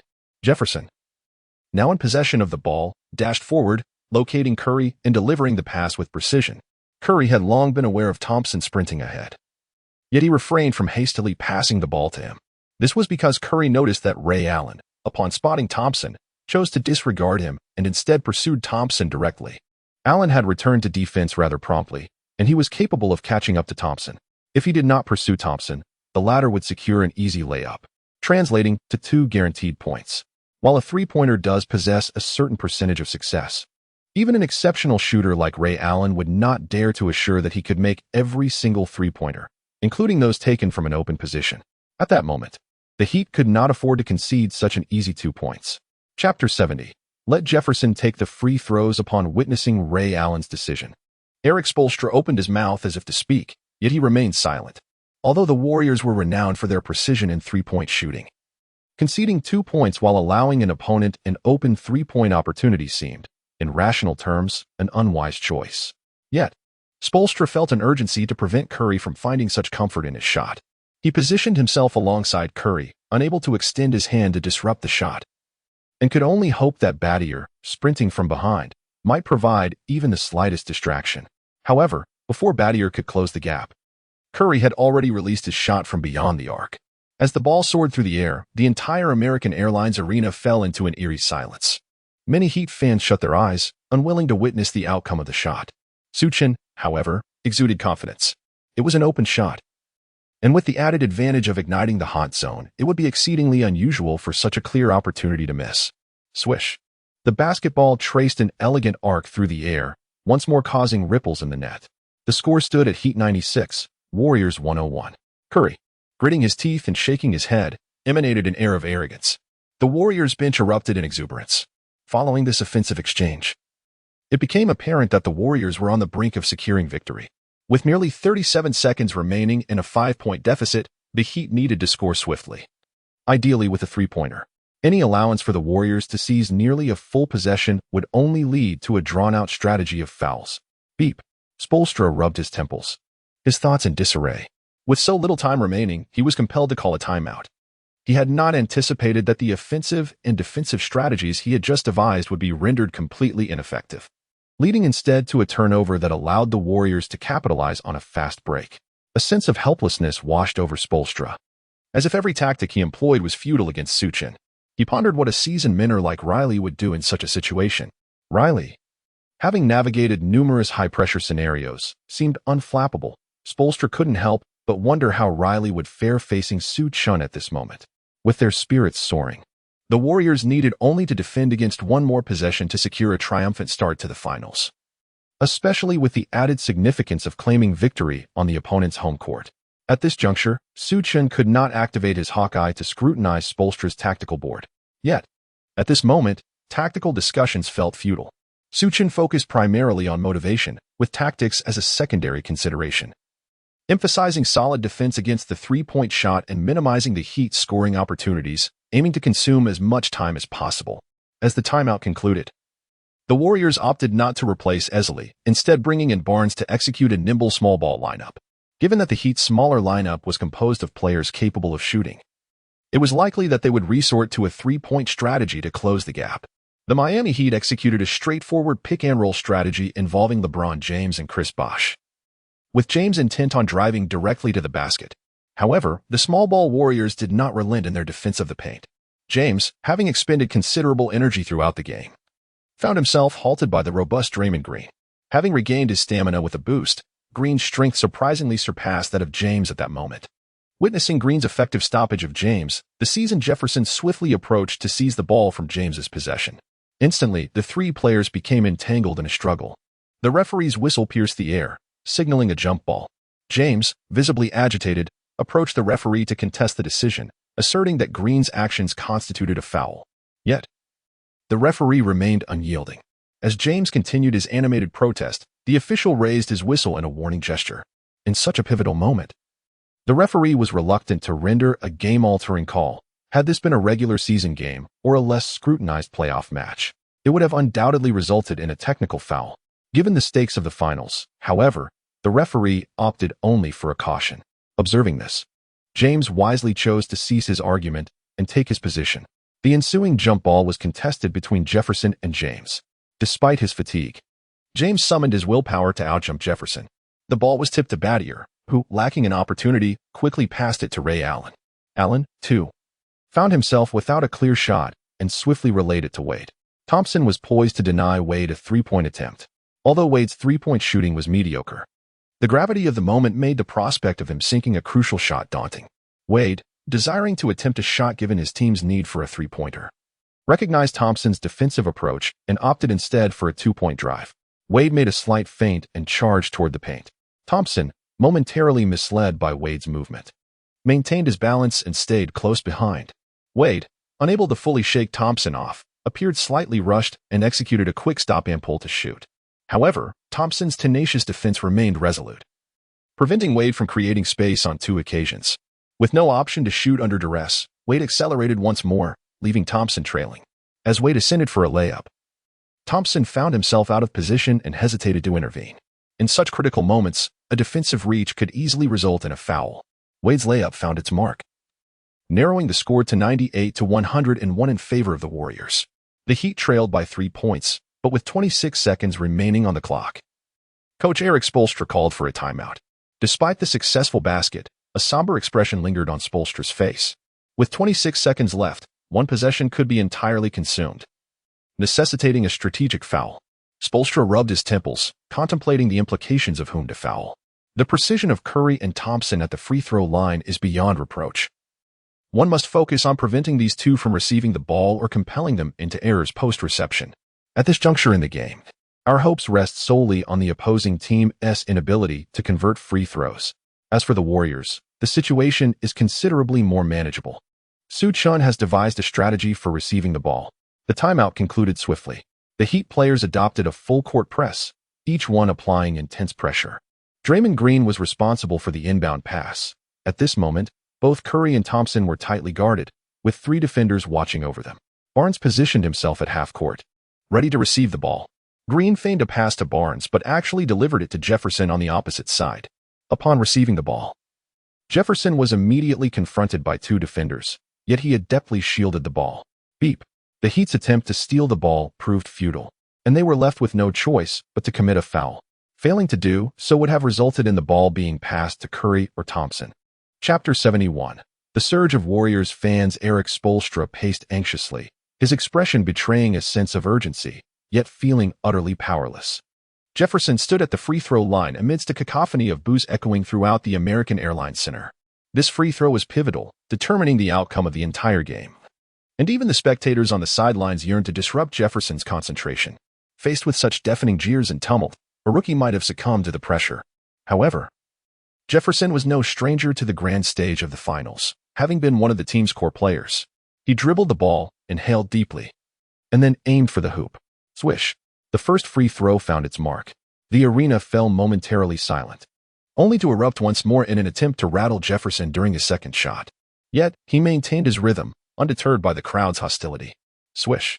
The second free throw was also successful. The score stood at Heat 98, Warriors 103. At that moment, the jeering ceased, and a hush enveloped the American Airlines Center. With no timeouts remaining, Bosch quickly initiated the play, passing the ball. Wade seized possession and immediately sought out Ray Allen. Despite facing a defender, Allen pressed forward, unfazed, and attempted a challenging shot. Clang. That difficult attempt did not find its way in. Draymond Green secured the rebound, and although 2 Heat players rushed forward to apply pressure, Green remained composed and swiftly passed the ball to Thompson. The Heat made another attempt to steal from Thompson, but he executed a swift pass to Jefferson. Holding the ball protectively, Jefferson observed the game clock nearing expiration. With a display of dominance, he simply let the ball bounce to the floor as the final seconds ticked away. Beep, beep, beep. The final buzzer sounded, coinciding with the referee's whistle. The game concluded with a score of Heat 98, Warriors 103, solidifying the Warriors' victory by a margin of 5 points. Erik Spoelstra, resting his chin on his hand, remained silent. Though he appeared to be feigning calmness, he did not retrieve his tactical board, but instead exited through the players' tunnel. This match had ended in defeat, and it was a disheartening loss. Undoubtedly, the Heat's lineup was superior to that of the Warriors, yet tactically, he had been outmaneuvered by Su Chen. This realization filled Spoelstra with frustration and anger. It seemed this defending champion was in dire need of adjustment. At that moment, Barkley expressed his dismay. Throughout the Warriors' matchup against the Spurs, he had made numerous derisive comments about the Warriors, boldly asserting that a team reliant on three-point shooting could never achieve a championship. If the Warriors were indeed to eliminate the Heat and claim the title, he would find himself in quite the embarrassing predicament. Undoubtedly, this victory belongs to the team. As each member of the Warriors executed their respective roles with commendable precision, Kenny Smith, filled with a sense of pride, reveled in the triumph. Particularly because his support for the Warriors had borne fruit, enhancing his reputation. The opportunity to outshine his steadfast opponent, who had consistently opposed the Warriors, added a layer of satisfaction to the spectacle. If I were still alongside Wade and James, their interior defense would not have allowed so many points, boasted Shaquille O'Neal. Meanwhile, LeBron James and Dwayne Wade, along with their teammates, departed the arena, finding the home turf of the American Airlines Center transformed into a place of disgrace. Despite fans reaching out to encourage them, the players were indifferent, their spirits dampened. In stark contrast, the Heat's home ground became a sanctuary of celebration for the Warriors. Stephen Curry and Richard Jefferson were met with exuberant cheers from their teammates. With Curry's pivotal scoring in the final moments and Jefferson's crucial free throws sealing the victory, the Warriors players began to hold a deep-seated respect for their coach. Su Chen, especially noting his strategic acumen during critical junctures, which consistently yielded positive outcomes. Not only had the rookies like Curry never encountered such an extraordinary coach, but even the seasoned Richard Jefferson was taken aback by Su Chen's remarkable influence. The impact Su Chen had on the Warriors was akin to that of an additional star player. Without his strategies, overcoming the formidable defending champions, the Heat, would have seemed an insurmountable task. Yet, this was merely the first game of the series. Although Su Chen did not curb the players' exuberance, he also refrained from exacerbating their hubris. At the post-game press conference, he remarked, "We performed well, making several critical shots, while the Heat struggled with their shooting. I prefer not to dwell excessively on the championship at this moment. This is merely the first game of the series. The Heat are a formidable team, the reigning champions with superstar players, and we face many challenges ahead." On the other hand, Erik Spoelstra also attended the press conference, stating, "We did not display championship-caliber defense, and the opposing team deserved to win this match. We will find ways to limit the shooting opportunities the Warriors had. We need to exert more pressure." The other Heat players spoke sparingly, clearly overshadowed by the defeat in the first game of the finals. That evening, news of the Warriors' victory quickly spread, and by the following day, it dominated the trending charts. Headlines read, "Could this truly herald a new era? Warriors triumph over Heat in Game 1. Perhaps they genuinely possess the strength." An analysis of the Warriors' journey. Mark Jackson may become the worst coach of the year. The Warriors nearly faced elimination in the semifinals. Warriors championship odds rise, yet the Heat remain in the lead. As the leader of the Heat, it is imperative that LeBron steps up during critical moments. Previously, Su Chen's remarks about a transformative era went largely unnoticed. However, his performance in Game 1 of the finals has indeed illuminated this possibility. Perhaps Su Chen truly has the potential to become a revolutionary figure. Concurrently, various highlights from the Warriors have emerged as trending videos, leading to a significant surge in their global fan base. Such a phenomenon has not been witnessed in the league before. While some may reference the fast-paced 7-second offense led by Nash's Suns or the dazzling Kings featuring Webber and White Chocolate, there exists a substantial distinction between those teams and the current Warriors. Chapter 72. The small ball strategy enters the public eye. However, those who are not particularly professional basketball enthusiasts perceive little difference between the fast-paced run-and-gun strategy and the small ball strategy articulated by Su Chen. Some have even suggested that Su Chen merely borrowed from the run-and-gun approach. Had the Golden State Warriors not garnered significant attention previously, such discussions would likely have gone unnoticed. Yet, with the surge in Warriors fans, this topic rapidly ascended to trending status, igniting discussions among countless enthusiasts. There were those who had witnessed the Suns' gameplay and others who had paid little attention to it. The discourse flowed freely. With the rising interest, experts and prominent figures soon joined the conversation. Before long, a well-known video blogger released an analysis video. In this video, the blogger highlighted the similarities between the run-and-gun strategy and Su Chen's small ball strategy. After all, without any commonalities, many fans would not have perceived the two strategies as alike. Both the run-and-gun and small ball tactics emphasize speed, excelling in fast breaks and rapid transitions between offense and defense. However, the blogger swiftly pointed out their distinctions. While the run-and-gun is indeed swift and efficient, it struggles against formidable teams. For instance, the Suns often found themselves slowed down by the Spurs, ultimately succumbing to their half-court offense. In contrast, Su Chen's small ball strategy possesses the versatility to accelerate or decelerate, demonstrating its advantages even in slower-paced scenarios. Take, for example, Game 1 of the Finals, where the Miami Heat's small lineup featuring Wade and LeBron showcased a clear talent advantage that left the Warriors' small unit at a disadvantage. Yet, Su Chen revealed the slower aspect of the small ball strategy, illustrating that it can stand toe-to-toe with traditional tactics without appearing inferior. The run-and-gun strategy predominantly relies on Nash as the orchestrator, with his assists constituting over half of the team's contributions. This implies that when Nash is absent from the court, the run-and-gun strategy effectively falters. The video blogger analyzed the Suns' run-and-gun style further. Conversely, the Warriors' small ball strategy centers around Curry as the offensive core and Green as the organizational pivot. Notably, when both Green and Curry are off the floor, other players can still initiate and conclude plays effectively. While a dip in efficiency between starters and substitutes is inevitable, the Warriors' decline is relatively modest, as every player is adept at executing the small ball strategy. In stark contrast, when Nash sits out, the Suns experience a significant drop in efficiency, a testament to their over-reliance on a singular star, which contributed to their past failures. The video blogger continued to dissect the Warriors' tactics, reiterating that the Suns' defense was woefully inadequate, rendering them the league's most defensively challenged team at the time. D'Antoni's approach was purely offensive, attempting to compensate for defensive shortcomings in an excessively extreme manner. In contrast, the Warriors' small ball strategy achieves a more balanced approach on both ends of the court, to the extent that the defensively weak Jarrett Jack, an offensive asset, was excluded from the Warriors' rotation. I believe that Su Chen's proposed small ball strategy is indeed superior to the run-and-gun. Whether it will transform the game remains to be seen. However, I perceive a certain potential.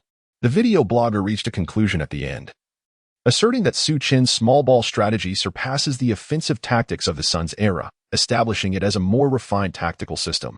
Furthermore, sentiments in the online community are beginning to tilt in favor of the Warriors.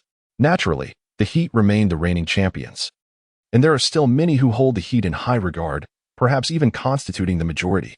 Yet, with the Warriors' victory over the Heat, only a handful of these supporters are willing to voice their dissent. In a turn-based scenario, should the Heat triumph over the Warriors, public opinion would swiftly shift, overshadowing the Warriors' Miami Heat training facility. At this moment, the training venue is occupied solely by players and an assistant coach aiding in their practice. During a break, Wade and Bosh sit together, engaged in conversation. At this juncture, LeBron approaches them. "So, are SPO and Riley still in a meeting?" LeBron inquires, glancing at the two. "Indeed. Since last night, SPO sought out Riley. This morning, I heard from Hans that Coach SPO might not be here today. He's overseeing things," Bosh replies, wiping sweat from his brow. After hearing this, LeBron takes a seat. Wade hands LeBron a bottle of Gatorade. "What are your thoughts on this series?" Wade asks. "What thoughts?" LeBron furrows his brow, perplexed. "I mean that coach, the rookie coach of the Warriors," Wade suddenly interjects. LeBron reflects momentarily, failing to grasp the significance. "Is there something you wish to express?" LeBron directly queries, aware that Wade would not pose such a question without reason. "I just sense that he seems to have studied us extensively," Wade replies, his brow furrowed. "Isn't it natural for him to study us?" LeBron chuckles lightly, dismissing Wade's concern. After all, they are the reigning champions, and from the moment they formed their trio, countless individuals have scrutinized their every move. To LeBron, it seems entirely normal for them to be under examination. "No, I mean he appears to be acutely aware of each of us, including Coach SPO," Wade continues, recalling a particular play. He followed Coach SPO's tactical instructions, yet Jefferson seemed to anticipate his movement to that position, intercepting the ball with ease. Had it not been for that play, the Heat could have held their ground against the Warriors, Wade adds, recounting the incident to LeBron once more. After listening, LeBron furrows his brow. If what Wade suggests is true, then that rookie coach of the Warriors has indeed outmaneuvered SPO. However, he acknowledges that the play also contained an element of his own error. Uncertain whether Wade is addressing the coach's shortcomings or implicating him, LeBron tends to consider multiple perspectives, often falling into suspicion. Never mind, let's leave these matters to Riley. You will find a way. James did not prolong the discussion on the topic. Instead, he shifted the conversation towards the coach. Although his intention seemed to be a slight diversion, it was not entirely so, as he still harbored a degree of trust in Riley. Spoelstra, lacking a remarkable track record, found it difficult to earn James's confidence.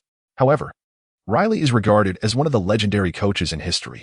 Over his career, he has led teams to the playoffs 21 times, reached the finals on 9 occasions, and secured 5 championships, boasting an impressive postseason winning percentage of 66. While Spoelstra may not possess an illustrious resume, he stands firmly backed by Riley.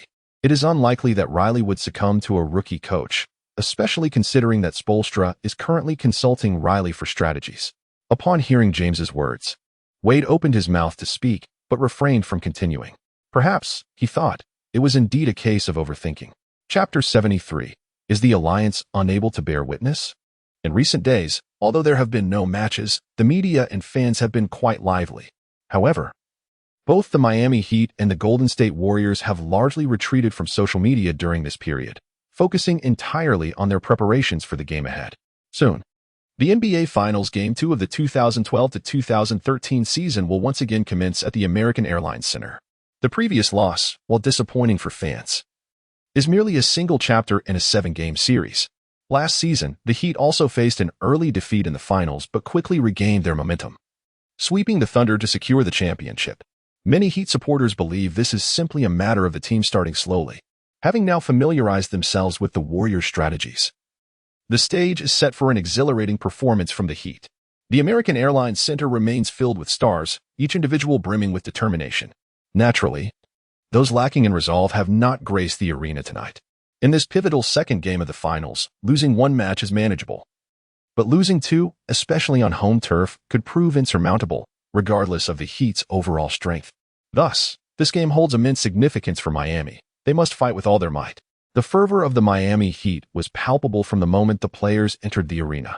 The fans in attendance were exuberantly enthusiastic, while the Heat players displayed a demeanor of stoic resolve. Notably, LeBron James exuded an unwavering determination, his eyes brimming with competitive spirit. This confrontation was not merely a quest for dignity and honor for the Heat players, for head coach Erik Spoelstra. It represented a personal battle to dispel the clouds of skepticism surrounding his coaching prowess. Following their previous defeat, many critics have begun to assert that he was merely a coach who had benefited from the talents of the Heat's Big Three to secure a championship without true merit. Others dismissed him as a puppet of Pat Riley, lacking any real capability. The Heat's roster was evidently far more opulent than that of the Warriors. Despite facing scrutiny, LeBron still managed to deliver commendable statistics, and Dwayne Wade's performance was also respectable. Even Chris Bosh, often bearing the brunt of criticism, turned in a solid showing. This left Erik Spoelstra as the one under the spotlight. Thus, this game was of paramount importance to him. Spoelstra bore the signs of sleepless nights, spent meticulously analyzing game footage from coach Su Chen's matches. Rather than allowing pride to deter him, he sought guidance from his mentor, Riley, who generously collaborated with him to strategize against the Warriors' new small ball tactics. During the pregame handshake, Spoelstra's gaze towards Su Chen was piercing, almost comical, as it evoked a resemblance to a player named Siakam, known for his intense stare. Soon enough, the game commenced. The starting lineup for the Miami Heat includes Udonis Haslem, C, Chris Bosh, PF, LeBron James, SF, Dwayne Wade, SG, and Mario Chalmers, PG. The Golden State Warriors starting lineup consists of Festus Ezeli, C, Draymond Green, PF, Richard Jefferson, SF, Klay Thompson, SG, and Stephen Curry, PG. There were no alterations in the starting formations for either team. From the outset of the match, the Warriors struggled to find their rhythm. Aside from Curry, who maintained a commendable shooting percentage, the other players seemed somewhat cold. Even Thompson was off his game, exhibiting an unusual lack of precision. Yet he continued to shoot with confidence, earning him the moniker Wild Thompson. Erik Spoelstra appeared to test the Warriors players early on and, upon realizing their subpar performance, swiftly adjusted his strategy to counter Curry. This tactical shift yielded favorable results for the Heat. At the conclusion of the first quarter, the Heat led the Warriors 23-18, establishing a 5-point advantage. Su Chen, the Warriors coach, was not without his countermeasures. However, The minor infractions typically overlooked during pick-and-roll plays were now being called by the referees, particularly against David Lee, whose screens were of mediocre quality. His attempts to execute effective screens through subtle movements further hindered the Warriors' already faltering offense. The officiating was notably consistent. The Heat were penalized for their minor infractions as well. Nevertheless, the Heat were not reliant on screens, as their offensive strategy primarily revolved around drives to the basket. As the first half concluded, the score stood at 50-39 in favor of the Heat, who had extended their lead to 11 points by the second quarter. At this juncture, Su Chen recognized that the game was slipping from the Warriors' grasp. The Heat's trio of stars represents the most popular team in the league, ensuring high viewership and ticket sales. With Adam Silver set to assume office in the upcoming season, the league's perception of the Warriors had diminished to that of an ordinary team, allowing the Warriors to secure both of the Heat's home games, followed by 3 consecutive matches at the Warriors Arena, would significantly reduce the suspense of the finals, something the league would not permit. The 2-2-1-1-1 format for the finals was modified through a vote by the league's board in October 2013 and will take effect in the next season. Thus, the current format remains 2-3-2. Following the completion of the Heat's 2 home games, the Warriors will face 3 consecutive away games. Su Chen has long believed that this format might actually favor the Warriors. The presumption of the Heat's home court advantage was, in fact, unfounded. Should the Warriors secure even 1 victory in the first 2 games, they would then have the opportunity to contest for the championship in 3 consecutive home matches. Achieving just 1 home win would be highly advantageous for the Warriors, let alone securing 2 victories. If the Warriors secure victories in these 2 home games, followed by 3 consecutive home matches, it is conceivable that the subsequent viewership will significantly decline. In fact, prior to the game, Su Chen sensed that the league would take action tonight, and indeed, it has come to pass. Should the Splash Brothers exhibit exceptional shooting prowess, complemented by the other role players performing at an extraordinary level, there might still be a chance to claim victory in this match. However, this evening, only Curry displayed his usual finesse, while Thompson fell short of his typical shooting form. Given the league's intervention, it would be exceedingly challenging to prevail in tonight's contest. In the locker room, Su Chen refrained from delivering an impassioned speech or orchestrating elaborate strategies. He simply instructed the players to focus on their game. The Warriors, already at a disadvantage in overall strength compared to the Heat, need not exert themselves unduly against the league's influence to secure this match. Chapter 74. A contest without dilemmas in the second half, the game unfolded without significant upheavals. The Warriors, struggling with their shooting accuracy, found themselves at a disadvantage as the Heat gradually established their supremacy. Observing the futility of the chase, Su Chen opted to deploy the bench players. Eric Spoelstra, noticing Su Chen's decision, mirrored him by substituting in his own bench squad. As the final whistle blew, the second match of the finals concluded with the Heat triumphing over the Warriors, 102-87, showcasing a 15-point lead on their home turf. In this contest, aside from Curry's commendable 26 points, the Warriors' other players, including Thompson, delivered lackluster performances, with scores hovering around the single digits. Conversely, the Heat saw LeBron James amass 32 points and Dwayne Wade contribute 25 points. Even Chris Bosh, often a subject of controversy, shone brightly with a commendable double-double, recording 15 points and 16 rebounds, thereby affirming his value. Su Chen pursed his lips, refraining from further commentary. The stellar performances of the Heat's trio contrasted sharply with the Warriors' lack of rhythm beyond Curry, leaving little recourse for the latter. Moreover, the league's interference in preventing the Warriors from clinching consecutive victories in the Heat's home arena rendered this defeat acceptable for Su Chen. Naturally, he would not linger in the American Airlines Center to witness the jubilant celebrations of the opposing fans. Instead, he departed alongside the coaching staff through the player tunnel. Hey, did you see that? The Heat are an insurmountable force. Does the rookie coach now realize our prowess? Can he still dare to proclaim that this is the Warriors' era? This is, indeed, the era of the Heat. On either side of the players' tunnel, a throng of fervent Miami Heat fans stood, their faces alight with excitement. They laughed exuberantly, hurling taunts at Su Chen, still buzzing from the surprising performance of the Warriors in the previous match. However, now they emerge victorious. Whether it is the exuberance of Heat fans or an attempt to unsettle Su Chen's mindset, it is undeniably their moment to revel. Upon hearing these remarks, Su Chen did not respond with anger. Instead, he broke into a smile. This unexpected grin was captured by the camera, and the broadcast director promptly cut to this scene for the worldwide audience. Despite the Warriors' defeat, what could possibly be the source of Su Chen's amusement? The esteemed commentary team observed the live broadcast, noticing the surrounding fans seemingly engaging with Su. However, Su suddenly broke into a smile and stepped forward, suggesting that someone's words had provoked him. Johnson was the first to comment on the live footage. The rookie coach of the Warriors felt a profound sense of disappointment following the defeat. After facing derision, he was left with a bitter laugh. It was evident to him that the Warriors and the Heat were not on the same level, as the Heat's intensity had completely overwhelmed the Warriors in this match.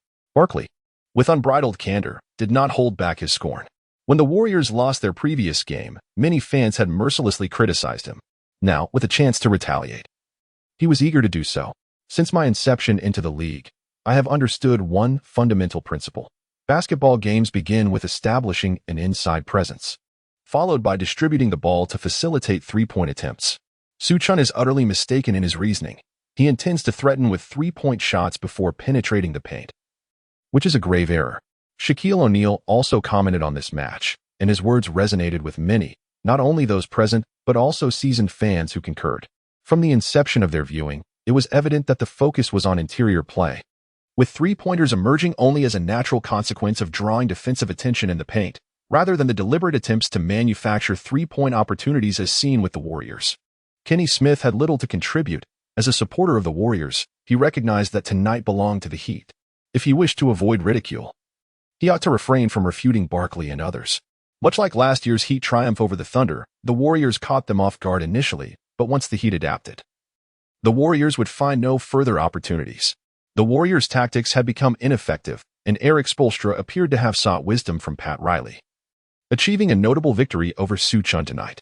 Barkley, riding the wave of success, continued to assert that basketball is fundamentally an inside game, not merely relying on three-point shooting to secure a championship, despite never having claimed one himself. Meanwhile, the Heat were still celebrating and engaging in post-game interviews. Coach Eric Spoelstra was queried by a female reporter about the reasons behind their victory. He articulated that their more aggressive defense was pivotal to winning the game, attributing the success to the collective effort of the team rather than any individual. The reporter inquired why the opposing team did not employ a box-and-one strategy. Spoelstra confidently responded that LeBron is the most adept player at breaking the box-and-one defense, and they had devised a plan to prevent him from being ensnared in such tactics, asserting that it would be ineffective regardless. Spoelstra was acutely aware that the previous match's success of that strategy was due to James being fatigued, and this time, he ensured that LeBron was not overexerted. The primary reason for their success was also the Warriors' poor shooting performance, while Wade and others stepped up offensively. The reporter thanked Spoelstra for the interview, allowing him to join in the players' celebrations. After winning, Spoelstra felt a significant relief. Having lost to the Warriors previously had led him to question whether his abilities were completely overshadowed by Su Chen. Now, he had regained his confidence. Meanwhile, in the somber Warriors locker room, Su Chen entered, expressing his apologies. "I'm sorry, coach. Today I did not perform well." Curry rose to his feet, taking the initiative to shoulder the responsibility. At this moment, he stood up as the embodiment of leadership. In truth, Curry had been the most outstanding player for the Warriors tonight. However, this also exemplified his leadership qualities. If he were to chastise Thompson and others for their lackluster performance, it would undoubtedly disrupt the locker room atmosphere. "Curry, you are overthinking it.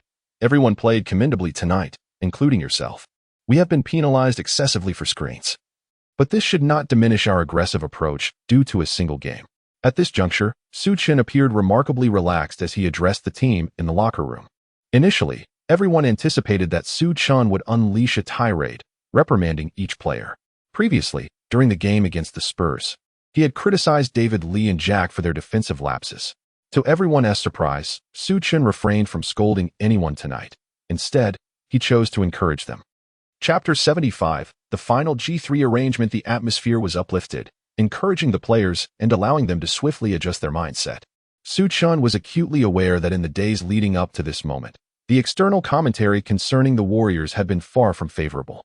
Upon returning to Golden State, he orchestrated a closed training session for the team, effectively isolating them from the distractions of social media. Indeed, the external narrative aligned with Su Chen's expectations, as the clamor for the Heat to secure the championship grew increasingly fervent. Previously, the Warriors had triumphed over the Heat only by exhausting their resources, battling until the very final moment to determine the victor. In stark contrast, the Heat's recent victory over the Warriors had come with apparent ease. The formidable performance of the trio, James, Wade, and Bosh, rendered the outcome of the match devoid of suspense. Moreover, the hope surrounding the Warriors stemmed from Su Chen's consistent ingenuity in devising strategies. However, what transpired in the last game? Su Chen's arrangements appear to be rather conventional, starkly contrasting with the immediate impact achieved through a mere timeout previously. Beneath the news regarding Su Chen, the comment section is rife with expressions of disappointment and criticism directed towards him. When a player initially showcases exceptional statistics but subsequently fades into mediocrity as the league adapts, it reflects not only on the player but also underscores the coach's shortcomings. Su Chen's tactical philosophy is unique within the league. Even the esteemed Greg Popovich has faltered against him. However, with numerous matches having transpired, his strategies have likely been thoroughly analyzed. One may question Eric Spoelstra's prowess, yet one cannot doubt Pat Riley's expertise. Let us not forget Riley's moniker. Su Chen's ability to lead the team this far indicates a degree of competence. Nonetheless, Riley has discerned a method to counter Su Chen's tactics, and it seems unlikely that any team will extend an invitation for him to assume the role of head coach next season, as his capabilities do not yet suffice for the leadership of an NBA team. The rookie coach is truly disheartening. It might be time for him to exit the league. Ah, you must be a Grizzlies fan. If it weren't for your team providing the template for Riley's analysis, the situation might have been quite different. The initial allure surrounding Su Chen as a rookie head coach has faded significantly. It is often said that basketball is a game of possessions. Prior to the last match, Su Chen was still regarded as a future coaching luminary, but following one game, he has been relegated to the status of someone lacking the ability to establish a foothold in the league. Meanwhile, numerous media outlets, in pursuit of viewership, have exacerbated the situation, plunging Su Chen into a whirlwind of scrutiny. In recent days, the Warriors have not generated any noteworthy headlines, instead focusing on quiet training sessions. At the Oracle Arena, the third game of the finals is set to commence tonight, transforming the venue into a golden sea. Despite external media and fans underestimating the Warriors, the series stands at 1-1. For Warriors fans, anticipation remains high. Furthermore, the team's current performance has already surpassed expectations. Initially, they were not anticipated to overcome the formidable Spurs in the Western Conference semifinals. This year, they were considered a lower-seeded team, and merely advancing past the first round was an upset in itself. In recent years, the Warriors have often embraced the role of underdogs. The miraculous Black Eight is a testament to their relentless efforts. Having triumphed over the Black Eight, is it too much to aspire for a championship?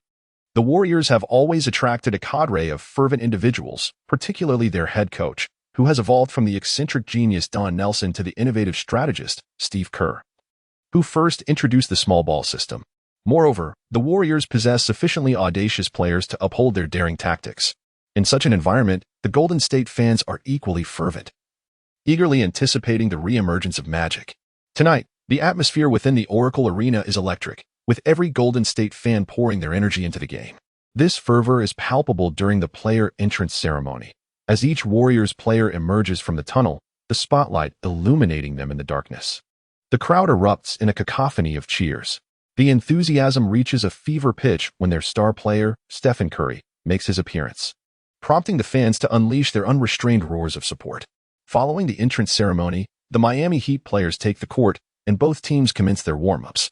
Coach Kerr stands at the sidelines, arms crossed, observing the players with a serious demeanor. Unlike the previous match, this game is a must-win for the Warriors. Securing victory here could leverage the momentum of consecutive home games and potentially sweep the series. Are we really starting with the small ball lineup? Ron Adams inquired, seeking confirmation from Kerr upon seeing the starting roster. After all, the Warriors' small ball approach against the Heat's own small lineup is a clear disadvantage. The small ball tactic is better suited for surprise attacks, as Kerr had previously articulated. Why suddenly opt for the small ball starting lineup? Given that the Heat won the last game, would they not be inclined to seek a strategic change? After a brief pause, Kerr responded, "Just wait and see, Ron." The realization dawned on Adams. The starting small ball lineup was a ruse for a surprise attack. The Heat's starting lineup, featuring a dual frontcourt of Haslam and Bosh, is a stable configuration that has proven effective. Winning without a timeout and altering the lineup only when necessary is a fundamental principle recognized by many coaches in the league. The Heat's starting arrangement is undoubtedly a winning one. They lost crucial rounds in the first game but delivered a commanding performance in the second, negating the need for adjustments. It's time to test the waters. Erik Spoelstra likely won't make immediate changes, Kerr chuckled. The cameras captured the exchange between Kerr and his assistant coaches. Though without microphones, their conversation remained inaudible. Additionally, pre-game strategies discussed by the coaches are typically not broadcasted. Viewers observing this scene noted Kerr's composed demeanor, seemingly unfazed, sharing lighthearted banter despite the gravity of the situation. It appeared to be a casual chat. The director, seeking to juxtapose the pre-game strategies of both teams, shifted the camera's focus back to the Heat's side. Erik Spoelstra appeared grave and serious, conferring with his assistant coach, his face devoid of any smile. This stark contrast left many spectators speechless. Observing Spoelstra, one could see the demeanor befitting a commander before a great battle, exhibiting discipline and strategic command. In stark juxtaposition was Su Chen, whose demeanor seemed frivolous and carefree, reminiscent of his tactical philosophy, as if he were merely jesting with the game of basketball. The commentary team also noted this scene, hinting that this novice coach seemed overly confident. Shaquille O'Neal, upon witnessing the contrast, chuckled and remarked, though his tone carried more of a teasing mockery than genuine praise for Su Chen. Chapter 76, the chaotic beginning at this moment. The starting lineups for both teams had been released, and the commentary team promptly obtained the rosters. The audience was treated to the sight of the Warriors' small ball, starting five. Although we harbor reservations about the Warriors, it seems that their novice coach has resigned himself to chaos. Upon seeing the starting lineup, Barkley erupted into laughter. The Warriors had previously showcased their small ball lineup against the Grizzlies, and while the five-man unit was not particularly surprising, many analysts had already discussed prior to the finals that the Warriors' small ball strategy was effectively countered by the Heat's own small ball configuration. In their last match, the Warriors' small ball approach had not secured a victory. In fact, it had even placed them at a disadvantage. It now appeared that the Warriors' success against the Grizzlies was merely a byproduct of the latter's shortcomings rather than a testament to the prowess of the small ball lineup. Su's decision to employ this tactic was indeed a gamble. It seemed he recognized the slim odds of success and sought to disrupt the status quo. Johnson remained relatively neutral, offering a more objective perspective at this juncture. Disruption? With the presence of James and Wade, the more chaotic the game becomes, the stronger they will be. Do not assume that only the Warriors can shoot three-pointers. The Heat have Ray Allen. While Curry's three-point shooting was commendable, Ray Allen was the true monarch of long-range shooting, a fact that should not be overlooked. Barkley immediately countered Johnson's assertion. In this era, when it comes to three-point shooting, Ray Allen stands as a paragon of excellence, a status that transcends generations. Rising stars must navigate the shadows of their predecessors, and thus must confront such skepticism. Hey, the Heat starters are not a small unit. Kenny Smith interjected with a puzzled expression. The earlier discussion had spiraled into a debate over victory and defeat, and it was Smith's comment that snapped everyone back to reality. Indeed, the Heat starters were not a diminutive lineup.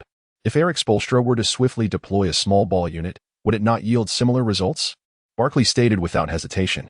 There was no need for Kenny Smith to engage Barkley in a rebuttal. Even Johnson recognized the implication. Should Spoelstra choose to introduce a small ball lineup immediately, it would signify that his initial game plan had been rendered obsolete, even if Spoelstra instructed the newly introduced players on tactics. Conveying such strategies is not a matter of mere words. If the Heat failed to establish an advantage against the Warriors' small ball lineup from the outset, Spoelstra would likely have to call a timeout.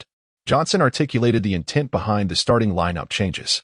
Despite Barkley's visible disdain for the Warriors and Su Chen, he remained professional and could no longer dismiss the matter outright now that Johnson had brought it to light. Indeed, these are useful little tactics, however. One fears that this small lineup may not be able to launch a successful ambush against the Heat's regular starting five. Barkley shifted his tone, expressing his disdain for the Warriors and their three-point system orchestrated by Su Chen.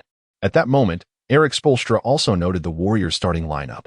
Upon reviewing the information, Spoelstra was momentarily taken aback, but after a brief pause, he nodded. It became clear to him that he had anticipated the unchanged starting lineup. Spoelstra comprehended the situation as well, yet he refrained from making any hasty adjustments, opting instead to observe. They held the psychological advantage. Having prepared a conventional game rhythm prior to the match, rushing to alter this could lead to disarray. The opposing small lineup might not necessarily yield significant results. Thus, Spoelstra decided against any modifications. The game commenced shortly thereafter. Su Chen and Erik Spoelstra approached the scorer's table, exchanged a light handshake, and returned to their respective benches. The head referee entered the court with the ball, followed by the players taking their positions. The Warriors' starting lineup consisted of Draymond Green, C., Richard Jefferson, P.F., Harrison Barnes, S.F., Klay Thompson, S.G., and Stephen Curry, P.G. The Heat's starting lineup included Udonis Haslem, C., Chris Bosh, P.F., LeBron James, S.F., Dwayne Wade, S.G., and Mario Chalmers, P.G.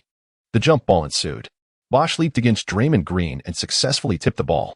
Wade seized possession and immediately passed it to Chalmers, who advanced the ball across half-court. However, as Chalmers crossed the midline, Curry swiftly approached, applying pressure that caught Chalmers off guard.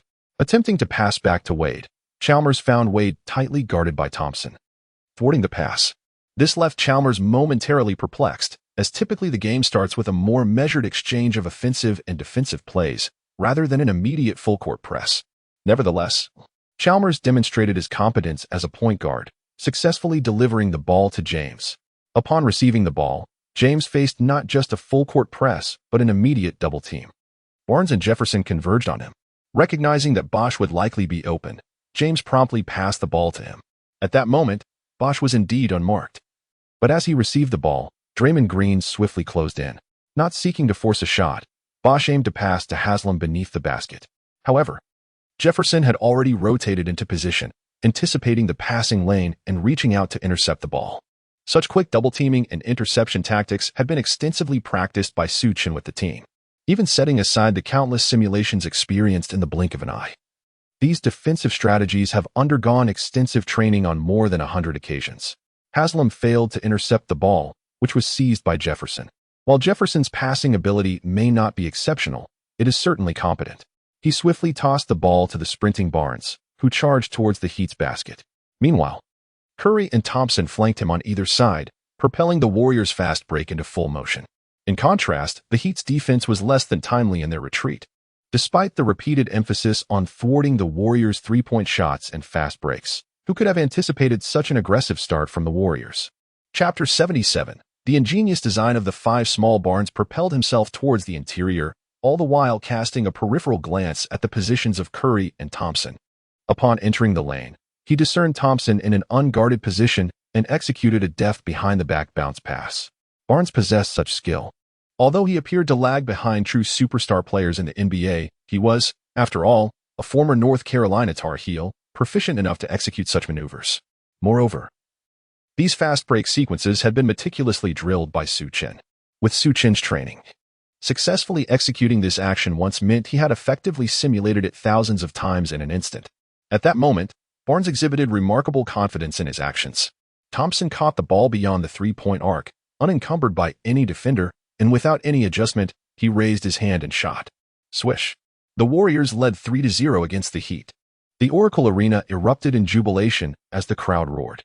Thompson raised 3 fingers in a celebratory gesture and exchanged a high-five with Barnes as they returned to defense. The early three-pointer had rendered the Heat players somewhat sluggish. James, positioned close to the baseline, ambled toward it to inbound the ball. However, as he passed the ball to Chalmers, he signaled for it back. Chalmers, upon noticing James's request, relinquished the ball without hesitation. This time, James took the initiative to bring the ball across half-court, preparing to assess when the Warriors would apply their double team.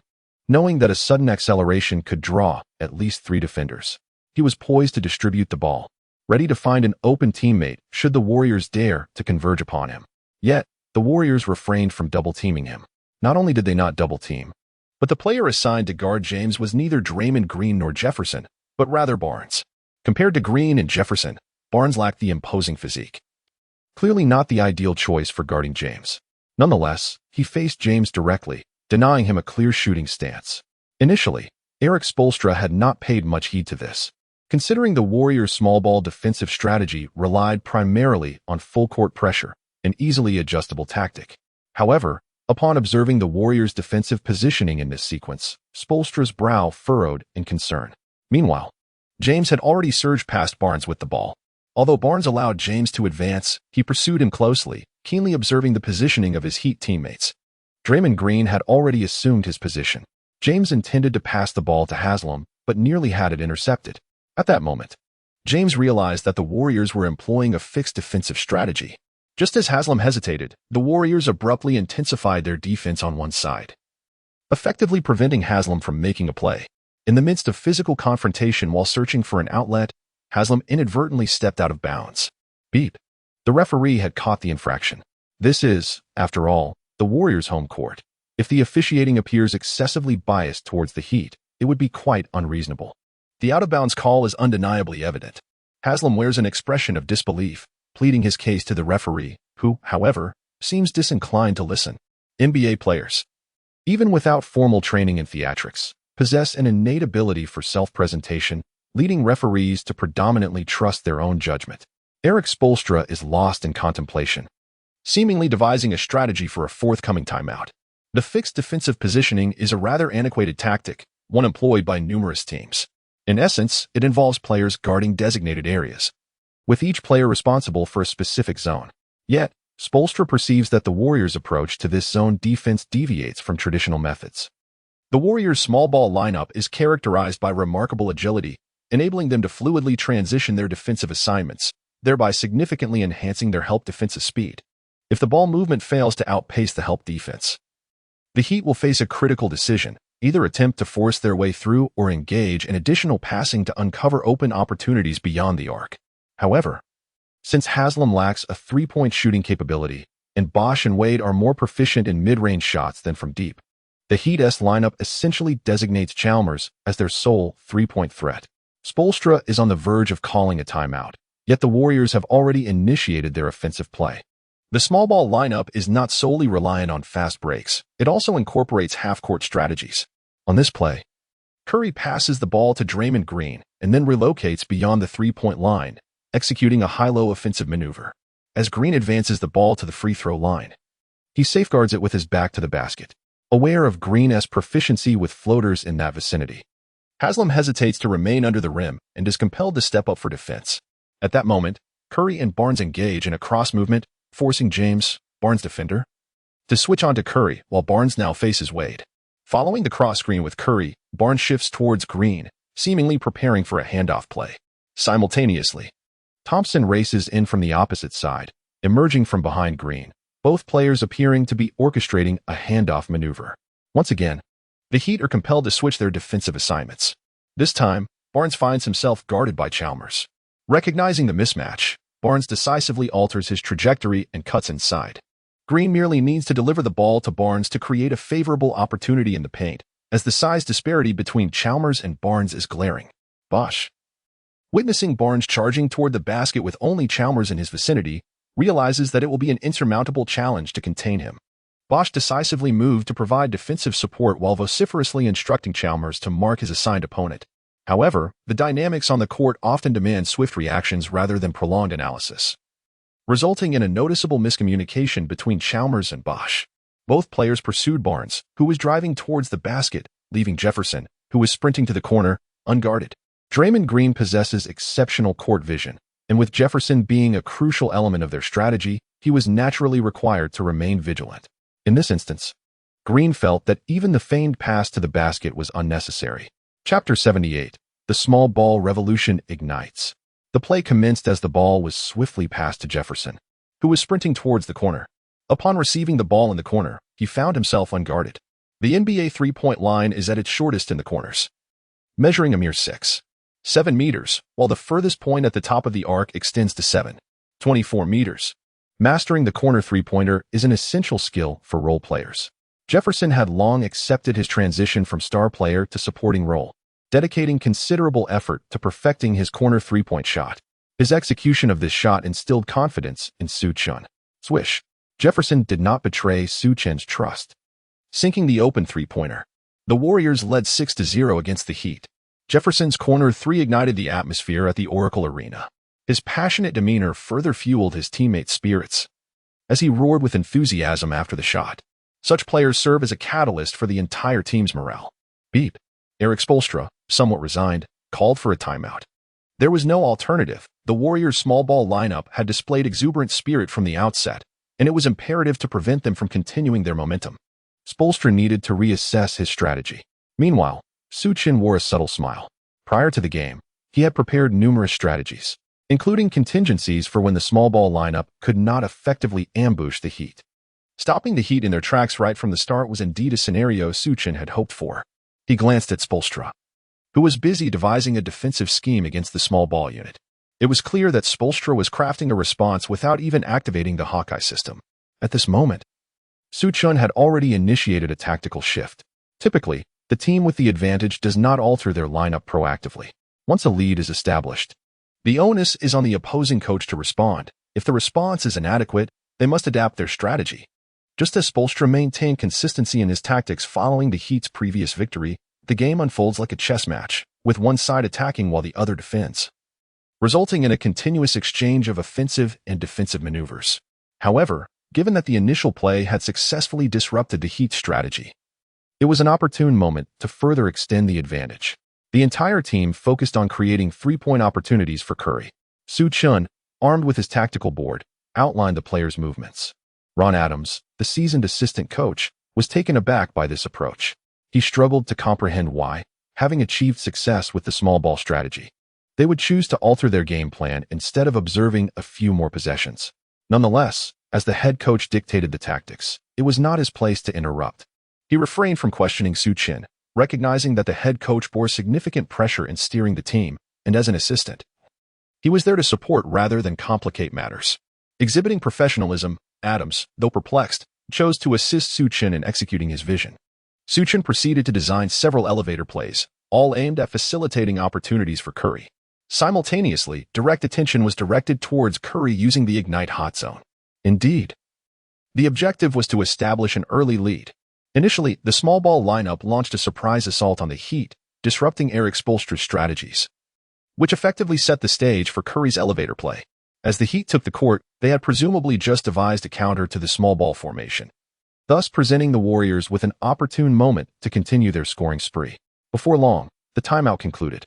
Erik Spoelstra had meticulously analyzed the Warriors' defensive strategies and offensive tactics concerning the small ball lineup, and had crafted corresponding countermeasures throughout the entire timeout.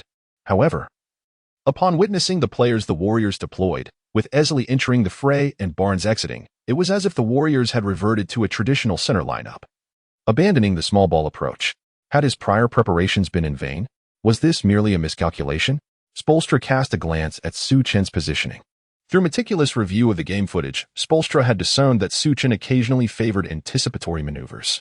Furthermore, following extensive data analysis, it was evident that Su Chen's predictions were remarkably accurate. Spoelstra found it perplexing. While all NBA head coaches operate at varying levels, they are fundamentally on the same playing field. Setting aside any potential shortcomings of Su Chen as a novice coach, one could consider him to possess a standard level of coaching proficiency. Yet, such anticipatory actions typically arise from significant disparities in skill. Did Su Chen harbor a sense of superiority over him? Spoelstra had refrained from making predictions in the presence of Popovich, yet he dared to do so against himself. Spoelstra's expression darkened as he observed the unfolding situation from the sidelines. During the Heat's offensive possession, James controlled the ball and executed a 13 pick-and-roll variation, resulting in an easy layup for Bosch. The score stood at 6-2 in favor of the Warriors. Spoelstra's offensive strategy had indeed proven effective. Su Chen did not employ the eagle-eye skill for this play, although he had anticipated that Spoelstra's attack and defense were aligned with the small ball setup. The precise nature of the tactics remained elusive. If the eagle-eye skill did not require mental exertion, Su Chen could effortlessly discern the opponent's strategic movements, which would undoubtedly be quite exhilarating. Chapter 79. Distant three-pointers. Halting the Heat 3 times in succession, this shot found its mark, granting Erik Spoelstra a momentary sigh of relief. For at least it bore some fruit. Yet, the uncertainty loomed as he pondered the Warriors' forthcoming offensive maneuver. What strategy would they employ next? A furrowed brow betrayed his unease. Recently, Su Chen had unveiled a diverse array of tactics, many of which had never been seen before, leaving little room for conventional countermeasures. The mere thought of this left Spoelstra feeling somewhat fatigued. All of Su Chen's strategies were fluid. Aside from calling a timeout, the players found it challenging to adapt. At that moment, Curry passed the ball to Thompson at the top of the arc. This formation looked strikingly familiar. Upon observing Curry make his cut and noticing Draymond Green and Esley's positioning, Spoelstra quickly grasped the situation. It was the elevator door play. Recognizing Curry's movement, Spoelstra instinctively reacted. However, Before he could utter a word, he witnessed Curry slip through the elevator doors to seize a three-point opportunity. With his hot zone ignited, Curry's three-point prowess surged. Swish. The score stood at Warriors 9, Heat 2. Immediately, Spoelstra showed no hesitation and called another timeout. This was the finals, in the face of a miscalculated decision. He had no luxury of waiting to observe two plays. Should the deficit widen from the outset, the contest would be rendered futile. Su Chen maintained a calm demeanor. Spoelstra's decisive timeout was swifter than he had anticipated, yet it was a scenario he had considered. Grasping the tactical board, Su Chen continued to devise strategies. Spoelstra would undoubtedly formulate a defensive plan against the elevator door play, necessitating an update to his approach. The hot zone ignition would only account for 1 minute of actual game time. Timeouts, inbound plays, and free throws would not contribute to this duration. Simultaneously, Su Chen adjusted the defensive strategy to an aggressive full-court press. During the minute that Curry's hot zone was ignited, it was imperative to minimize the time the Heat could consume on the clock. Su Chen preferred to embrace a scrappy approach, although it might concede a few two-pointers. This tactic would conserve Curry's hot zone minute, allowing him more opportunities for three-point attempts. Upon resuming play, Spoelstra had prepared a new strategy, intending to stabilize the Heat and gradually progress in their offensive sequence. However, as soon as the ball was inbound, the Warriors initiated an aggressive full-court press. This was not a situation that warranted fouls, nor was it his small ball lineup. Why employ full-court defense at this juncture? O'Neal at the commentary booth was left in astonishment. With the full-court press in effect, the Heat had no choice but to accelerate their tempo. By moving the ball effectively, Wade discovered an opportunity beneath the basket, effortlessly converting a layup. Warriors 9, Heat 4. This basket consumed a mere 5 seconds of the Heat's time. The primary Warriors not only employed an aggressive full-court press, but also engaged in a collective, opportunistic defense reminiscent of a gamble. When opportunities arose, they seized them without hesitation. Should the Warriors' defensive approach go unpunished, their propensity for steals would intensify. After conceding a two-point basket, rather than stabilizing their offense, they executed a swift inbounds play. Curry passed the ball to Thompson, positioning themselves for an elevator screen once again. Erik Spoelstra was taken aback. After successfully stealing a ball moments before, the Warriors executed another elevator play. Spoelstra had already devised a defensive rotation. While it might not entirely thwart the play, it could impose some limitations. Spoelstra had studied this elevator tactic, and unless the referees suddenly tightened their calls on screens, fully neutralizing such a strategy would be nearly impossible. The urgency with which Spoelstra called the timeout stemmed from his observation during the previous play that the referees were lenient in their calls on screens. The last play involving a screen by the Warriors was borderline. However, the referees chose not to blow the whistle. Wade, assigned to guard Curry, noticed Curry cutting toward the basket and pursued him to prevent any genuine drive. Simultaneously, he monitored Curry's potential movement, relying on his athletic prowess to intercept Curry's path. Yet, this time, Curry did not alter his course. He continued running toward Jefferson's position, who was already preparing a screen to provide Curry with cover. Watch the screen pursue him, Spoelstra shouted from the sidelines, but Curry maneuvered around Jefferson, and Thompson still refrained from passing the ball. Curry continued his run towards Thompson, who reciprocated by running towards Curry, executing a handoff that provided Curry with a screen. The Heat's defense remained in pursuit. However, Curry, ball in hand, advanced further, navigating around Draymond Green's screen and then around Easley's. No Heat player could keep pace. Facing an open shot, Curry opted to shoot and, with impeccable rhythm, struck a three-pointer from his favored shooting zone. The score read 12-4 in favor of the Warriors. Following this play, Spoelstra refrained from calling a timeout, appearing somewhat bewildered. Was basketball truly played in such a manner? Had the entire Warriors team just orchestrated a three-pointer for Curry? At that moment, Curry did not even have the chance to celebrate before re-engaging in defense. The Warriors continued their relentless full-court pressure. Perhaps the shock of Curry's previous shot had unsettled the Heat. Spoelstra did not call a timeout, and the Heat's focus during the ensuing inbounds play was lacking. Bosch's inbound pass was intercepted by Draymond Green. Following the steal, Green wasted no time and headed straight for Curry's position. From approximately 2 steps beyond the three-point arc, Curry found himself unguarded by any Heat player. Upon receiving the ball, he launched an extraordinary long-range three-pointer from that very spot. In the context of the finals, such an audacious attempt would typically draw criticism from any team, given the chaotic nature of the Heat's defense at that moment. Had Curry exercised a bit more patience, he could have drawn defenders towards him, thereby creating opportunities for Jefferson or Easley to score effortlessly beneath the basket. However, in that fleeting minute, Curry was endowed with limitless freedom to shoot, unbound by location or method. Caught up in the exhilaration of the game, he opted for an audacious long-range shot. Had he missed, and the team faced defeat, Curry would undoubtedly have been subjected to ridicule for such a choice in the finals.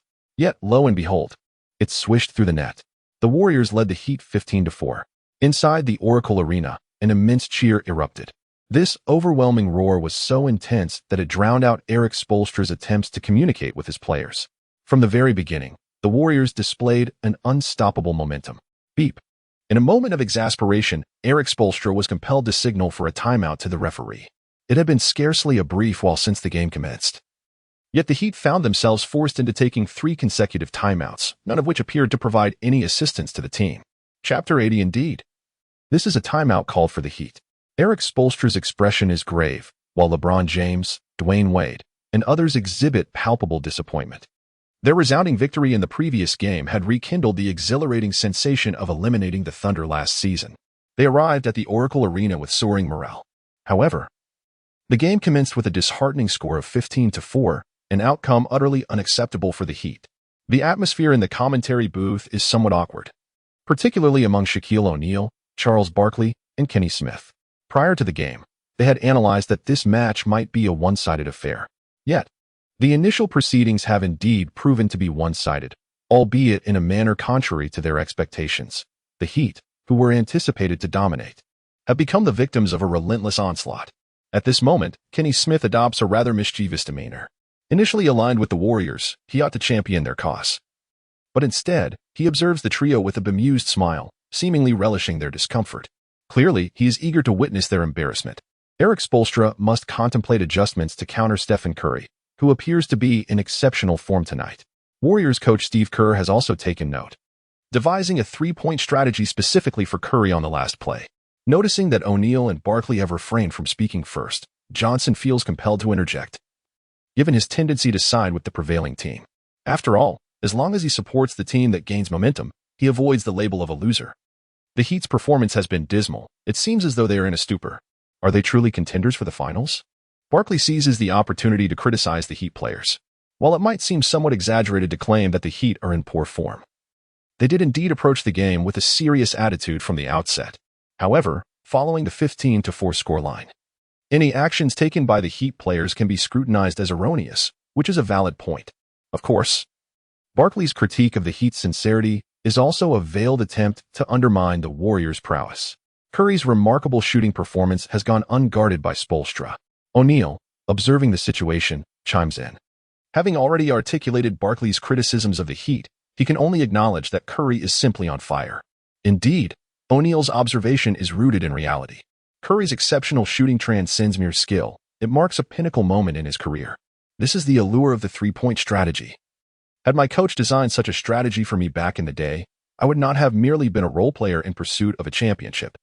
Perhaps I could have led my team, including the likes of Hakeem Olajuwon, to secure an additional title. Kenny Smith, on the other hand, is buoyant. Little dream? However, it did not take long for the group to realize that Kenny Smith was referring to the dream, Hakeem Olajuwon. They found themselves at a loss for words. Kenny had a remarkable ability to turn the dream into a mere little dream. Nonetheless, this was Kenny Smith's moment of triumph, and they felt compelled to offer some teasing remarks, as was customary. Fortunately, the timeout was brief, and they were not subjected to Kenny's antics for too long. Upon resuming play, Erik Spoelstra stood solemnly at the sidelines. In an effort to conserve his team's timeouts, he devised 2 defensive strategies against Stephen Curry during this break. One was a standard defense, and the other was an exceptionally stringent one. The distinction between the two lay in the first being a conventional approach to guarding Curry, while the latter involved mobilizing the entire team's defensive resources to confront him. The next 2 possessions unfolded at a brisk pace. There was no alternative. The Warriors' defense was relentless, continuously attempting to intercept the Heat's plays. Had the Warriors' subsequent strategy not faltered, they could have easily engaged in additional plays. In those 2 possessions, Curry succeeded in making 1 3-pointer while missing another, whereas the Heat managed a meager 2-for-1 shooting percentage, both from 2-point range. The score stood at 18-6 in favor of the Warriors. Erik Spoelstra wore a mask of anguish. Although both offense and defense appeared somewhat tolerable, the gap had widened by another point. After the initial failure to contain Curry with a standard defense, the Heat resorted to employing a super-tight double team against him.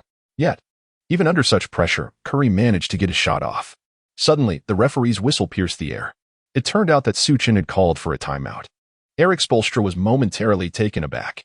The Heat were ensnared in a difficult predicament, having exhausted many of their timeouts, and this seemed an ill-timed call. However, in the midst of the Warriors' momentum, Su Chen had opted to call a timeout, effectively providing Spoelstra with a much-needed reprieve. This timeout inadvertently alleviated some of Spoelstra's pressure, prompting even Kenny Smith, a supporter of the Warriors, to shake his head in disbelief. This was indicative of Spoelstra's usual caliber. The Heat had been granted an opportunity, and the Warriors might not be able to maintain their lead. Charles Barkley chuckled, commenting on the situation. Meanwhile, on the court, Erik Spoelstra wasted no time and promptly began to formulate new offensive and defensive strategies. Unbeknownst to him, on the Warriors' side, Ron Adams was elucidating the forthcoming tactics to his team. Su Chen, blending in among the players, quietly observed Spoelstra. By calling the timeout, Su Chen had, as the commentators noted, indeed assisted Spoelstra. With the scenario having developed to this point, Spoelstra was undoubtedly anxious, eager to implement a new strategy. As Curry's moment of brilliance came to an end, he sought to capitalize on his momentum to solidify his advantage. Thus, understanding Erik Spoelstra's strategy through the insights of Hawkeye became paramount. With Curry's hot streak extinguished, his shooting touch would soon revert to its usual state. And after just a couple more plays, his vulnerabilities would inevitably surface. However, with Curry's fleeting minute of extraordinary performance, a mirage was cast upon Spoelstra. Capturing this illusion, Su Chen believed, could very well determine the outcome of the game. It became evident that opting for a three-point shooting opportunity in exchange for a two-point strategy was indeed a more prudent choice. Observing the tactics board in Spoelstra's hands, Su Chen grasped the essence of his game plan. This timeout, specifically called for Spoelstra's extended breather, was intentionally designed to afford him a more measured opportunity to devise additional strategies. Chapter 81, Successful Continuation of Tactical Predictions. A lengthy pause was called, and one can imagine that Erik Spoelstra felt quite pleased. After all, Su Chen is inherently gentle, embodying thoughtfulness in his approach. When Erik Spoelstra is content, so too is Su Chen, and the collective spirit is uplifted. The Miami Heat strategy of exchanging three-point attempts for two-point opportunities involves utilizing screens and off-ball movements to create chances for three-pointers. Yet, this is merely a facade of movement. The true intent behind these screens and runs is to establish a favorable environment for LeBron James and Dwayne Wade to penetrate. Should the Warriors choose to relinquish these three-point attempts, they would find it exceedingly challenging to thwart the ensuing two-point efforts. Erik Spoelstra's decision reflects a prudent choice, albeit one that seems somewhat antiquated. In this era of small ball, trailing by such a margin typically leads to the implementation of ball-dominant three-point strategies. However, this is a consequence of the times. In today's game, taking numerous ball-handling three-point shots is not the prevailing strategy, and role players who dare to do so risk being benched. Even superstars encounter difficulties in securing permission for such prolific three-point attempts. Only the Warriors can be observed employing a style reminiscent of the postmodern era. As the timeout concluded, Erik Spoelstra maintained a stoic demeanor, yet it was evident that his tension had diminished. The pause called by Su Chen alleviated a considerable amount of pressure. Setting aside the issue of the team's timeout count, the continuous interruptions in play could diminish the team's morale, a far more pressing concern than any loss of face. The absence of morale within a team is immediately discernible from their defensive efforts. Given Su Chen's potential for errors, Erik Spoelstra felt a measure of relief. The stress Su Chen had imposed upon him had momentarily caused him to overlook the fact that Su Chen is, after all, a novice coach. Such mistakes are indeed characteristic of a rookie. Erik Spoelstra couldn't help but glance at Su Chen, only to find him seated on the bench, observing the court intently rather than standing alongside him. However, Spoelstra chose not to linger on Su Chen, instead raising his voice to remind the players to maintain their focus. The Heat regained possession. James dribbled past half-court, initiating off-ball movements as the Heat executed their strategy. Newly substituted Ray Allen found an opportunity through his off-ball movement. As the three-point king of this era, Allen undoubtedly poses a threat. The Warriors, of course, would adjust their defense accordingly. However, this defensive posture was merely a ruse, for Draymond Green had quietly retreated to the position Su Chen had designated. Upon receiving the ball, Allen executed a shooting feint before swiftly passing to the cutting Wade. Should Wade receive the ball, a successful drive to the basket seemed all but assured, as the Heat's three-point alignment had effectively stretched the Warriors' defensive line outward.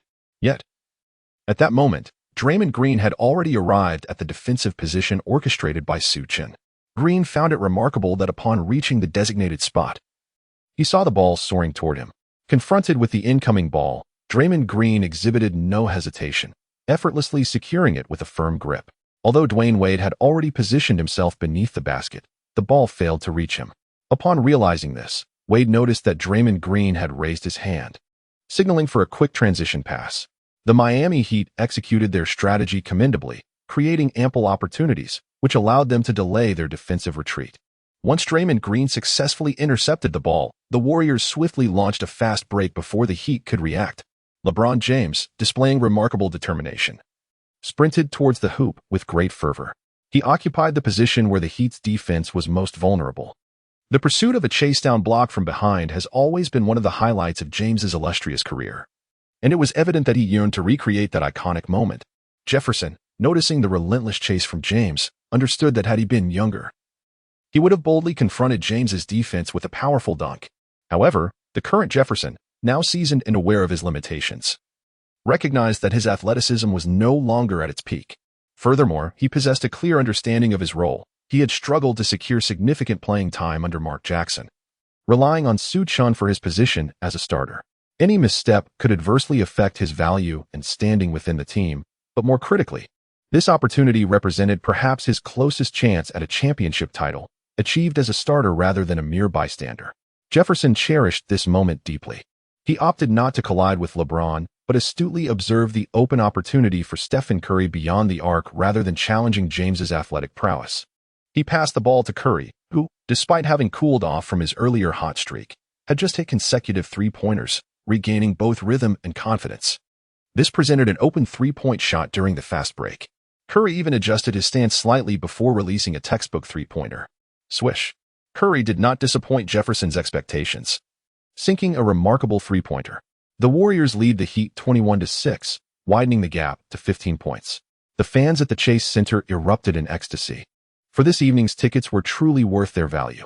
After shouting instructions to the players on the court, Erik Spoelstra held his forehead, feeling an overwhelming sense of exhaustion. Why was Draymond Green positioned there? Erik Spoelstra cast a glance at Su Chen, who remained composed on the bench. The only moment of animation came when Curry sank a three-pointer, prompting him to rise and applaud briefly before resuming his tranquil seat. Erik Spoelstra was momentarily taken aback, even refraining from calling a timeout. Perhaps he was still ensnared in the previous play, or perhaps he found himself at a loss on how to make adjustments. What to do? The tactics that were just adjusted were immediately countered with force. However, the reason he refrained from calling a timeout was due to having previously devised two offensive strategies during the last pause. Meanwhile, Su Chen observed the unfolding situation on the field while holding a tactical board, simultaneously gesturing at something, yet failing to put pen to paper. He reflected on the second tactic, which, due to time constraints, had not been thoroughly examined. James initiated a pick-and-roll from the left side, with Battier coming over to set the screen. Clearly, the diagonal pick-and-roll strategy was in play. Su Chen, observing this movement, could not help but nod slightly in agreement. While he had made some educated guesses regarding the second tactic, it appeared he had not erred in his judgment. At that moment, James surged towards the basket following the screen. The play did not involve a double team. Instead, Draymond Green, who had been assigned to guard James, positioned himself to obstruct James's path to the rim. This diagonal pick-and-roll strategy was designed to facilitate James's drive to the basket and to enable a swift pass to an open teammate after a potential double team. However, initially, Draymond Green had moved to guard Battier. Consequently, with the switch following the screen, it resulted in Draymond Green facing off against James, effectively blocking James's pathway to the basket. Chapter 82. What era are we in? Still playing traditional basketball? This play created an opportunity for LeBron James and Draymond Green to engage in a one-on-one confrontation. According to the strategy, this play was executed as planned, leading the Heat players to remain stationary, merely observing LeBron's solo attempt. Although LeBron possesses an unparalleled level of driving ability, capable of overcoming any obstacle, the prerequisite is that he must initiate that drive. Draymond Green had already positioned himself effectively. When LeBron attempted a forceful collision, Green effortlessly fell to the ground. The referee promptly signaled the call, offensive foul on the Heat. In the previous game, the refereeing had been lenient towards the Heat, given the global significance of the finals and the unprecedented reach of the internet compared to the early 2000s. While the Heat are indeed favored in the league, there are limits to such favoritism. Preventing the Heat from facing a humiliating 0-2 deficit while maintaining sufficient suspense was already a significant concession. This is the Warriors' home ground. And should there be any overtly unfair officiating, the Warriors fans at the Oracle Arena would certainly not remain silent. Draymond Green had anticipated his position and established himself firmly, which made the offensive foul unavoidable. As LeBron was called for the foul, he looked at the referee with an innocent expression, attempting to plead his case. However, the referee remained unyielding, upholding the decision. While retreating on defense, LeBron continued to express his grievances towards the official. It's fortunate that he is LeBron. Had a lesser-known player dared to protest so vocally about such a blatant offensive foul, they would have swiftly received a technical foul in return. Moreover, with the Heat trailing by a considerable margin, another technical foul against them would render their situation even more dire. Draymond Green, after being knocked down, was lifted by his teammates, while the fans at Oracle Arena rose in jubilant cheers. For the Warriors supporters, witnessing such a commanding start was nothing short of a delightful surprise. The external naysayers had underestimated them, but now they aimed to demonstrate to the world that the Warriors are an unstoppable force. Even Su Chen, seated on the sidelines, stood up, applauding to motivate the players. Focus, focus, defense. Erik Spoelstra was equally exhilarated, practically jumping in excitement. This possession was pivotal. Would they employ the elevator play once more? At that moment, Curry dribbled the ball over and passed it to Thompson at the three-point arc. Indeed, it was the elevator play again. Curry found himself under the watchful eyes of at least two defenders, with a third also keeping an eye on him. The phenomenon emerged, Curry gravity. Observing this from the sidelines, Su Chen couldn't help but smile. Once Curry began to shoot, even standing still, he could draw the attention of 2 to 3 defenders. With Curry exhibiting his gravitational pull, all eyes now turned to Klay Thompson. Previously, Su Chen had urged Curry to play decisively, even against 2 or 3 defenders, to ensure he could still attempt a shot. In a remarkable display of strategy, the Warriors opted to have the entire team set screens for Curry, creating opportunities for three-point shots, even when faced with a mere 2 or 3 defenders. This decision underscored the immense allure Curry holds for his opponents. Although the play initially resembled an elevator door setup, it ultimately transitioned into a tactical maneuver designed for Thompson's off-ball movement. As Curry utilized a screen to receive the ball, the Heat promptly dispatched 3 players in an attempt to encircle him. However, Curry was acutely aware that this strategy was primarily intended for Klay Thompson. Before the trio could converge upon him, Curry had already released the ball, setting up Thompson for a three-point opportunity through his off-ball movement. With an overwhelming defensive force aimed at Curry, Thompson found himself pursued only by Bosh. After navigating the screen and shaking off Bosh, Thompson opted to take the shot. Swish. It was a successful basket. The Warriors lead the Heat 21-6. Thompson raises his hands high, exuding an unmatched aura of dominance. In this era, it is often the celebration following a thunderous dunk that conveys a sense of grandeur. Yet, whether it is Curry or Thompson, the Warriors manage to evoke a comparable intensity through their three-point celebrations. Viewers watching this championship match, whether on television or computer screens, find themselves captivated by the Warriors' distinctive style of play. It is not just the younger fans who are enchanted. Even traditionalists feel the allure of the Warriors game. Of course, there remain many obstinate old-school fans who disdain such an approach, yet the Warriors' impressive 15-point lead in the first quarter leaves them with little room to voice their discontent. In this day and age, how often does one witness a match that opens with such a significant margin? Before the first quarter had even concluded, they had already amassed 21 points. Many teams, by the end of the first quarter, may not even reach that score. What has happened to the Heat's defense? As Thompson celebrated, Erik Spoelstra also called for a timeout. However, during this pause, Erik Spoelstra could not devise any effective countermeasures. It was simply due to the momentum of the opposing team. Under such circumstances, failing to interrupt with a timeout would render any chance of success futile. We must elevate our defensive intensity. Our defense needs to exude a sense of pressure. Erik Spoelstra perceives that tactical adjustments are no longer sufficient to aid the team. It is imperative for the players to intensify their defensive efforts. Otherwise, they risk being overwhelmed by the end of the first quarter. Upon returning from the timeout, The Heat elevated their defensive intensity while simultaneously probing the referee's limits, their actions becoming increasingly aggressive.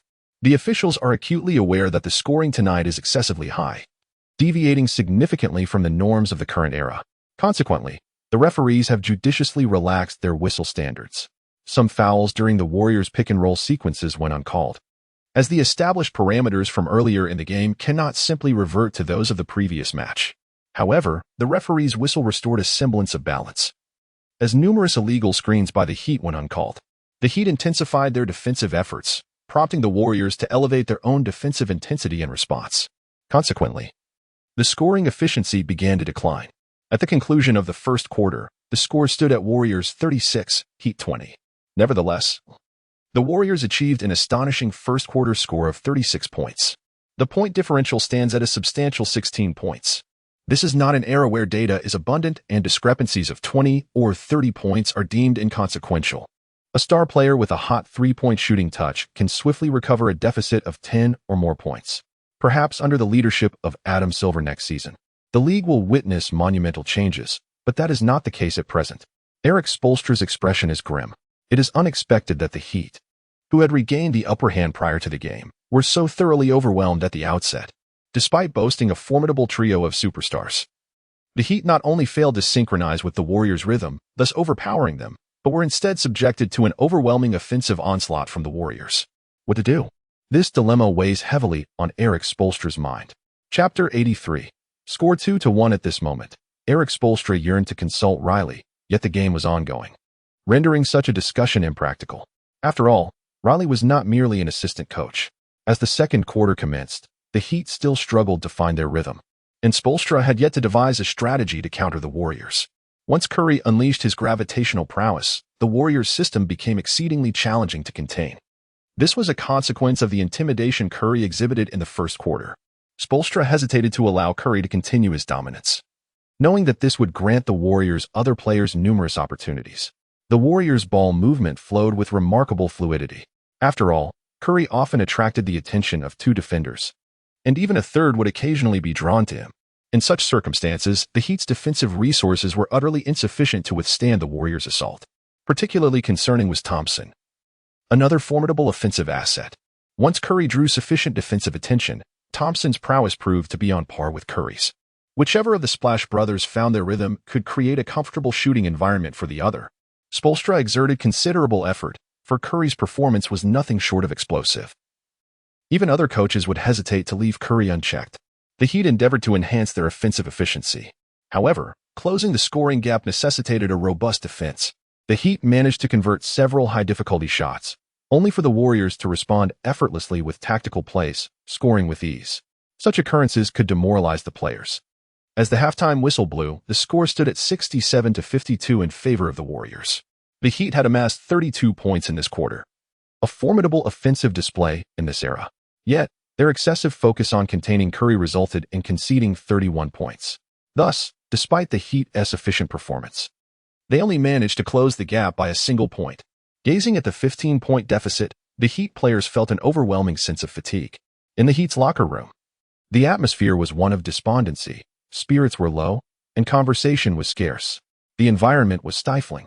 Battier attempted to lighten the mood with some uplifting remarks, yet his efforts went unanswered, rendering him somewhat foolish.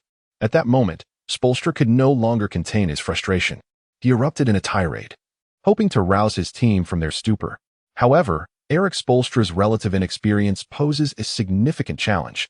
Had Pat Riley been at the helm during this period, a sharp reprimand might have had a motivating effect. Within the Miami Heat, a team characterized by its formidable trio of stars, it is exceedingly difficult for a coach with limited credentials in the league to effectively command such illustrious players. When the team is thriving, camaraderie flourishes and spirits are high. Yet, in times of adversity, the scenario shifts dramatically. The atmosphere within the Heat's locker room has historically not been particularly harmonious. The dissolution of the Big Three was not solely attributable to the team's imbalanced roster and the advancing age of role players. The deterioration of the locker room dynamics also played a crucial role, particularly following their disheartening elimination by the old GDP with a score of 1-4. The atmosphere within the entire team's locker room erupted, rendering it impossible to continue playing together. Erik Spoelstra, a coach of considerable talent, appeared to struggle with maintaining control over the locker room dynamics. After expressing his frustrations for a while, he realized that his words were falling on deaf ears, and he reluctantly resorted to devising strategies. However, the efficacy with which these strategies would be executed remained uncertain. Returning to the game, the third quarter represented a pivotal moment for the Heat. Should the point deficit persist into the final quarter, the likelihood of victory would diminish significantly. Although Erik Spoelstra implemented some strategic adjustments, which proved somewhat effective, the Warriors' offense continued to be relentless, while the Heat persisted in their simplistic scoring errors. With morale already low, the Heat began to play in a disorganized manner, while the Warriors grew increasingly confident, particularly as Curry drew defensive attention, granting his teammates ample offensive opportunities.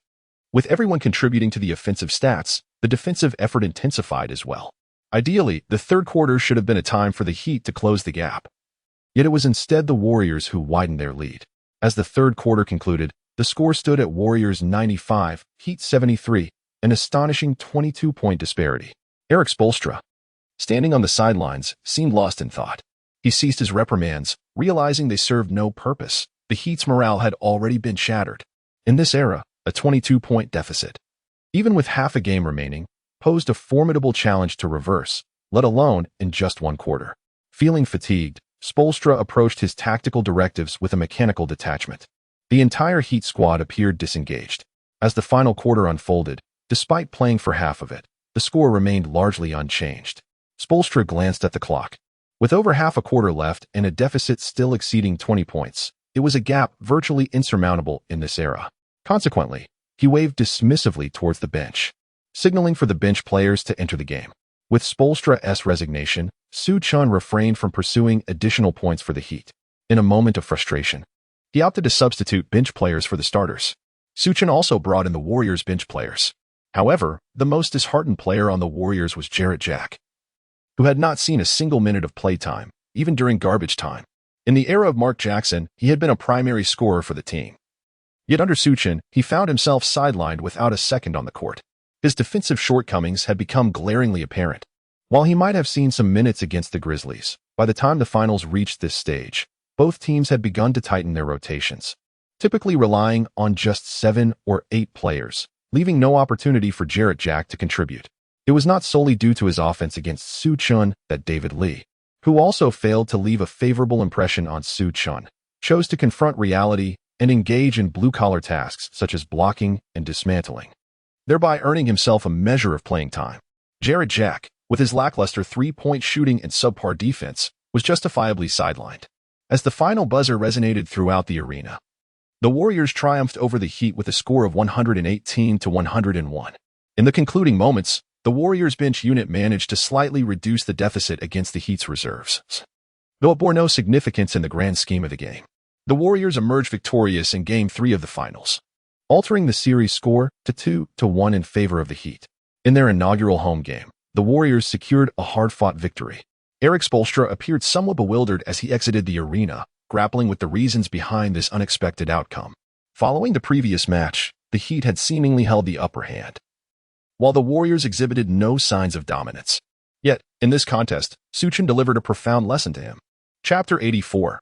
Xiaohua's attitude towards the Warriors. Not only is Erik Spoelstra's morale in disarray, but the entire Miami Heat team is engulfed in turmoil. Both LeBron James and Dwayne Wade remained silent, refraining from any communication with their teammates. The once confident Heat marched into the Oracle Arena with great vigor. Yet they exited in a state of dishevelment. Amidst the jubilant cheers of Warriors fans, the Heat's departure was undeniably lackluster. In contrast, the Warriors basked in the euphoria of their victory. "Congratulations to the Warriors on their triumph," Johnson remarked. As a fair-weather fan, Johnson seemed on the verge of donning a Warriors jersey. "Indeed, the Warriors have earned this victory," O'Neal added. Although he harbored a distaste for the Warriors, he acknowledged that they had bested the reigning champions through sheer merit. "Hey, what are our dear Sir Charles's thoughts on this match?" With Barkley remaining silent, Kenny Smith seized the opportunity to press him. Predictably, Barkley anticipated this line of questioning. Thus his expression remained unfazed. "I must report to the league that the elevator door tactic is purely a foul strategy. It is not in accordance with the rules," Barkley exclaimed suddenly. It is essential to note that this game was broadcast globally. Despite some fans turning off their televisions, many continued to listen intently. Barkley, aptly nicknamed the Big Mouth, openly challenged the league on live television. Smith was momentarily taken aback. His initial intent was to provoke Barkley for the sake of entertainment, but he had not anticipated Barkley's fervor. The director sensed an awkward tension and promptly cut away from the commentary booth, transitioning to the game's statistical analysis. In this match, Curry achieved a triple-double with 31 points and 12 assists. However, merely examining the statistics fails to encapsulate the extent of Curry's contribution to the team. Numerous plays unfolded due to Curry drawing considerable defensive attention, thereby creating opportunities for his teammates, even though these plays did not reflect as assists on the stat sheet. Undoubtedly, Curry was the MVP of the game. Nonetheless, many were still mulling over Barkley's audacious comments regarding the league. Without a doubt, Barkley's words would spark fervent discussions in the following day's discourse. The next day, two topics emerged as the most talked about: Warriors 2-1 Heat, and is the elevator door tactic illegal? The frequent use of the elevator door tactic in the finals finally elicited dissatisfaction. Barkley's remarks from the previous night had made a significant impact. Numerous industry insiders pointed out that the Warriors had secured a plethora of three-pointers from the elevator door tactic right from the start. If this tactic is deemed illegal, then the validity of the Warriors' victory comes into question. It is understandable why the external reaction was so pronounced. In the future, when Adam Silver transitions into the era of small ball, he has already laid considerable groundwork. At that time, the Warriors had garnered substantial momentum. With a vast and enthusiastic fan base, the Warriors enjoyed considerable support, which meant that even the subsequent implementation of the elevator door tactic did not provoke a significant outcry. The Warriors supporters would vocally defend their team against critics. However, the current situation is markedly different. The league has yet to endorse the Warriors or bolster their prominence in any meaningful way. The Warriors fan base has primarily been cultivated through recent games, and thus remains limited in number. Furthermore, the Miami Heat, with their trio of superstars, have become the league's darlings, enjoying the spotlight and a robust following. This has led to an abundance of skepticism surrounding the elevator door tactic. Yet, according to the present regulations, while the elevator door does possess a degree of illegitimacy, it is not egregious. In fact, within the league's current framework of screens, no team can claim to execute them flawlessly. Should the league rigorously penalize screens, the majority of teams would be inundated with incessant whistles throughout their games. The officiating during Game 2 of the finals has already been more stringent than any match this season, reaching a level of strictness concerning screens that had previously been unseen. Such rigorous officiating in a single game can be justified, but if every match were to receive this level of scrutiny, it would suggest a bias against the Warriors. As a team reliant on shooting, if the Warriors are restricted from utilizing screens, it would practically ensure a victory for the Heat.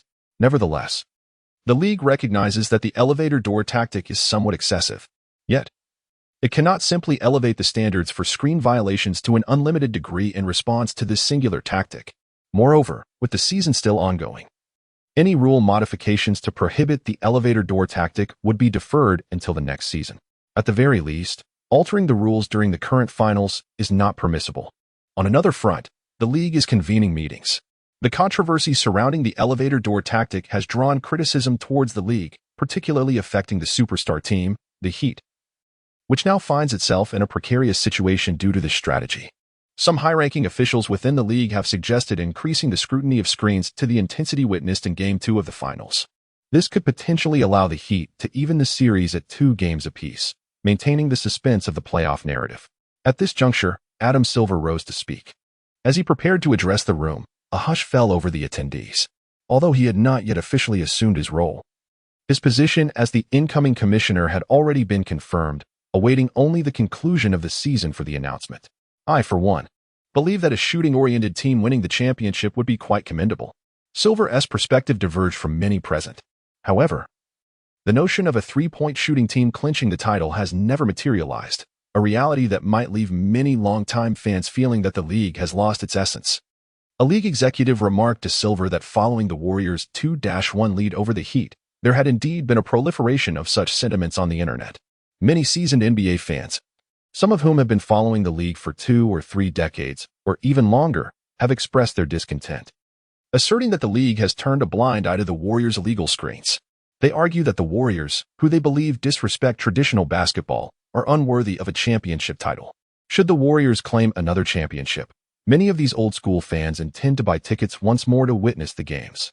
A significant portion of the league's upper management comprises individuals who have held positions since the 1980s and 1990s. They can empathize with the sentiments of the fans.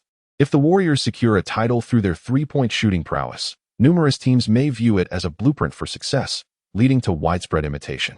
Consequently, the league's culture could gradually evolve into one dominated by three-point shooting, which would likely be unacceptable to fans who have followed the league since the late 20th century. Offense attracts spectators, while defense secures championships. At this juncture, Adam Silver unexpectedly uttered a statement that seemed somewhat tangential to the current discourse. Chapter 85. The Heat's meeting. Silver chuckled lightly.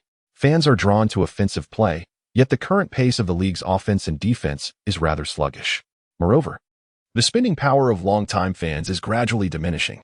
In contrast to the fervent consumption habits of the younger generation, one must ponder why they are so enamored with basketball. Silver suddenly posed this question to a senior executive, who appeared momentarily taken aback, lost in contemplation. Do you believe that every individual possesses a physique as robust as LeBron's? Or do you think they exhibit the same dominance in the paint as Shaquille? Perhaps they possess the finesse and low-post techniques? No, for the average young person, shooting, specifically, the three-point shot, is a skill that can be mastered through practice, and its strategic significance cannot be overstated. Without awaiting a response from the executive, Silver continued. Listening to Silver's words, numerous executives nodded in agreement. Their perspectives starkly contrasted with those of the fans and coaching staff outside. Their motivations were purely commercial, driven by profit. Sentimentality served merely as a tool for manipulating fan engagement, having little sway over their own decisions. It became evident that Silver's admiration for the Warriors surpassed even that for the Heat. During Game 2 of the Finals, he had refrained from commenting on the overly strict officiating of screens, as the Warriors were leading by a substantial margin, which would undermine the suspense of the finals. The league would suffer significant financial losses with fewer games played. Reflecting on Game 3 of the finals, had there been less stringent officiating in Game 2, the Warriors could have been leading 3-0 by now. I comprehend the Warriors' situation. What about the elevator door tactic? One executive queried Silver. Let us adhere to this season's standards. Certainly, this tactic could undermine competitive integrity, and we can impose a direct ban during the off-season. However, we can simultaneously adjust certain rules to better accommodate the development of three-point shooting, Silver replied with a smile. At that moment, Su Chen remained oblivious to the fact that the butterfly effect induced by his presence was hastening the arrival of the small ball era in the league. Should the Warriors secure the championship, Silver would circumvent numerous preparatory steps, accelerating the transition into this new phase. The league executives nodded in unison upon hearing Silver's remarks.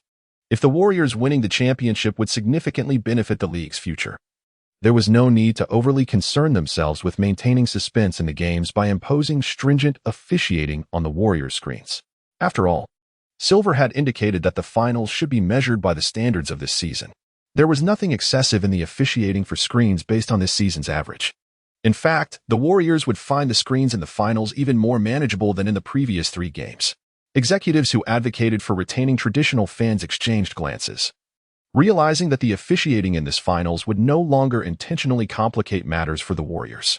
In an office, Erik Spoelstra and Riley sat facing each other, alongside several members of the coaching staff, with the lead assistant busily engaged. This is a moving screen. It is, quite simply, a foul. One of the assistants flicked the pen cap onto the floor. In recent days, Erik Spoelstra and Riley have convened the coaching staff to analyze the elevator door tactic. The assistant's remarks were not the first to resonate in this room. Spoelstra and Riley exchanged a glance, both shaking their heads in resignation, indicating that they had yet to devise a countermeasure. While a simple elevator door tactic is not without its counter-strategies, Su Chen's version encompasses numerous variations, along with a host of intricate maneuvers rooted in a well-established system. The inherent sophistication of this system, combined with the elevator door tactic's adept use of foul-level screens, renders it exceedingly challenging to counter. Once Curry and Thompson find their rhythm and synergize with this strategy, they become an insurmountable force. At this moment, Spoelstra set down his pen and ran his fingers through his hair. Do we truly have no solutions? He inquired of Riley. Yet, Riley remained fixated on the tactical diagrams before him, offering no response. Spoelstra grasped the unspoken answer and refrained from pressing further, casually picking up a diagram of the elevator door tactic. Tactics can indeed be learned, and Spoelstra had contemplated this notion. However, the Heat's sharpshooters are primarily role players. While Ray Allen may hold the title of the all-time three-point king, he is now 38 years old, with a tank that, though still containing fuel, cannot withstand the demands of executing the elevator door play as the primary shooter under high intensity. Although Spoelstra could theoretically learn the elevator door tactic, practical application remains elusive. The lack of suitable sharpshooters is one hurdle, while the absence of tactical proficiency among the players is another. Su Chen's ability to refine the elevator door tactic to such an extent suggests a profound understanding of it. Sending him into familiar territory would invert the Heat's advantages into disadvantages. How is it that Su Chen, having just begun training his team in the elevator door tactic, executes the movements with such finesse? Do the Warriors players possess such elevated basketball IQs? Spoelstra's frustration mounted, leading him to discard the elevator door tactical diagram. Suddenly, a text message notification rang out. Prior to entering this room, the coaching staff had been instructed to leave their phones outside, including Spoelstra, who complied. The only exception was Riley. The reason Riley retained his phone was significant. Having spent many years in the league and ascending to a management position, he has cultivated relationships with several high-ranking officials. Recently, Barkley had elevated the elevator door topic to a level of prominence that warranted the league's attention. In the absence of a solution to counter the elevator door tactic, they still possessed one recourse: to await the league's intervention. While enacting new rules may not directly affect the elevator door tactic, they need not completely banish it from play. As long as the officiating standards are restored to the level observed in the second game of the finals, the elevator door tactic, which has consistently been called a foul, will be rendered ineffective. Within the confines of the room, the coaching staff, including Erik Spoelstra, remained silent, their gazes fixed upon Riley. He had not brought his business phone, opting instead for his personal device, and had already instructed his family not to send him any messages during these crucial days. Riley refrained from checking immediately, taking a deep breath instead. This message was of utmost importance, potentially influencing the trajectory of this year's championship. Erik Spoelstra felt the tension, yet it was Riley who bore an even greater weight of anxiety. Chapter 86. The new lineup of the Heat. Riley clenched his fist as he opened the message. The content was sparse, yet he lingered over it for an extended period. The others dared not urge him. However, Erik Spoelstra, having been Riley's disciple for so long, could already glean something from Riley's expression. Yet, Spoelstra found it hard to believe. Riley gestured for the others to leave, retaining only Spoelstra in the room. Clearly, the information disclosed by the league executives was not meant for the coaching staff to hear. The few present paused momentarily but complied, understanding this was not their place to remain. Once the room was emptied, Riley turned to Spoelstra and spoke slowly. The league will not interfere with the elevator doors this season. Although Spoelstra had already surmised this, hearing it from Riley's lips prompted him to wearily rub his forehead. In truth, there was a more significant matter that Riley had yet to disclose to Spoelstra. The executive he knew had insisted on confidentiality, and thus, Riley refrained from revealing it to his disciple. Moreover, Riley believed it was inappropriate to share such information with Spoelstra. If Spoelstra were to learn that the nearly appointed next president of the league favored the Warriors' style of play, it might compromise his composure in the forthcoming games. The Oracle Arena, the Warriors' second home court, buzzed with fervent fans, their spirits soaring as they proclaimed to the Heat that this home advantage would be theirs yet again. The 2-3-2 finals format presented the Warriors with a direct opportunity to seize the championship. The advantage of playing at home extended beyond the enthusiasm of the fans. It also encompassed the influence of home court officiating. In the previous match, the Warriors' home court made it exceedingly challenging for referees to call fouls as they had in Game 2. The atmosphere reached a crescendo as the Warriors players entered the arena. Su Chen stood calmly at the sidelines, observing the players' training. The Warriors maintained a disciplined routine of training and rest, focusing on steady progress. The anxiety belonged to the Heat. Reflecting on this, Su Chen took a moment to observe Erik Spoelstra, noting his less-than-stellar demeanor, exhaustion evident on his face. In contrast, Su Chen appeared invigorated. To enhance his focus, he sought assistance from a masseuse to relieve his tension. This game bore significant pressure for the Heat, yet the Warriors too faced their own considerable strain.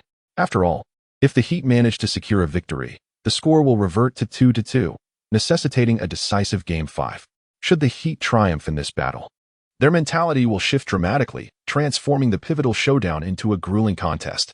For Su Chen, clinching this match would bring the championship tantalizingly close, with a likelihood of success reaching an impressive 80 to 90%. A victory here would put the Heat ahead 3-1. While the next game remains at the Warriors' home court, where they could seize the moment to defeat the Heat outright. Throughout the history of the league, no team has ever overturned a 1-3 deficit in the finals. Although, as a time traveler, Su Chen recalls the remarkable comeback in 2016 when the finals witnessed a 3-1 reversal. Coincidentally, the Warriors who fell that year largely consist of the same roster as the current team. The team that achieved the comeback was led by none other than LeBron James. Nonetheless, Su Chen perceives a disparity between James' current mental fortitude and that of the 2016 version, as the latter was driven by a fierce desire to triumph for his hometown. Miami, however, is not his birthplace, and he has already claimed his first championship last season. Additionally, with the support of the system and the advantage of experience, Su Chen retains a measure of confidence. For now, the focus must be on winning this game. He refrains from overthinking, prioritizing the immediate goal of securing victory. The 2-3-2 finals format favors the team that captures an opponent's south home court, as it allows for 3 consecutive home games in pursuit of the championship. However, should they fail to mount a powerful offensive and grant their opponents a chance to recover, the subsequent 2 games will be held at the Heat's home, which could complicate matters. As the game is about to commence, Su Chen exchanged a brief handshake with Erik Spoelstra, both wearing solemn expressions, devoid of even a polite smile. Spoelstra sensed the fierce determination in Su Chen's eyes, realizing that this match would not come easily. He now finds himself hoping that both Curry and Thompson are off their game, which might provide a slight advantage. Clearly, Curry's performance in the previous match has cast a shadow over the Heat's prospects. At this moment, the players from both teams enter the court. The head referee approaches the center circle, ball in hand. The Warriors' starting lineup includes Festus Ezeli, C, Draymond Green, PF, Richard Jefferson, SF, Klay Thompson, SG, and Stephen Curry, PG. The Heat's starting lineup features Chris Bosh, C, Shawn Marion, PF, LeBron James, SF, Mike Miller, SG, and Dwayne Wade, PG. Su Chen has opted not to alter the lineup from the previous game, where the referees did not penalize the Warriors for their elevator door strategy. By presenting this starting 5, he clearly communicates to Erik Spoelstra the intent to employ the elevator door tactic. Su Chen has come to understand that as long as the referees do not officiate as they did in Game 2 regarding screens, and if Curry and Thompson find their rhythm, the elevator door strategy will be virtually unstoppable. Conversely, the Heat starting lineup intrigues Su Chen, suggesting that Pat Riley and Erik Spoelstra have indeed been strategizing, as they have deployed a more defensively oriented starting 5. The essence of an elevator screen is to serve as a barrier, and there are numerous strategies to counteract such screens, including delay tactics, perimeter defense, switching, double teaming, and contraction, among others. However, these strategies place considerable demands on the defensive players. For instance, the concept of delayed switching necessitates that players possess the height and versatility to defend both the paint and the perimeter. While Mario Chalmers is a key point guard for the Heat, his presence on the court significantly limits the defensive strategies available against screens. Dwayne Wade, though also a guard, possesses exceptional shot blocking abilities, making him capable of handling various situations. Moreover, it is essential to recognize that this is LeBron James and Dwayne Wade's team. It would be unreasonable to exclude Wade from the starting lineup simply due to his size. Chapter 87, The Escalating Audacity of Screens. The jump ball was won by Ezeli for the Warriors. Curry, possessing the ball, advanced slowly while signaling tactical gestures, orchestrating the flow of play. The Warriors set up an elevator door formation, signaling their intention to employ the elevator door strategy transparently. Su Chen abandoned pretense, taking advantage of the elevator door tactic before it was outlawed, daring the league to impose sanctions. Previously, against the Spurs and Grizzlies, Su Chen had been more discreet, employing various tactical interplays. The elevator door strategy had merely been one among many, serving as a tactical disguise. Now, Su Chen openly challenged the league. If they refrained from penalties, he would play the game unabashedly. After all, with the Warriors enjoying a 3rd consecutive home game, Su Chen could not guarantee how the atmosphere would unfold should the league persist in its punitive measures. Moreover, this evening, the screen set by Ezeli and Draymond Green was exceptionally robust, as Wade attempted to weave through the elevator door. He was met with a combination of elbows from Ezeli and Draymond. Should Wade wish to slip past, he would inevitably be on the receiving end of an elbow. Witnessing the aggressive defensive maneuver from Draymond and Ezeli, Su Chen found himself at a loss for words. He had merely suggested a firmer approach. The magnitude of their actions seemed excessively provocative, inviting a foul call. Su Chen braced himself for the anticipated whistle, yet surprisingly, none came. Instead, The unmistakable sound of the ball swishing through the net echoed. Curry had successfully landed a three-pointer. Warriors 3, Heat 0. Even Su Chen was momentarily taken aback. The defensive actions from Easley and Draymond appeared to warrant a foul. Yet, astonishingly, no call was made. Meanwhile, Erik Spoelstra gestured towards the referees, inquiring why no foul was called. However, the officials disregarded his protests, treating him as if he were invisible, and signaled for the Heat to inbound the ball.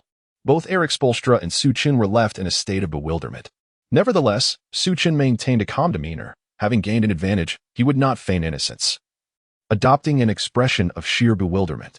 At that moment, only Riley on the sidelines understood the underlying circumstances. He refrained from informing Spoelstra, fearing an emotional outburst that could compromise their composure. The executive had explicitly instructed against any disclosures. It seemed that the new incoming president of the league held a particular fondness for the Warriors. Riley shook his head from his seat. Although Adam Silver had yet to officially assume his role, he was already poised to become the next president and had begun exercising certain presidential privileges in advance. A majority of league executives were aligned with Silver. With a mere nod from him, even without the authority of the league president, matters would be resolved. Initially, the Heat were the darlings of the league. The officiating favoring James and Wade had been relatively favorable and leading up to the finals. The Heat continued to bask in this privilege. Even prior to Game 3 of the finals, the league still leaned towards the Heat. Otherwise, the outcome of Game 2 would have been uncertain. However, the Heat faltered, failing to secure the crucial Game 3. The league now shows a marked indifference towards the Heat, and the newly appointed president has even expressed his fondness for the team during high-level meetings. Consequently, the forthcoming treatment of the Heat is evidently clear. Riley finds himself in a state of helplessness. Although he wishes to protest, the Heat's own lack of competitiveness leaves them with little ground to appeal to the league. In the previous game, the officiating was noticeably biased in favor of the Heat, yet they suffered a 1-2 defeat, further prompting the league to consider a change in allegiance. As the subsequent matches unfold, the Warriors' elevator door strategy has become increasingly audacious, with their screen and roll actions growing ever more pronounced, while the Heat can also seek opportunities through screens. Their ordinary pick-and-roll plays wield limited impact, and they find themselves unable to contend with the Warriors in a three-point shootout. Initially, the Heat struggled against the Warriors' elevator door strategy, and now it appears that not only has the league refrained from penalizing this tactic, but it also seems to be offering assistance. This shift has plunged the Heat into a predicament. At the conclusion of the first quarter, the score stood at Warriors 31, Heat 20. The Heat sought to accelerate their pace in the second quarter, yet the Warriors continued to employ a deliberate rhythm, executing various elevator door screens. Erik Spoelstra contemplated a few strategies, albeit with limited options. Essentially, the team relied heavily on the individual prowess of James and Wade to sustain their offensive tempo. Though the shooting touch of the Splash Brothers was not particularly sharp that evening, the opportunities generated by screens allowed them to accumulate a commendable number of three-pointers. Engaging in a shootout of three-pointers versus two-pointers is only feasible if the two-point efficiency is exceedingly high. Otherwise, it proves nearly impossible to match the firepower of three-point shots. The presence of James and Wade originally provided the Heat with the leverage to challenge the Warriors in a two-point versus three-point exchange. However, with the league seemingly favoring the Warriors now, the Heat no longer bask in the league's affection. The most apparent manifestation of this shift is that in the past, when James and Wade penetrated the paint, they were likely to draw a whistle. Yet now, unless the fouls are egregiously blatant, they find themselves bereft of calls. It is as though their status as star players has suddenly diminished. Erik Spoelstra stands astonished. The disparity in officiating has grown significantly from the second game to the previous one, and now, the previous game's officiating could even be deemed lenient. In this encounter, the Warriors not only benefit from home court officiating but also enjoy a degree of league favoritism. The concept of league officiating has traditionally been a privilege reserved for the Heat, and Spoelstra had grown accustomed to this advantage. Even James and Wade had adapted to a style of play that relied on the favor of the officials. This abrupt change has caught Spoelstra and the players off guard. Conversely, the Warriors, who have long been accustomed to a style of play devoid of star favoritism, now find themselves bolstered by the league's support, propelling them forward with great momentum. Transitioning from abundance to scarcity is a challenging endeavor. The current Heat epitomizes the affluent individual who has become accustomed to a life of luxury, suddenly thrust into a world of hardship. The difficulty of adapting to this new reality is far greater for them than it is for the Warriors. As the second quarter concluded, the struggle intensified. The Warriors lead the Heat 58-39. Not only did the Heat fail to narrow the score gap, but they also allowed it to extend to a daunting 19 points, nearly reaching a 20-point deficit. Observing the Heat's struggles, Riley's emotions were profoundly conflicted. He could have advised Erik Spoelstra to prepare the team in advance, yet such a move would undoubtedly offend that high-ranking executive. Upon learning that a prominent figure in the league favored the Warriors, Riley sensed that the Heat's chances of clinching the championship this season were exceedingly slim. He was reluctant to jeopardize his amicable relationship with the executive for the sake of a minor advantage. Moreover, the Heat's underperformance was ultimately their own doing. They could hardly place the blame on the league. Chapter 88. Envy towards Su Chen. The atmosphere in the Heat's locker room is even more dismal than during the previous game. Erik Spoelstra finds himself at a loss for solutions. The Heat has never truly been Spoelstra's team. In his first season, it belonged to Wade, and in the second, to James. Often, Spoelstra's role feels akin to that of a tactical planner, his control over the team somewhat limited.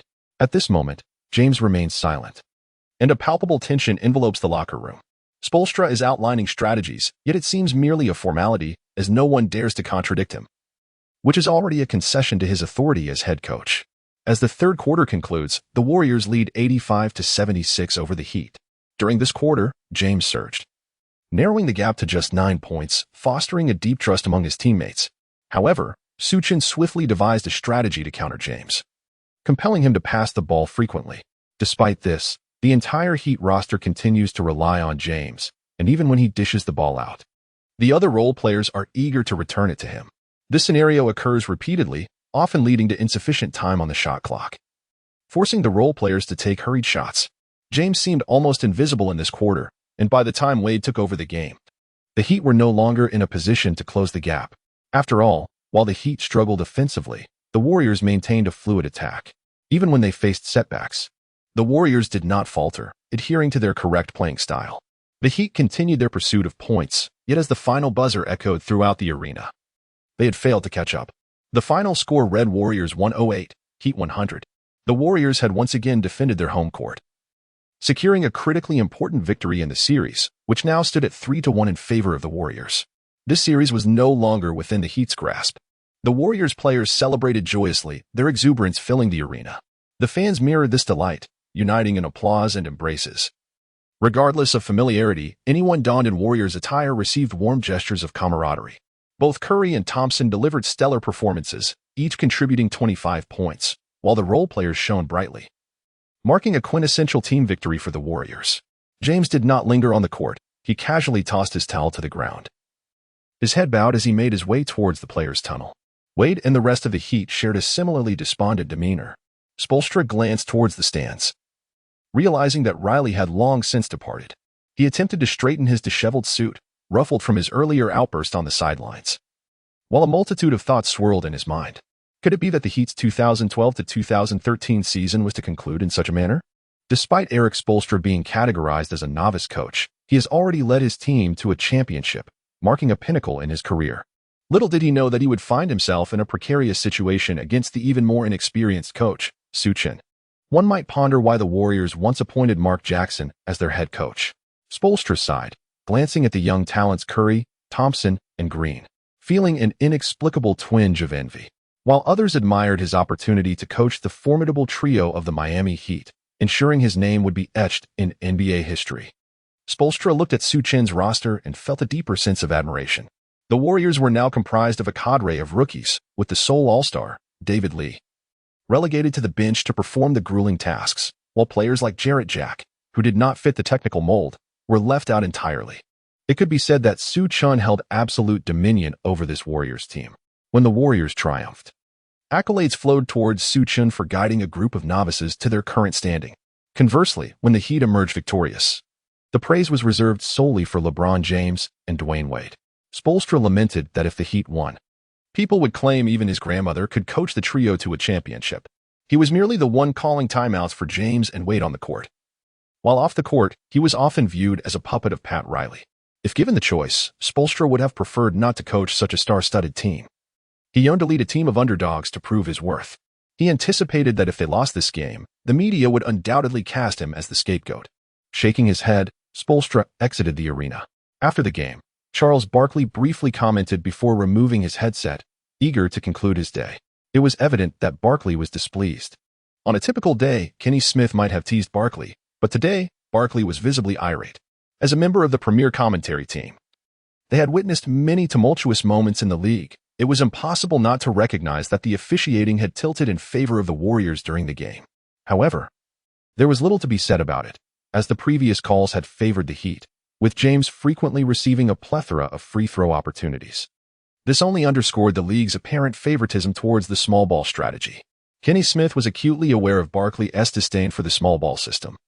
He carefully considered that provoking Barkley could lead to an explosive tirade against the league on camera. Nonetheless, the league seemed to be sending a clear message, indicating that the incoming administration aimed to alter the prevailing culture. A resigned smile crept across Smith's face as he reflected on his own situation. In this forthcoming era, he mused, if he were not to have Hakeem Olajuwon setting screens for him to shoot threes, he could at least aspire to be the second option on a championship team, unlike his current role as merely a supporting player. Perhaps, with the right rhythm, he could even clinch the finals MVP. In Kenny Smith's perspective regarding the current finals, even if Curry were to be crowned finals MVP, Thompson has consistently played the role of a supporting player, a fact that Thompson himself is acutely aware of. As for Draymond Green, while he may appear significant, his contributions on the offensive end are minimal. He primarily focuses on defense and organization. Beyond him, the contributions of other players are even less noteworthy. The Warriors' sole all-star struggles to secure substantial playing time within the rotation. However, within Kenny Smith's mind lies a genuine candidate for finals MVP. Were it not for the restriction that coaches cannot be considered for the MVP title, Smith would indeed cast his vote for Su Chen. Since the series against the Spurs, Su Chen has been the true force behind the Warriors' dominance. Chapter 89. Where will Su Chen go next season? The night of the great battle. During the post-match press conference, Su Chen attended and calmly addressed a myriad of questions from reporters. Congratulations to the Warriors for being just one game away from clinching the championship. Would you consider this the dawn of a new era? A journalist inquired. Faster-paced, more dynamic play is indeed a hallmark of modern basketball. However, we cannot afford to relax and must prepare diligently for the next match, Su Chen replied with a smile. Many professionals have expressed skepticism regarding your three-point-centric strategy. What are your thoughts on this? Another reporter asked. I am not particularly gifted in debate. I believe that letting our victories speak for themselves is far more pragmatic. Su Chen responded with a composed demeanor. Historically, no team has ever overturned a 1-3 deficit in the finals. If the Warriors were to win the championship, what are your plans? A reporter queried, capturing the attention of others who were eager to hear Su Chen's response. As Su Chen led the Warriors to the finals, details of his personal contract came to light. Su Chen's contract was merely a one-year assistant coaching agreement, indicating that he would be a free agent next season. Having overturned the Spurs, swept the Grizzlies, and now leading the finals against the formidable trio of the Heat with a 3-1 lead. It is noteworthy that the Warriors lack a true superstar. Their only all-star, David Lee, is merely a bench player, and the team's current success is not reliant on him at all. It can be said that Su Chen has guided a group of emerging talents, alongside veterans like Jefferson. To this point, his coaching abilities require no further validation. A coach capable of leading an underdog team to the finals, or even to victory, will never be without opportunities. Much like Larry Brown, who led the underdog Pistons to a championship and subsequently became the target of many teams. Su Chen's potential to lead the Warriors to a title would elevate his stature among championship coaches to an extraordinary level. There exists a distinction among championship coaches. Take, for instance, Eric Spoelstra, the head coach of the Heat. Despite being a championship coach, he does not command the respect typically associated with that title. Many perceive his success as a mere byproduct of coaching a team with stars like LeBron James, Dwayne Wade, and Chris Bosh. In contrast, a team like the Warriors would challenge even the most esteemed coaches in the league to overcome the Spurs. Thus, the question of where Su Chen will coach next season garners considerable attention. Should he exhibit even the slightest inclination to depart from the Warriors, numerous teams would eagerly seek to engage him. As a professional coach, my sole focus at this moment is the upcoming match against the Heat. I harbor no other distractions. How could Su Chen possibly fall into the traps laid by those journalists, responding in a manner that was overtly official? Upon hearing his words, all the reporters felt disheartened. His response was tantamount to silence. Yet, this reaction was entirely expected, as the question posed by that journalist lacked professional ethics and was merely designed for sensationalism. Were Su Chen to divulge any genuine thoughts, the morale that the team had painstakingly cultivated would be thrown into disarray. The subsequent inquiries were more formal in nature, revolving around his perspective on the opponents. Naturally, Su Chen replied with predictable assertions regarding the formidable strength of the rival team. After navigating through these interrogations, he discreetly exited the arena. Upon returning to his residence in Golden State, Su Chen found his mind drifting back to the question posed by that journalist, a matter that ideally should not have occupied his thoughts at such a critical juncture. Yet, once it was raised, it was inevitable that he would ponder it for a moment. Where would he be next season? Would he remain with the Warriors? With a soft pop, he opened a bottle of carbonated beverage and settled by the window, unable to shake the inquiry from his mind. The Warriors had finally found their footing, and he wished to stay. It was likely that Lacob would seek to renew his contract. But then again, he cast a glance at his character panel.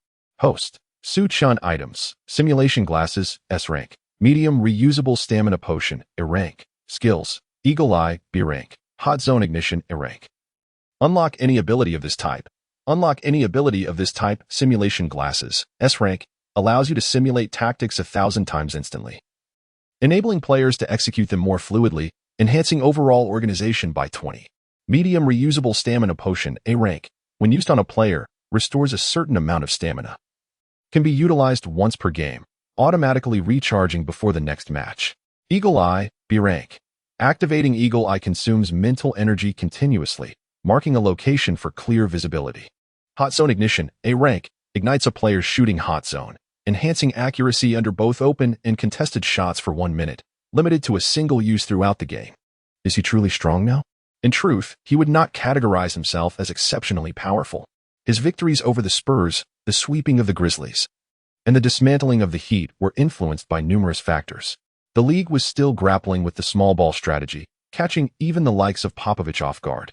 While the simulation glasses appeared to be an S-rank item, their efficacy waned after 1,000 simulations.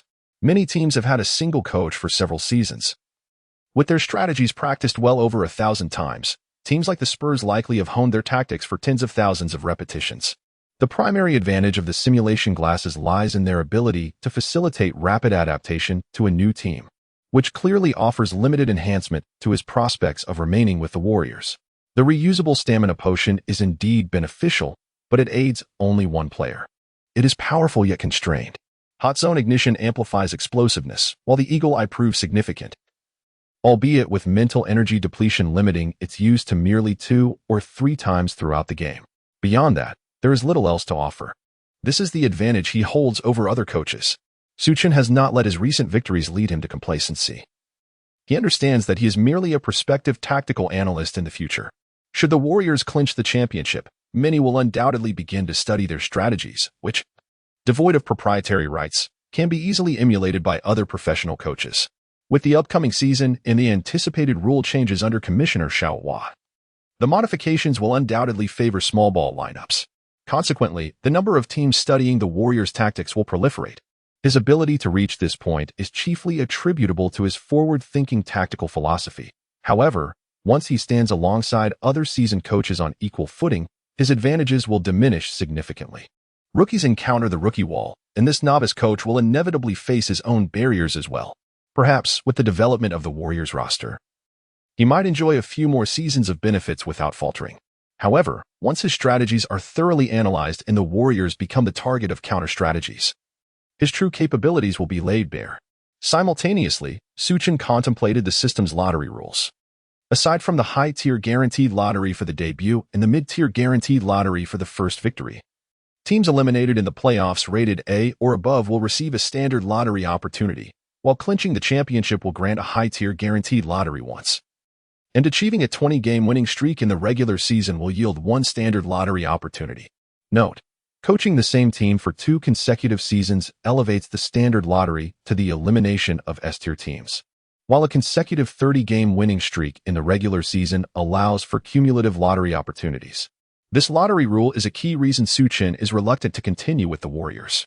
The requirements for consecutive coaching stints are excessively stringent, especially considering the limited number of S-tier teams in the league. Furthermore, Achieving a 30-game winning streak in the regular season is not only uncertain, but also places an undue strain on the team. The Warriors are not invincible.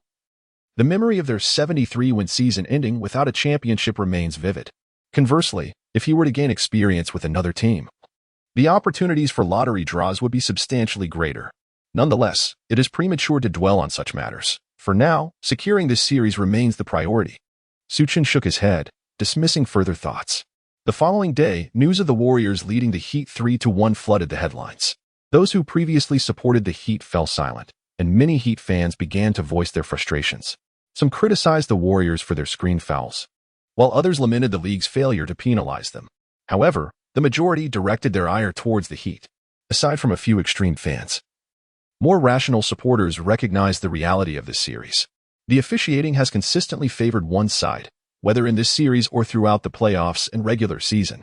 When LeBron and Wade penetrate the paint, opponents either resort to aggressive fouls to thwart the play or risk being called for even the slightest contact. In the first 3 games, it could be argued that the Heat received a considerable number of favorable calls. Rational fans undoubtedly recognized that in the previous match, the officiating favored the Warriors, while historically it has leaned towards the Heat. The Warriors merely benefited from this particular game. The majority of criticism directed at the Heat stems from their own perceived shortcomings. Each member of the Heat's trio has faced their share of reproach, including the coach. However, due to the larger fan bases of LeBron James and Dwayne Wade, Chris Bosh and Coach Spoelstra often bear the brunt of the blame. Those who disdain the Warriors' three-point-centric style continue to express their disdain, yet they concede to the undeniable effectiveness of the strategy, especially since mere words without action can seem like mere rationalization. Even the traditionalists who criticize the Warriors' approach must acknowledge the prowess of their system. When discussing the possibility of overcoming established powerhouses like the Spurs, led by Greg Popovich, and dismissing the Grizzlies as weak, such sentiments have faded when considering the Heat's current predicament. In the series between the Warriors and the Heat, Stephen Curry and Klay Thompson did not consistently perform at their best, yet they prevailed through the strength of their system and teamwork. The notion that their opponents were lacking in skill is untenable. After all, they faced a team of 3 peak superstars united as a super team and the reigning champions. If such a team is deemed weak, then the definition of a strong team must be reevaluated. Discussions regarding the championship's outcome have grown muted. It is not merely that Warriors fans are banking on a championship. Historically, no team has ever managed to come back from a 1-3 deficit in the finals. The Heat's chances of clinching the championship now exist only in the realm of theoretical possibility. Conversely, the focus has shifted more towards the future of Coach Steve Kerr. It is widely believed that Kerr will remain with the Warriors, as Joe Lacob would be unwise to forego renewing his contract. Otherwise, I would refrain from purchasing season tickets. I agree that this topic does not warrant extensive debate. Kerr has become well acquainted with this roster and is likely to lead them to yet another championship. Lacob is not known for his frugality, and with potential reinforcements, next season's Warriors are poised to be a formidable force. Nonetheless, during the last press conference, Kerr noticeably sidestepped questions regarding his future, leaving one to ponder whether he might not stay with the Warriors. Is it not reasonable to question this? While Kerr's response was quite official, it could have been more forthright, expressing his fondness for the current Warriors and his desire to continue coaching them, which would undoubtedly uplift the team's morale. Perhaps Kerr does harbor other intentions, but a straightforward declaration of his commitment would bolster team spirit. Let us not overanalyze. Who among us would contemplate such matters excessively? The question of whether Kerr will remain with the Warriors has inexplicably become a hot topic. Although he did not explicitly state his intention to leave during the press conference, neither did he affirm his commitment to stay. From the fans' perspective, a resolute declaration of loyalty from Kerr could dispel doubts and reassure the team. Of course, it is also possible that Kerr was simply fatigued from the game and did not contemplate his responses in depth. After all, Su Chen's response was rather ambiguous, akin to a versatile solution that could be interpreted in myriad ways within the confines of the office.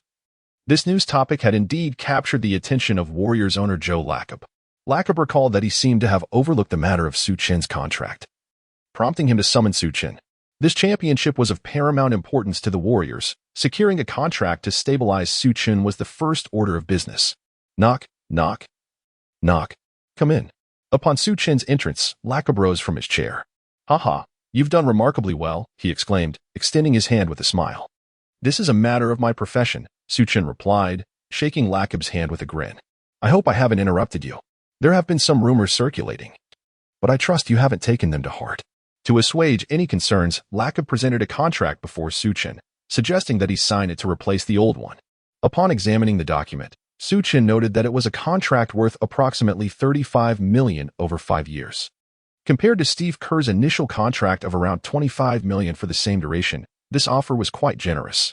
However, from Su Chen's perspective, given the standard of winning a championship, the contract could only be deemed average, not overly cheap, yet not particularly lucrative either. "Sir, I believe I should remain focused on the game for now. We can discuss these matters once the season concludes," Su Chen stated. Placing the contract down and smiling at Lakab, Lakab frowned slightly at this response. Logically speaking, as a rookie coach, even when on the brink of leading the team to a championship, such an offer was substantial. Receiving this answer left Lakab somewhat displeased, yet he refrained from expressing it, as he still relied on Su Chen to help secure the championship. "You make a valid point. However, the offer remains open whenever you wish to sign," Lakab assured Su Chen. Nodding in acknowledgement, Su Chen exited the office. Once outside, he shook his head, reflecting that it was merely a standard head coach's contract. At this juncture, Su Chen's desire for financial gain was eclipsed by his yearning for authority. After all, he was a transmigrator, possessing insights into the development of players through drafts and trades. To squander such an ability would be a disservice. Even if he wished to remain with the Warriors, he would require influence within the management. However, based on this contract alone, it seemed implausible that Lakab would entertain his proposals, especially considering the franchise's skyrocketing value following a championship win. Golden State was not a small market, and persuading Lakab to recognize him as part of the management, let alone a decision-maker, seemed improbable. This contract revealed the underlying dynamics. If Lakab genuinely trusted him unequivocally, securing a salary in the millions would be quite feasible. Nonetheless, Su Chen had no other aspirations at this moment. His priority was to prepare for the next game. Oracle Arena. Before the night fell into darkness, a multitude of Warriors fans had already gathered at the Oracle Arena. Those fortunate enough to possess tickets entered early, eagerly awaiting the commencement of the match. Each Warriors supporter longing to witness the birth of a championship on their home turf. Even fans without tickets congregated around the arena's official merchandise store, purchasing official paraphernalia. Despite a sufficient supply, Curry's jerseys and shoes were swiftly snatched up by the enthusiastic crowd. The merchandise featuring Thompson and Draymond Green also experienced a fervent demand. Notably, Coach Su Chen enjoyed a remarkable popularity, a rarity for a coach. Regrettably, he had little merchandise to sell, perhaps a tactical board. Numerous fans amassed in front of the large screen outside the arena, many anticipating a celebration. Although victory was not guaranteed, the Warriors faithful fervently hoped to claim the championship on their home court. As darkness deepened, the arena, aglow with lights, was set for the crucial championship showdown. The player entrance ceremony had concluded. With hands clasped before him, Su Chen observed the players warming up, awaiting the game's commencement. A tinge of nervousness gripped him. He chewed on a piece of gum procured from an assistant coach. This match was of utmost significance. Victory meant the championship, particularly on home soil. However, a loss could allow the Heat to claim a game, complicating matters. With a score of 3-2, the Heat would enjoy 2 consecutive home games next. While others might be oblivious, Su Chen understood the peril of allowing LeBron to unleash his fury. A reversal from a 1-3 deficit in the finals was indeed feasible. Securing this victory was paramount. The championship must remain in Golden State by any means necessary. Before the game commenced, Su Chen gathered the players, addressing them with fervor. The Warriors, upon hearing his words, felt invigorated, their faces steeled as they marched toward the court. Tonight was their championship night, particularly for Draymond Green, who had risen from humble beginnings. He fully grasped the significance of this moment. With his current performance, securing the championship would elevate his worth exponentially. Determined to escape his past struggles, Draymond would stop at nothing. No one could deter him. Meanwhile, LeBron stood at the technical table, rubbing talcum powder in his hands. Lost in thought, he had abandoned the habit of tossing titanium powder into the air, especially now that his team was trailing. Such theatrics seemed improbable. "This is the closest the Warriors have come to the championship. Gentlemen, what are your thoughts?" Kenny Smith broke the silence, his support for the Warriors evident as he brimmed with enthusiasm. Charles Barkley shook his head, offering a casual agreement. Despite his disdain for the Warriors, he recognized that the tides had turned against the Heat. Su Chen found it astonishing.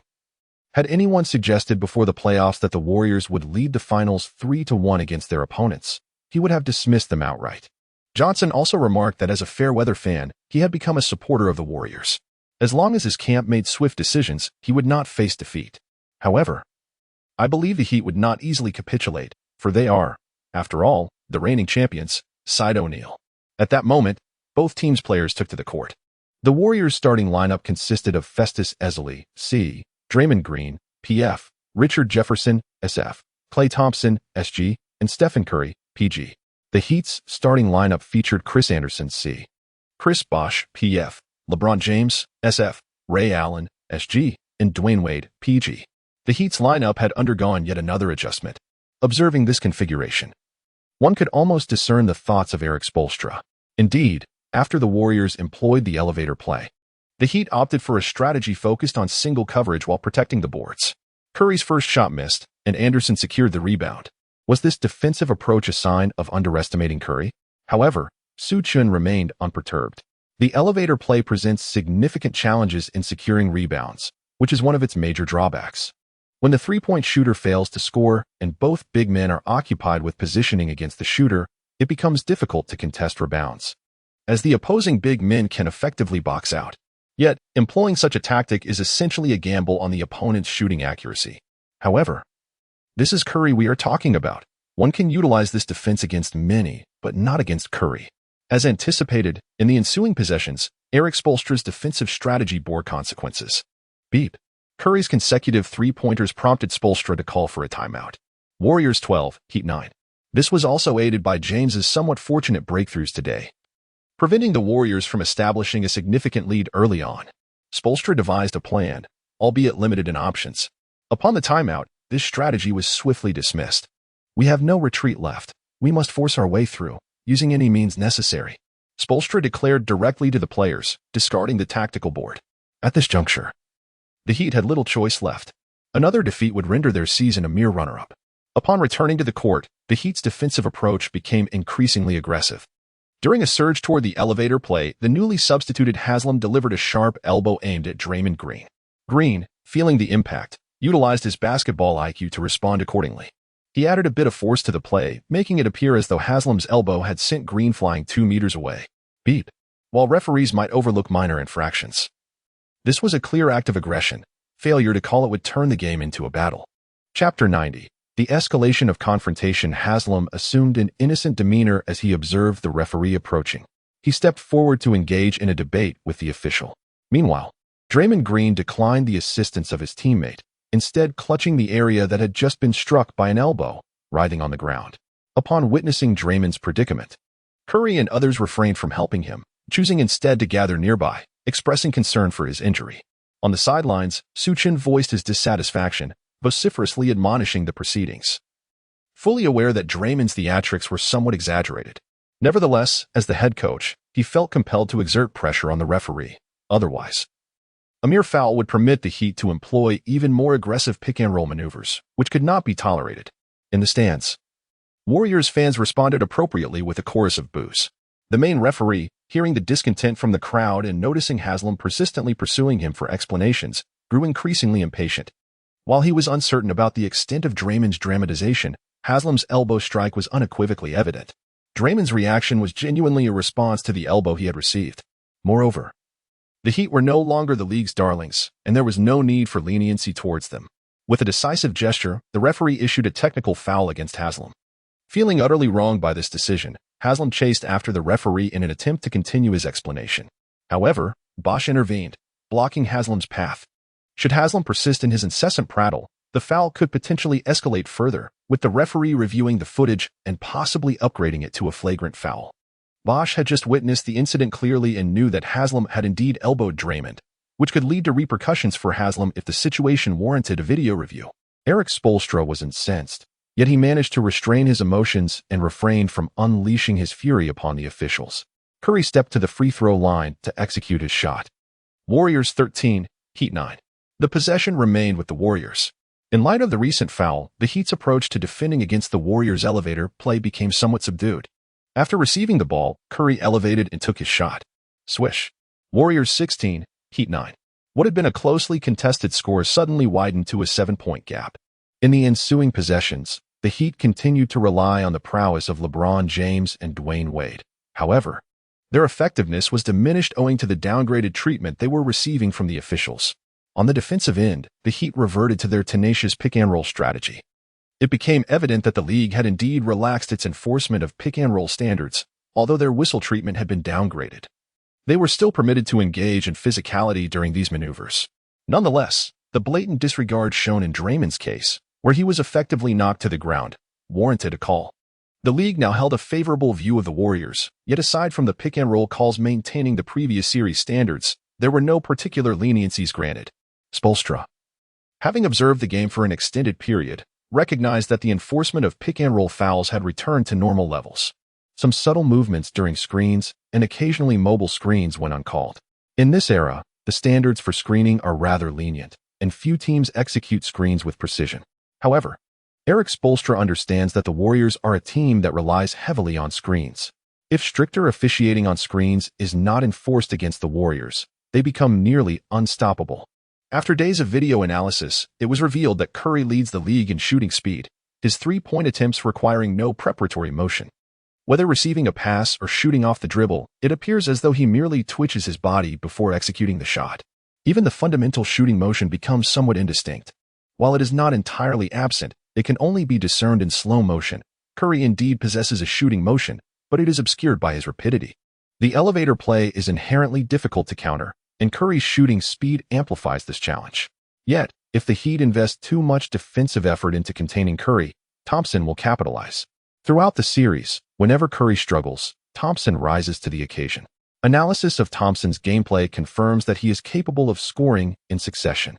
As the first quarter concluded, the Warriors led 31-25 over the Heat, who found themselves in a rhythm of chasing points. Despite frequent collisions at the screening point, Curry continued to shine. The Warriors' elevator play has evolved beyond mere screens set by two players for Curry. The entire team now screens for him. Should Curry be double-teamed, Thompson is ever ready to strike. Thompson is not merely a shooter who can be matched defensively, with just a hint of space from a screen. He can launch a three-pointer. A careful observation reveals that nearly every screen set by the Warriors carries the potential for a foul. Yes, every single one. It is evident that Barkley is becoming increasingly agitated as the Warriors draw ever closer to the championship. Yet, the Heat's screening actions are not entirely clean either. I believe the officiating has been consistent, as screens generally unfold this way. Kenny Smith does not coddle Barkley, and their conversation quickly devolves into mutual jabs, leaving Johnson and O'Neal unable to interject. As the second quarter commenced, without the league's intervention and with the standards for screens relaxed to a normal level, Erik Spoelstra appeared to have limited options. Without the league's whistles favoring them, LeBron James and Dwayne Wade could not rely on drawing fouls to compete with the Warriors. Spoelstra's solution remained focused on intensifying physicality at the screening point. Once again, following a collision during a screen, Draymond Green and LeBron James exchanged heated words. The altercation arose when James discreetly elbowed Green while setting a screen, making it difficult for Green to retaliate. In response, he deliberately tripped James. Rising to his feet, James, of course, was not intimidated and unleashed his frustration upon Green. However, Draymond Green possesses a rather formidable character, while others may be intimidated by LeBron James's illustrious reputation. Green fearlessly confronts him. He engages in verbal provocations directed at James, yet he remains astute, refraining from physical altercations. His intention is to incite James to strike him. Should James take the bait and retaliate, Green would undoubtedly emerge as the victor in that scenario. Nevertheless, James is no stranger to the game, quickly discerning Green's ulterior motives. Thus, the two merely engage in a standoff without resorting to violence. Subsequently, the officials intervene to separate them, with their respective teammates pulling them apart. Chapter 91. Warriors crowned champions. The bonds of the frontcourt. The play was contentious, prompting the referee to deliver a dual foul call, penalizing both Draymond Green and LeBron James. Draymond found contentment in this outcome. Exchanging a foul with the opposing star felt like a favorable trade. Following this incident, LeBron remained composed. Yet his teammates on the Heat were visibly agitated, playing with a fervor that bordered on emotional recklessness. While such passion can occasionally ignite latent energy and facilitate a comeback, it often leads to teams exposing their vulnerabilities, leaving them susceptible to a thorough thrashing by their adversaries. The Warriors operated with mechanical precision. if left unguarded. Steph and Curry would shoot. If double-teamed, they would seamlessly execute a series of cuts and screens, complemented by Klay Thompson's off-ball movement. Whenever the Heat played emotionally, they inadvertently gifted the Warriors fast break opportunities, which the Warriors were quick to capitalize on. Despite the considerable reputations of the Heat's role players, their advancing age hindered their ability to share the offensive load alongside the trio of stars. In such circumstances, Coach Erik Spoelstra found himself grappling with the unraveling of his team. As the first half concluded, the score stood at 65-53 in favor of the Warriors. The Heat struggled to contain the Warriors' pick-and-roll strategies. Even with Curry's shooting not at its peak, his contributions remained significant. The gravitational pull of Curry's presence rendered the Warriors even more formidable. The Heat relied heavily on the scoring prowess of LeBron and Dwayne Wade to keep the score within reach. During halftime, Charles Barkley lamented the tactical exploitation of loopholes in the rules, questioning the significance of such a victory. Kenny Smith, chuckling, countered that winning a championship undoubtedly held meaning, even if it was achieved by a super team at their peak. This retort left Barkley momentarily speechless. Barkley was disenchanted with the prospect of the league evolving into a three-point shooting contest, regardless of whether it heralded a new era, as Su Chen suggested. He remained unconvinced of its merits. Inside the Warriors' locker room, despite the physical altercations with the Heat, the atmosphere remained relatively relaxed. Conflicts on the court had fostered a sense of unity within the team, particularly as head coach Su Chen encouraged a more assertive response rather than discouraging their spirited play. In contrast, the Heat were likely feeling a palpable tension. Even if the Warriors were to lose this match, the series would merely stand at 3-2. A loss for the Heat would mean an abrupt end to their championship aspirations, sending them on an unwanted vacation. The media's adulation of the Heat star trio during victories would swiftly transform into scrutiny following defeat, with whispers of disbandment looming. Why then were they so anxious? Su Chen, armed with a tactical board, meticulously outlined strategies and adjustments for the second half, preparing his players for the challenge ahead. In summary, these strategies revolve around the pick-and-roll, with the first half providing insights into the referee's judgment. Ever since Su Chen employed the elevator door tactic, the league has imposed stricter penalties on his team's screens compared to others. In the second game, the enforcement reached an excessive level, leading Su Chen to feel that the era of stringent screen calls had arrived. However, the current leniency in enforcing these rules has aligned his team's screening with that of others. Yet, following a championship secured through such tactics, the league is bound to significantly diminish or even preemptively ban the elevator door strategy. Nonetheless, this holds little concern for him, as next season everyone will have access to it. If it is banned, so be it. He never intended to rely solely on the elevator door for success. Thus, he intends to savor the moment before the update arrives. Meanwhile, within the Miami Heat locker room, the atmosphere has reached a peak of tension, precisely as Su Chen anticipated. No one dares to raise their voice. Everyone adopts a demeanor of quiet contemplation. One might mistake it for a philosophical symposium. Erik Spoelstra realizes that anything he says seems futile in aiding the team. He is on the verge of losing his temper, feeling the urge to reprimand. Yet he finds himself overshadowed tactically by Su Chen, rendering him somewhat unqualified to express his frustrations. This feeling is exacerbated during the series win. After he outlines a strategy during a timeout, his plans are countered directly by Su Chen's tactics, resulting in turnovers for the team. This has occurred more than once, leading observers to question the coach's competence. Notably, during one instance where a play was anticipated and intercepted, LeBron James exhibited a lack of effort in returning to defense, clearly displaying his discontent with Spoelstra. As a result, the atmosphere in the locker room is notably charged. The head coach should ideally mediate these conflicts. However, the discord stems from the dissatisfaction of the team's star player towards him. The role players remain neutral, as they are primarily there to chase championships, essentially hired mercenaries rather than integral parts of the team's evolution. Many have come to the team out of respect for LeBron and Dwayne Wade. Spoelstra's control over the team can be described as exceedingly limited, especially in the eyes of the management, where LeBron's influence outweighs that of the coach. With a stoic expression, Spoelstra continues to devise strategies and organize tasks, maintaining a sense of professional integrity. He had hoped to rally the players for morale. Yet LeBron has already exited the locker room. As LeBron leaves, several players who usually share a close rapport with him follow suit, leaving Spoelstra standing alone, awkwardly raising his fist in an empty gesture. In truth, the discord between LeBron and Spoelstra has been brewing for quite some time, not merely a recent development. Later, Former Heat player House remarked that when LeBron James arrived in Miami in 2010, he had demanded the dismissal of coach Erik Spoelstra. Pat Riley candidly stated that Spoelstra was his man, which ultimately preserved Spoelstra's position. The tension between them was palpable and did not require concealment. Throughout that season, the conflicts between LeBron and Spoelstra persisted unabated. Particularly during a game against the Mavericks on November 27, 2010, LeBron disregarded Spoelstra entirely while exiting the court during a timeout, shouldering past him with an air of indifference. While the team was winning, their discord remained somewhat subdued. However, in the face of adversity, LeBron ceased to feign respect for Spoelstra, unilaterally stripping him of authority. When Spoelstra raised his hand for attention, he was met with silence, leaving him to awkwardly lower it. Once the players had vacated the locker room, Spoelstra clenched his fists, wishing he could coach a team devoid of superstars like Su Chen, where players would heed his strategic directives.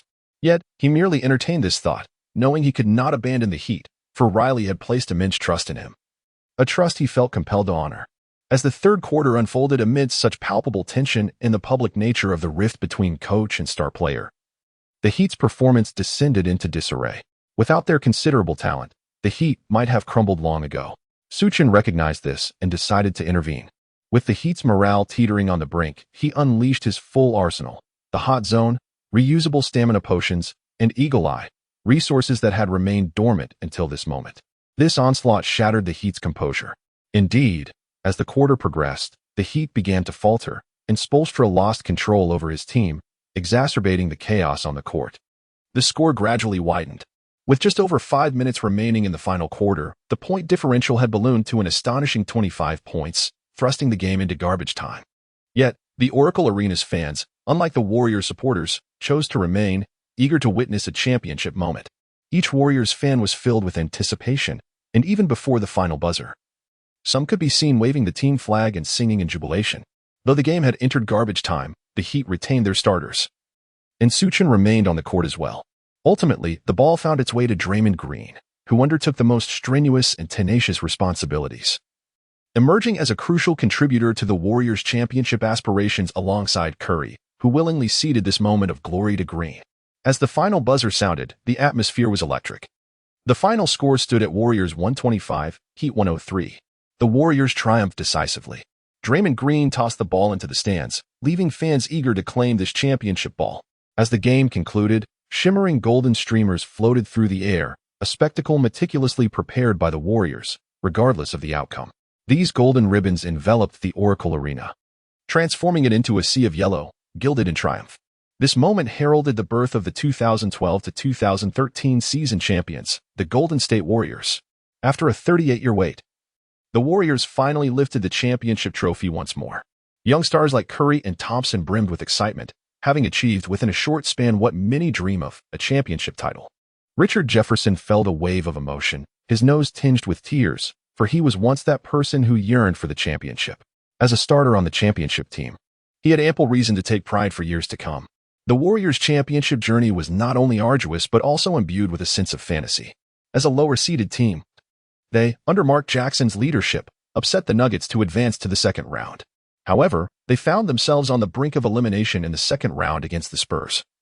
A situation that unfolded dramatically with a bald referee expelling Mark Jackson from the game.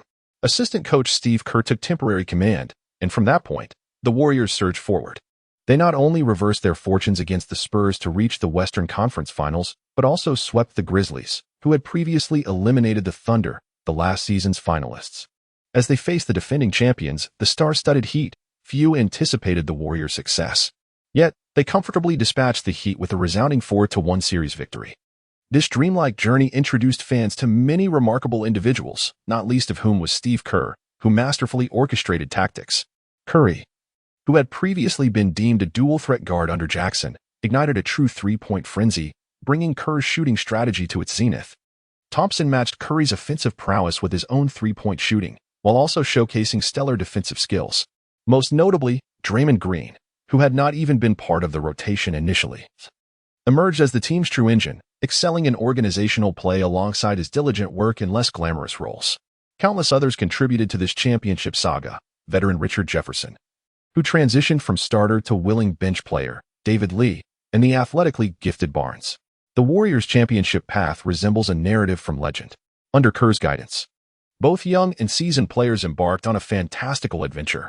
In this moment, even those who are not Warriors fans found themselves moved by the Warriors' extraordinary tale. This is a tale of grassroots triumph, where, against all odds, the journey has culminated in the highest echelons of success. Su Chen gazed upon the jubilant players celebrating wildly on the court, a smile of contentment gracing his face. "Young man, you truly achieved it. Congratulations," he remarked. The seasoned assistant coach, Ron Adams, also extended his congratulations to Su Chen. "Thank you for your support. This championship is as much yours as it is mine." Su Chen replied, embracing the veteran coach warmly. As Su Chen exchanged high-fives with Milosevic and various members of the coaching staff, he suddenly felt a chill run down his spine. Turning around, he discovered that Draymond Green and Barnes had stealthily acquired champagne from the staff to ambush him, quite the unsportsmanlike act. The post-game embraces and handshakes had concluded, and while he was preparing to seek out the staff for champagne to retaliate, he noticed someone waiting for him. It was Eric Spoelstra, who had been patiently waiting. "Congratulations." "I lost," Eric said with a resigned smile. "You were formidable as well. I look forward to our next encounter." Su Chen acknowledged Eric's capabilities with respect. "Next time?" Eric chuckled self-deprecatingly, pondering whether the Heat might disband after such a defeat or if he would still have a job. "Well," he finally said, before turning to exit through the players' tunnel.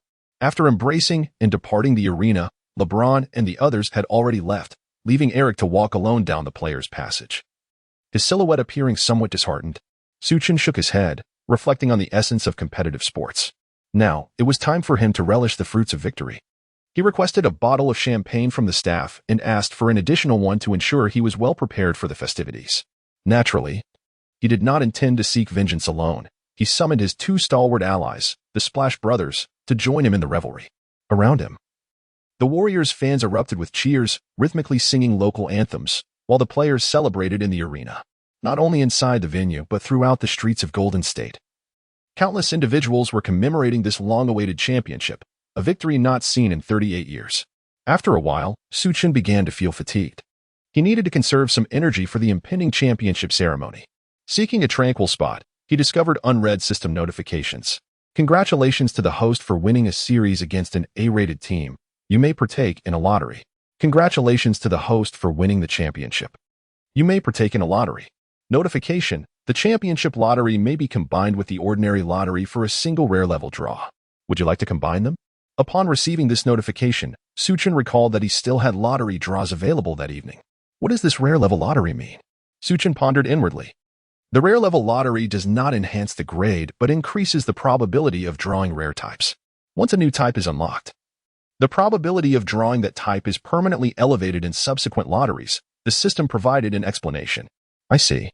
It appears that the essence of the rare level lies primarily in unlocking new categories. The intrinsic value of the draw itself is not of paramount importance.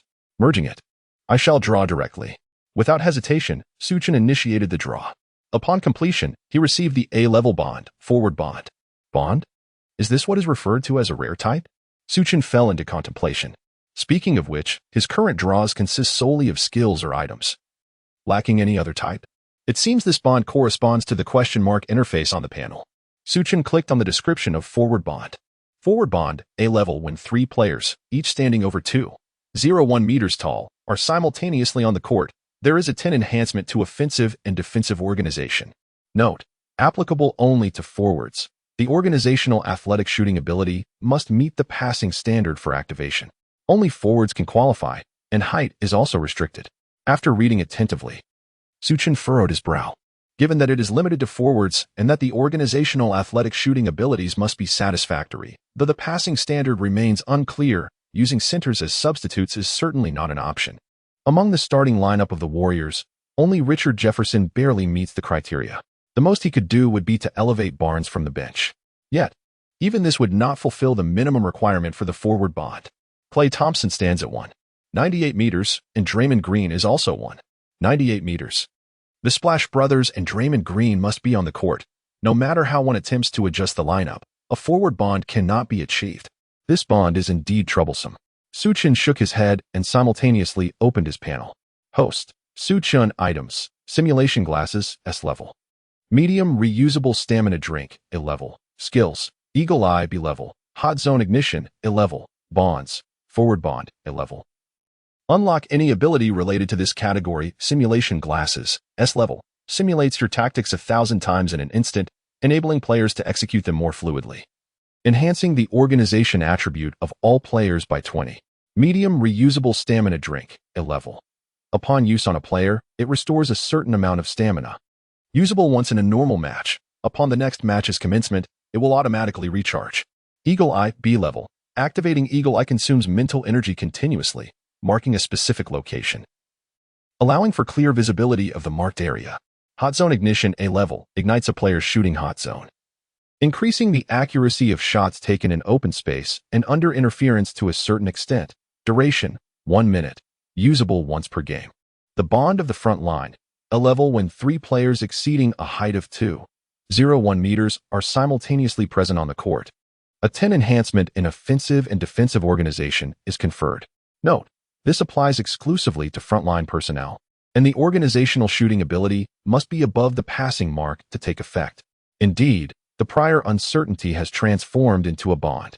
Henceforth, the draws will encompass a lottery pool of items, skills, and bonds. Overall, the activation of the bond feature is quite commendable. At this moment, the voice of the DJ jolted Su Chen back to reality. The O'Brien Trophy was now positioned at the center of the court, and the announcement of the FMVP was imminent. There was little suspense regarding the FMVP selection. It was none other than Stephen Curry. The DJ's booming announcement of the FMVP's name prompted the entire audience to rise, a wave of jubilant cheers resonating throughout the arena. Curry, adorned with a warm smile, lifted his inaugural FMVP trophy. Su Chen clapped in joyful approval. Securing this championship and Curry winning the FMVP was entirely justified. The championship award ceremony was soon to follow. Each player gathered around the O'Brien Trophy, reaching out to touch the trophy as a memento. Even Jarrett Jack, who had not seen any playing time during the finals, was brimming with excitement as he touched the championship trophy. He too would receive a championship ring. Throughout the award ceremony, Su Chen felt somewhat dazed. Having watched these proceedings numerous times on television, standing there himself instilled a surreal sensation within him. He hardly absorbed the speeches delivered by the league executives. The only thing he recalled was the discussion regarding who would stand in the center for the group photo. The Warriors players unanimously agreed that Su Chen should occupy that position. Without him, they would have been sent home in their series against the Spurs. As the coach without an FMVP, at the very least, he deserved to stand in the middle for the photograph. Click. With the flash of the camera, Su Chen's first championship was officially inscribed in history. Warriors, champions. This night in Golden State was one of wild celebration.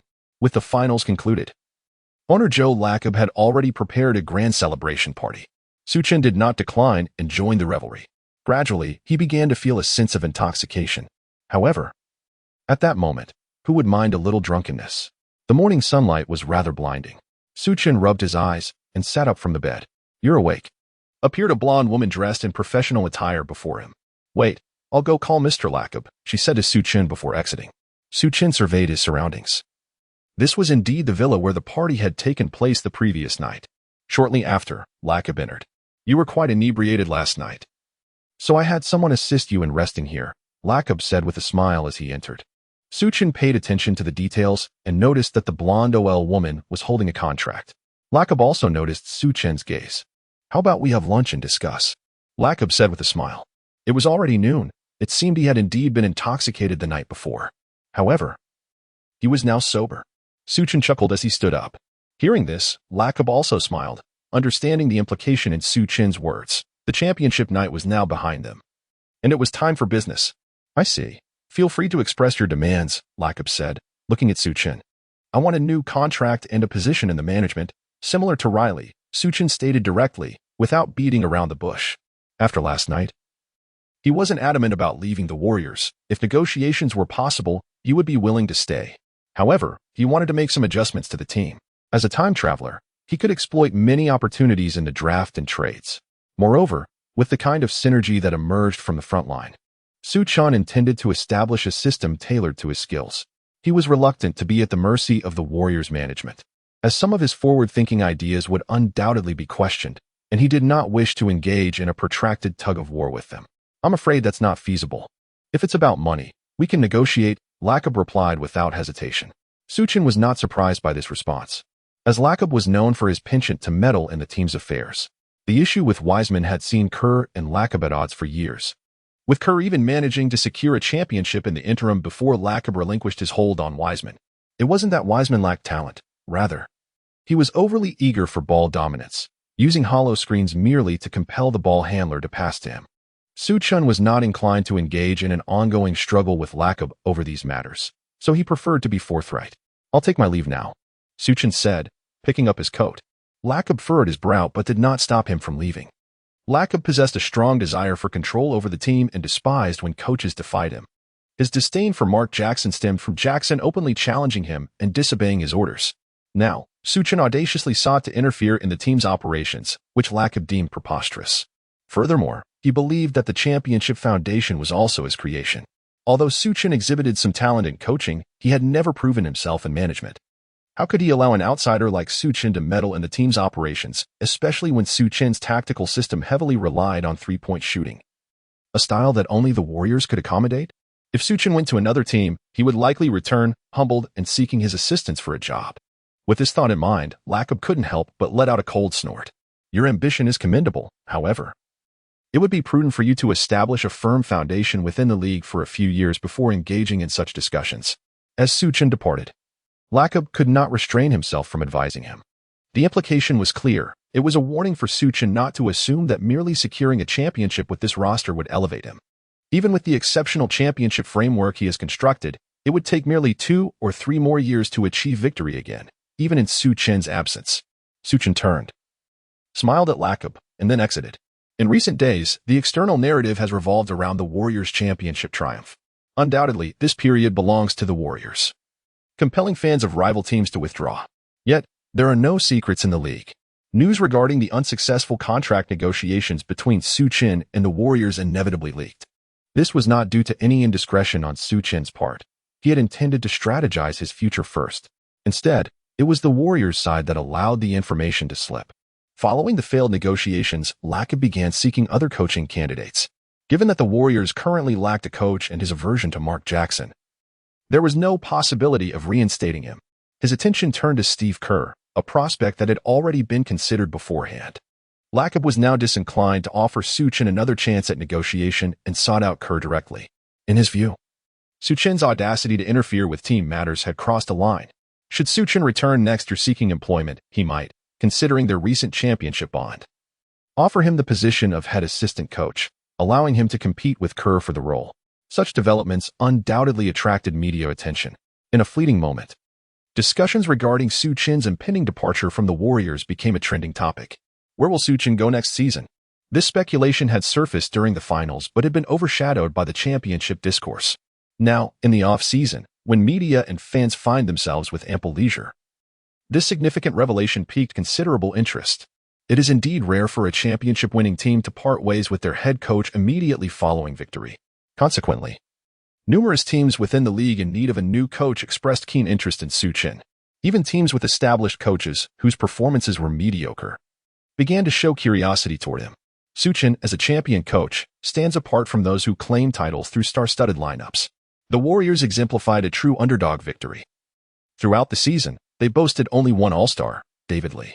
Not only did they lack this season's All-Stars, but they also had none from previous seasons. Even those attempting to draw connections to veterans like Richard Jefferson found no All-Star appearances in his history.